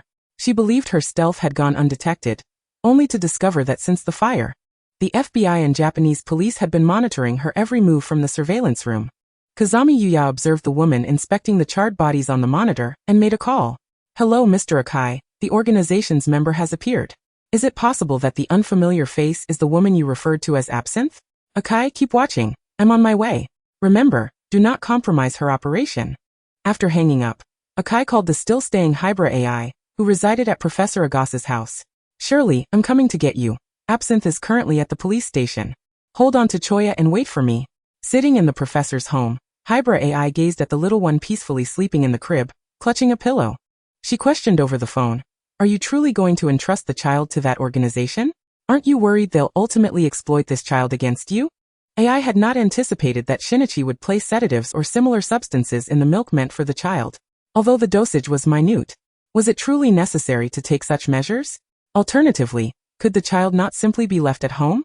The little one awakened several times, each occasion marked by cries for Shinichi Kudo. Ultimately, with no other recourse, she sought assistance from Yukiko, but even Yukiko eventually found the situation exhausting, leading to little Choya crying himself to sleep. It was their first encounter with Choya's distressing wails, leaving them to ponder if the child somehow sensed that Shinichi Kudo would not be returning. On the other end of the line, the voice of Rei Furuya resonated. These were the words expressed by Shinichi Kudo before embarking on his mission. He stated that regardless of the outcome of the plan, the child must be entrusted to Vermouth. Upon hearing that it was Shinichi Kudo's request, AI Hybra exhaled a sigh of relief. Alright, come and pick me up. I will accompany you. After a brief interval, Furuya's vehicle halted before Dr. Agasa's residence. Once AI Hybra, cradling Choya, entered the car, they set off directly towards the hospital. The car parked in the hospital's parking lot, adjacent to Vermouth's vehicle, as they awaited the woman's appearance. Less than half an hour later, a middle-aged man's figure emerged beside the Lamborghini. Upon sighting the newcomer, Furuya opened the car door and stepped out without any pretense, locking eyes with the middle-aged man. With arms crossed over his chest, he smirked and remarked, "Vermouth, are you here to steal the clues regarding liqueur, or merely to ascertain who has survived?" The middle-aged man regarded Furuya with a hint of surprise, inquiring, "How did you know I would be here? Or was your presence merely coincidental?" Vermouth tore away her disguise, revealing a stunning visage that betrayed no signs of age. Furuya engaged in brief pleasantries, unwilling to entangle himself, in his current capacity as a member of the Japanese police, with individuals from the organization. He rapped on the car roof, prompting AI Hybra to emerge, still holding the sleeping Choya. Vermouth, puzzled, questioned, "What of this child?" Furuya recounted Shinichi Kudo's earlier words. Shinichi Kudo expressed his wish that, should anything befall him, we should entrust Choya to you. Vermouth asked, "Is it true that that boy has truly perished?" Furuya shrugged and replied, "What else could it be? None of us anticipated he would opt for such a plan. Especially when he previously assured us he had a way out. By the time our team managed to extract him, the situation had devolved into chaos, with his and Liqueur's room being the very epicenter of the inferno, reduced to a smoldering ruin." Vermouth took Choya but did not linger. She departed with the little one in tow. Furuya and AI Hybra observed the car's retreating figure, prompting AI Hybra to inquire, "Does that woman, Vermouth, truly believe it?" Furuya managed a wry smile. "Who can say? Perhaps seeing that charred corpse convinced her. We ought to head out. Let's see if that injured hero has awakened." Jin had spent the past few days languishing in the villa, lost in a haze. He had lost count of how many times he had awakened to find the emptiness surrounding him. Venturing into the living room, he surveyed the familiar faces of vodka and wine and asked, "Where is Shinichi Kudo? Has he fled again?" When no one responded, he coldly repeated, "Where is he?" Vodka hesitated before speaking. "Big brother, he is dead." Jin was utterly taken aback. He had not anticipated that Shinichi Kudo could truly be gone. In the ensuing year, he took on nearly all missions personally, seldom returning home, and when he did, it was merely to sleep in his car. This life persisted for 2 years, during which Vermouth returned to the villa with Choya on several occasions, initially intending for the father and son to bond, allowing herself a measure of freedom. However, each time Jin laid eyes on Choya, the two would exchange nothing but hostility, ultimately forcing Vermouth to remove Choya to quell the discord. Now a 4-year-old, Choya attended kindergarten independently, while residing with Vermouth. The little one learned much during his time there, particularly excelling in marksmanship, with his target being a photograph of Jin. Choya was aware that Shinichi Kudo no longer wanted him, yet he bore no resentment. He understood that Shinichi despised Jin. However, he never expected his father to have slipped a sedative into his milk. For 2 years, the little one had dreamt countless times of witnessing Shinichi Kudo's departure. As Choya lived alongside Vermouth, she initially transformed her appearance to mimic Shinichi Kudo, but as time passed, the young boy became increasingly discerning. Eventually, one day, little Choya looked at Vermouth, his sapphire-like eyes reflecting a hint of disdain. "Grandma Vermouth, don't you get tired of disguising yourself as dad to deceive me every day?" Chapter 70. Noboru smile. "Otherwise, your father might not recognize you." On this day, Vermouth had intended to take Choya to see Jin, only to learn that Jin had gone to a bar. At the bar sat 2 members of the organization, Chianti and Ricard, who had previously sought Jin at the villa. They continued to lead the monotonous, frigid lives characteristic of the organization. "Big brother Jin," Chianti began, "this time Rum said we performed excellently on our mission, and that esteemed individual is quite pleased. Ricard and I thought we should invite you to celebrate, assuming you would refuse. After all, it's just one dead person. Forgetting it is no great loss." Chianti, unlike wine, was keenly observant, learning from Vermouth, even adopting some of her more affected charms. Jin, who had been poised to raise his glass, froze mid-motion, having not heard news of Shinichi Kudo in quite some time. Aside from the few days each year when Vermouth returned to the villa with Choya to celebrate the child's birthday, he remembered those days, choosing to stay away. For the little one bore an uncanny resemblance to Shinichi, including those eyes that once held such animosity toward him when he first brought Shinichi into the organization. To be honest, that Kudo fellow was quite fortunate. Had it been anyone else, Jin would have surely dealt with it swiftly. "Of course," replied Ricard. How many men or women have you seen allowed to linger by Jin's side for so long? I've heard he even has a little ghost now. What do you say? Jin, why not bring him out for us to play with? I've never had a chance to play with a little ghost before. What does he look like? Is he yours? Is there some connection? I heard that back in the day, Kimura seemed to be quite close with that Kudo fellow. Who knows what transpired in a nightclub booth? Besides, Jin merely viewed that Kudo as a pet, and he didn't intervene at the time, did he? As Ricard spoke, he cast a smug glance at Chianti, recalling how the first time they met Jin, they had been thoroughly chastised by Vermouth over Shinichi Kudo. They had never forgotten that incident. Jin's expression darkened, and he stood, gripping Ricard's neck tightly and pinning him against the glass coffee table. With a thud, the man who had just been speaking felt a wave of dizziness wash over him, and upon meeting Jin's gaze, he was struck by the murderous intent that flickered within those eyes. Beside him, Chianti was flustered, unable to comprehend why Jin was angry. What did Jin and Ricard do? We can discuss this calmly. Please, don't resort to violence. At that moment, the door to the private room swung open, revealing a small boy clad in snug overalls, wearing a pair of glasses, with his hands tucked into his pockets as he gazed at Jin's back. Beside him, the little vodka enthusiast, who was striving to separate the two, wore an expression reminiscent of a miniature Jin's cold indifference. Uncle Black, you are being unreasonable, aren't you? Wasn't he what that uncle said correct? You bully my father every day, and ultimately forced him to his demise. Young Choya had not forgotten the words of Kudo Shinichi, who had advised him against labeling Jin as a villain, deeming it impolite. Thus he obediently referred to Jin as Uncle Black. Yet he could not fathom why his father had not returned despite all he had done. Vermouth often pinched little Choya's chubby cheeks, teasing, "If you don't smile more, be careful. When your father returns, he might not recognize you."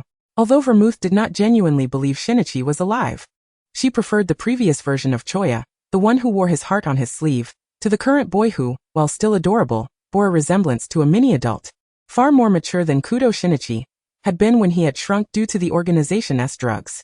Vermouth ruffled the boy's hair, saying, "Choya, have you forgotten what I told you? Smile more and your father will come back." Little Choya, puffing out his cheeks and crossing his arms, indignantly looked up at Vermouth. "Grandma, do you still think Nono is just a 2-year-old toddler? Nono is already a big 4-year-old. Amused by the boy's defiance, Vermouth squatted down and pinched his plump little face, saying, "All right then, didn't we come here to see your Uncle Black? Shall we head back together?" At this juncture, Vodka interjected, urging Jin, "Big brother, Choya is still here. We can't handle this in front of him." If anyone within the organization still held sway over Jin, apart from that esteemed gentleman and Rum, it was this little one who had yet to reach the age of 4. Jin withdrew his hand, glancing at the small figure behind him before getting into his car, and driving away without a backward glance. He recalled a place where only he and Kudo Shinichi had shared their lives.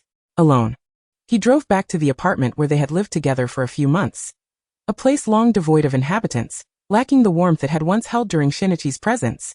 His gaze fell upon the living room sofa, remembering how every time he returned, Shinichi would clutch his leg and sit on the couch, not waiting for him out of hope, but out of fear, seeking solace in the living room rather than the confines of the bedroom. He sat down on the sofa, switched on the television, and found himself lost in a program that once captivated the young boy. Had he truly driven Kudo Shinichi to his death? Over the past 2 years, Jin had eliminated numerous individuals marked for removal by the organization, as well as thwarted the Japanese police and those lurking within the FBI. Another 6 months passed, and Jin's influence within the organization grew more significant. He managed to resolve nearly all the tasks handed to him with precision, earning the esteemed gentleman's praise. "Big brother, I have discovered that the Mori family has returned from America," Vodka relayed, bringing forth significant news to Jin, who was seated in the car. "Who is Mori Kogoro?" Jin inquired. Vodka elaborated, "His daughter is Kudo Shinichi's childhood sweetheart. They left for America on the day Shinichi perished in a fire. It's unclear why they haven't returned to Japan for 2 years." Jin's eyes widened in shock. "What did you say? They were in America when Kudo Shinichi died?" Suddenly, a thought struck him, prompting him to ask, "What about Kudo Yusaku and Kudo Yukiko? When did they leave?" Chapter 71, Jin's call to Ran. "Return Shinichi to me." Kudo Yusaku and his wife departed Japan half a month after the news of Kudo Shinichi's supposed death, while Mori Kogoro and Mori Ran left on the very day of the fire. The timing of their departures raised Jin's suspicions. However, Vermouth had already visited the hospital and the police station, confirming she had seen Kudo Shinichi's body. The discrepancies regarding the boy's death left Jin perplexed. Unable to discern the underlying truth, yet sensing something was amiss. Jin told Vodka, have someone in America keep watch over the Kudo family. Vodka questioned, Big Brother, why? Do you suspect something is amiss regarding Kudo Shinichi's death? Jin replied, I suspect he may still be alive. Upon hearing this, Vodka nodded in agreement. I'll send someone to investigate in America immediately. By the way, the gentleman has a mission. It seems the FBI has infiltrated Japan, including some former political figures. And he requires us to silence them. Jin responded, I will take Cohen and Kanthi to address this matter. What have Choya and Vermouth been occupied with these past few days? It had been quite some time since Jin had assigned Vermouth any tasks, or inquired about Choya. This was the first occasion he had asked about the little one, whose temperament, for reasons unknown, mirrored Kudo Shinichi's, never adhering to any rules. He worried that if something were to happen, they might not even know the cause. Vodka replied, Big Brother, Choya is currently in kindergarten, and he is quite clever. He should be ready for primary school next year. Jin nodded, refraining from further inquiries, and departed. Approximately half a month later, Vodka's contacts in America reported back. In the vicinity of Kudo Yusaku's residence, no traces of Kudo Shinichi had been found. To be precise, only Kudo Yusaku and his wife, Agasa, and Hybra were present within the entire apartment complex. None. Jin furrowed his brow, feeling inexplicably as though he had been deceived. He asked Vodka to procure Muri Ran's phone number, as his status within the organization made it easy to track down a university student's identity. The phone rang a few times before being answered. Tell me, where is Kudo Shinichi? Jin's voice was cold and authoritative, leaving no room for refusal. Upon hearing Jin's voice, the girl on the other end was perplexed, even finding the man's voice unfamiliar. Who are you? Shinichi is dead. What do you want with him? Intuition warned Ran that the man seeking Kudo Shinichi likely bore ill intentions. Moreover, Shinichi would probably not remember her now. If he addressed her as Ran, she would likely believe nothing had transpired. However, Shinichi then inquired, why do you sound a bit older? And why are there wrinkles at the corners of your eyes? You look like you're in your 20s. At this, Ran realized that Shinichi seemed to have forgotten the events of the past 2 years, or perhaps his memories were frozen in time, lingering before their separation at the amusement park. Nonetheless, Ran, along with Kudo Yusaku and the others, felt a sense of relief. After all, forgetting those 2 years might be a blessing, especially for Kudo Shinichi. I am Jin. Tell me where he is. Jin had long since lost his patience. If circumstances permitted, he would likely have pressed his gun against Xiaolan's temple. Xiaolan? Upon recognizing the man on the other end of the line, her breath quivered momentarily before she swiftly regained her composure. Her tone became considerably more resolute. If it weren't for you, how could Shinichi have died? You dare to ask me where he is. You drove him to madness. He was once so confident and cheerful, brimming with self-assurance, as if he could perceive everything at a glance. Since you took him away, I've not seen Shinichi smile from the depths of his heart. Now that he is gone, what more do you seek from him? Jin was taken aback. It was the first time he had heard someone other than Kudo Shinichi speak to him in such a manner. Xiaolan continued, what? Do you wish to see for yourself? Ha! Many witnessed the cremation of Shinichi. He has been reduced to mere ashes. I have yet to seek you out. What gives you the right to seek me? Jin replied, so Kudo Shinichi is truly dead? Was that supposed hidden truth merely an accident? He found it hard to believe that someone as pain-averse as Shinichi would choose such a torturous demise. Yet, Jin failed to remember that Shinichi's fear of pain stemmed from being forcibly injected with the organization's drugs. At that moment, on the television before him, a channel dedicated to crime investigations, one of Shinichi's favorites, displayed two brothers playfully teasing each other. The younger brother stood with his hands clasped behind his back, exuding a mix of pride and anticipation for his brother's praise, while the elder affectionately ruffled the younger's hair, saying, just like always when we get home, I'll make you your favorite beef stew with potatoes, alright? Jin coldly observed the scene unfolding on the screen, where the brothers frolicked home together. He reflected on how he had never been short of companions of both genders. Yet the time spent with them hardly compared to the time he had confined Kudo Shinichi by his side. Leaning back on the very sofa where Shinichi had once reclined, he felt a wave of drowsiness wash over him. Jin lingered in the room for what felt like an eternity, pondering what thoughts Shinichi might have harbored during their time together. A knock at the door interrupted his reverie. Vodka hesitated outside, glancing at the person beside him before speaking. Big brother, are you still in there? For Kudo Shinichi, you have been like this for 2 years now. All the signs indicate that Kudo Shinichi is dead. You still have the organization and Choya by your side. Shinichi entrusted that little one to you because he believed you and Vermouth could care for him. Given Choya's attitude towards you, perhaps it would be beneficial for you to see him. Silence reigned within the room. Vodka cautiously unlocked the door and found Jin sprawled on the sofa. Big brother, Ricard has found a few who resemble Kudo Shinichi. Would you like to meet them? Vodka. How do you think I treated Kudo Shinichi back then? Jin inquired. Vodka was at a loss for words. Jin's treatment of Shinichi was hardly commendable. Yet it was far better than how he treated others or traitors within the organization. Chapter 72. Choya. Do I have two dads? Jin's gaze turned toward Vermouth as he asked, Vermouth, what do you think of my treatment of Kudo Shinichi? Jin, you know that before I met that boy, I regarded both him and Xiaolan as my angels, right? They are among the few pure children in my eyes. Even when I learned that Shinichi was investigating the organization, I warned him, though I must admit I did little to stop him. When I saw that boy being brought back by you, I even considered helping him escape. That's the reason. I understand your feelings toward him. And so do Yuki and the others. But your methods, Jin, unwilling to hear more from Vermouth, interjected, All right, I understand. You may go now. Vermouth shrugged, having said all she intended. As she turned to leave, Jin called out, Vermouth, where is that boy Choya? Vermouth halted her steps. A faint smile gracing her lips as she replied, Yes, at the villa. The child should be asleep by now. Jin did not press further. After sitting in the apartment for a while, he finally asked Vodka to take him back to the villa. When he arrived, Choya was already asleep, curled up just like Shinichi used to do. Apart from his silver hair, he bore an uncanny resemblance to Shinichi. Yet, gazing at the peacefully slumbering child, Jin felt an emptiness within him, as though something had been excised from his being. Little Choya, just as everyone had said in his childhood, had features almost identical to Kudo Shinichi.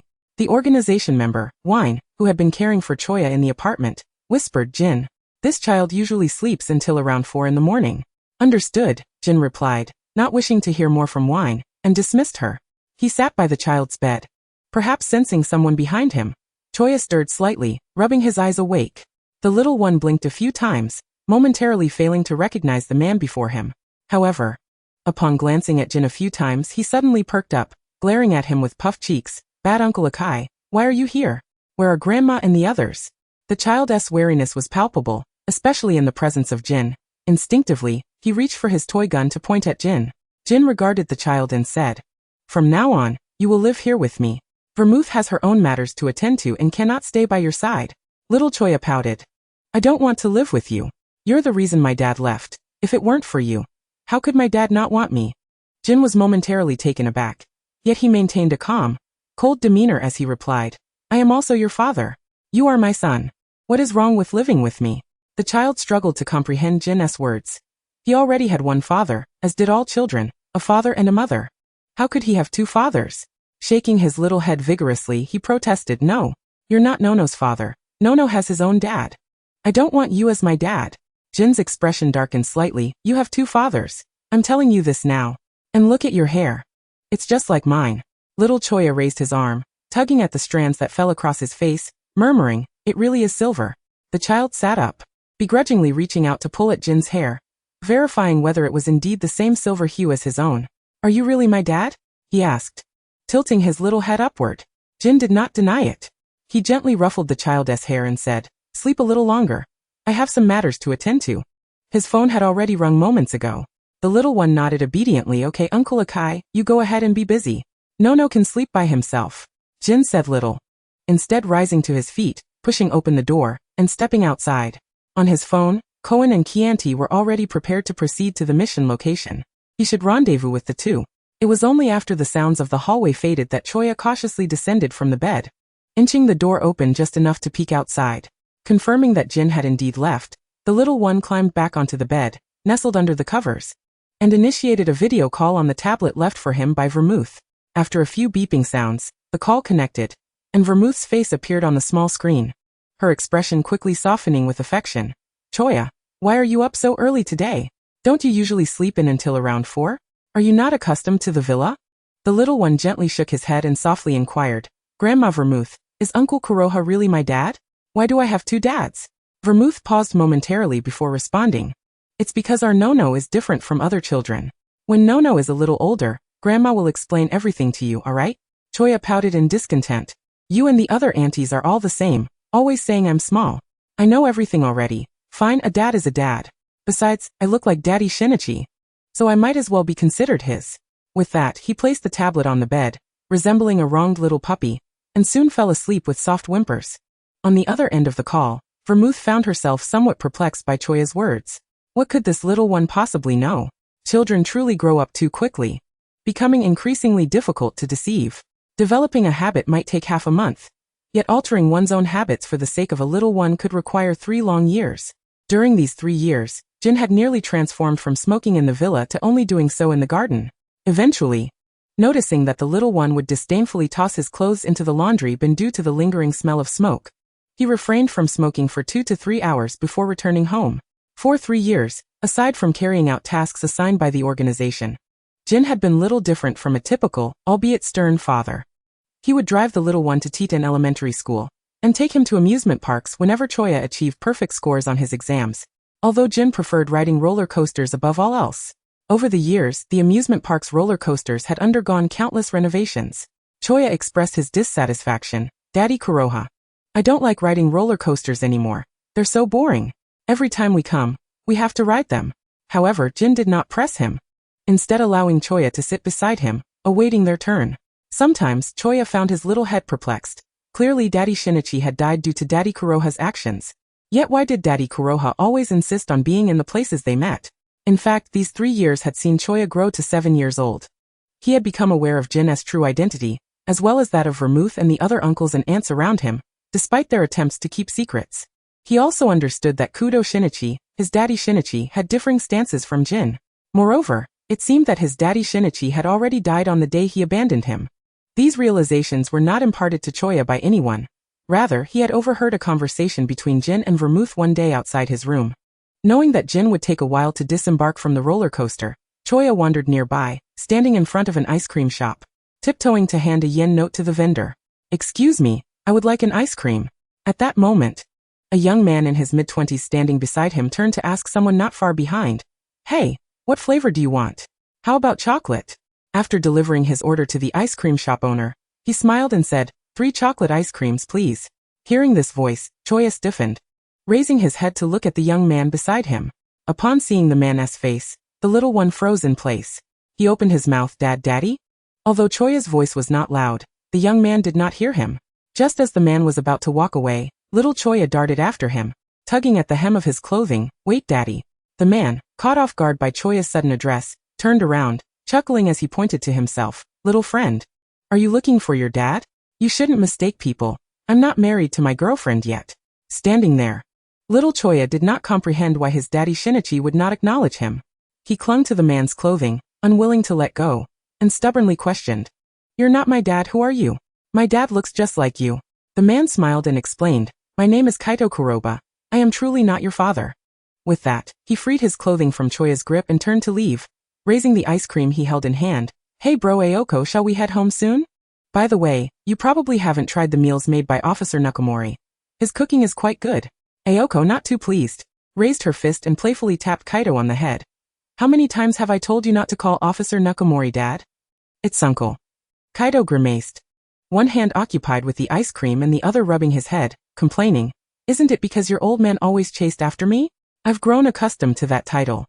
Shinichi Kudo smiled at the two. "Kaito, it's not your fault. You took over for Uncle Toichi as Kid the Phantom Thief. And now you've presented yourself right in front of the officer."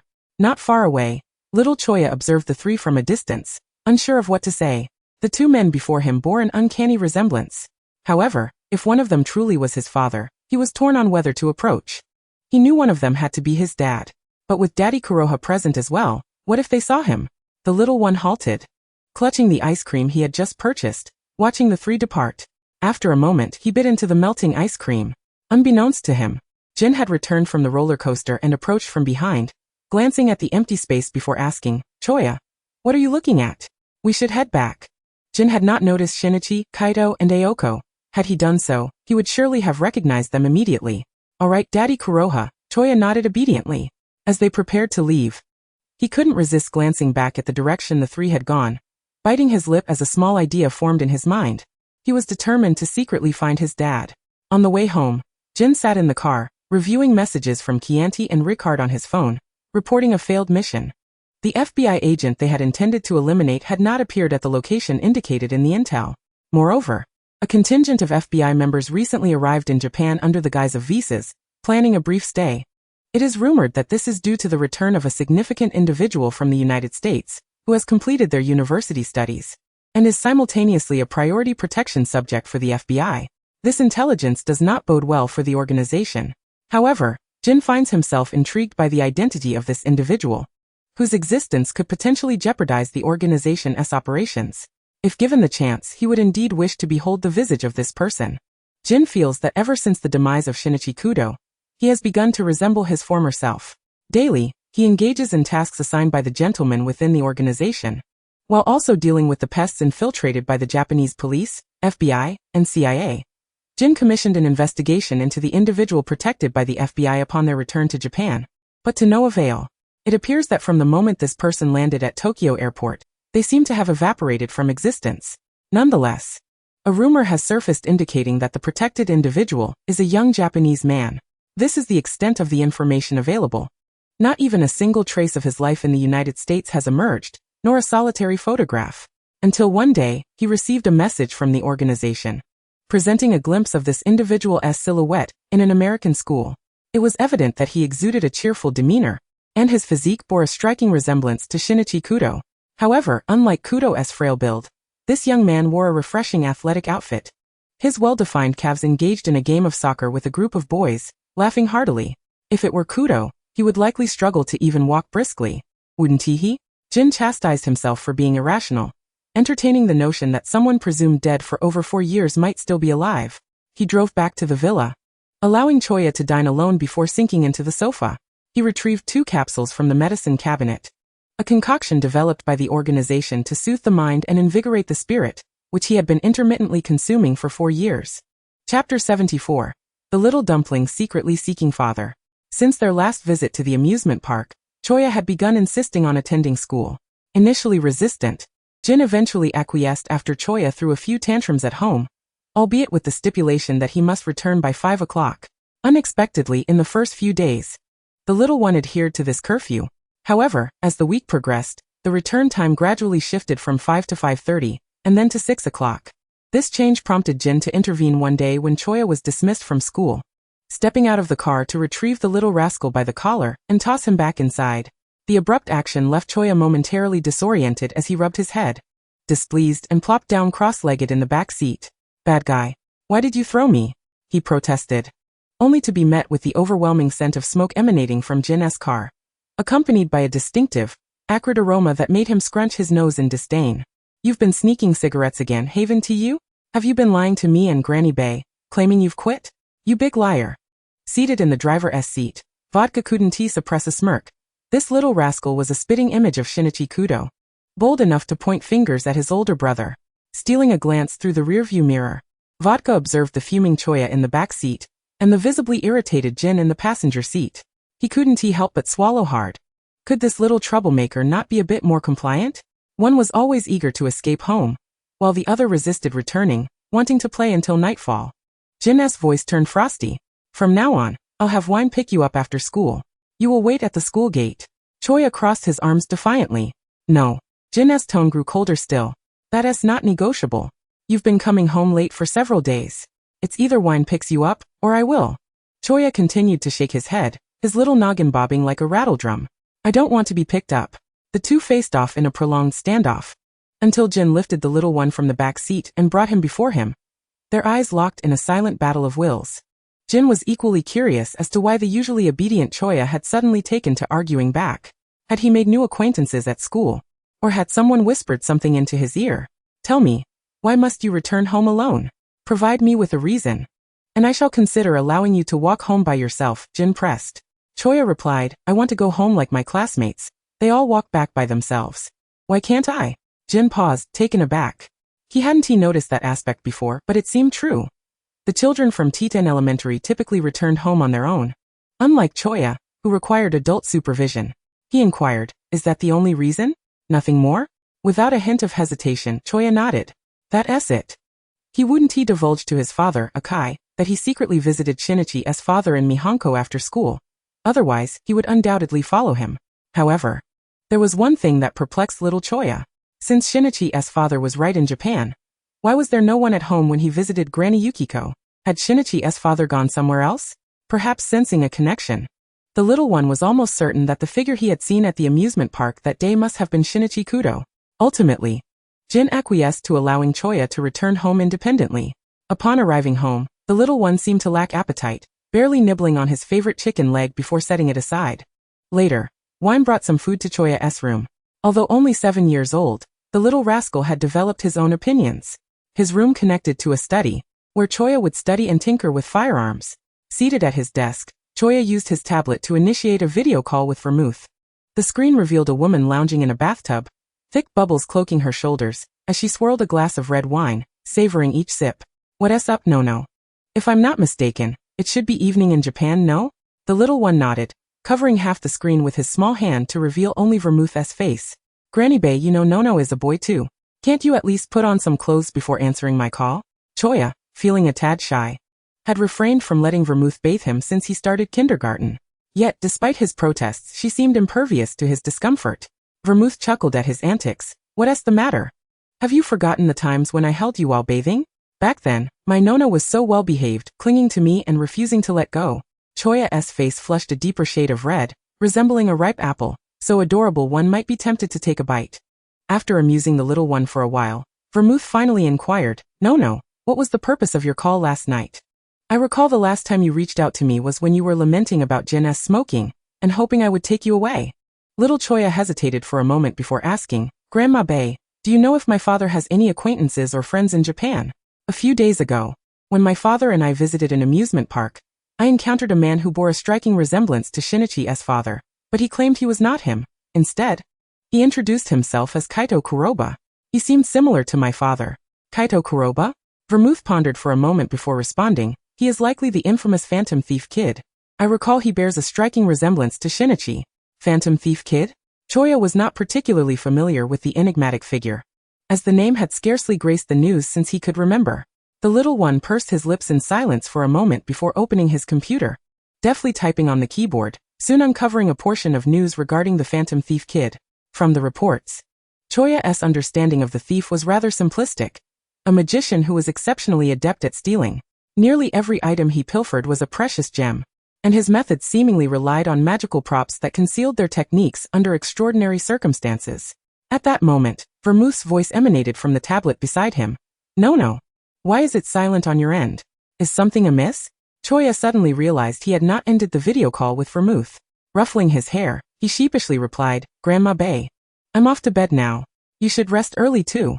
With that, he ended the video call.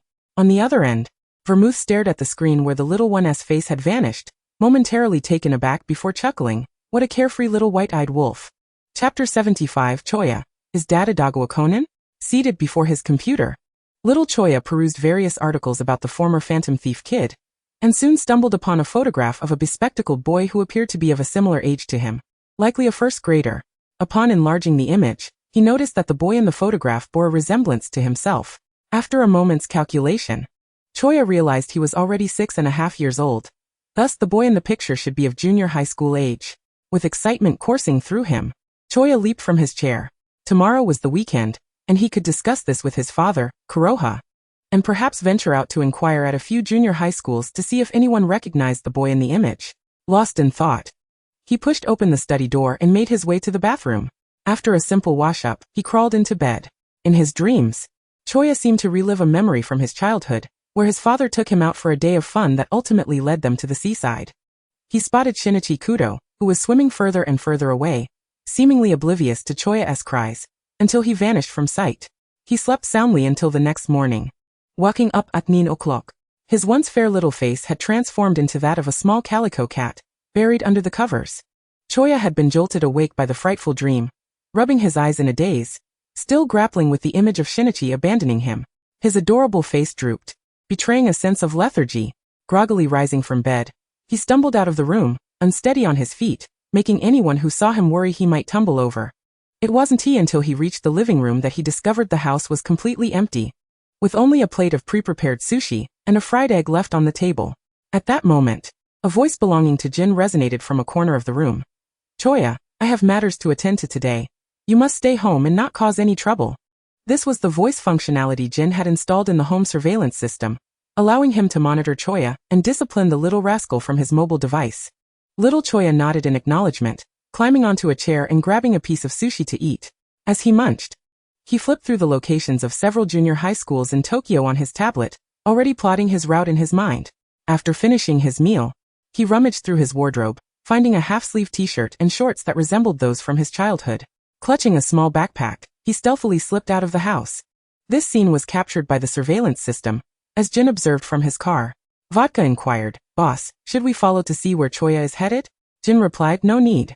Little Choya took the subway to 2 junior high schools, but unfortunately, no one recognized the boy in the photograph.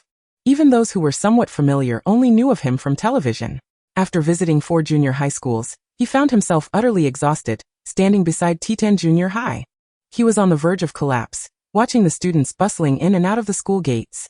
Through a gap only accessible to elementary students, he squeezed inside the campus. Wandering around, he eventually settled by a small pond, sitting cross-legged with his hands propping up his chin, letting out a sigh. Why isn't that boy at any of these schools? While lost in thought, several figures towering above him caught his attention, prompting him to look up. A particularly overweight boy, who likely weighed more than 2 of Choya, stood before him, flanked by a boy and a girl on either side. The girl asked, "Little friend, what are you doing here?" "This isn't the elementary school, it's the junior high." Before she could finish her sentence, she seemed to recognize the boy before her. Turning to her companions, she asked, "Kuchi, Genta, don't you think this little boy looks familiar?" Kuchi leaned in closer, saying, "Ayumi, remember that time we saw Shinichi Kudo at the beach? This kid looks quite similar to the little brother we saw then. Didn't we say he resembled Conan?" "Conan?" Upon hearing the name, little Choya perked up, abruptly lifting his head and gazing at the girl. With a sweet voice he asked, "Miss, who is this Conan you speak of?" "Conan? He was the smartest among our young detective league. He knows an incredible amount of things. He was just a transfer student in our class, just like Hybra." Ayumi didn't delve further into Choya's background, but instead shared everything she knew. However, they both transferred out later, and since then we haven't seen them again.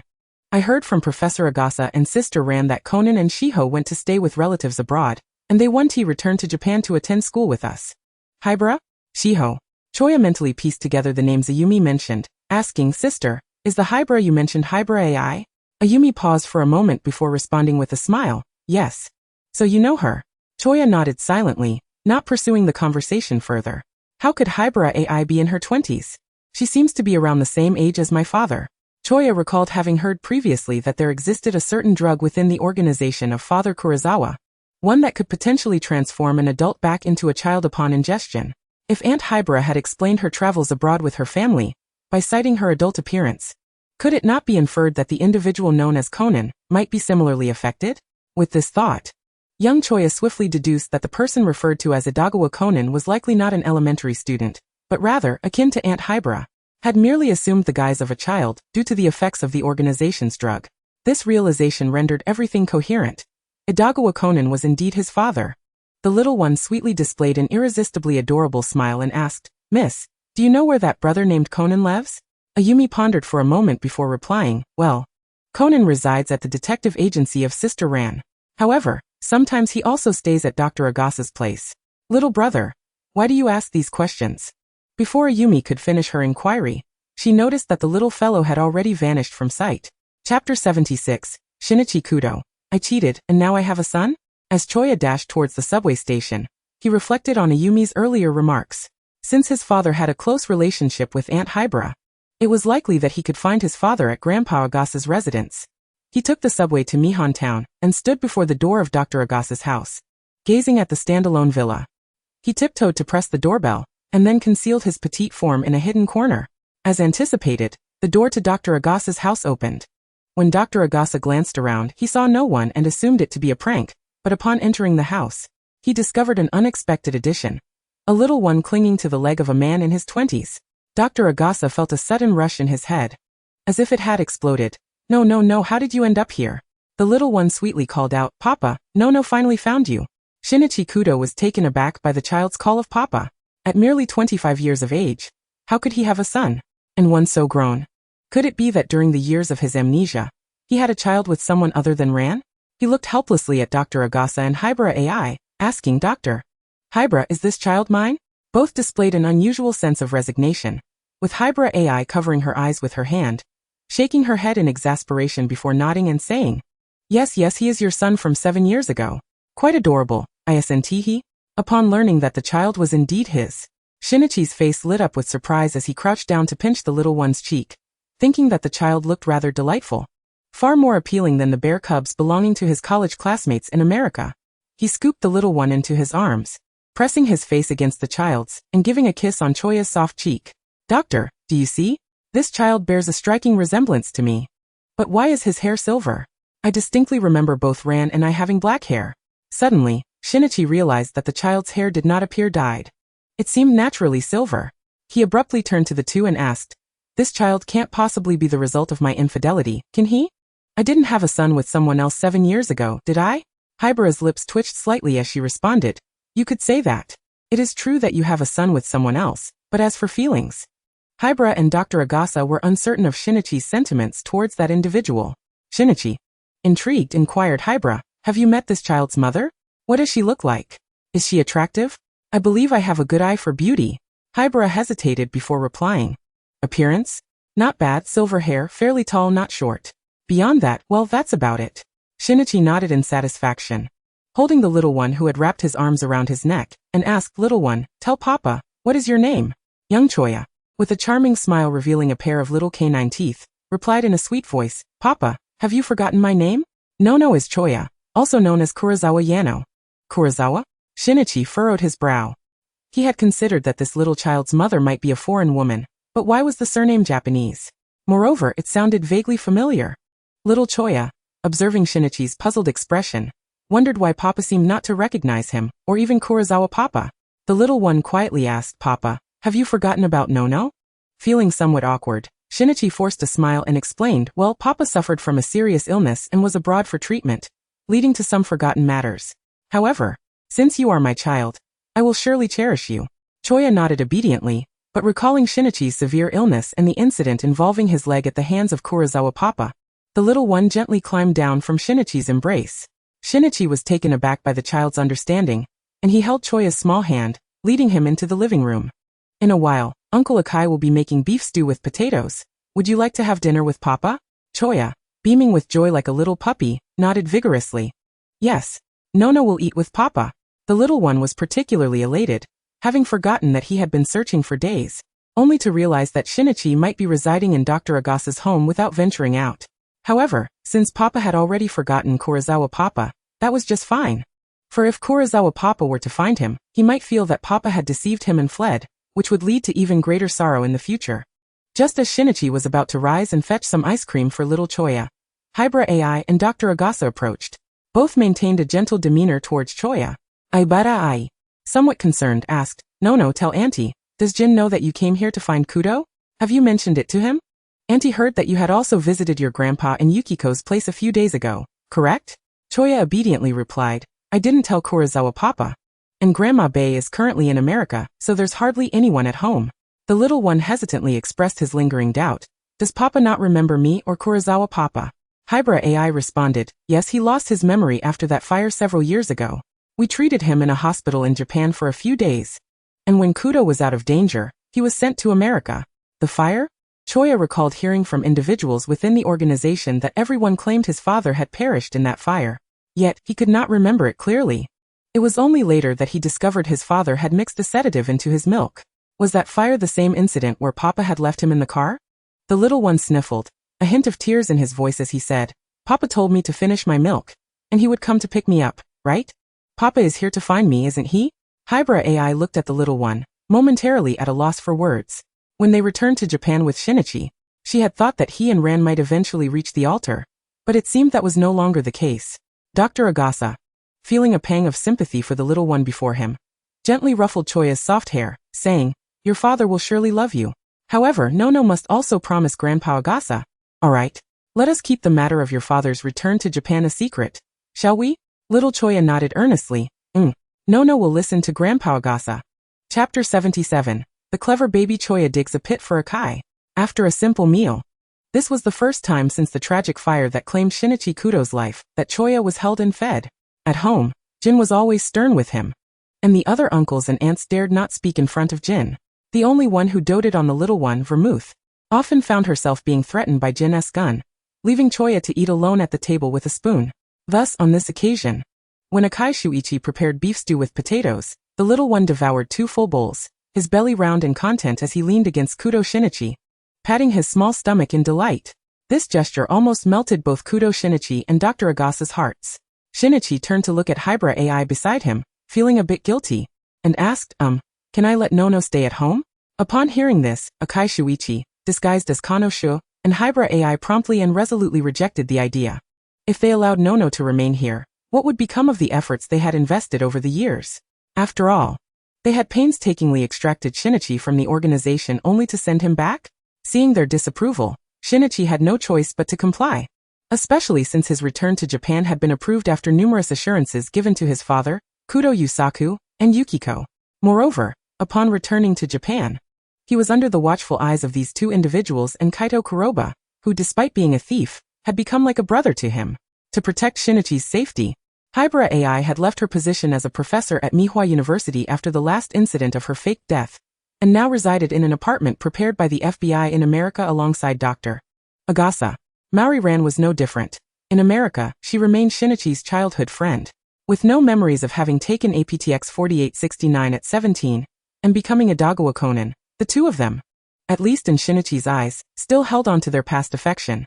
Although Ran felt somewhat conflicted, her childhood affection for Shinichi remained unwavering. They had studied together in America for 2 years, and still kept in touch with friends back in Japan. Perhaps the most disappointed was Heiji. He had concealed Shinichi's identity as Conan for so long, only for Shinichi to ask him directly, "Who are you?"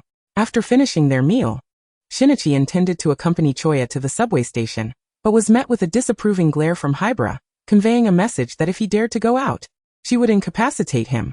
Ultimately, Shinichi had to relent, for before returning to Japan, everyone had warned him repeatedly not to reveal his identity in public. Watching Kanosha leave with Nono, Shinichi lamented, "Why didn't I have my mom disguise me before coming back? It's so hard to see my son, and I can't even send him off. I want to see what his mother looks like." Hybra AI twitched the corner of her mouth. "Are you sure Jin looks like a mother? You resemble her more." Kanosha fastened the seatbelt for little Choya.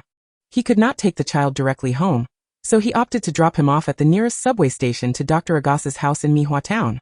After parking at the roadside near the subway station exit, he carried the little one inside, purchased a ticket, and awaited the train on the platform. Little Choya looked up and touched Kanosha's face with his tiny hand, speaking in a babyish voice as if he understood everything. "Uncle Akai. It seems like Grandma Yukiko's disguise skills are better than Grandma Vermouth's now." Being called Uncle Akai momentarily startled Kanosha, who looked down at Choya's crescent moon-like eyes, innocent and adorable as he gazed up at him. "You." Choya covered his mouth with his small hand, unable to suppress a giggle, and whispered, "Uncle Akai. Grandma Vermouth often secretly disguises herself as Daddy and hugs me to sleep." Kanosha hadn't anticipated Vermouth would go to such lengths. Little Choya continued, "Uncle Akai. The person you FBI protect, is it Daddy? I saw a message on Daddy's computer from Black Zetsu, and there were photos of Daddy in America. But Black Zetsu didn't recognize Daddy, so you can rest assured." The little one whispered while nestled in Kanosha's embrace, thinking that Uncle Akai's face was far more pleasant to look at. Kanosha gazed down at the child in his arms, astonished at how much cleverer this little one was than they had imagined, able to glean their addresses and know about their return to Japan. However, more formidable than this child was the enigmatic figure behind the black organization, Karasuma Renya. Who was this organization's boss, the wealthiest man in Japan? And what was he like? What information did he possess that spanned across Japan and America? The subway train had arrived, and Kanosha asked the little one, "No, can you go home by yourself, or should I take you back?" Kanosha was not worried about appearing with this face around the organization's members. But if he were to be seen by that group and at Dr. Agasa's home, his identity would surely be suspected. Little Choya, displaying remarkable understanding, patted Kanosha's arm and said, "Uncle Akai, Nono can go home by myself now, and I'm attending Titen Elementary School. Can I visit Daddy often in the future?" Looking up at the man, he smiled widely, thinking that since he already knew where Daddy was, he could secretly visit him without Black Zetsu knowing. Kanosha firmly denied the child's request. "No, if that happens, Jin will discover your father's whereabouts and our residence." Choya pondered, resting his right elbow in thought as he stood before the man. At that moment, the sound of the subway train arriving interrupted his thoughts. Reluctantly, he turned back, wanting to know Akai Shuichi's contact information. Uncle Akai, what is your phone number? Can Nono call you when I miss Daddy? Kanoshu initially intended to refuse but reconsidered, realizing that this little one was indeed Kudo Shinichi's son, and merely around 6 or 7 years old. How could he possibly remember after just one mention? He replied 090. After speaking, Kanosha continued to watch the subway train depart before returning to the car.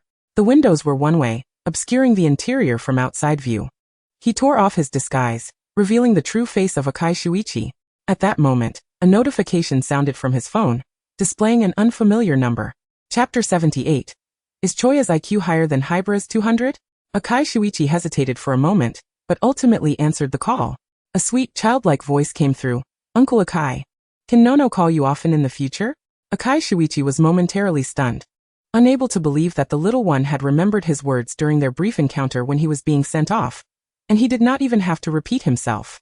Akai Shuichi exercised patience as he spoke to the young lad on the other end of the line, saying Choya. This phone number must not be disclosed to Jin or any other members of the organization. Otherwise, your father and I may no longer be able to remain in Japan. Do you understand? Though he typically lacked patience for children, for some inexplicable reason, he felt that imparting a few words of wisdom to Choya might yield understanding. Perhaps he regarded Choya not merely as an ordinary child, but rather akin to Kudo Shinichi during his days as a Dagawa Conan. On the other end of the call, Choya, clutching his small electronic watch, stifled a giggle as he replied, Nono knows not to let Daddy Koizumi know that he has returned. But Uncle Akai, don't forget to make time to play with Nono. After all, Nono's phone can be accessed by both Daddy Koizumi and Grandma Bei. The last remark was a playful attempt to tease Akai Shuichi. The young one's electronic watch was not something just anyone could access. However, if he were to unlock all the passwords and keys stored within, only those he wished to see would be granted access. Yet Akai Shuichi was unaware of this, and thus he believed the boy's words, consenting to his request. Should any trouble arise, he could always consider taking Choya along with him. Akai Shuichi replied agreed. But without my permission, you are not to seek me out. On the other end, Choya's face lit up with a sly grin. All right, thank you, Uncle Akai. The call ended. Choya's intellect was on par with that of Kudo Shinichi or Jin, especially in areas such as shooting or soccer, leaning slightly more toward Shinichi. However, in comparison to these pursuits, Choya was particularly adept at computer systems. His soccer skills, while accurate, lacked the force of Shinichi or Idagawa Conan when he had his enhanced shoes, which could deliver a kick powerful enough to knock someone unconscious. The young boy returned home, brimming with pride, while Akai Shuichi drove back, his demeanor reflective and contemplative. Upon arriving at Professor Agasa's residence, he found Kudo Shinichi had already departed with Judy and Agent Camel to assist the Japanese police in their operations. He sank into the sofa in the living room, contemplating the phone number Choya had called him from. It was at this moment that Hybera AI, who had been silently observing, noticed a change in Akai's expression. Is something wrong, Mr. Akai? She inquired, holding her cup of red tea as she took a seat opposite him. Nothing much, Akai Shuichi replied, lifting his gaze to the girl with the tea. Do you enjoy red tea as well? Hybera set down her cup and nodded, indicating her fondness for it. Akai Shuichi had only come to understand his connection with Hybera AI after Mary had reverted to her original form, and after meeting her. It was Hybera AI's unexpected discovery that Akai's mother bore a striking resemblance to her own mother, Elena Mayano, that prompted her to inquire further. This question led Hybera to realize that Mary Akai and her mother were indeed sisters, and astonishingly, she and Akai Shuichi were cousins. As for her sister, Akemi Mayano, Hybera AI asked, weren't you supposed to take Nono to the station? What happened? You weren't seen by Jin or any members of the organization, were you? Akai Shuichi clarified. No, it was that little rascal who outsmarted me. I never anticipated such a clever child. Hybera AI queried with a hint of confusion. What do you mean? Did you feel a bit outsmarted by Choya? The truth was Hybera AI had also been deceived by the young Choya when he was merely 2 or 3 years old. He always seemed to possess a level of intelligence that surpassed that of his peers, leading her to sometimes suspect that his intellect occasionally exceeded her own. Despite her IQ being an impressive 200, few adults could accept that a 6 or 7-year-old child could outsmart them. But it was undeniable that the only one capable of tricking Choya was Kudo Shinichi, as Choya believed every word Shinichi said without a shred of doubt. Akai Shuichi navigated to the call interface on his phone, and recited a series of digits. Please check this phone number for me. If possible, I would like to erase any chat records associated with my number. This task should be trivial for you. Whose number is this? Hybera AI inquired, quickly jotting down the number in her mind before retrieving her laptop. Investigating a phone number's call records or modifying them was a simple task for her. It belongs to that little rascal Choya. Hybra AI was taken aback, realizing that the child had managed to obtain Akai Shuichi's number. Did that little rascal trick you out of your number? Rather than mock him excessively, she began typing rapidly on her silver keyboard, and upon hitting the enter key, the screen displayed a series of animated emojis designed by Choya himself, one depicting him pointing and warning, "Don't mess with my stuff." Hybra AI couldn't help but smile wryly at the little imp. She attempted to crack Choya's password, but after 2 unsuccessful attempts, Akai Shuichi's phone buzzed again with a call from Choya through his electronic watch. Hybra AI looked up and asked, "Could that be Nono calling?" Akai Shuichi did not respond but instead accepted the call and switched to speaker mode. On the other end, Choya's voice was laced with discontent. "Uncle Akai, you're tricking Nono. You're asking Aunt Hybra to delete Nono's call records. That's mean. Nono doesn't like you anymore." Hybra AI raised her arm in resignation, murmuring, "Just give up. That little rascal has software on his electronic watch. If I continue to hack in, he could easily counter-hack my computer." Upon hearing Hybra's explanation, Akai Shuichi realized he had underestimated the cleverness of the child. Chapter 79. Choya, is Daddy Koizumi at the White Rose Cafe for coffee? Little Choya returned to the villa. His lips pursed in satisfaction as he happily skipped towards his room with his small backpack in tow. This exuberant display perplexed both Wine and Kir, who resided in the villa. It was well known that Choya rarely exhibited such delight at home, and whenever he did, it often signaled misfortune for someone else. The unfortunate soul was invariably Vodka, who always found himself in trouble whenever Choya played tricks on Jin, as he would either be caught or summoned by Jin to intervene. Once in his room, Choya tossed aside his backpack and dove into his study, opening his computer with a grin reminiscent of a kitten that had just caught a fish. The young boy pulled the computer closer, his chubby little fingers dancing over the keyboard. And soon the previously blue screen devoid of icons transformed to reveal a live feed of the living room in Professor Agasa's home. Choya tilted his small head, a satisfied smile gracing his lips as he gazed at the portrait of Akai Shuichi and Hybra AI, who seemed to be concocting a scheme against him. He couldn't help but stifle a giggle. Uncle Akai and Auntie Hybra probably never expected that Nono was waiting for their call, hee. However, the little one soon realized something peculiar. Hadn't he returned home less than 2 hours ago? Why was his father nowhere to be found? Had he gone out? Did he not fear being caught by Daddy Black? During the years that Kudo Shinichi was away, little Choya had spent 2 years sulking at Jin. Yet, under Jin's meticulous care and his philosophy of merely surviving, the child discovered that, despite being the villain his father described, Jin was quite kind to him. With this in mind, Choya thoughtfully disabled the surveillance footage that had invaded Dr. Agasa's home, opting instead to track Jin's phone. This was, in part, a consequence of Jin having installed a transmitter on Choya's device, resulting in the little boy outsmarting him. To his surprise, the tracking revealed that Jin was at a cafe. Puzzled, Choya scratched his head. He wouldn't have thought anything of it if Jin were at a karaoke bar, but a cafe? When did Daddy Black develop a taste for coffee? Yet the cafe's address seemed familiar. Upon closer inspection, he realized it was near the home of Auntie Ran. He quickly updated his computer's irregular surveillance password and shut it down, a habit he had developed to prevent others from accessing his device. The little boy then stood on his chair, leaped to the floor, and dashed to the living room, only to find that Wine was nowhere to be seen, leaving only Kir. Approaching her, he took an orange and sat beside her, tilting his head and displaying an angelic smile.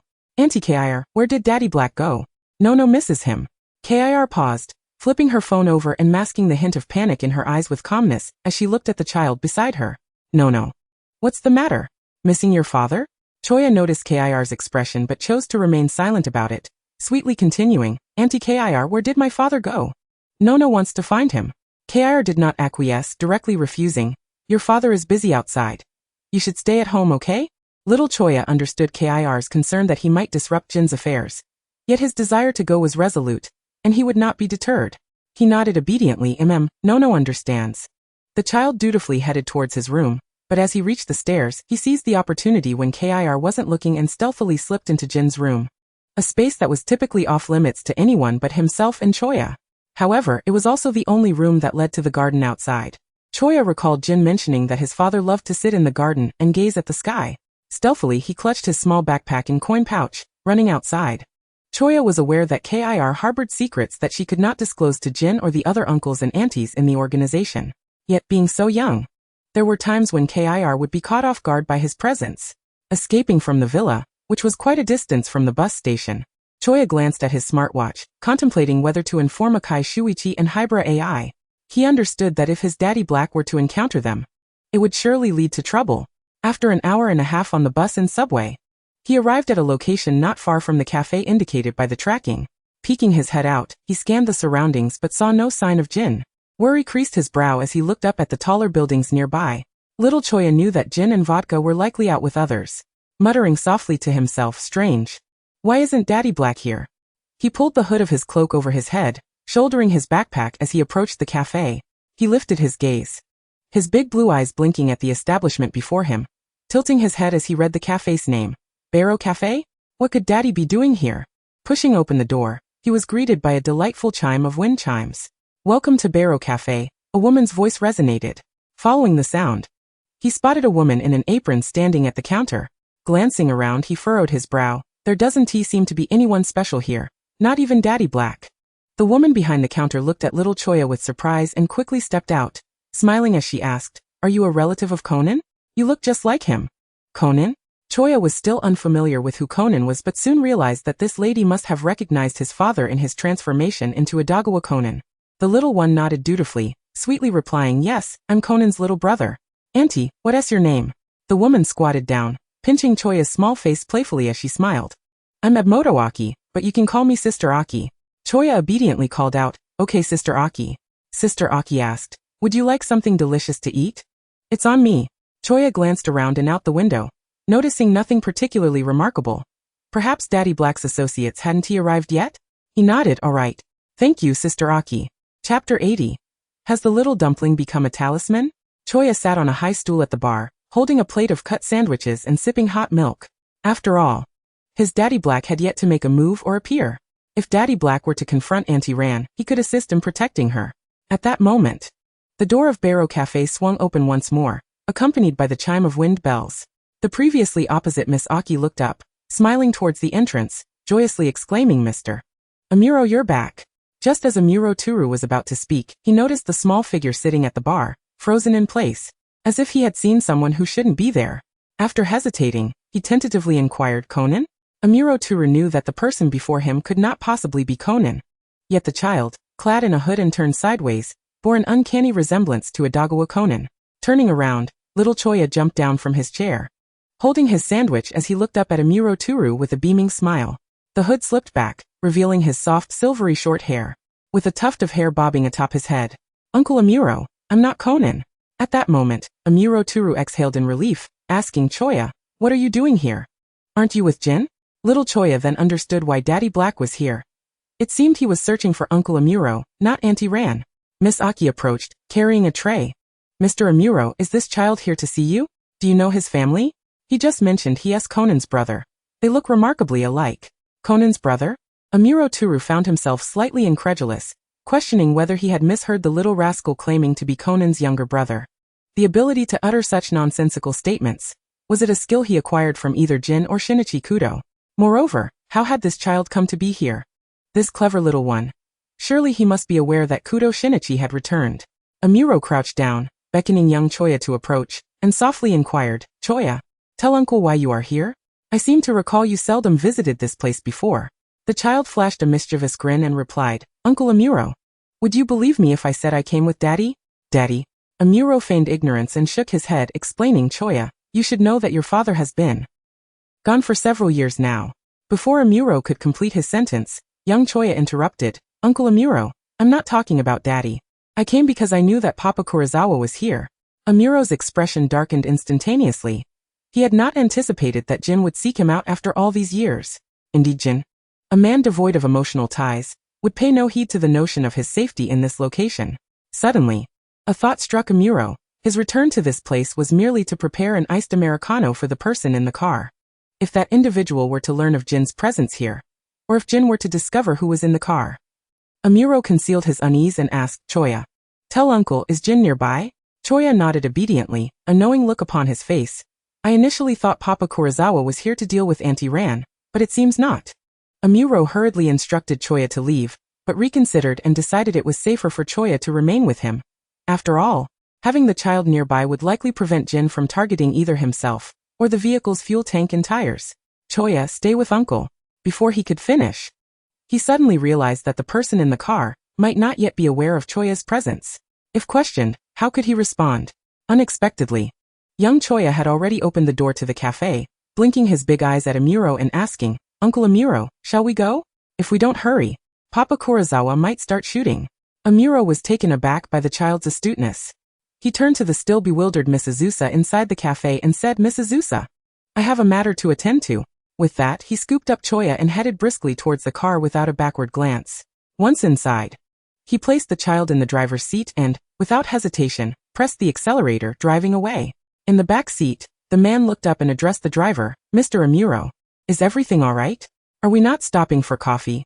Hearing the man's voice from the back, Choya leaned over the front passenger seat, peering back with a beaming smile. Daddy.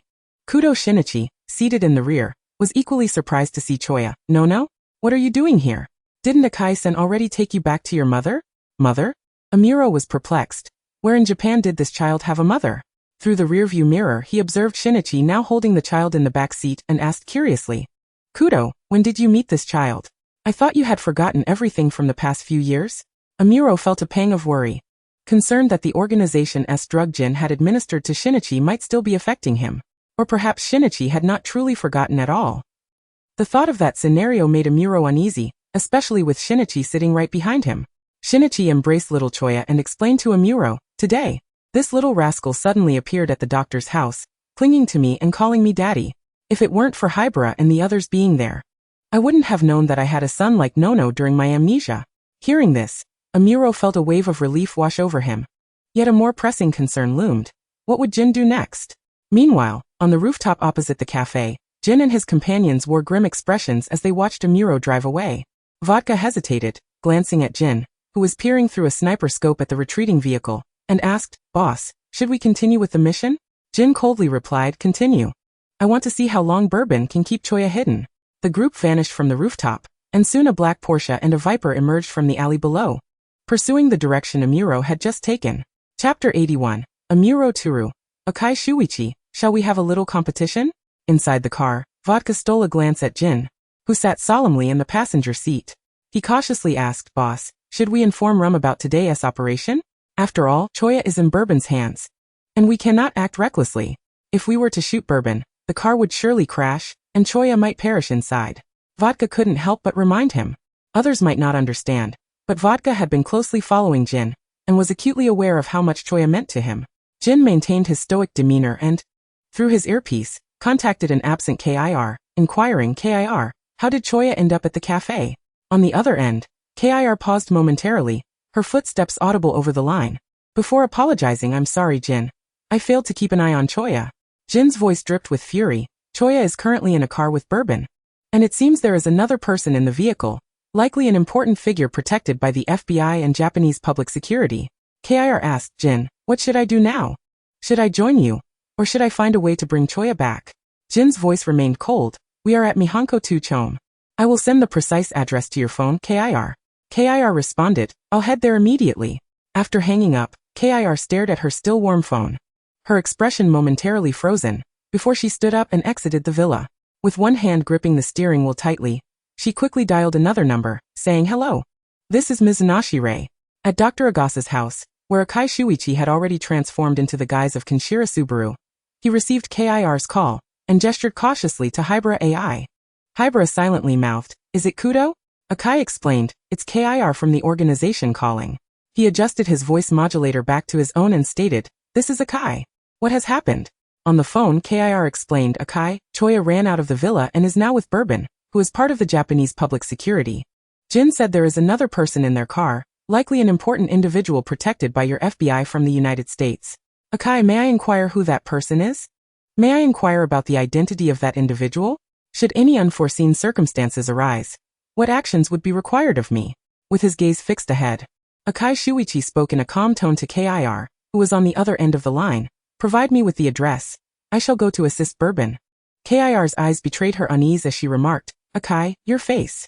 Akai Shuichi clarified, Rest assured, I shall not use Shuichi Akai's visage, but rather a different one. After the call ended, he turned to Hibara AI and stated, I am going to assist Bourbon and that young lad. A flicker of anxiety crossed Hybara's eyes as she cautiously inquired, "What has transpired? Did Kudo not go to the Japanese Public Security Bureau? How could he possibly encounter someone from the organization?" Akai Shuichi explained, "It is Choya. He seems to have discovered Bourbon's location by some means, and is currently with him, and that young boy. Jin is following closely behind. How could that be?" The thought struck Hybara AI. She recalled that she could infiltrate Choya's smartwatch through his mobile number. Why could that young boy not employ a similar tactic to surveil them? Hybara AI felt as if her once formidable intellect had suddenly become insufficient. At that moment, Akai Shuichi had retrieved the car keys and approached the entrance, announcing, "We are leaving." Seated in the car, Akai Shuichi drove with Hybara AI towards the coordinates provided by KIR, noting that Amuro Turu had not likely stopped, or could not afford to. Hybara AI pressed a button on her eyeglasses, revealing a blinking red dot that was heading towards the Kubo area. At the upcoming intersection, turn left, then take a right at the second T-junction, she instructed. The glasses were a creation of Professor Agasa, and the transmitter had been embedded as a brooch in Kudo Shinichi's attire. Akai Shuichi glanced at Hybara AI, appreciating her thoughtful consideration. The two navigated through narrow roads, soon finding themselves less than 500 meters behind Amuro Turu's vehicle. They slowed their pace, careful not to draw too close. As two other vehicles, a black and a blue one, were positioned between them, a sense of vigilance crept into their eyes. That was Jin's car. Akai Shuichi observed the rear of the vehicle ahead and asked Hybara AI, "Do you have Bourbon's mobile number?" She nodded affirmatively, "Yes. Call him and inquire about his intentions. We are not far from the Kubo police station. Or perhaps we should find a way to return to the Public Security Bureau. At the very least, that young boy should be allowed to disembark from the vehicle," he suggested. "Understood, I will contact them now," Hybara AI replied, dialing Amuro Turu's number. When Amuro's voice came through on the other end, she asked, "What on earth is happening? How did that child Nono end up with you?" Amuro Turu chuckled wryly. "I wish I knew. And why weren't you informed that Kudo Shinichi and this child are acquainted? What now? I have Jin and Kanti's vehicle right behind me. Moreover, I only have half a tank of gas left, so I cannot drive for long.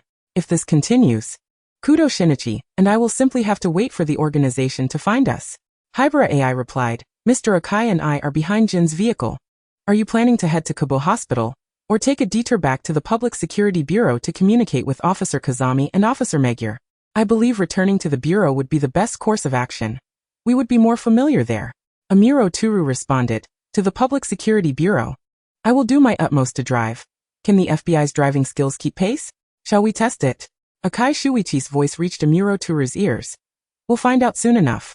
He continued, "Alright, follow the route Hybara AI has outlined, and see if you can shake off the organization." Amuro Turu smirked, "Very well. I entrust my life to both of you." With that, he gripped the steering wheel tightly and slammed down on the accelerator, instructing the two in the back seat. "Hold on tight." Chapter 82, Amuro Turu. Do you remember him? A reunion. An hour later, Amuro Turu surveyed his surroundings and glanced through the rearview mirror, noting that no vehicles were tailing them. However, his familiarity with the organization left him no room for complacency. Just 3 streets away from the Public Security Bureau, a Viper driven by Kanthi obstructed the road ahead, forcing him to halt and attempt to reverse in order to escape. But he heard the screeching of brakes behind him, the tires grinding against the pavement. Amuro's heart raced as he hesitated, glancing through the window to see a black Porsche blocking the road. He tapped his earpiece, managing a wry smile as he said, "Hey, Akai, I don't think I can get away now. It seems someone has seen through Shiho's plan." He could feel beads of sweat forming in his palms, trickling down his wrist. Just then, a tall, dark figure appeared at the car door, and a voice filled with cold menace rang out, "Bourbon, do you want me to shoot in front of Choya?" Amuro Turu turned to Kudo Shinichi, who was seated in the back, tightly holding on to young Choya, and asked, "What should we do? If the rifle's bullet travels at a speed of 1,000 meters per second, the handgun's bullet is only a third of that, at 350 meters per second. Shall we take a chance?" Kudo Shinichi spoke of the difference in bullet speeds, a smirk forming on his lips. "Take a chance? Gamble on his shooting speed, perhaps giving us a moment to escape? Or perhaps gamble on the fact that he doesn't have a gun, though that seems unlikely." Amuro Turu replied, "Alright." Just as he spoke, the sound of rifle fire erupted outside, forcing those outside to seek cover. At that moment, Akai Shuichi's voice crackled through Amuro's earpiece, "Bourbon, you need to drive away quickly." Amuro replied with an affirming before he once again pressed down on the accelerator, crashing into the Viper that blocked their path. However, the sound of gunfire rang out, striking the car's rear tires, and causing it to spin out of control. Kudo Shinichi shielded Choya in his arms, his body thrown back against the seat as the sudden impact elicited a muffled groan. Ugh, that hurts.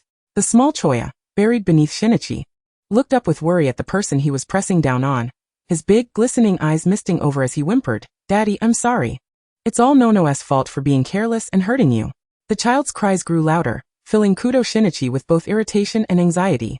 He gently stroked the boy's head, soothingly saying, "Nono need not fear. Daddy will not let anything happen to us." As he spoke, he propped himself up, one arm embracing Choya while his head peeked out to observe the pursuers closing in once more. His gaze fell upon Jin, and a sense of familiarity washed over him. He turned to Amuro Turu, who was rubbing his head in the front seat, and asked, "Mr. Amuro, have I seen him before? I feel like I remember." Amuro Turu suddenly lifted his head, looking through the rearview mirror at Kudo Shinichi in the back seat, hesitating before asking, "You've seen him? When?" Kudo Shinichi pondered for a moment before speaking. I believe it was the time I visited the amusement park with Ran. He rode the roller coaster with us. And after that, it seems we never saw him again." Little Choya looked up, blinking as he gazed at Shinichi's face, murmuring to himself, "No wonder Papa Kurosawa rides the roller coaster so many times whenever we go to the amusement park. It's because he misses his dad. But why does he have to bully him? He cries even more than Nono. This time, Nono will help Papa. If the bad dad doesn't, he apologize. He definitely won't lend a hand." Listening to Kudo Shinichi, Amuro Turu was momentarily stunned. "Huh, this incident?" Yes, Kudo nodded, thinking Amuro hadn't quite understood. However, there was no time for reminiscing. He glanced at the people outside and said to Amuro, "We'll burst through the door and run. Remember, the handgun travels at 350 meters per second, and there's also Mr. Akai. Let us take a gamble." Amuro, hearing his words, concurred, recognizing it was perhaps their best option at the moment. He spoke to the two on the other end of the earpiece. "Did you hear that, FBI? Our lives are in your hands shortly." With that, the two forcefully flung open the car door. Upon seeing Jin and Vodka struck by the sudden opening, Shinichi and Amuro wasted no time in sprinting out. They were merely 300 meters away from the fork in the road. They had to take a chance. Following their earlier plan, the two quickly leaped from the car, not daring to linger, scattering in different directions. Jin, who had been hit by the door, caught sight of the slender figure holding Choya and the young man's profile, momentarily dazed. He raised a hand to block Vodka's gun. "Kudo Shinichi?" Vodka glanced over as well. But the ever-impulsive Scotch continued shooting without hesitation, firing a bullet. Jin shouted at Kudo Shinichi, "Get down." Kudo turned to look, momentarily frozen by the bullet aimed at him. But in the next instant, another bullet struck the first, diverting it from its original trajectory. It tore through the sleeve of his shirt, staining it red. Yet Kudo seemed awakened by the gunfire, quickly turning and sprinting away with Choya in his arms. Indeed, those individuals were as perilous as the Japanese police and FBI agents had warned, disregarding even a small child. This was Kudo Shinichi's first impression of Jin and the organization. Jin watched as the two disappeared from view, and Scotch and Cohen approached him. Scotch inquired, "Jin, why did you just warn that person?" He asked, likely the one the organization mentioned, under special protection by the FBI. Killing him would bear no consequences. As her words faded, a gunshot rang out, a bullet narrowly grazing Scotch's arm. "Next time, I won't aim for such trivial injuries," Scotch remarked. "I understand, Jin." At that moment, Vodka asked, "Boss, what about Kudo Shinichi and Amuro Turu being together? What will happen to our mission? That gentleman might not be pleased, right?" Chapter 83, Rum. "Jin, have you softened?"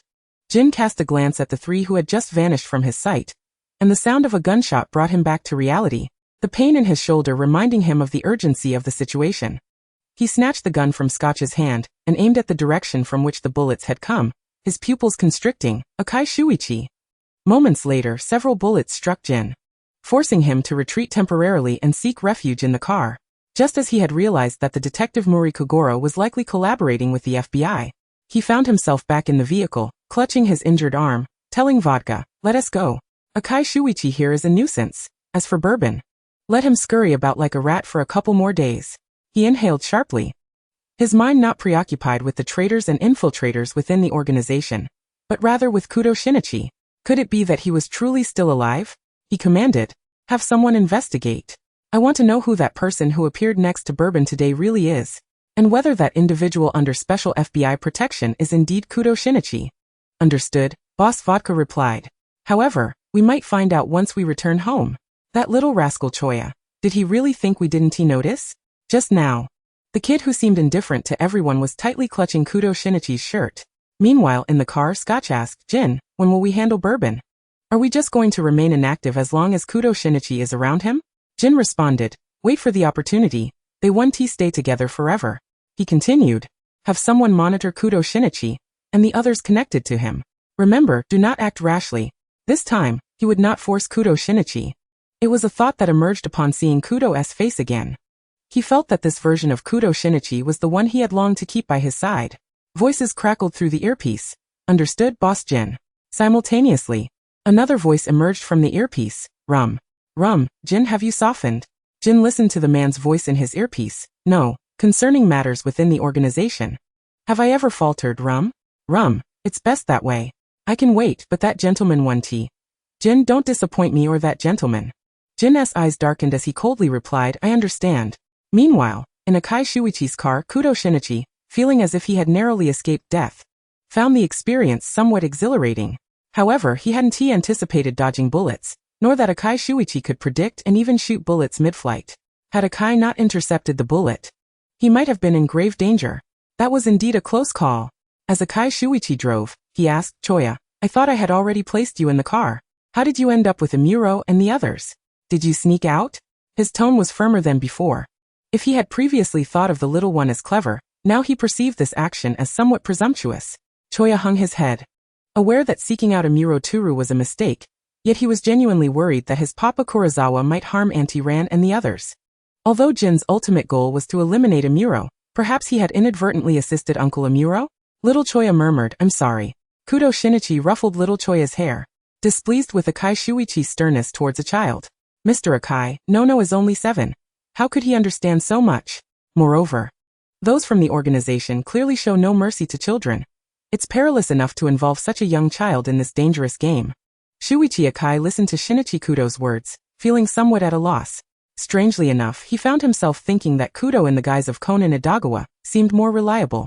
Turu Amuro, curious about how Choya was privy to Jin and the organization's actions, inquired, No, how do you know your father, Uncle Hakase, is coming to kill me? Choya tilted his little head, a hint of pride in his eyes, and replied, Of course. Who do you think I am? I was personally taught by Grandma Bay and Grandpa. Monitoring Uncle Hakase is easy. His phone's location is a piece of cake. I'm a genius baby, with an IQ even higher than Aunt Hybera's. He brimming with confidence. Moreover, he found invading someone's phone nearly effortless. The little rascal had not mentioned to anyone that he could easily access Professor Agasa's surveillance system. The adults couldn't help but twitch their lips, wondering why this child seemed excessively clever. Was this the reason the entire family possessed high intelligence? Ultimately, Shuichi Akai's vehicle came to a stop in front of Professor Agasa's house. He turned to Amuro, who was seated in the back seat, and asked, Turu, are you staying here or returning home? The organization has set its sights on you. Amuro was acutely aware that his escape today was only due to the presence of both a large and a small person in his vehicle. Otherwise, he could very well have been shot in the cafe by either Kir or Jin before he even had the chance to drive away. Is there still a place to stay? Amuro pointed to the villa of Professor Agasa, just outside the car window. Professor Agasa, with the 4 of us, we need 5 vacant bedrooms, right?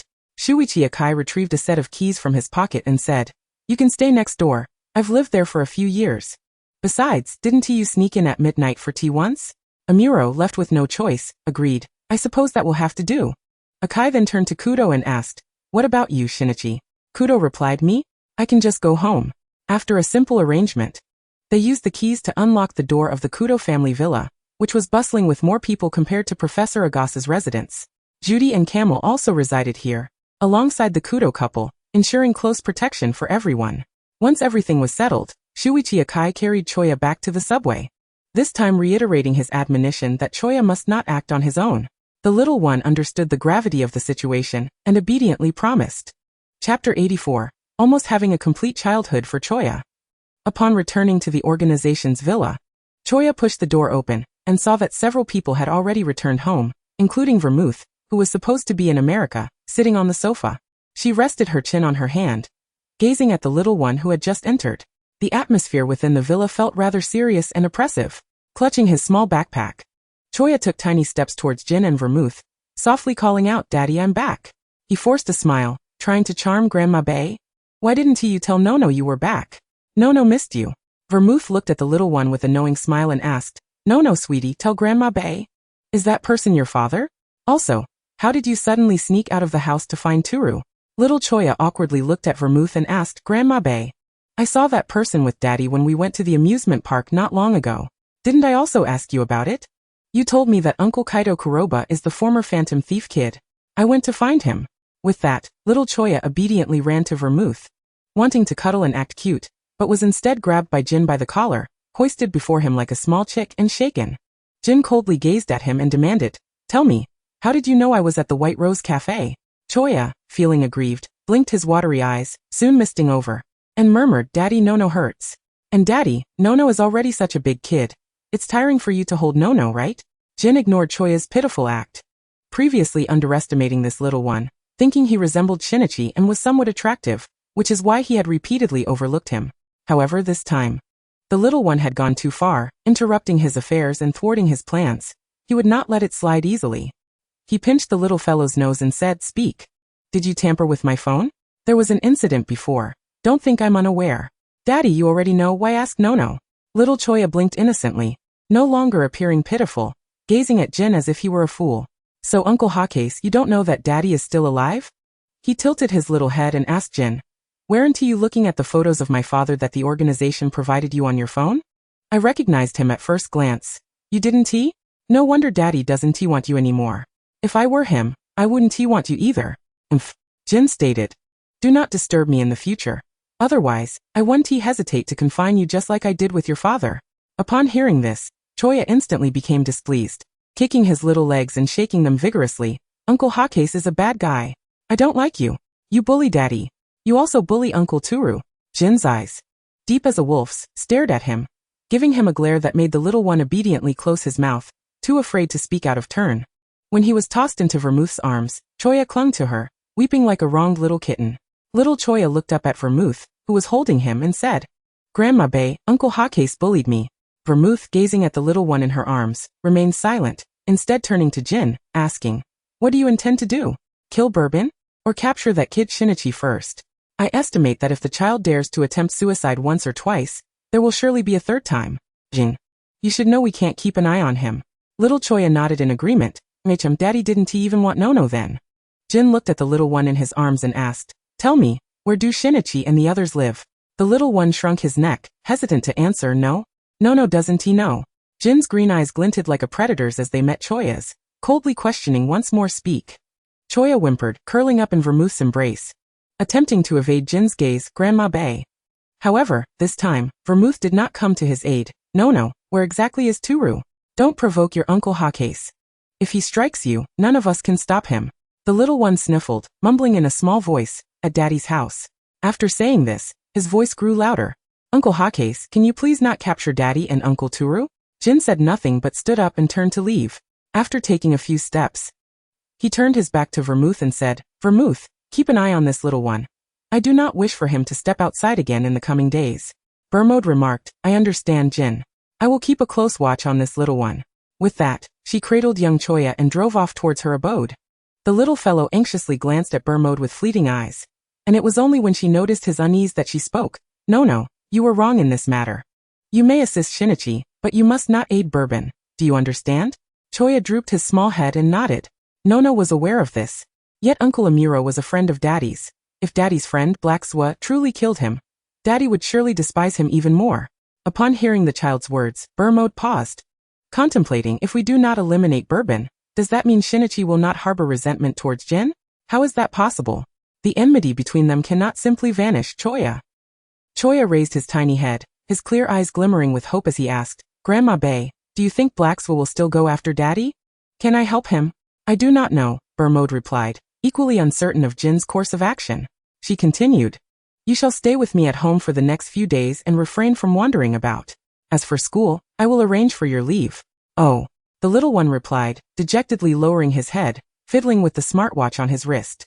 In the next moment, Bermode confiscated the smartwatch, placing it in her pocket. I will take care of your watch for now. Grandma Bay is bullying the child. Choya pouted, sitting cross-legged on a soft cushion. Chapter 85, Shinichi. Revisiting Amuro Turu's mission completed?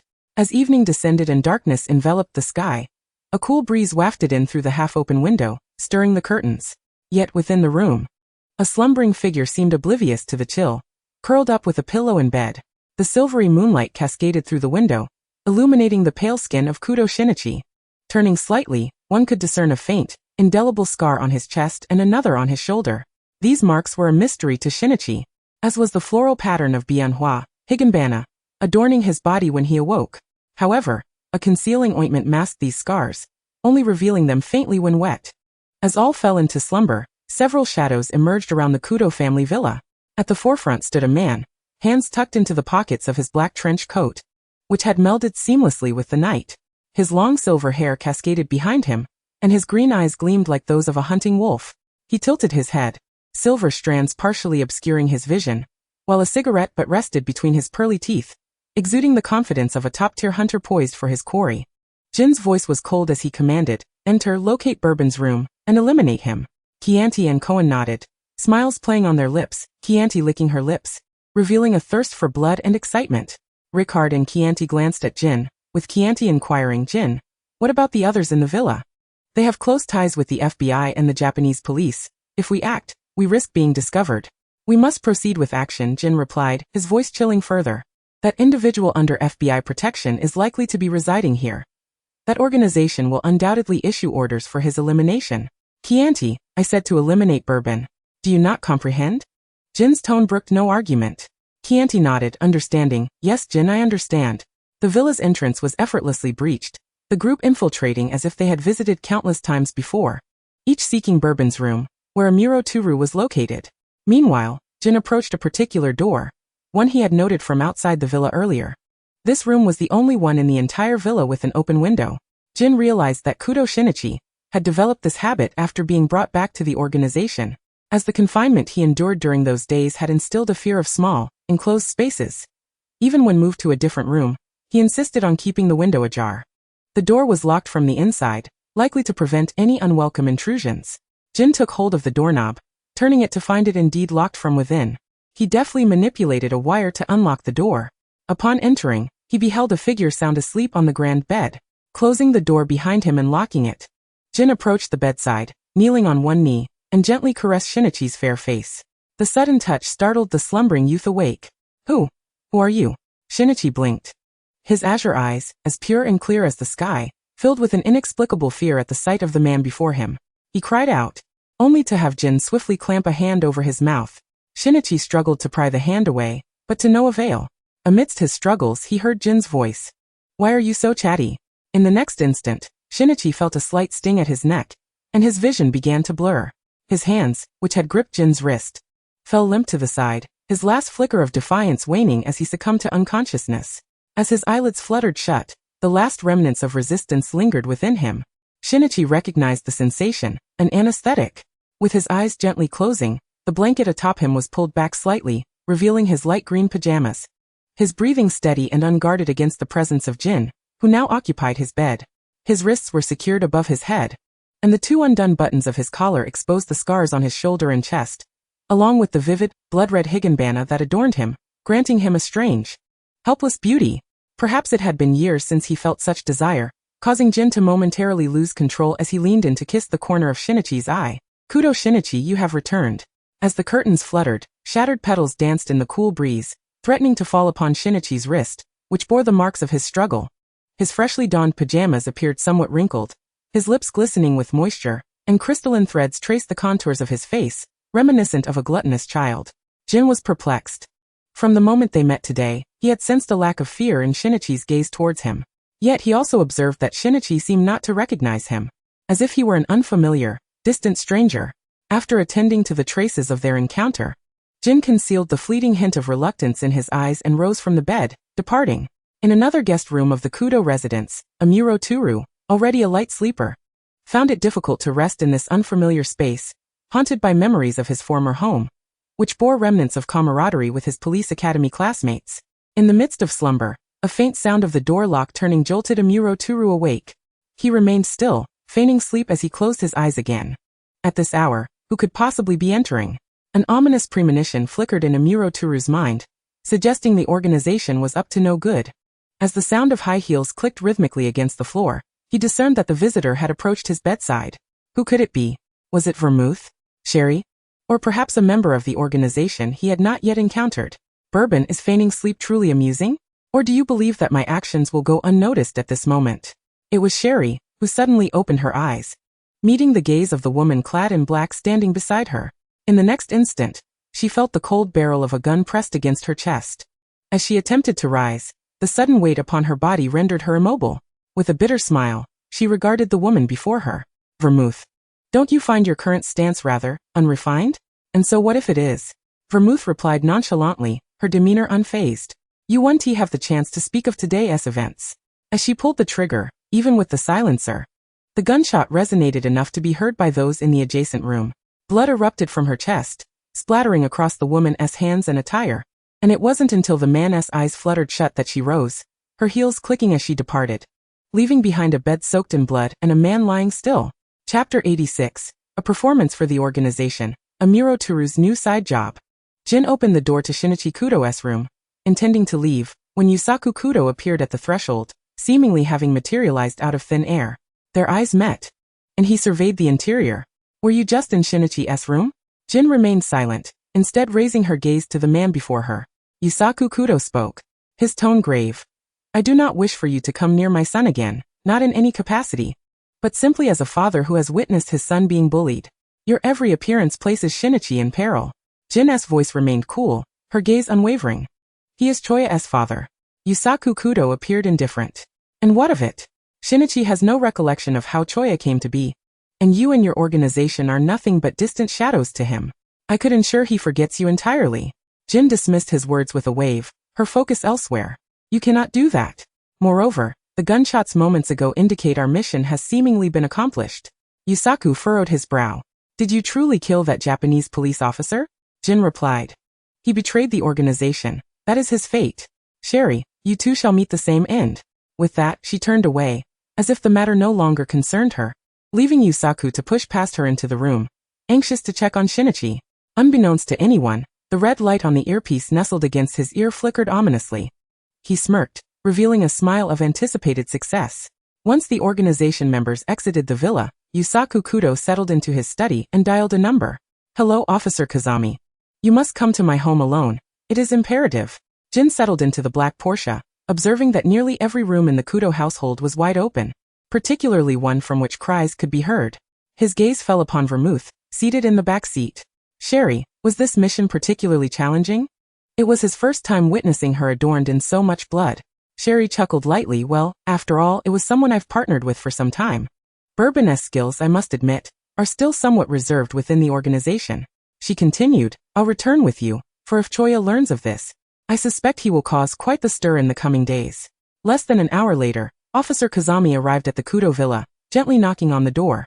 The one who answered was Akai Shuichi. Through his glasses, he appraised the man before him and inquired, Where is Mr. Akai? The faint scent of blood had reached him the moment the door opened, though it was not overpowering. Akai gestured for him to enter. Please come in. Mr. Yusaku and others are awaiting you in the study. Very well, Kazami replied, following Akai to the study. As he opened the door, the sight that greeted him was Amuro Turu seated in a chair, while Yukiko and Hybra were tending to his wounds. Kazami hastened forward, concern etched on his face. Mr. Amuro, what happened to you? At that moment, the figure seated behind the desk turned to face them. Yusaku Kudo, with hands clasped and elbows resting on the table, supported his chin with a serious expression. Amuro Turu, you may now regard him as a dead man. Kazami paused for a moment, then rushed to Amuro's side, scrutinizing his injuries. Mr. Amuro, what exactly transpired? Amuro offered a rueful smile. My identity as an undercover agent within the organization has long been compromised. That high-ranking individual has no intention of sparing me, hence my current state. He turned to Yusaku, expressing gratitude. I must thank you, Mr. Kudo. How did you conceive of this plan? And how did you persuade Vermouth to cooperate? After finishing the bandaging, Yukiko's south eyes twinkled like crescent moons, her brown hair styled in a loose braid cascading over her shoulder. Sherry? Her cooperation was, of course, influenced by Shinichi. In truth, she still harbors affection for him. As she spoke, Yukiko glanced at Yusaku and added, Right, Yusaku? Indeed, he affirmed, then turned his attention back to Amuro. But tell me, did you not feel fear when I was about to eliminate you? Your reaction seemed rather genuine. Amuro did not deny it. In fact, at the moment the bullet struck his bulletproof vest, he truly felt the pain surge, causing him to cough blood. Yet he was fortunate to have preserved his life. Yukiko then applied yet another layer of makeup to Amuro's face, transforming him entirely, just as Akai Shuichi had done earlier. This was to ensure that until the matter with the organization was resolved, Amuro Turu's visage would remain as a memory of the past. The man before them would take on the name Kaido Kaoru, an ordinary guitarist and an obscure detective. Yet behind the scenes he remained Amuro Turu. Mr. Kaido? Kazami called out, struggling with the unfamiliar name, feeling it somewhat cumbersome. Yes, Amuro replied in a low voice, redressing himself. Like Akai, he too wore a voice-modulating necklace. Mr. Kudo, is Shinichi well? I do not believe they would truly deploy so many to infiltrate this villa for someone like me. Yusaku glanced towards the door leading to Shinichi's room. That man, Jin, sought out Shinichi. However, when I arrived he was still in his pajamas. As for the rest, only he knows. Nevertheless, it's uncertain whether he is aware. The gunfire was not particularly quiet, at least I believe it could be heard throughout this villa. Therefore, it is likely that Shinichi was incapacitated by some sedative administered by Jin while Yukiko fired at you. Amuro Turu nodded slightly, acknowledging, as long as nothing has gone awry. That is sufficient. This time, I underestimated the situation. Had I not taken him to the Barrow Cafe, and instead returned him directly here, he likely would have remained unharmed. Kudo Yusaku gently shook his head. In truth, from the moment he had consented to allow Kudo Shinichi to return to Japan, he had anticipated such developments. Chapter 87 Amuro Turu. What I cherish is indeed this country. The following morning, Kudo Shinichi awoke with a lingering heaviness in his head. Supporting himself on the edge of the bed, the soreness in his body rendered him momentarily devoid of strength, compelling him to collapse back onto the bed. The impact against the headboard elicited a pained exclamation. Ouch, it hurts. What transpired? Did I not sleep well last night? Recalling the events of the previous evening, he felt a sense of confusion. He distinctly remembered someone entering his room. He also recalled a prick on his neck, as if someone had injected him with a needle. Lost in thought, he rose and approached the dressing mirror in his room. As he unbuttoned his collar, he discovered a subtle dark red puncture mark on his neck, which was not easily noticeable. At that moment he realized he need not search for any other needle marks, for his lips were already swollen, suggesting that the visitor from last night was not merely a common burglar seeking to trespass during the night, but rather a perverse assailant. Muttering and cursing under his breath, he hastily changed his clothes, contemplating the need to head downstairs for breakfast. After all, the purpose of his return was to assist the Japanese police and the FBI in their investigation of the enigmatic black organization. Once dressed, he found his legs moving with a will of their own, awkwardly carrying him downstairs. Upon entering the living room, he noticed a man with his back turned towards him and rubbing his head inquired, "Dad, Mom, is there anything to eat?" As he drew closer and opened his eyes, he was taken aback to find a stranger seated on the sofa. "Who are you?" Kudo Shinichi asked, feeling a surge of caution due to the events of the previous night. "You must be Amuro Turu." Amuro Turu was seated on the sofa in the guise of Azuma Kid, his complexion still a light tan but somewhat paler than before, and his hair now disguised as a common dark brown. "Mr. Amuro, are you planning to go undercover? Why have you altered your appearance so drastically?" Shinichi questioned, still accustomed to Amuro's original appearance, which now seemed oddly unfamiliar. Amuro Turu explained, as Yusaku-san and Yukiko-san speculated, those individuals within the organization, even if unable to act against me openly, would inevitably appear in the coming days. Our predictions were not in vain, they came last night. Last night? Kudo Shinichi recalled something and hurriedly took a seat on the nearby sofa, his expression darkening as he surveyed his surroundings. "Mr. Amuro, during your time in that organization, did you ever hear of a deviant who had an affinity for men?" Amuro Turu paused, momentarily perplexed, yet he could surmise the reason behind Shinichi's inquiry. "Why do you ask? What do you know?" Kudo Shinichi hesitated, a faint blush gracing his cheeks as he recounted the events of the previous night. "Last night, as I was sleeping, I believe I saw a silver-haired man, the one we encountered yesterday, standing by my bedside. When I awoke, I found myself utterly drained of energy, initially thinking it was a bizarre dream, only to discover my lips swollen." He then inquired, "Who was that man?" "Such a pervert. One cannot discern if he is male or female." Amuro Turu's lips twitched slightly. He was unsure why, but he found something undeniably peculiar about Shinichi's words. If this had been 8 or 9 years ago, before these two had met, it would indeed have been unusual. Yet now, it seemed hardly out of place. Amuro Turu then asked, by the way, you mentioned that man entered your room? Did he not abduct you or commit any egregious acts? Kudo Shinichi gestured to the marks on his wrist, remnants of a binding he had not noticed before, as well as his swollen lips. Does this not qualify as egregious? He retorted, feeling that any man inflicting such actions upon another man was already crossing a line. Moreover, he resolved to keep these events from Ran. Having arrived in Japan, he had gleaned considerable knowledge about the organization, including the fact that a member was inherently a person of extreme depravity and cunning. Fortunately, it appeared that someone had managed to trap that organization member in a nightclub and incinerate him completely. With this in mind, the existence of a man with such proclivities was not entirely surprising. Kudo Shinichi's phone rang, and upon retrieving it from his pocket, he saw the name Muri Ran on the screen. Amuro Turu observed Shinichi, who was now on the phone. Is it someone from next door like Hybra AI? Or from the police? It's Ran. Kudo Shinichi pressed the answer button and asked Ran, what is the matter? Why are you calling me out of the blue? On the other end, Ran's voice was tinged with urgency, and he could hear others speaking in the background. Shinichi, do you know what happened to Mr. Amuro? Miss Akiko said he was supposed to be on duty today, but he has yet to arrive, and his phone is unreachable. She continued. Miss Akiko mentioned that Nono went to the Barrow Cafe yesterday. Are you with her, or is she somewhere else? The concern in her voice was palpable, as if she feared a dreadful reality might unfold.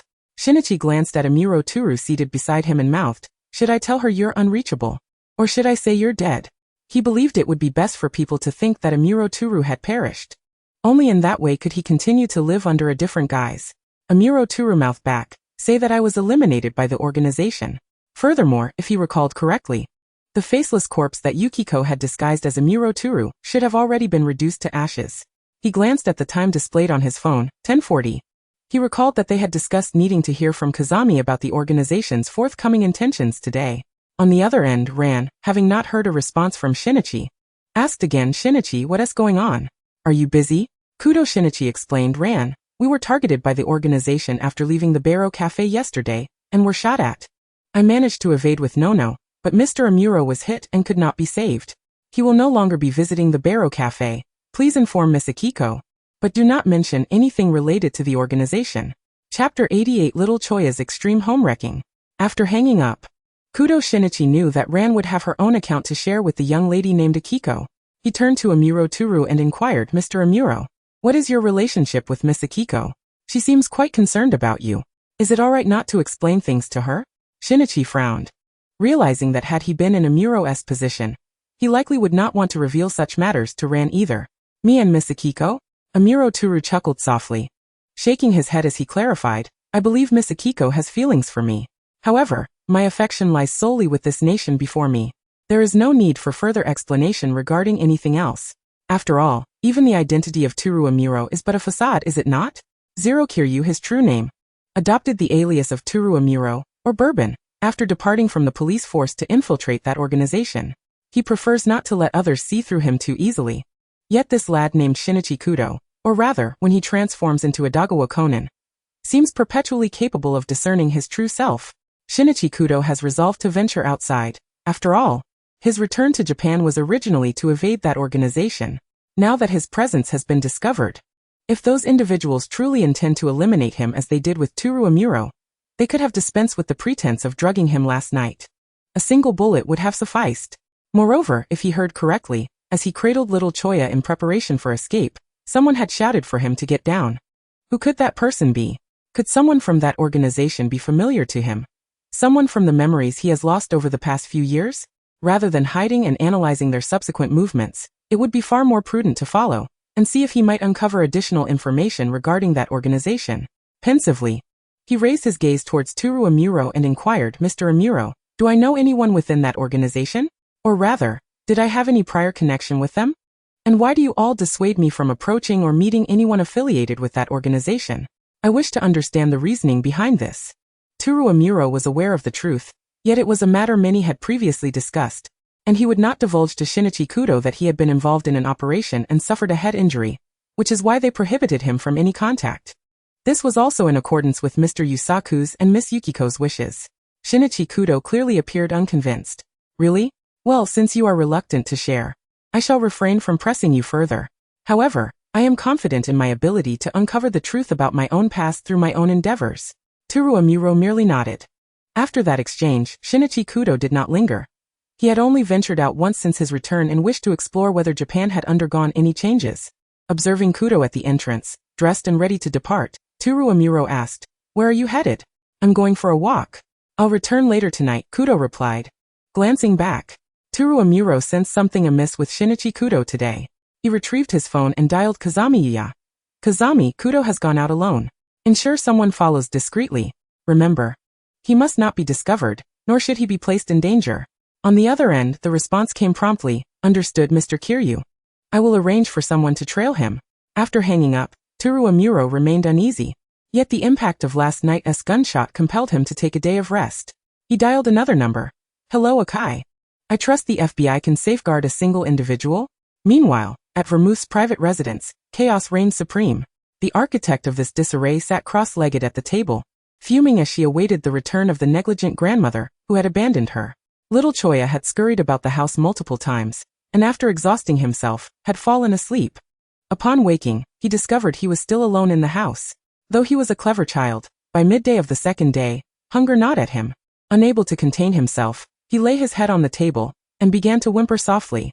Amidst his cries, Choya heard the sound of the door opening, and a semblance of joy flickered across his face. He resembled a little dumpling, lying atop the table, his small head propped up in eager anticipation as he watched the door swing open. However, the earlier expression of distress was swiftly replaced by indignation and dissatisfaction when Vermouth strode in, her demeanor darkening as she surveyed the disarray, wishing she could toss this troublesome little creature out. With a twitch of her lips, she coldly asked, "Choya, would you care to explain what transpired here? I merely stepped out for one evening, and you've turned this place into a disaster zone? Were you attempting to demolish my home?"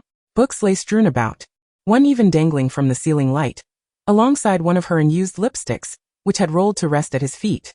Little Choya, oblivious to the gravity of the situation, remained sprawled on the table unyielding. "Grandma Vermouth is a villain. You left Nono all alone at home while you went with Papa Kuro to bully Uncle Amuro. You are the bad ones." "Humph, Nono shall no longer like Grandma Vermouth." Vermouth felt a wave of incredulity wash over her at the child's accusations. Just because she had left the little ingrate at home, she was now deemed the villain?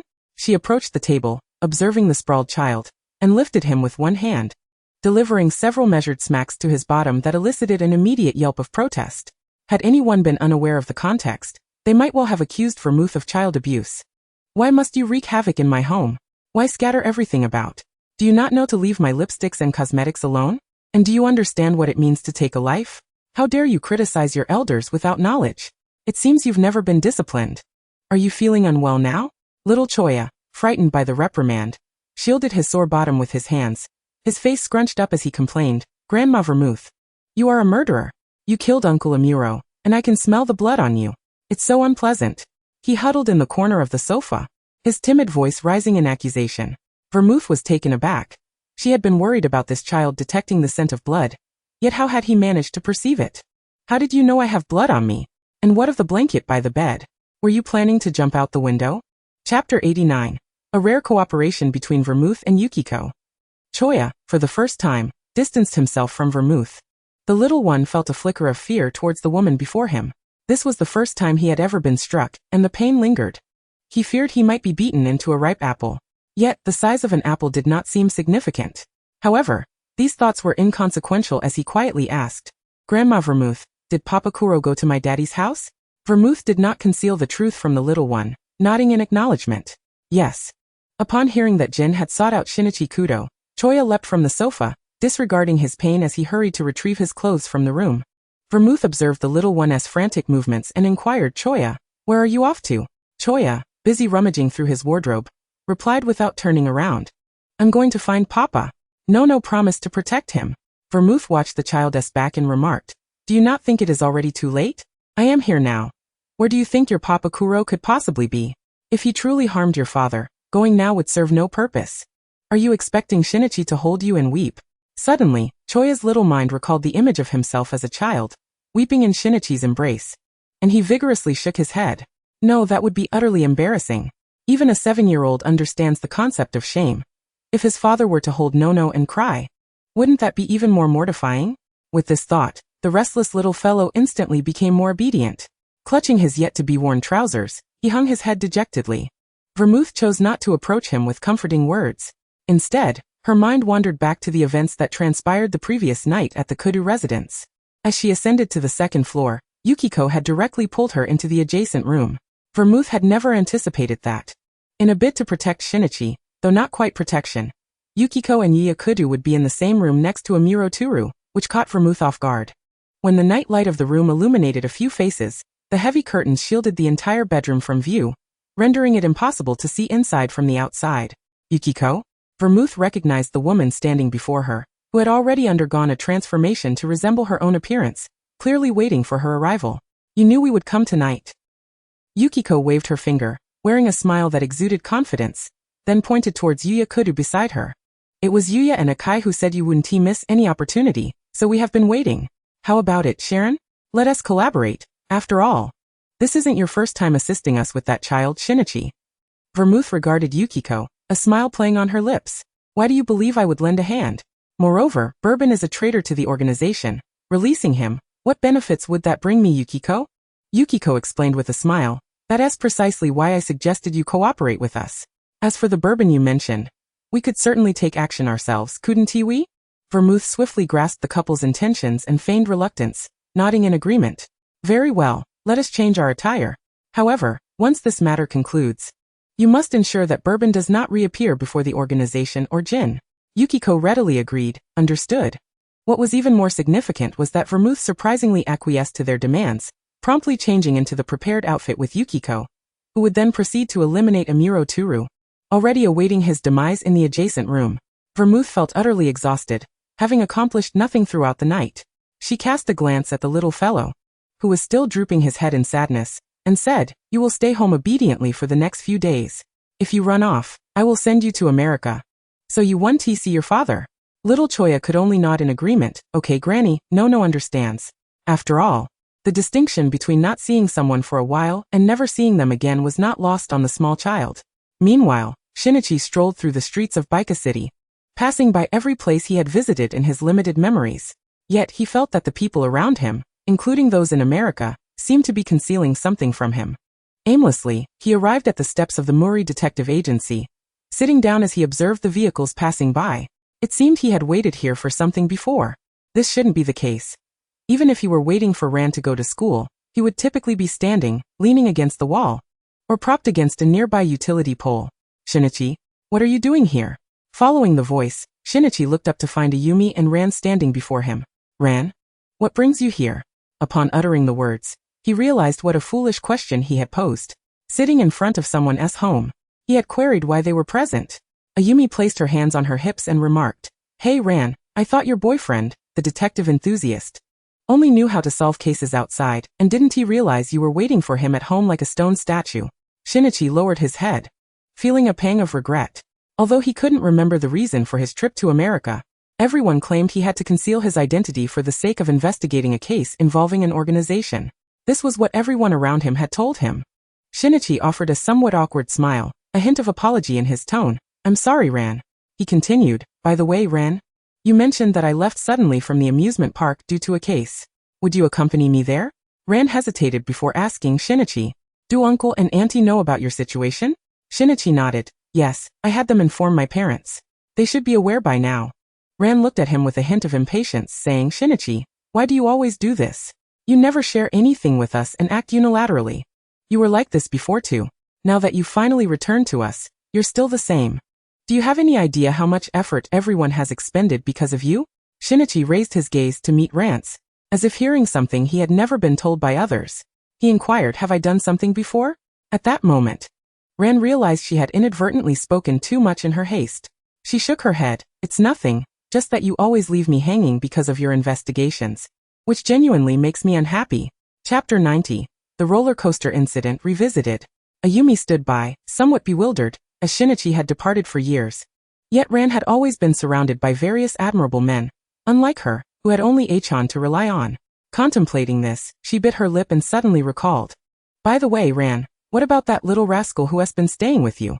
Have you found him? Is he still living with your parents? Every time I went out, I felt that as long as that little brat was around, it was quite thrilling. And when he wasn't there, I felt my prowess as a female detective was rarely showcased. Upon hearing Ayumi's words, Ran quickly covered her mouth. What little rascal? Ayumi, why are you spouting nonsense again? Ayumi huffed in dissatisfaction, but when she saw Ran kick the wall in frustration, she hastily waved her hands. No, it's nothing. Your relative's child is quite amusing, haha. You should introduce us sometime. By the way, you two lovebirds haven't been on a date in ages, so I won't intrude.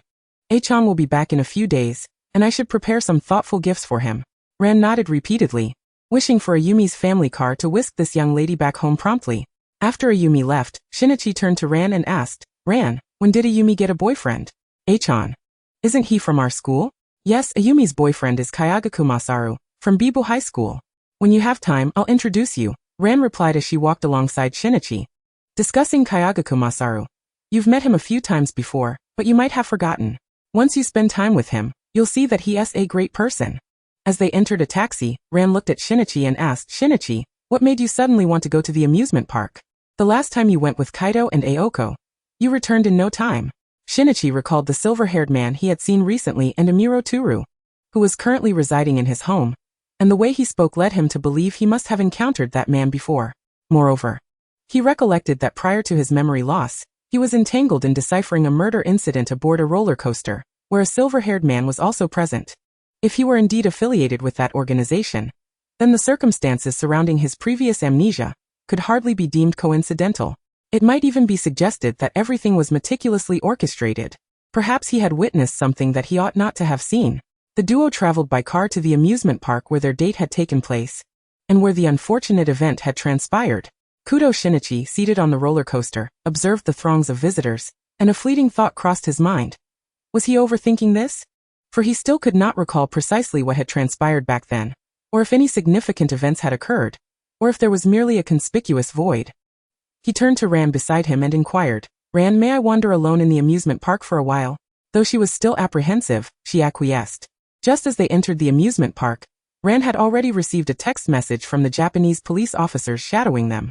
After riding several times on the roller coaster, Kudo felt an inexplicable sensation of having forgotten someone.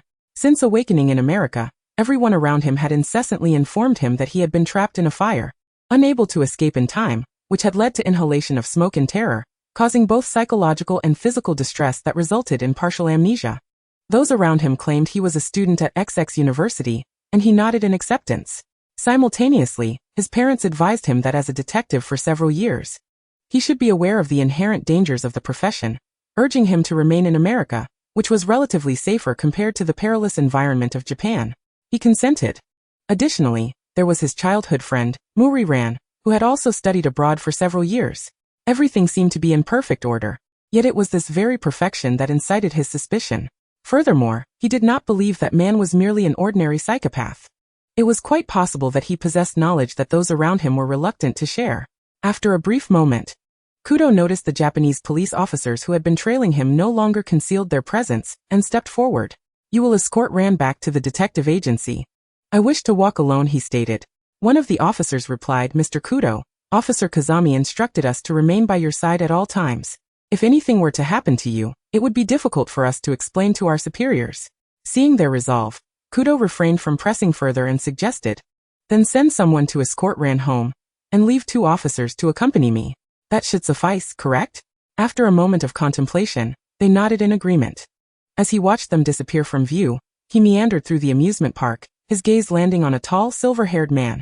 How could he be here?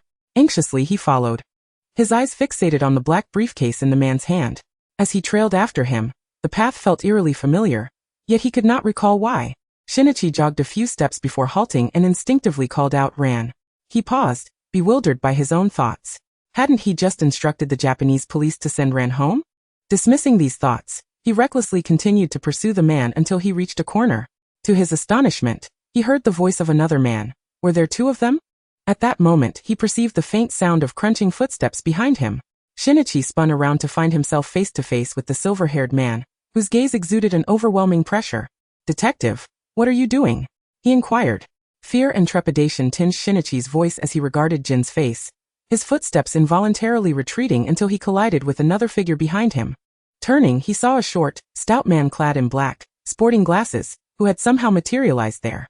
Shinichi endeavored to collect himself and lifted his gaze to Jin, asking, "Did you deliberately lead me to chase after you?" Jin offered no answer, instead posing a question of his own. "The individual under the FBI's protection is you, isn't it? The renowned detective Kudo Shinichi from Tokyo, Japan? I must admit, I did not expect you to be alive. Quite a surprise indeed. I am alive?" Shinichi struggled to comprehend the man's words, but could infer the implication. To those involved with the organization he was currently investigating, he should have been considered a deceased individual, one who was irrevocably so. "If I'm not alive, what else could I be? Furthermore, how do you know me? And were you the one who shielded me from the bullets?" Chapter 91, Jin's Rare Innocence. Indeed, Jin did not clarify which of Shinichi's questions he was answering. Rather, it seemed that all three inquiries could be encompassed by a single explanatory response. "Is that so?" Kudo furrowed his brow, continuing, "Then why do you keep appearing before me? To kill me? Or to inform me that someone from your organization saved my life, seeking to ensure I remain oblivious to your forthcoming actions? This time, you have targeted the Japanese police officer Amuro Turu. Who will it be next? The former FBI operative is bound to make an appearance, aside from time. You must be well aware of the stakes." Kudo's deductions were not surprising. Over the years, members of that organization seemed to deliberately provoke the Japanese police and FBI, frequently intervening in operations and even eliminating numerous officers from both agencies, inciting dissatisfaction among superiors and prompting thoughts of intensifying the crackdown against the organization. Each instance of internal information being intercepted resulted in casualties at designated meeting points, including the previous day when he had been in Amuro's vehicle. He sensed that the members of the organization were aware that, besides Amuro, others were present in the car. If they were unaware, why would this man have been stationed by the rear door? Coincidence? He found it implausible. Jin, showing little restraint, directly asked, "You don't remember me?" Kudo furrowed his brow once more, questioning, "Should I?" Jin discerned that the amnesiac Shinichi had forgotten him, but chose not to elaborate. "You should not concern yourself with the organization's affairs. Continue your investigation, but no one can guarantee that this time you will survive, nor that you will be as fortunate in the future." Lowering his head, Shinichi appeared to be lost in thought.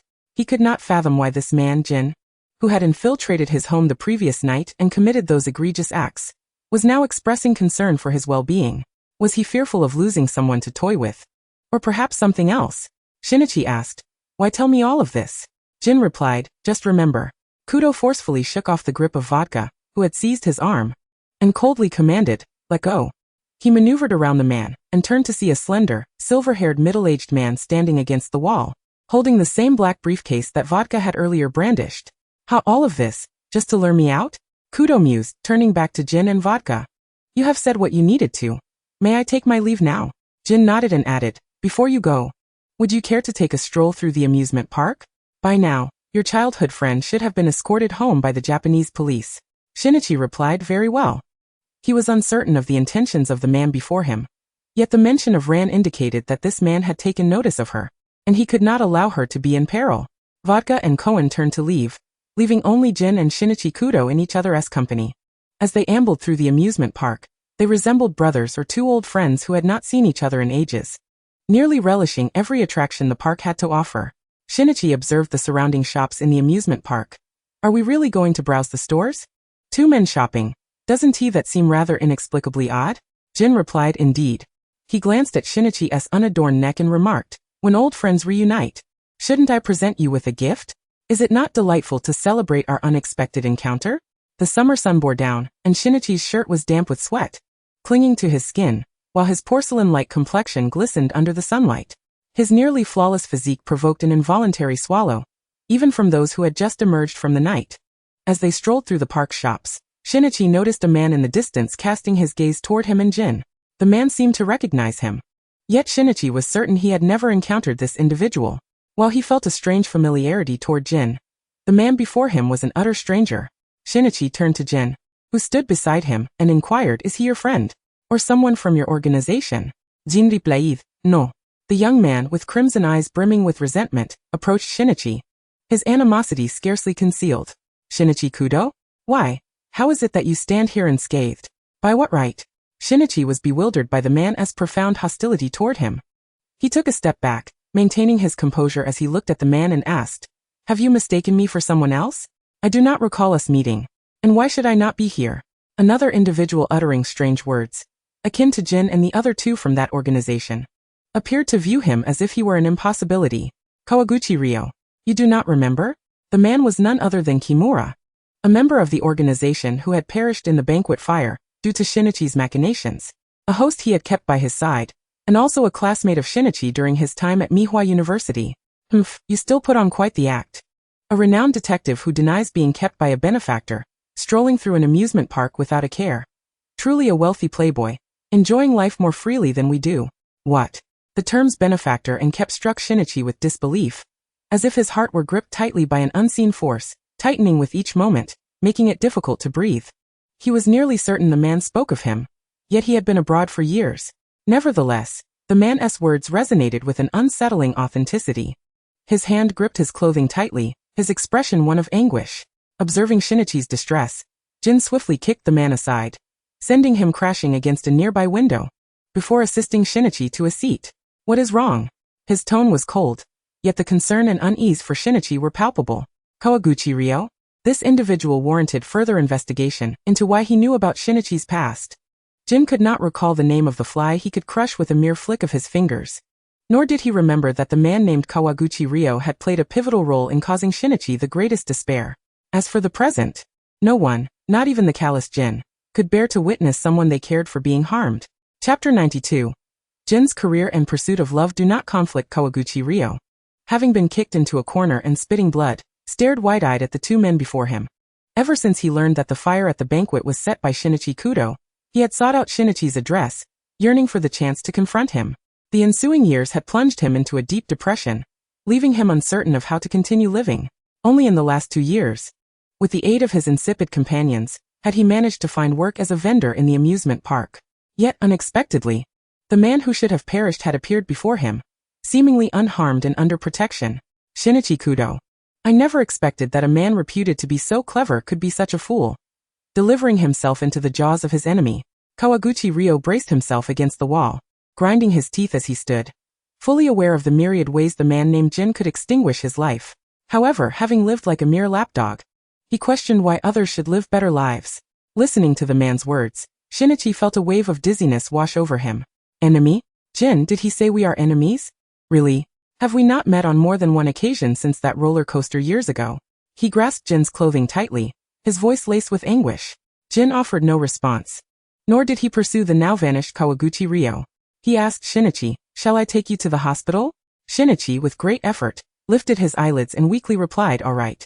The female vendor, who had been hiding nearby, finally mustered the courage to timidly ask, excuse me, sir, do you need me to call an ambulance? You don't appear to be well. She had overheard Shinichi's name, having heard rumors that he had died or had gone abroad. She quietly inquired, is it true that you are the famous detective Shinichi Kudo? Jin did not respond. Instead, he indifferently lifted Shinichi into his arms and began to carry him out of the shopping area. His rough fingers brushed against the earpiece. Vodka, bring the car around. We're heading to the hospital. The female vendor, working part-time alongside a friend, was also a former student of Mihua University. It was common knowledge that during his brief time at the university, Shinichi had received numerous love letters from infatuated girls. Her friend asked, what's wrong? Are you smitten with that handsome guy? The vendor blushed deeply. What are you saying? I merely recognized an upperclassman from college. As they exited the shopping area, Jin carried Shinichi towards the amusement park parking lot, his icy gaze sweeping over the flies, the Japanese police protecting Shinichi, attempting to follow. All the while, until they settled into the car, Shinichi leaned against Jin, his condition noticeably improving. He could not fathom why, within just a few days of returning to Japan, so many individuals seemed to know him well. Jin inquired, how are you feeling? Much better. I wish to return home, Shinichi replied. Jin insisted. You need to go to the hospital. Shinichi sat upright and glanced at the man. It's nothing serious. Just take me home. I'm still adjusting to being back in Japan. But Jin was not inclined to heed Shinichi's words. He turned to Vodka, seated at the wheel, and commanded, drive to the hospital. Yes, boss. Shinichi realized that this man was indeed domineering, disregarding others' opinions, yet he never anticipated such an outcome. Contemplating. It was merely a visit to the hospital, a perfect opportunity to ascertain the sudden cause of his acute chest pain. The car halted before the Mihua hospital, and Shinichi found himself being carried inside by Jin. This scene did not go unnoticed by a man in a crisp white coat. who happened to be passing by, Shinichi Kudo.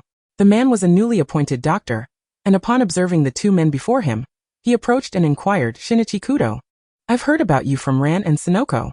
What seems to be the matter? Are you unwell? Shinichi regarded the man and responded, You are a friend of Ran. The doctor smiled and replied, I am a teacher at Titan High School, and have previously met Mori-san due to certain circumstances. He glanced at Jin, standing beside Shinichi, and asked, Is this your friend? Shinichi replied nonchalantly, Just an acquaintance, not someone I know well. Following this exchange, he accompanied the doctor for a comprehensive examination. After a while, Shinichi sat in the doctor's consultation room, gazing at the man before him, and asked, So you are saying that there is nothing wrong with my health, and that my memory loss over the past few years is merely a result of the trauma from the fire years ago? But why would I lose nearly 8 or 9 years of memories? I recall them mentioning that the fire occurred 5 years ago. The doctor explained, There is also the possibility that you have something particularly painful you wish to forget, or perhaps something you are unwilling to recall.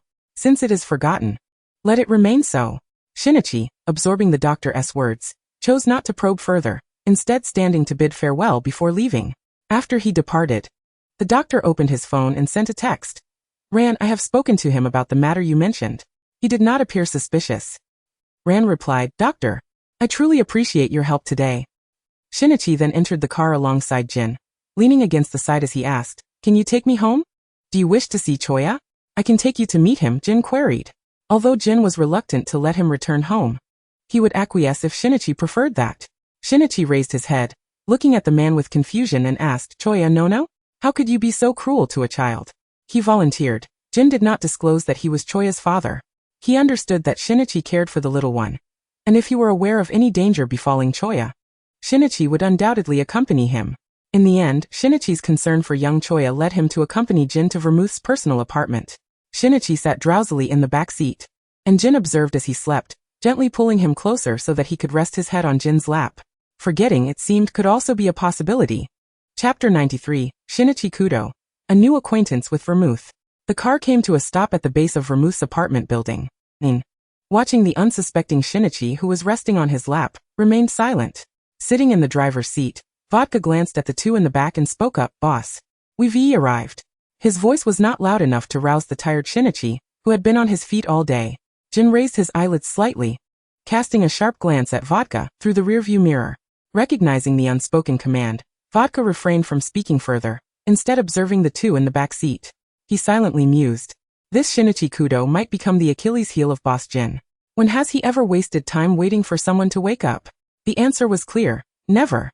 In the past, Jin would never have uttered a single word of frivolity, even when apprehending a target by order of the organization. About half an hour later, Shinichi stirred from his slumber, awakening abruptly as the remnants of a vivid dream lingered. The dream felt strikingly real, as if it were a tangible reality, causing him to bolt awake in alarm. In the dream, he felt as though he were not himself or had transformed into an entirely different persona, kneeling before a faceless man and engaging in actions that filled him with profound shame, including those that Jin had perpetrated against him the previous night. Why did he remember such things? Soon, realization dawned upon him. Sitting upright from Jin's embrace, his face betrayed a mix of embarrassment and indignation. Why were you holding me? He demanded. He could not comprehend why, upon seeing the man before him, he was overwhelmed with aversion, fear, and disgust, feelings that seemed to emanate from his very core. Jin regarded Shinichi with a cool detachment and replied, You were leaning against me during the ride. Shinichi glanced at the noticeable creases on Jin's trousers that he had inadvertently left behind and apologized. I didn't mean to, and you didn't have to endure it. You could have simply woken me up. As he spoke, Shinichi turned to gaze out the window, taken aback by the opulence of Jin's residence, which exuded an impressive taste. Is this your home? Shinichi inquired, calculating that if this were Jin's abode, he could inform the Japanese police or the FBI to set up an ambush, delivering a significant blow to the organization. This is the residence of the organization's absinthe, Jin remarked, discerning Shinichi's intentions from his expression. Shinichi, you are not adept at deceit. Your thoughts are plainly written on your face. Upon hearing this, Shinichi averted his gaze, clearing his throat twice to mask his embarrassment. All right. Take me to meet Choya. Jin did not refuse but instead led Shinichi as they exited the car, took the elevator, and finally stood before an apartment door. Each floor contained a single unit, and the entire building appeared quite commendable. When the door swung open, they were greeted by Vermouth, who stood before them in a fitted black nightgown, her demeanor languid as she regarded the two men. Upon spotting Shinichi, her expression morphed into one of incredulity. Boy, why are you here with Jin? Shinichi's gaze fell upon her, particularly captivated by her silvery curls, which prompted him to linger a moment longer. Silver hair? He recalled that Choya's hair was also silver. Could this woman be? Yet Shinichi dismissed the thought. He tentatively asked, "Who are you?" Suddenly feeling that it might be inappropriate to inquire about a woman's name upon first meeting, he quickly rephrased, "Hello, I am Shinichi Kudo. I would like to meet Choya." As they conversed, a child's voice emerged from within the apartment. "Grandma Bae, I've reinstalled the system on your computer, and I deleted all your unnecessary files." The child's sweet, high-pitched voice caught Shinichi's attention. "Grandma Bae? Is there an elderly person in this house?" Vermouth's expression darkened slightly. She had already been exasperated by Nono's antics today, and now even Shinichi's words were grating on her. Vermouth turned to Jin and asked, "Did you bring him back again?" Jin gazed at the individual and said, "Kudo Shinichi wishes to meet Choya." Vermouth stepped aside, allowing the two to enter. Once Shinichi had crossed the threshold, she trailed closely behind Jin. Her arms crossed over her chest, casting a curious glance at him. "What is it this time? What method did you employ to ensure the boy came along obediently? I still remember when the boy met his demise. You seemed to transform entirely." Amen. Before she could finish her sentence, Jin had already drawn his firearm, aiming it at Vermouth. "I advise you not to meddle," he warned. Vermouth, unfazed by the weapon pointed in her direction, feigned nonchalance, raising her hands lazily and responding, "All right. All right. I won't interfere, but do ensure that you don't make the boy appear pitiful again." As she spoke, both of them observed the little one who had leaped into Kudo Shinichi's embrace.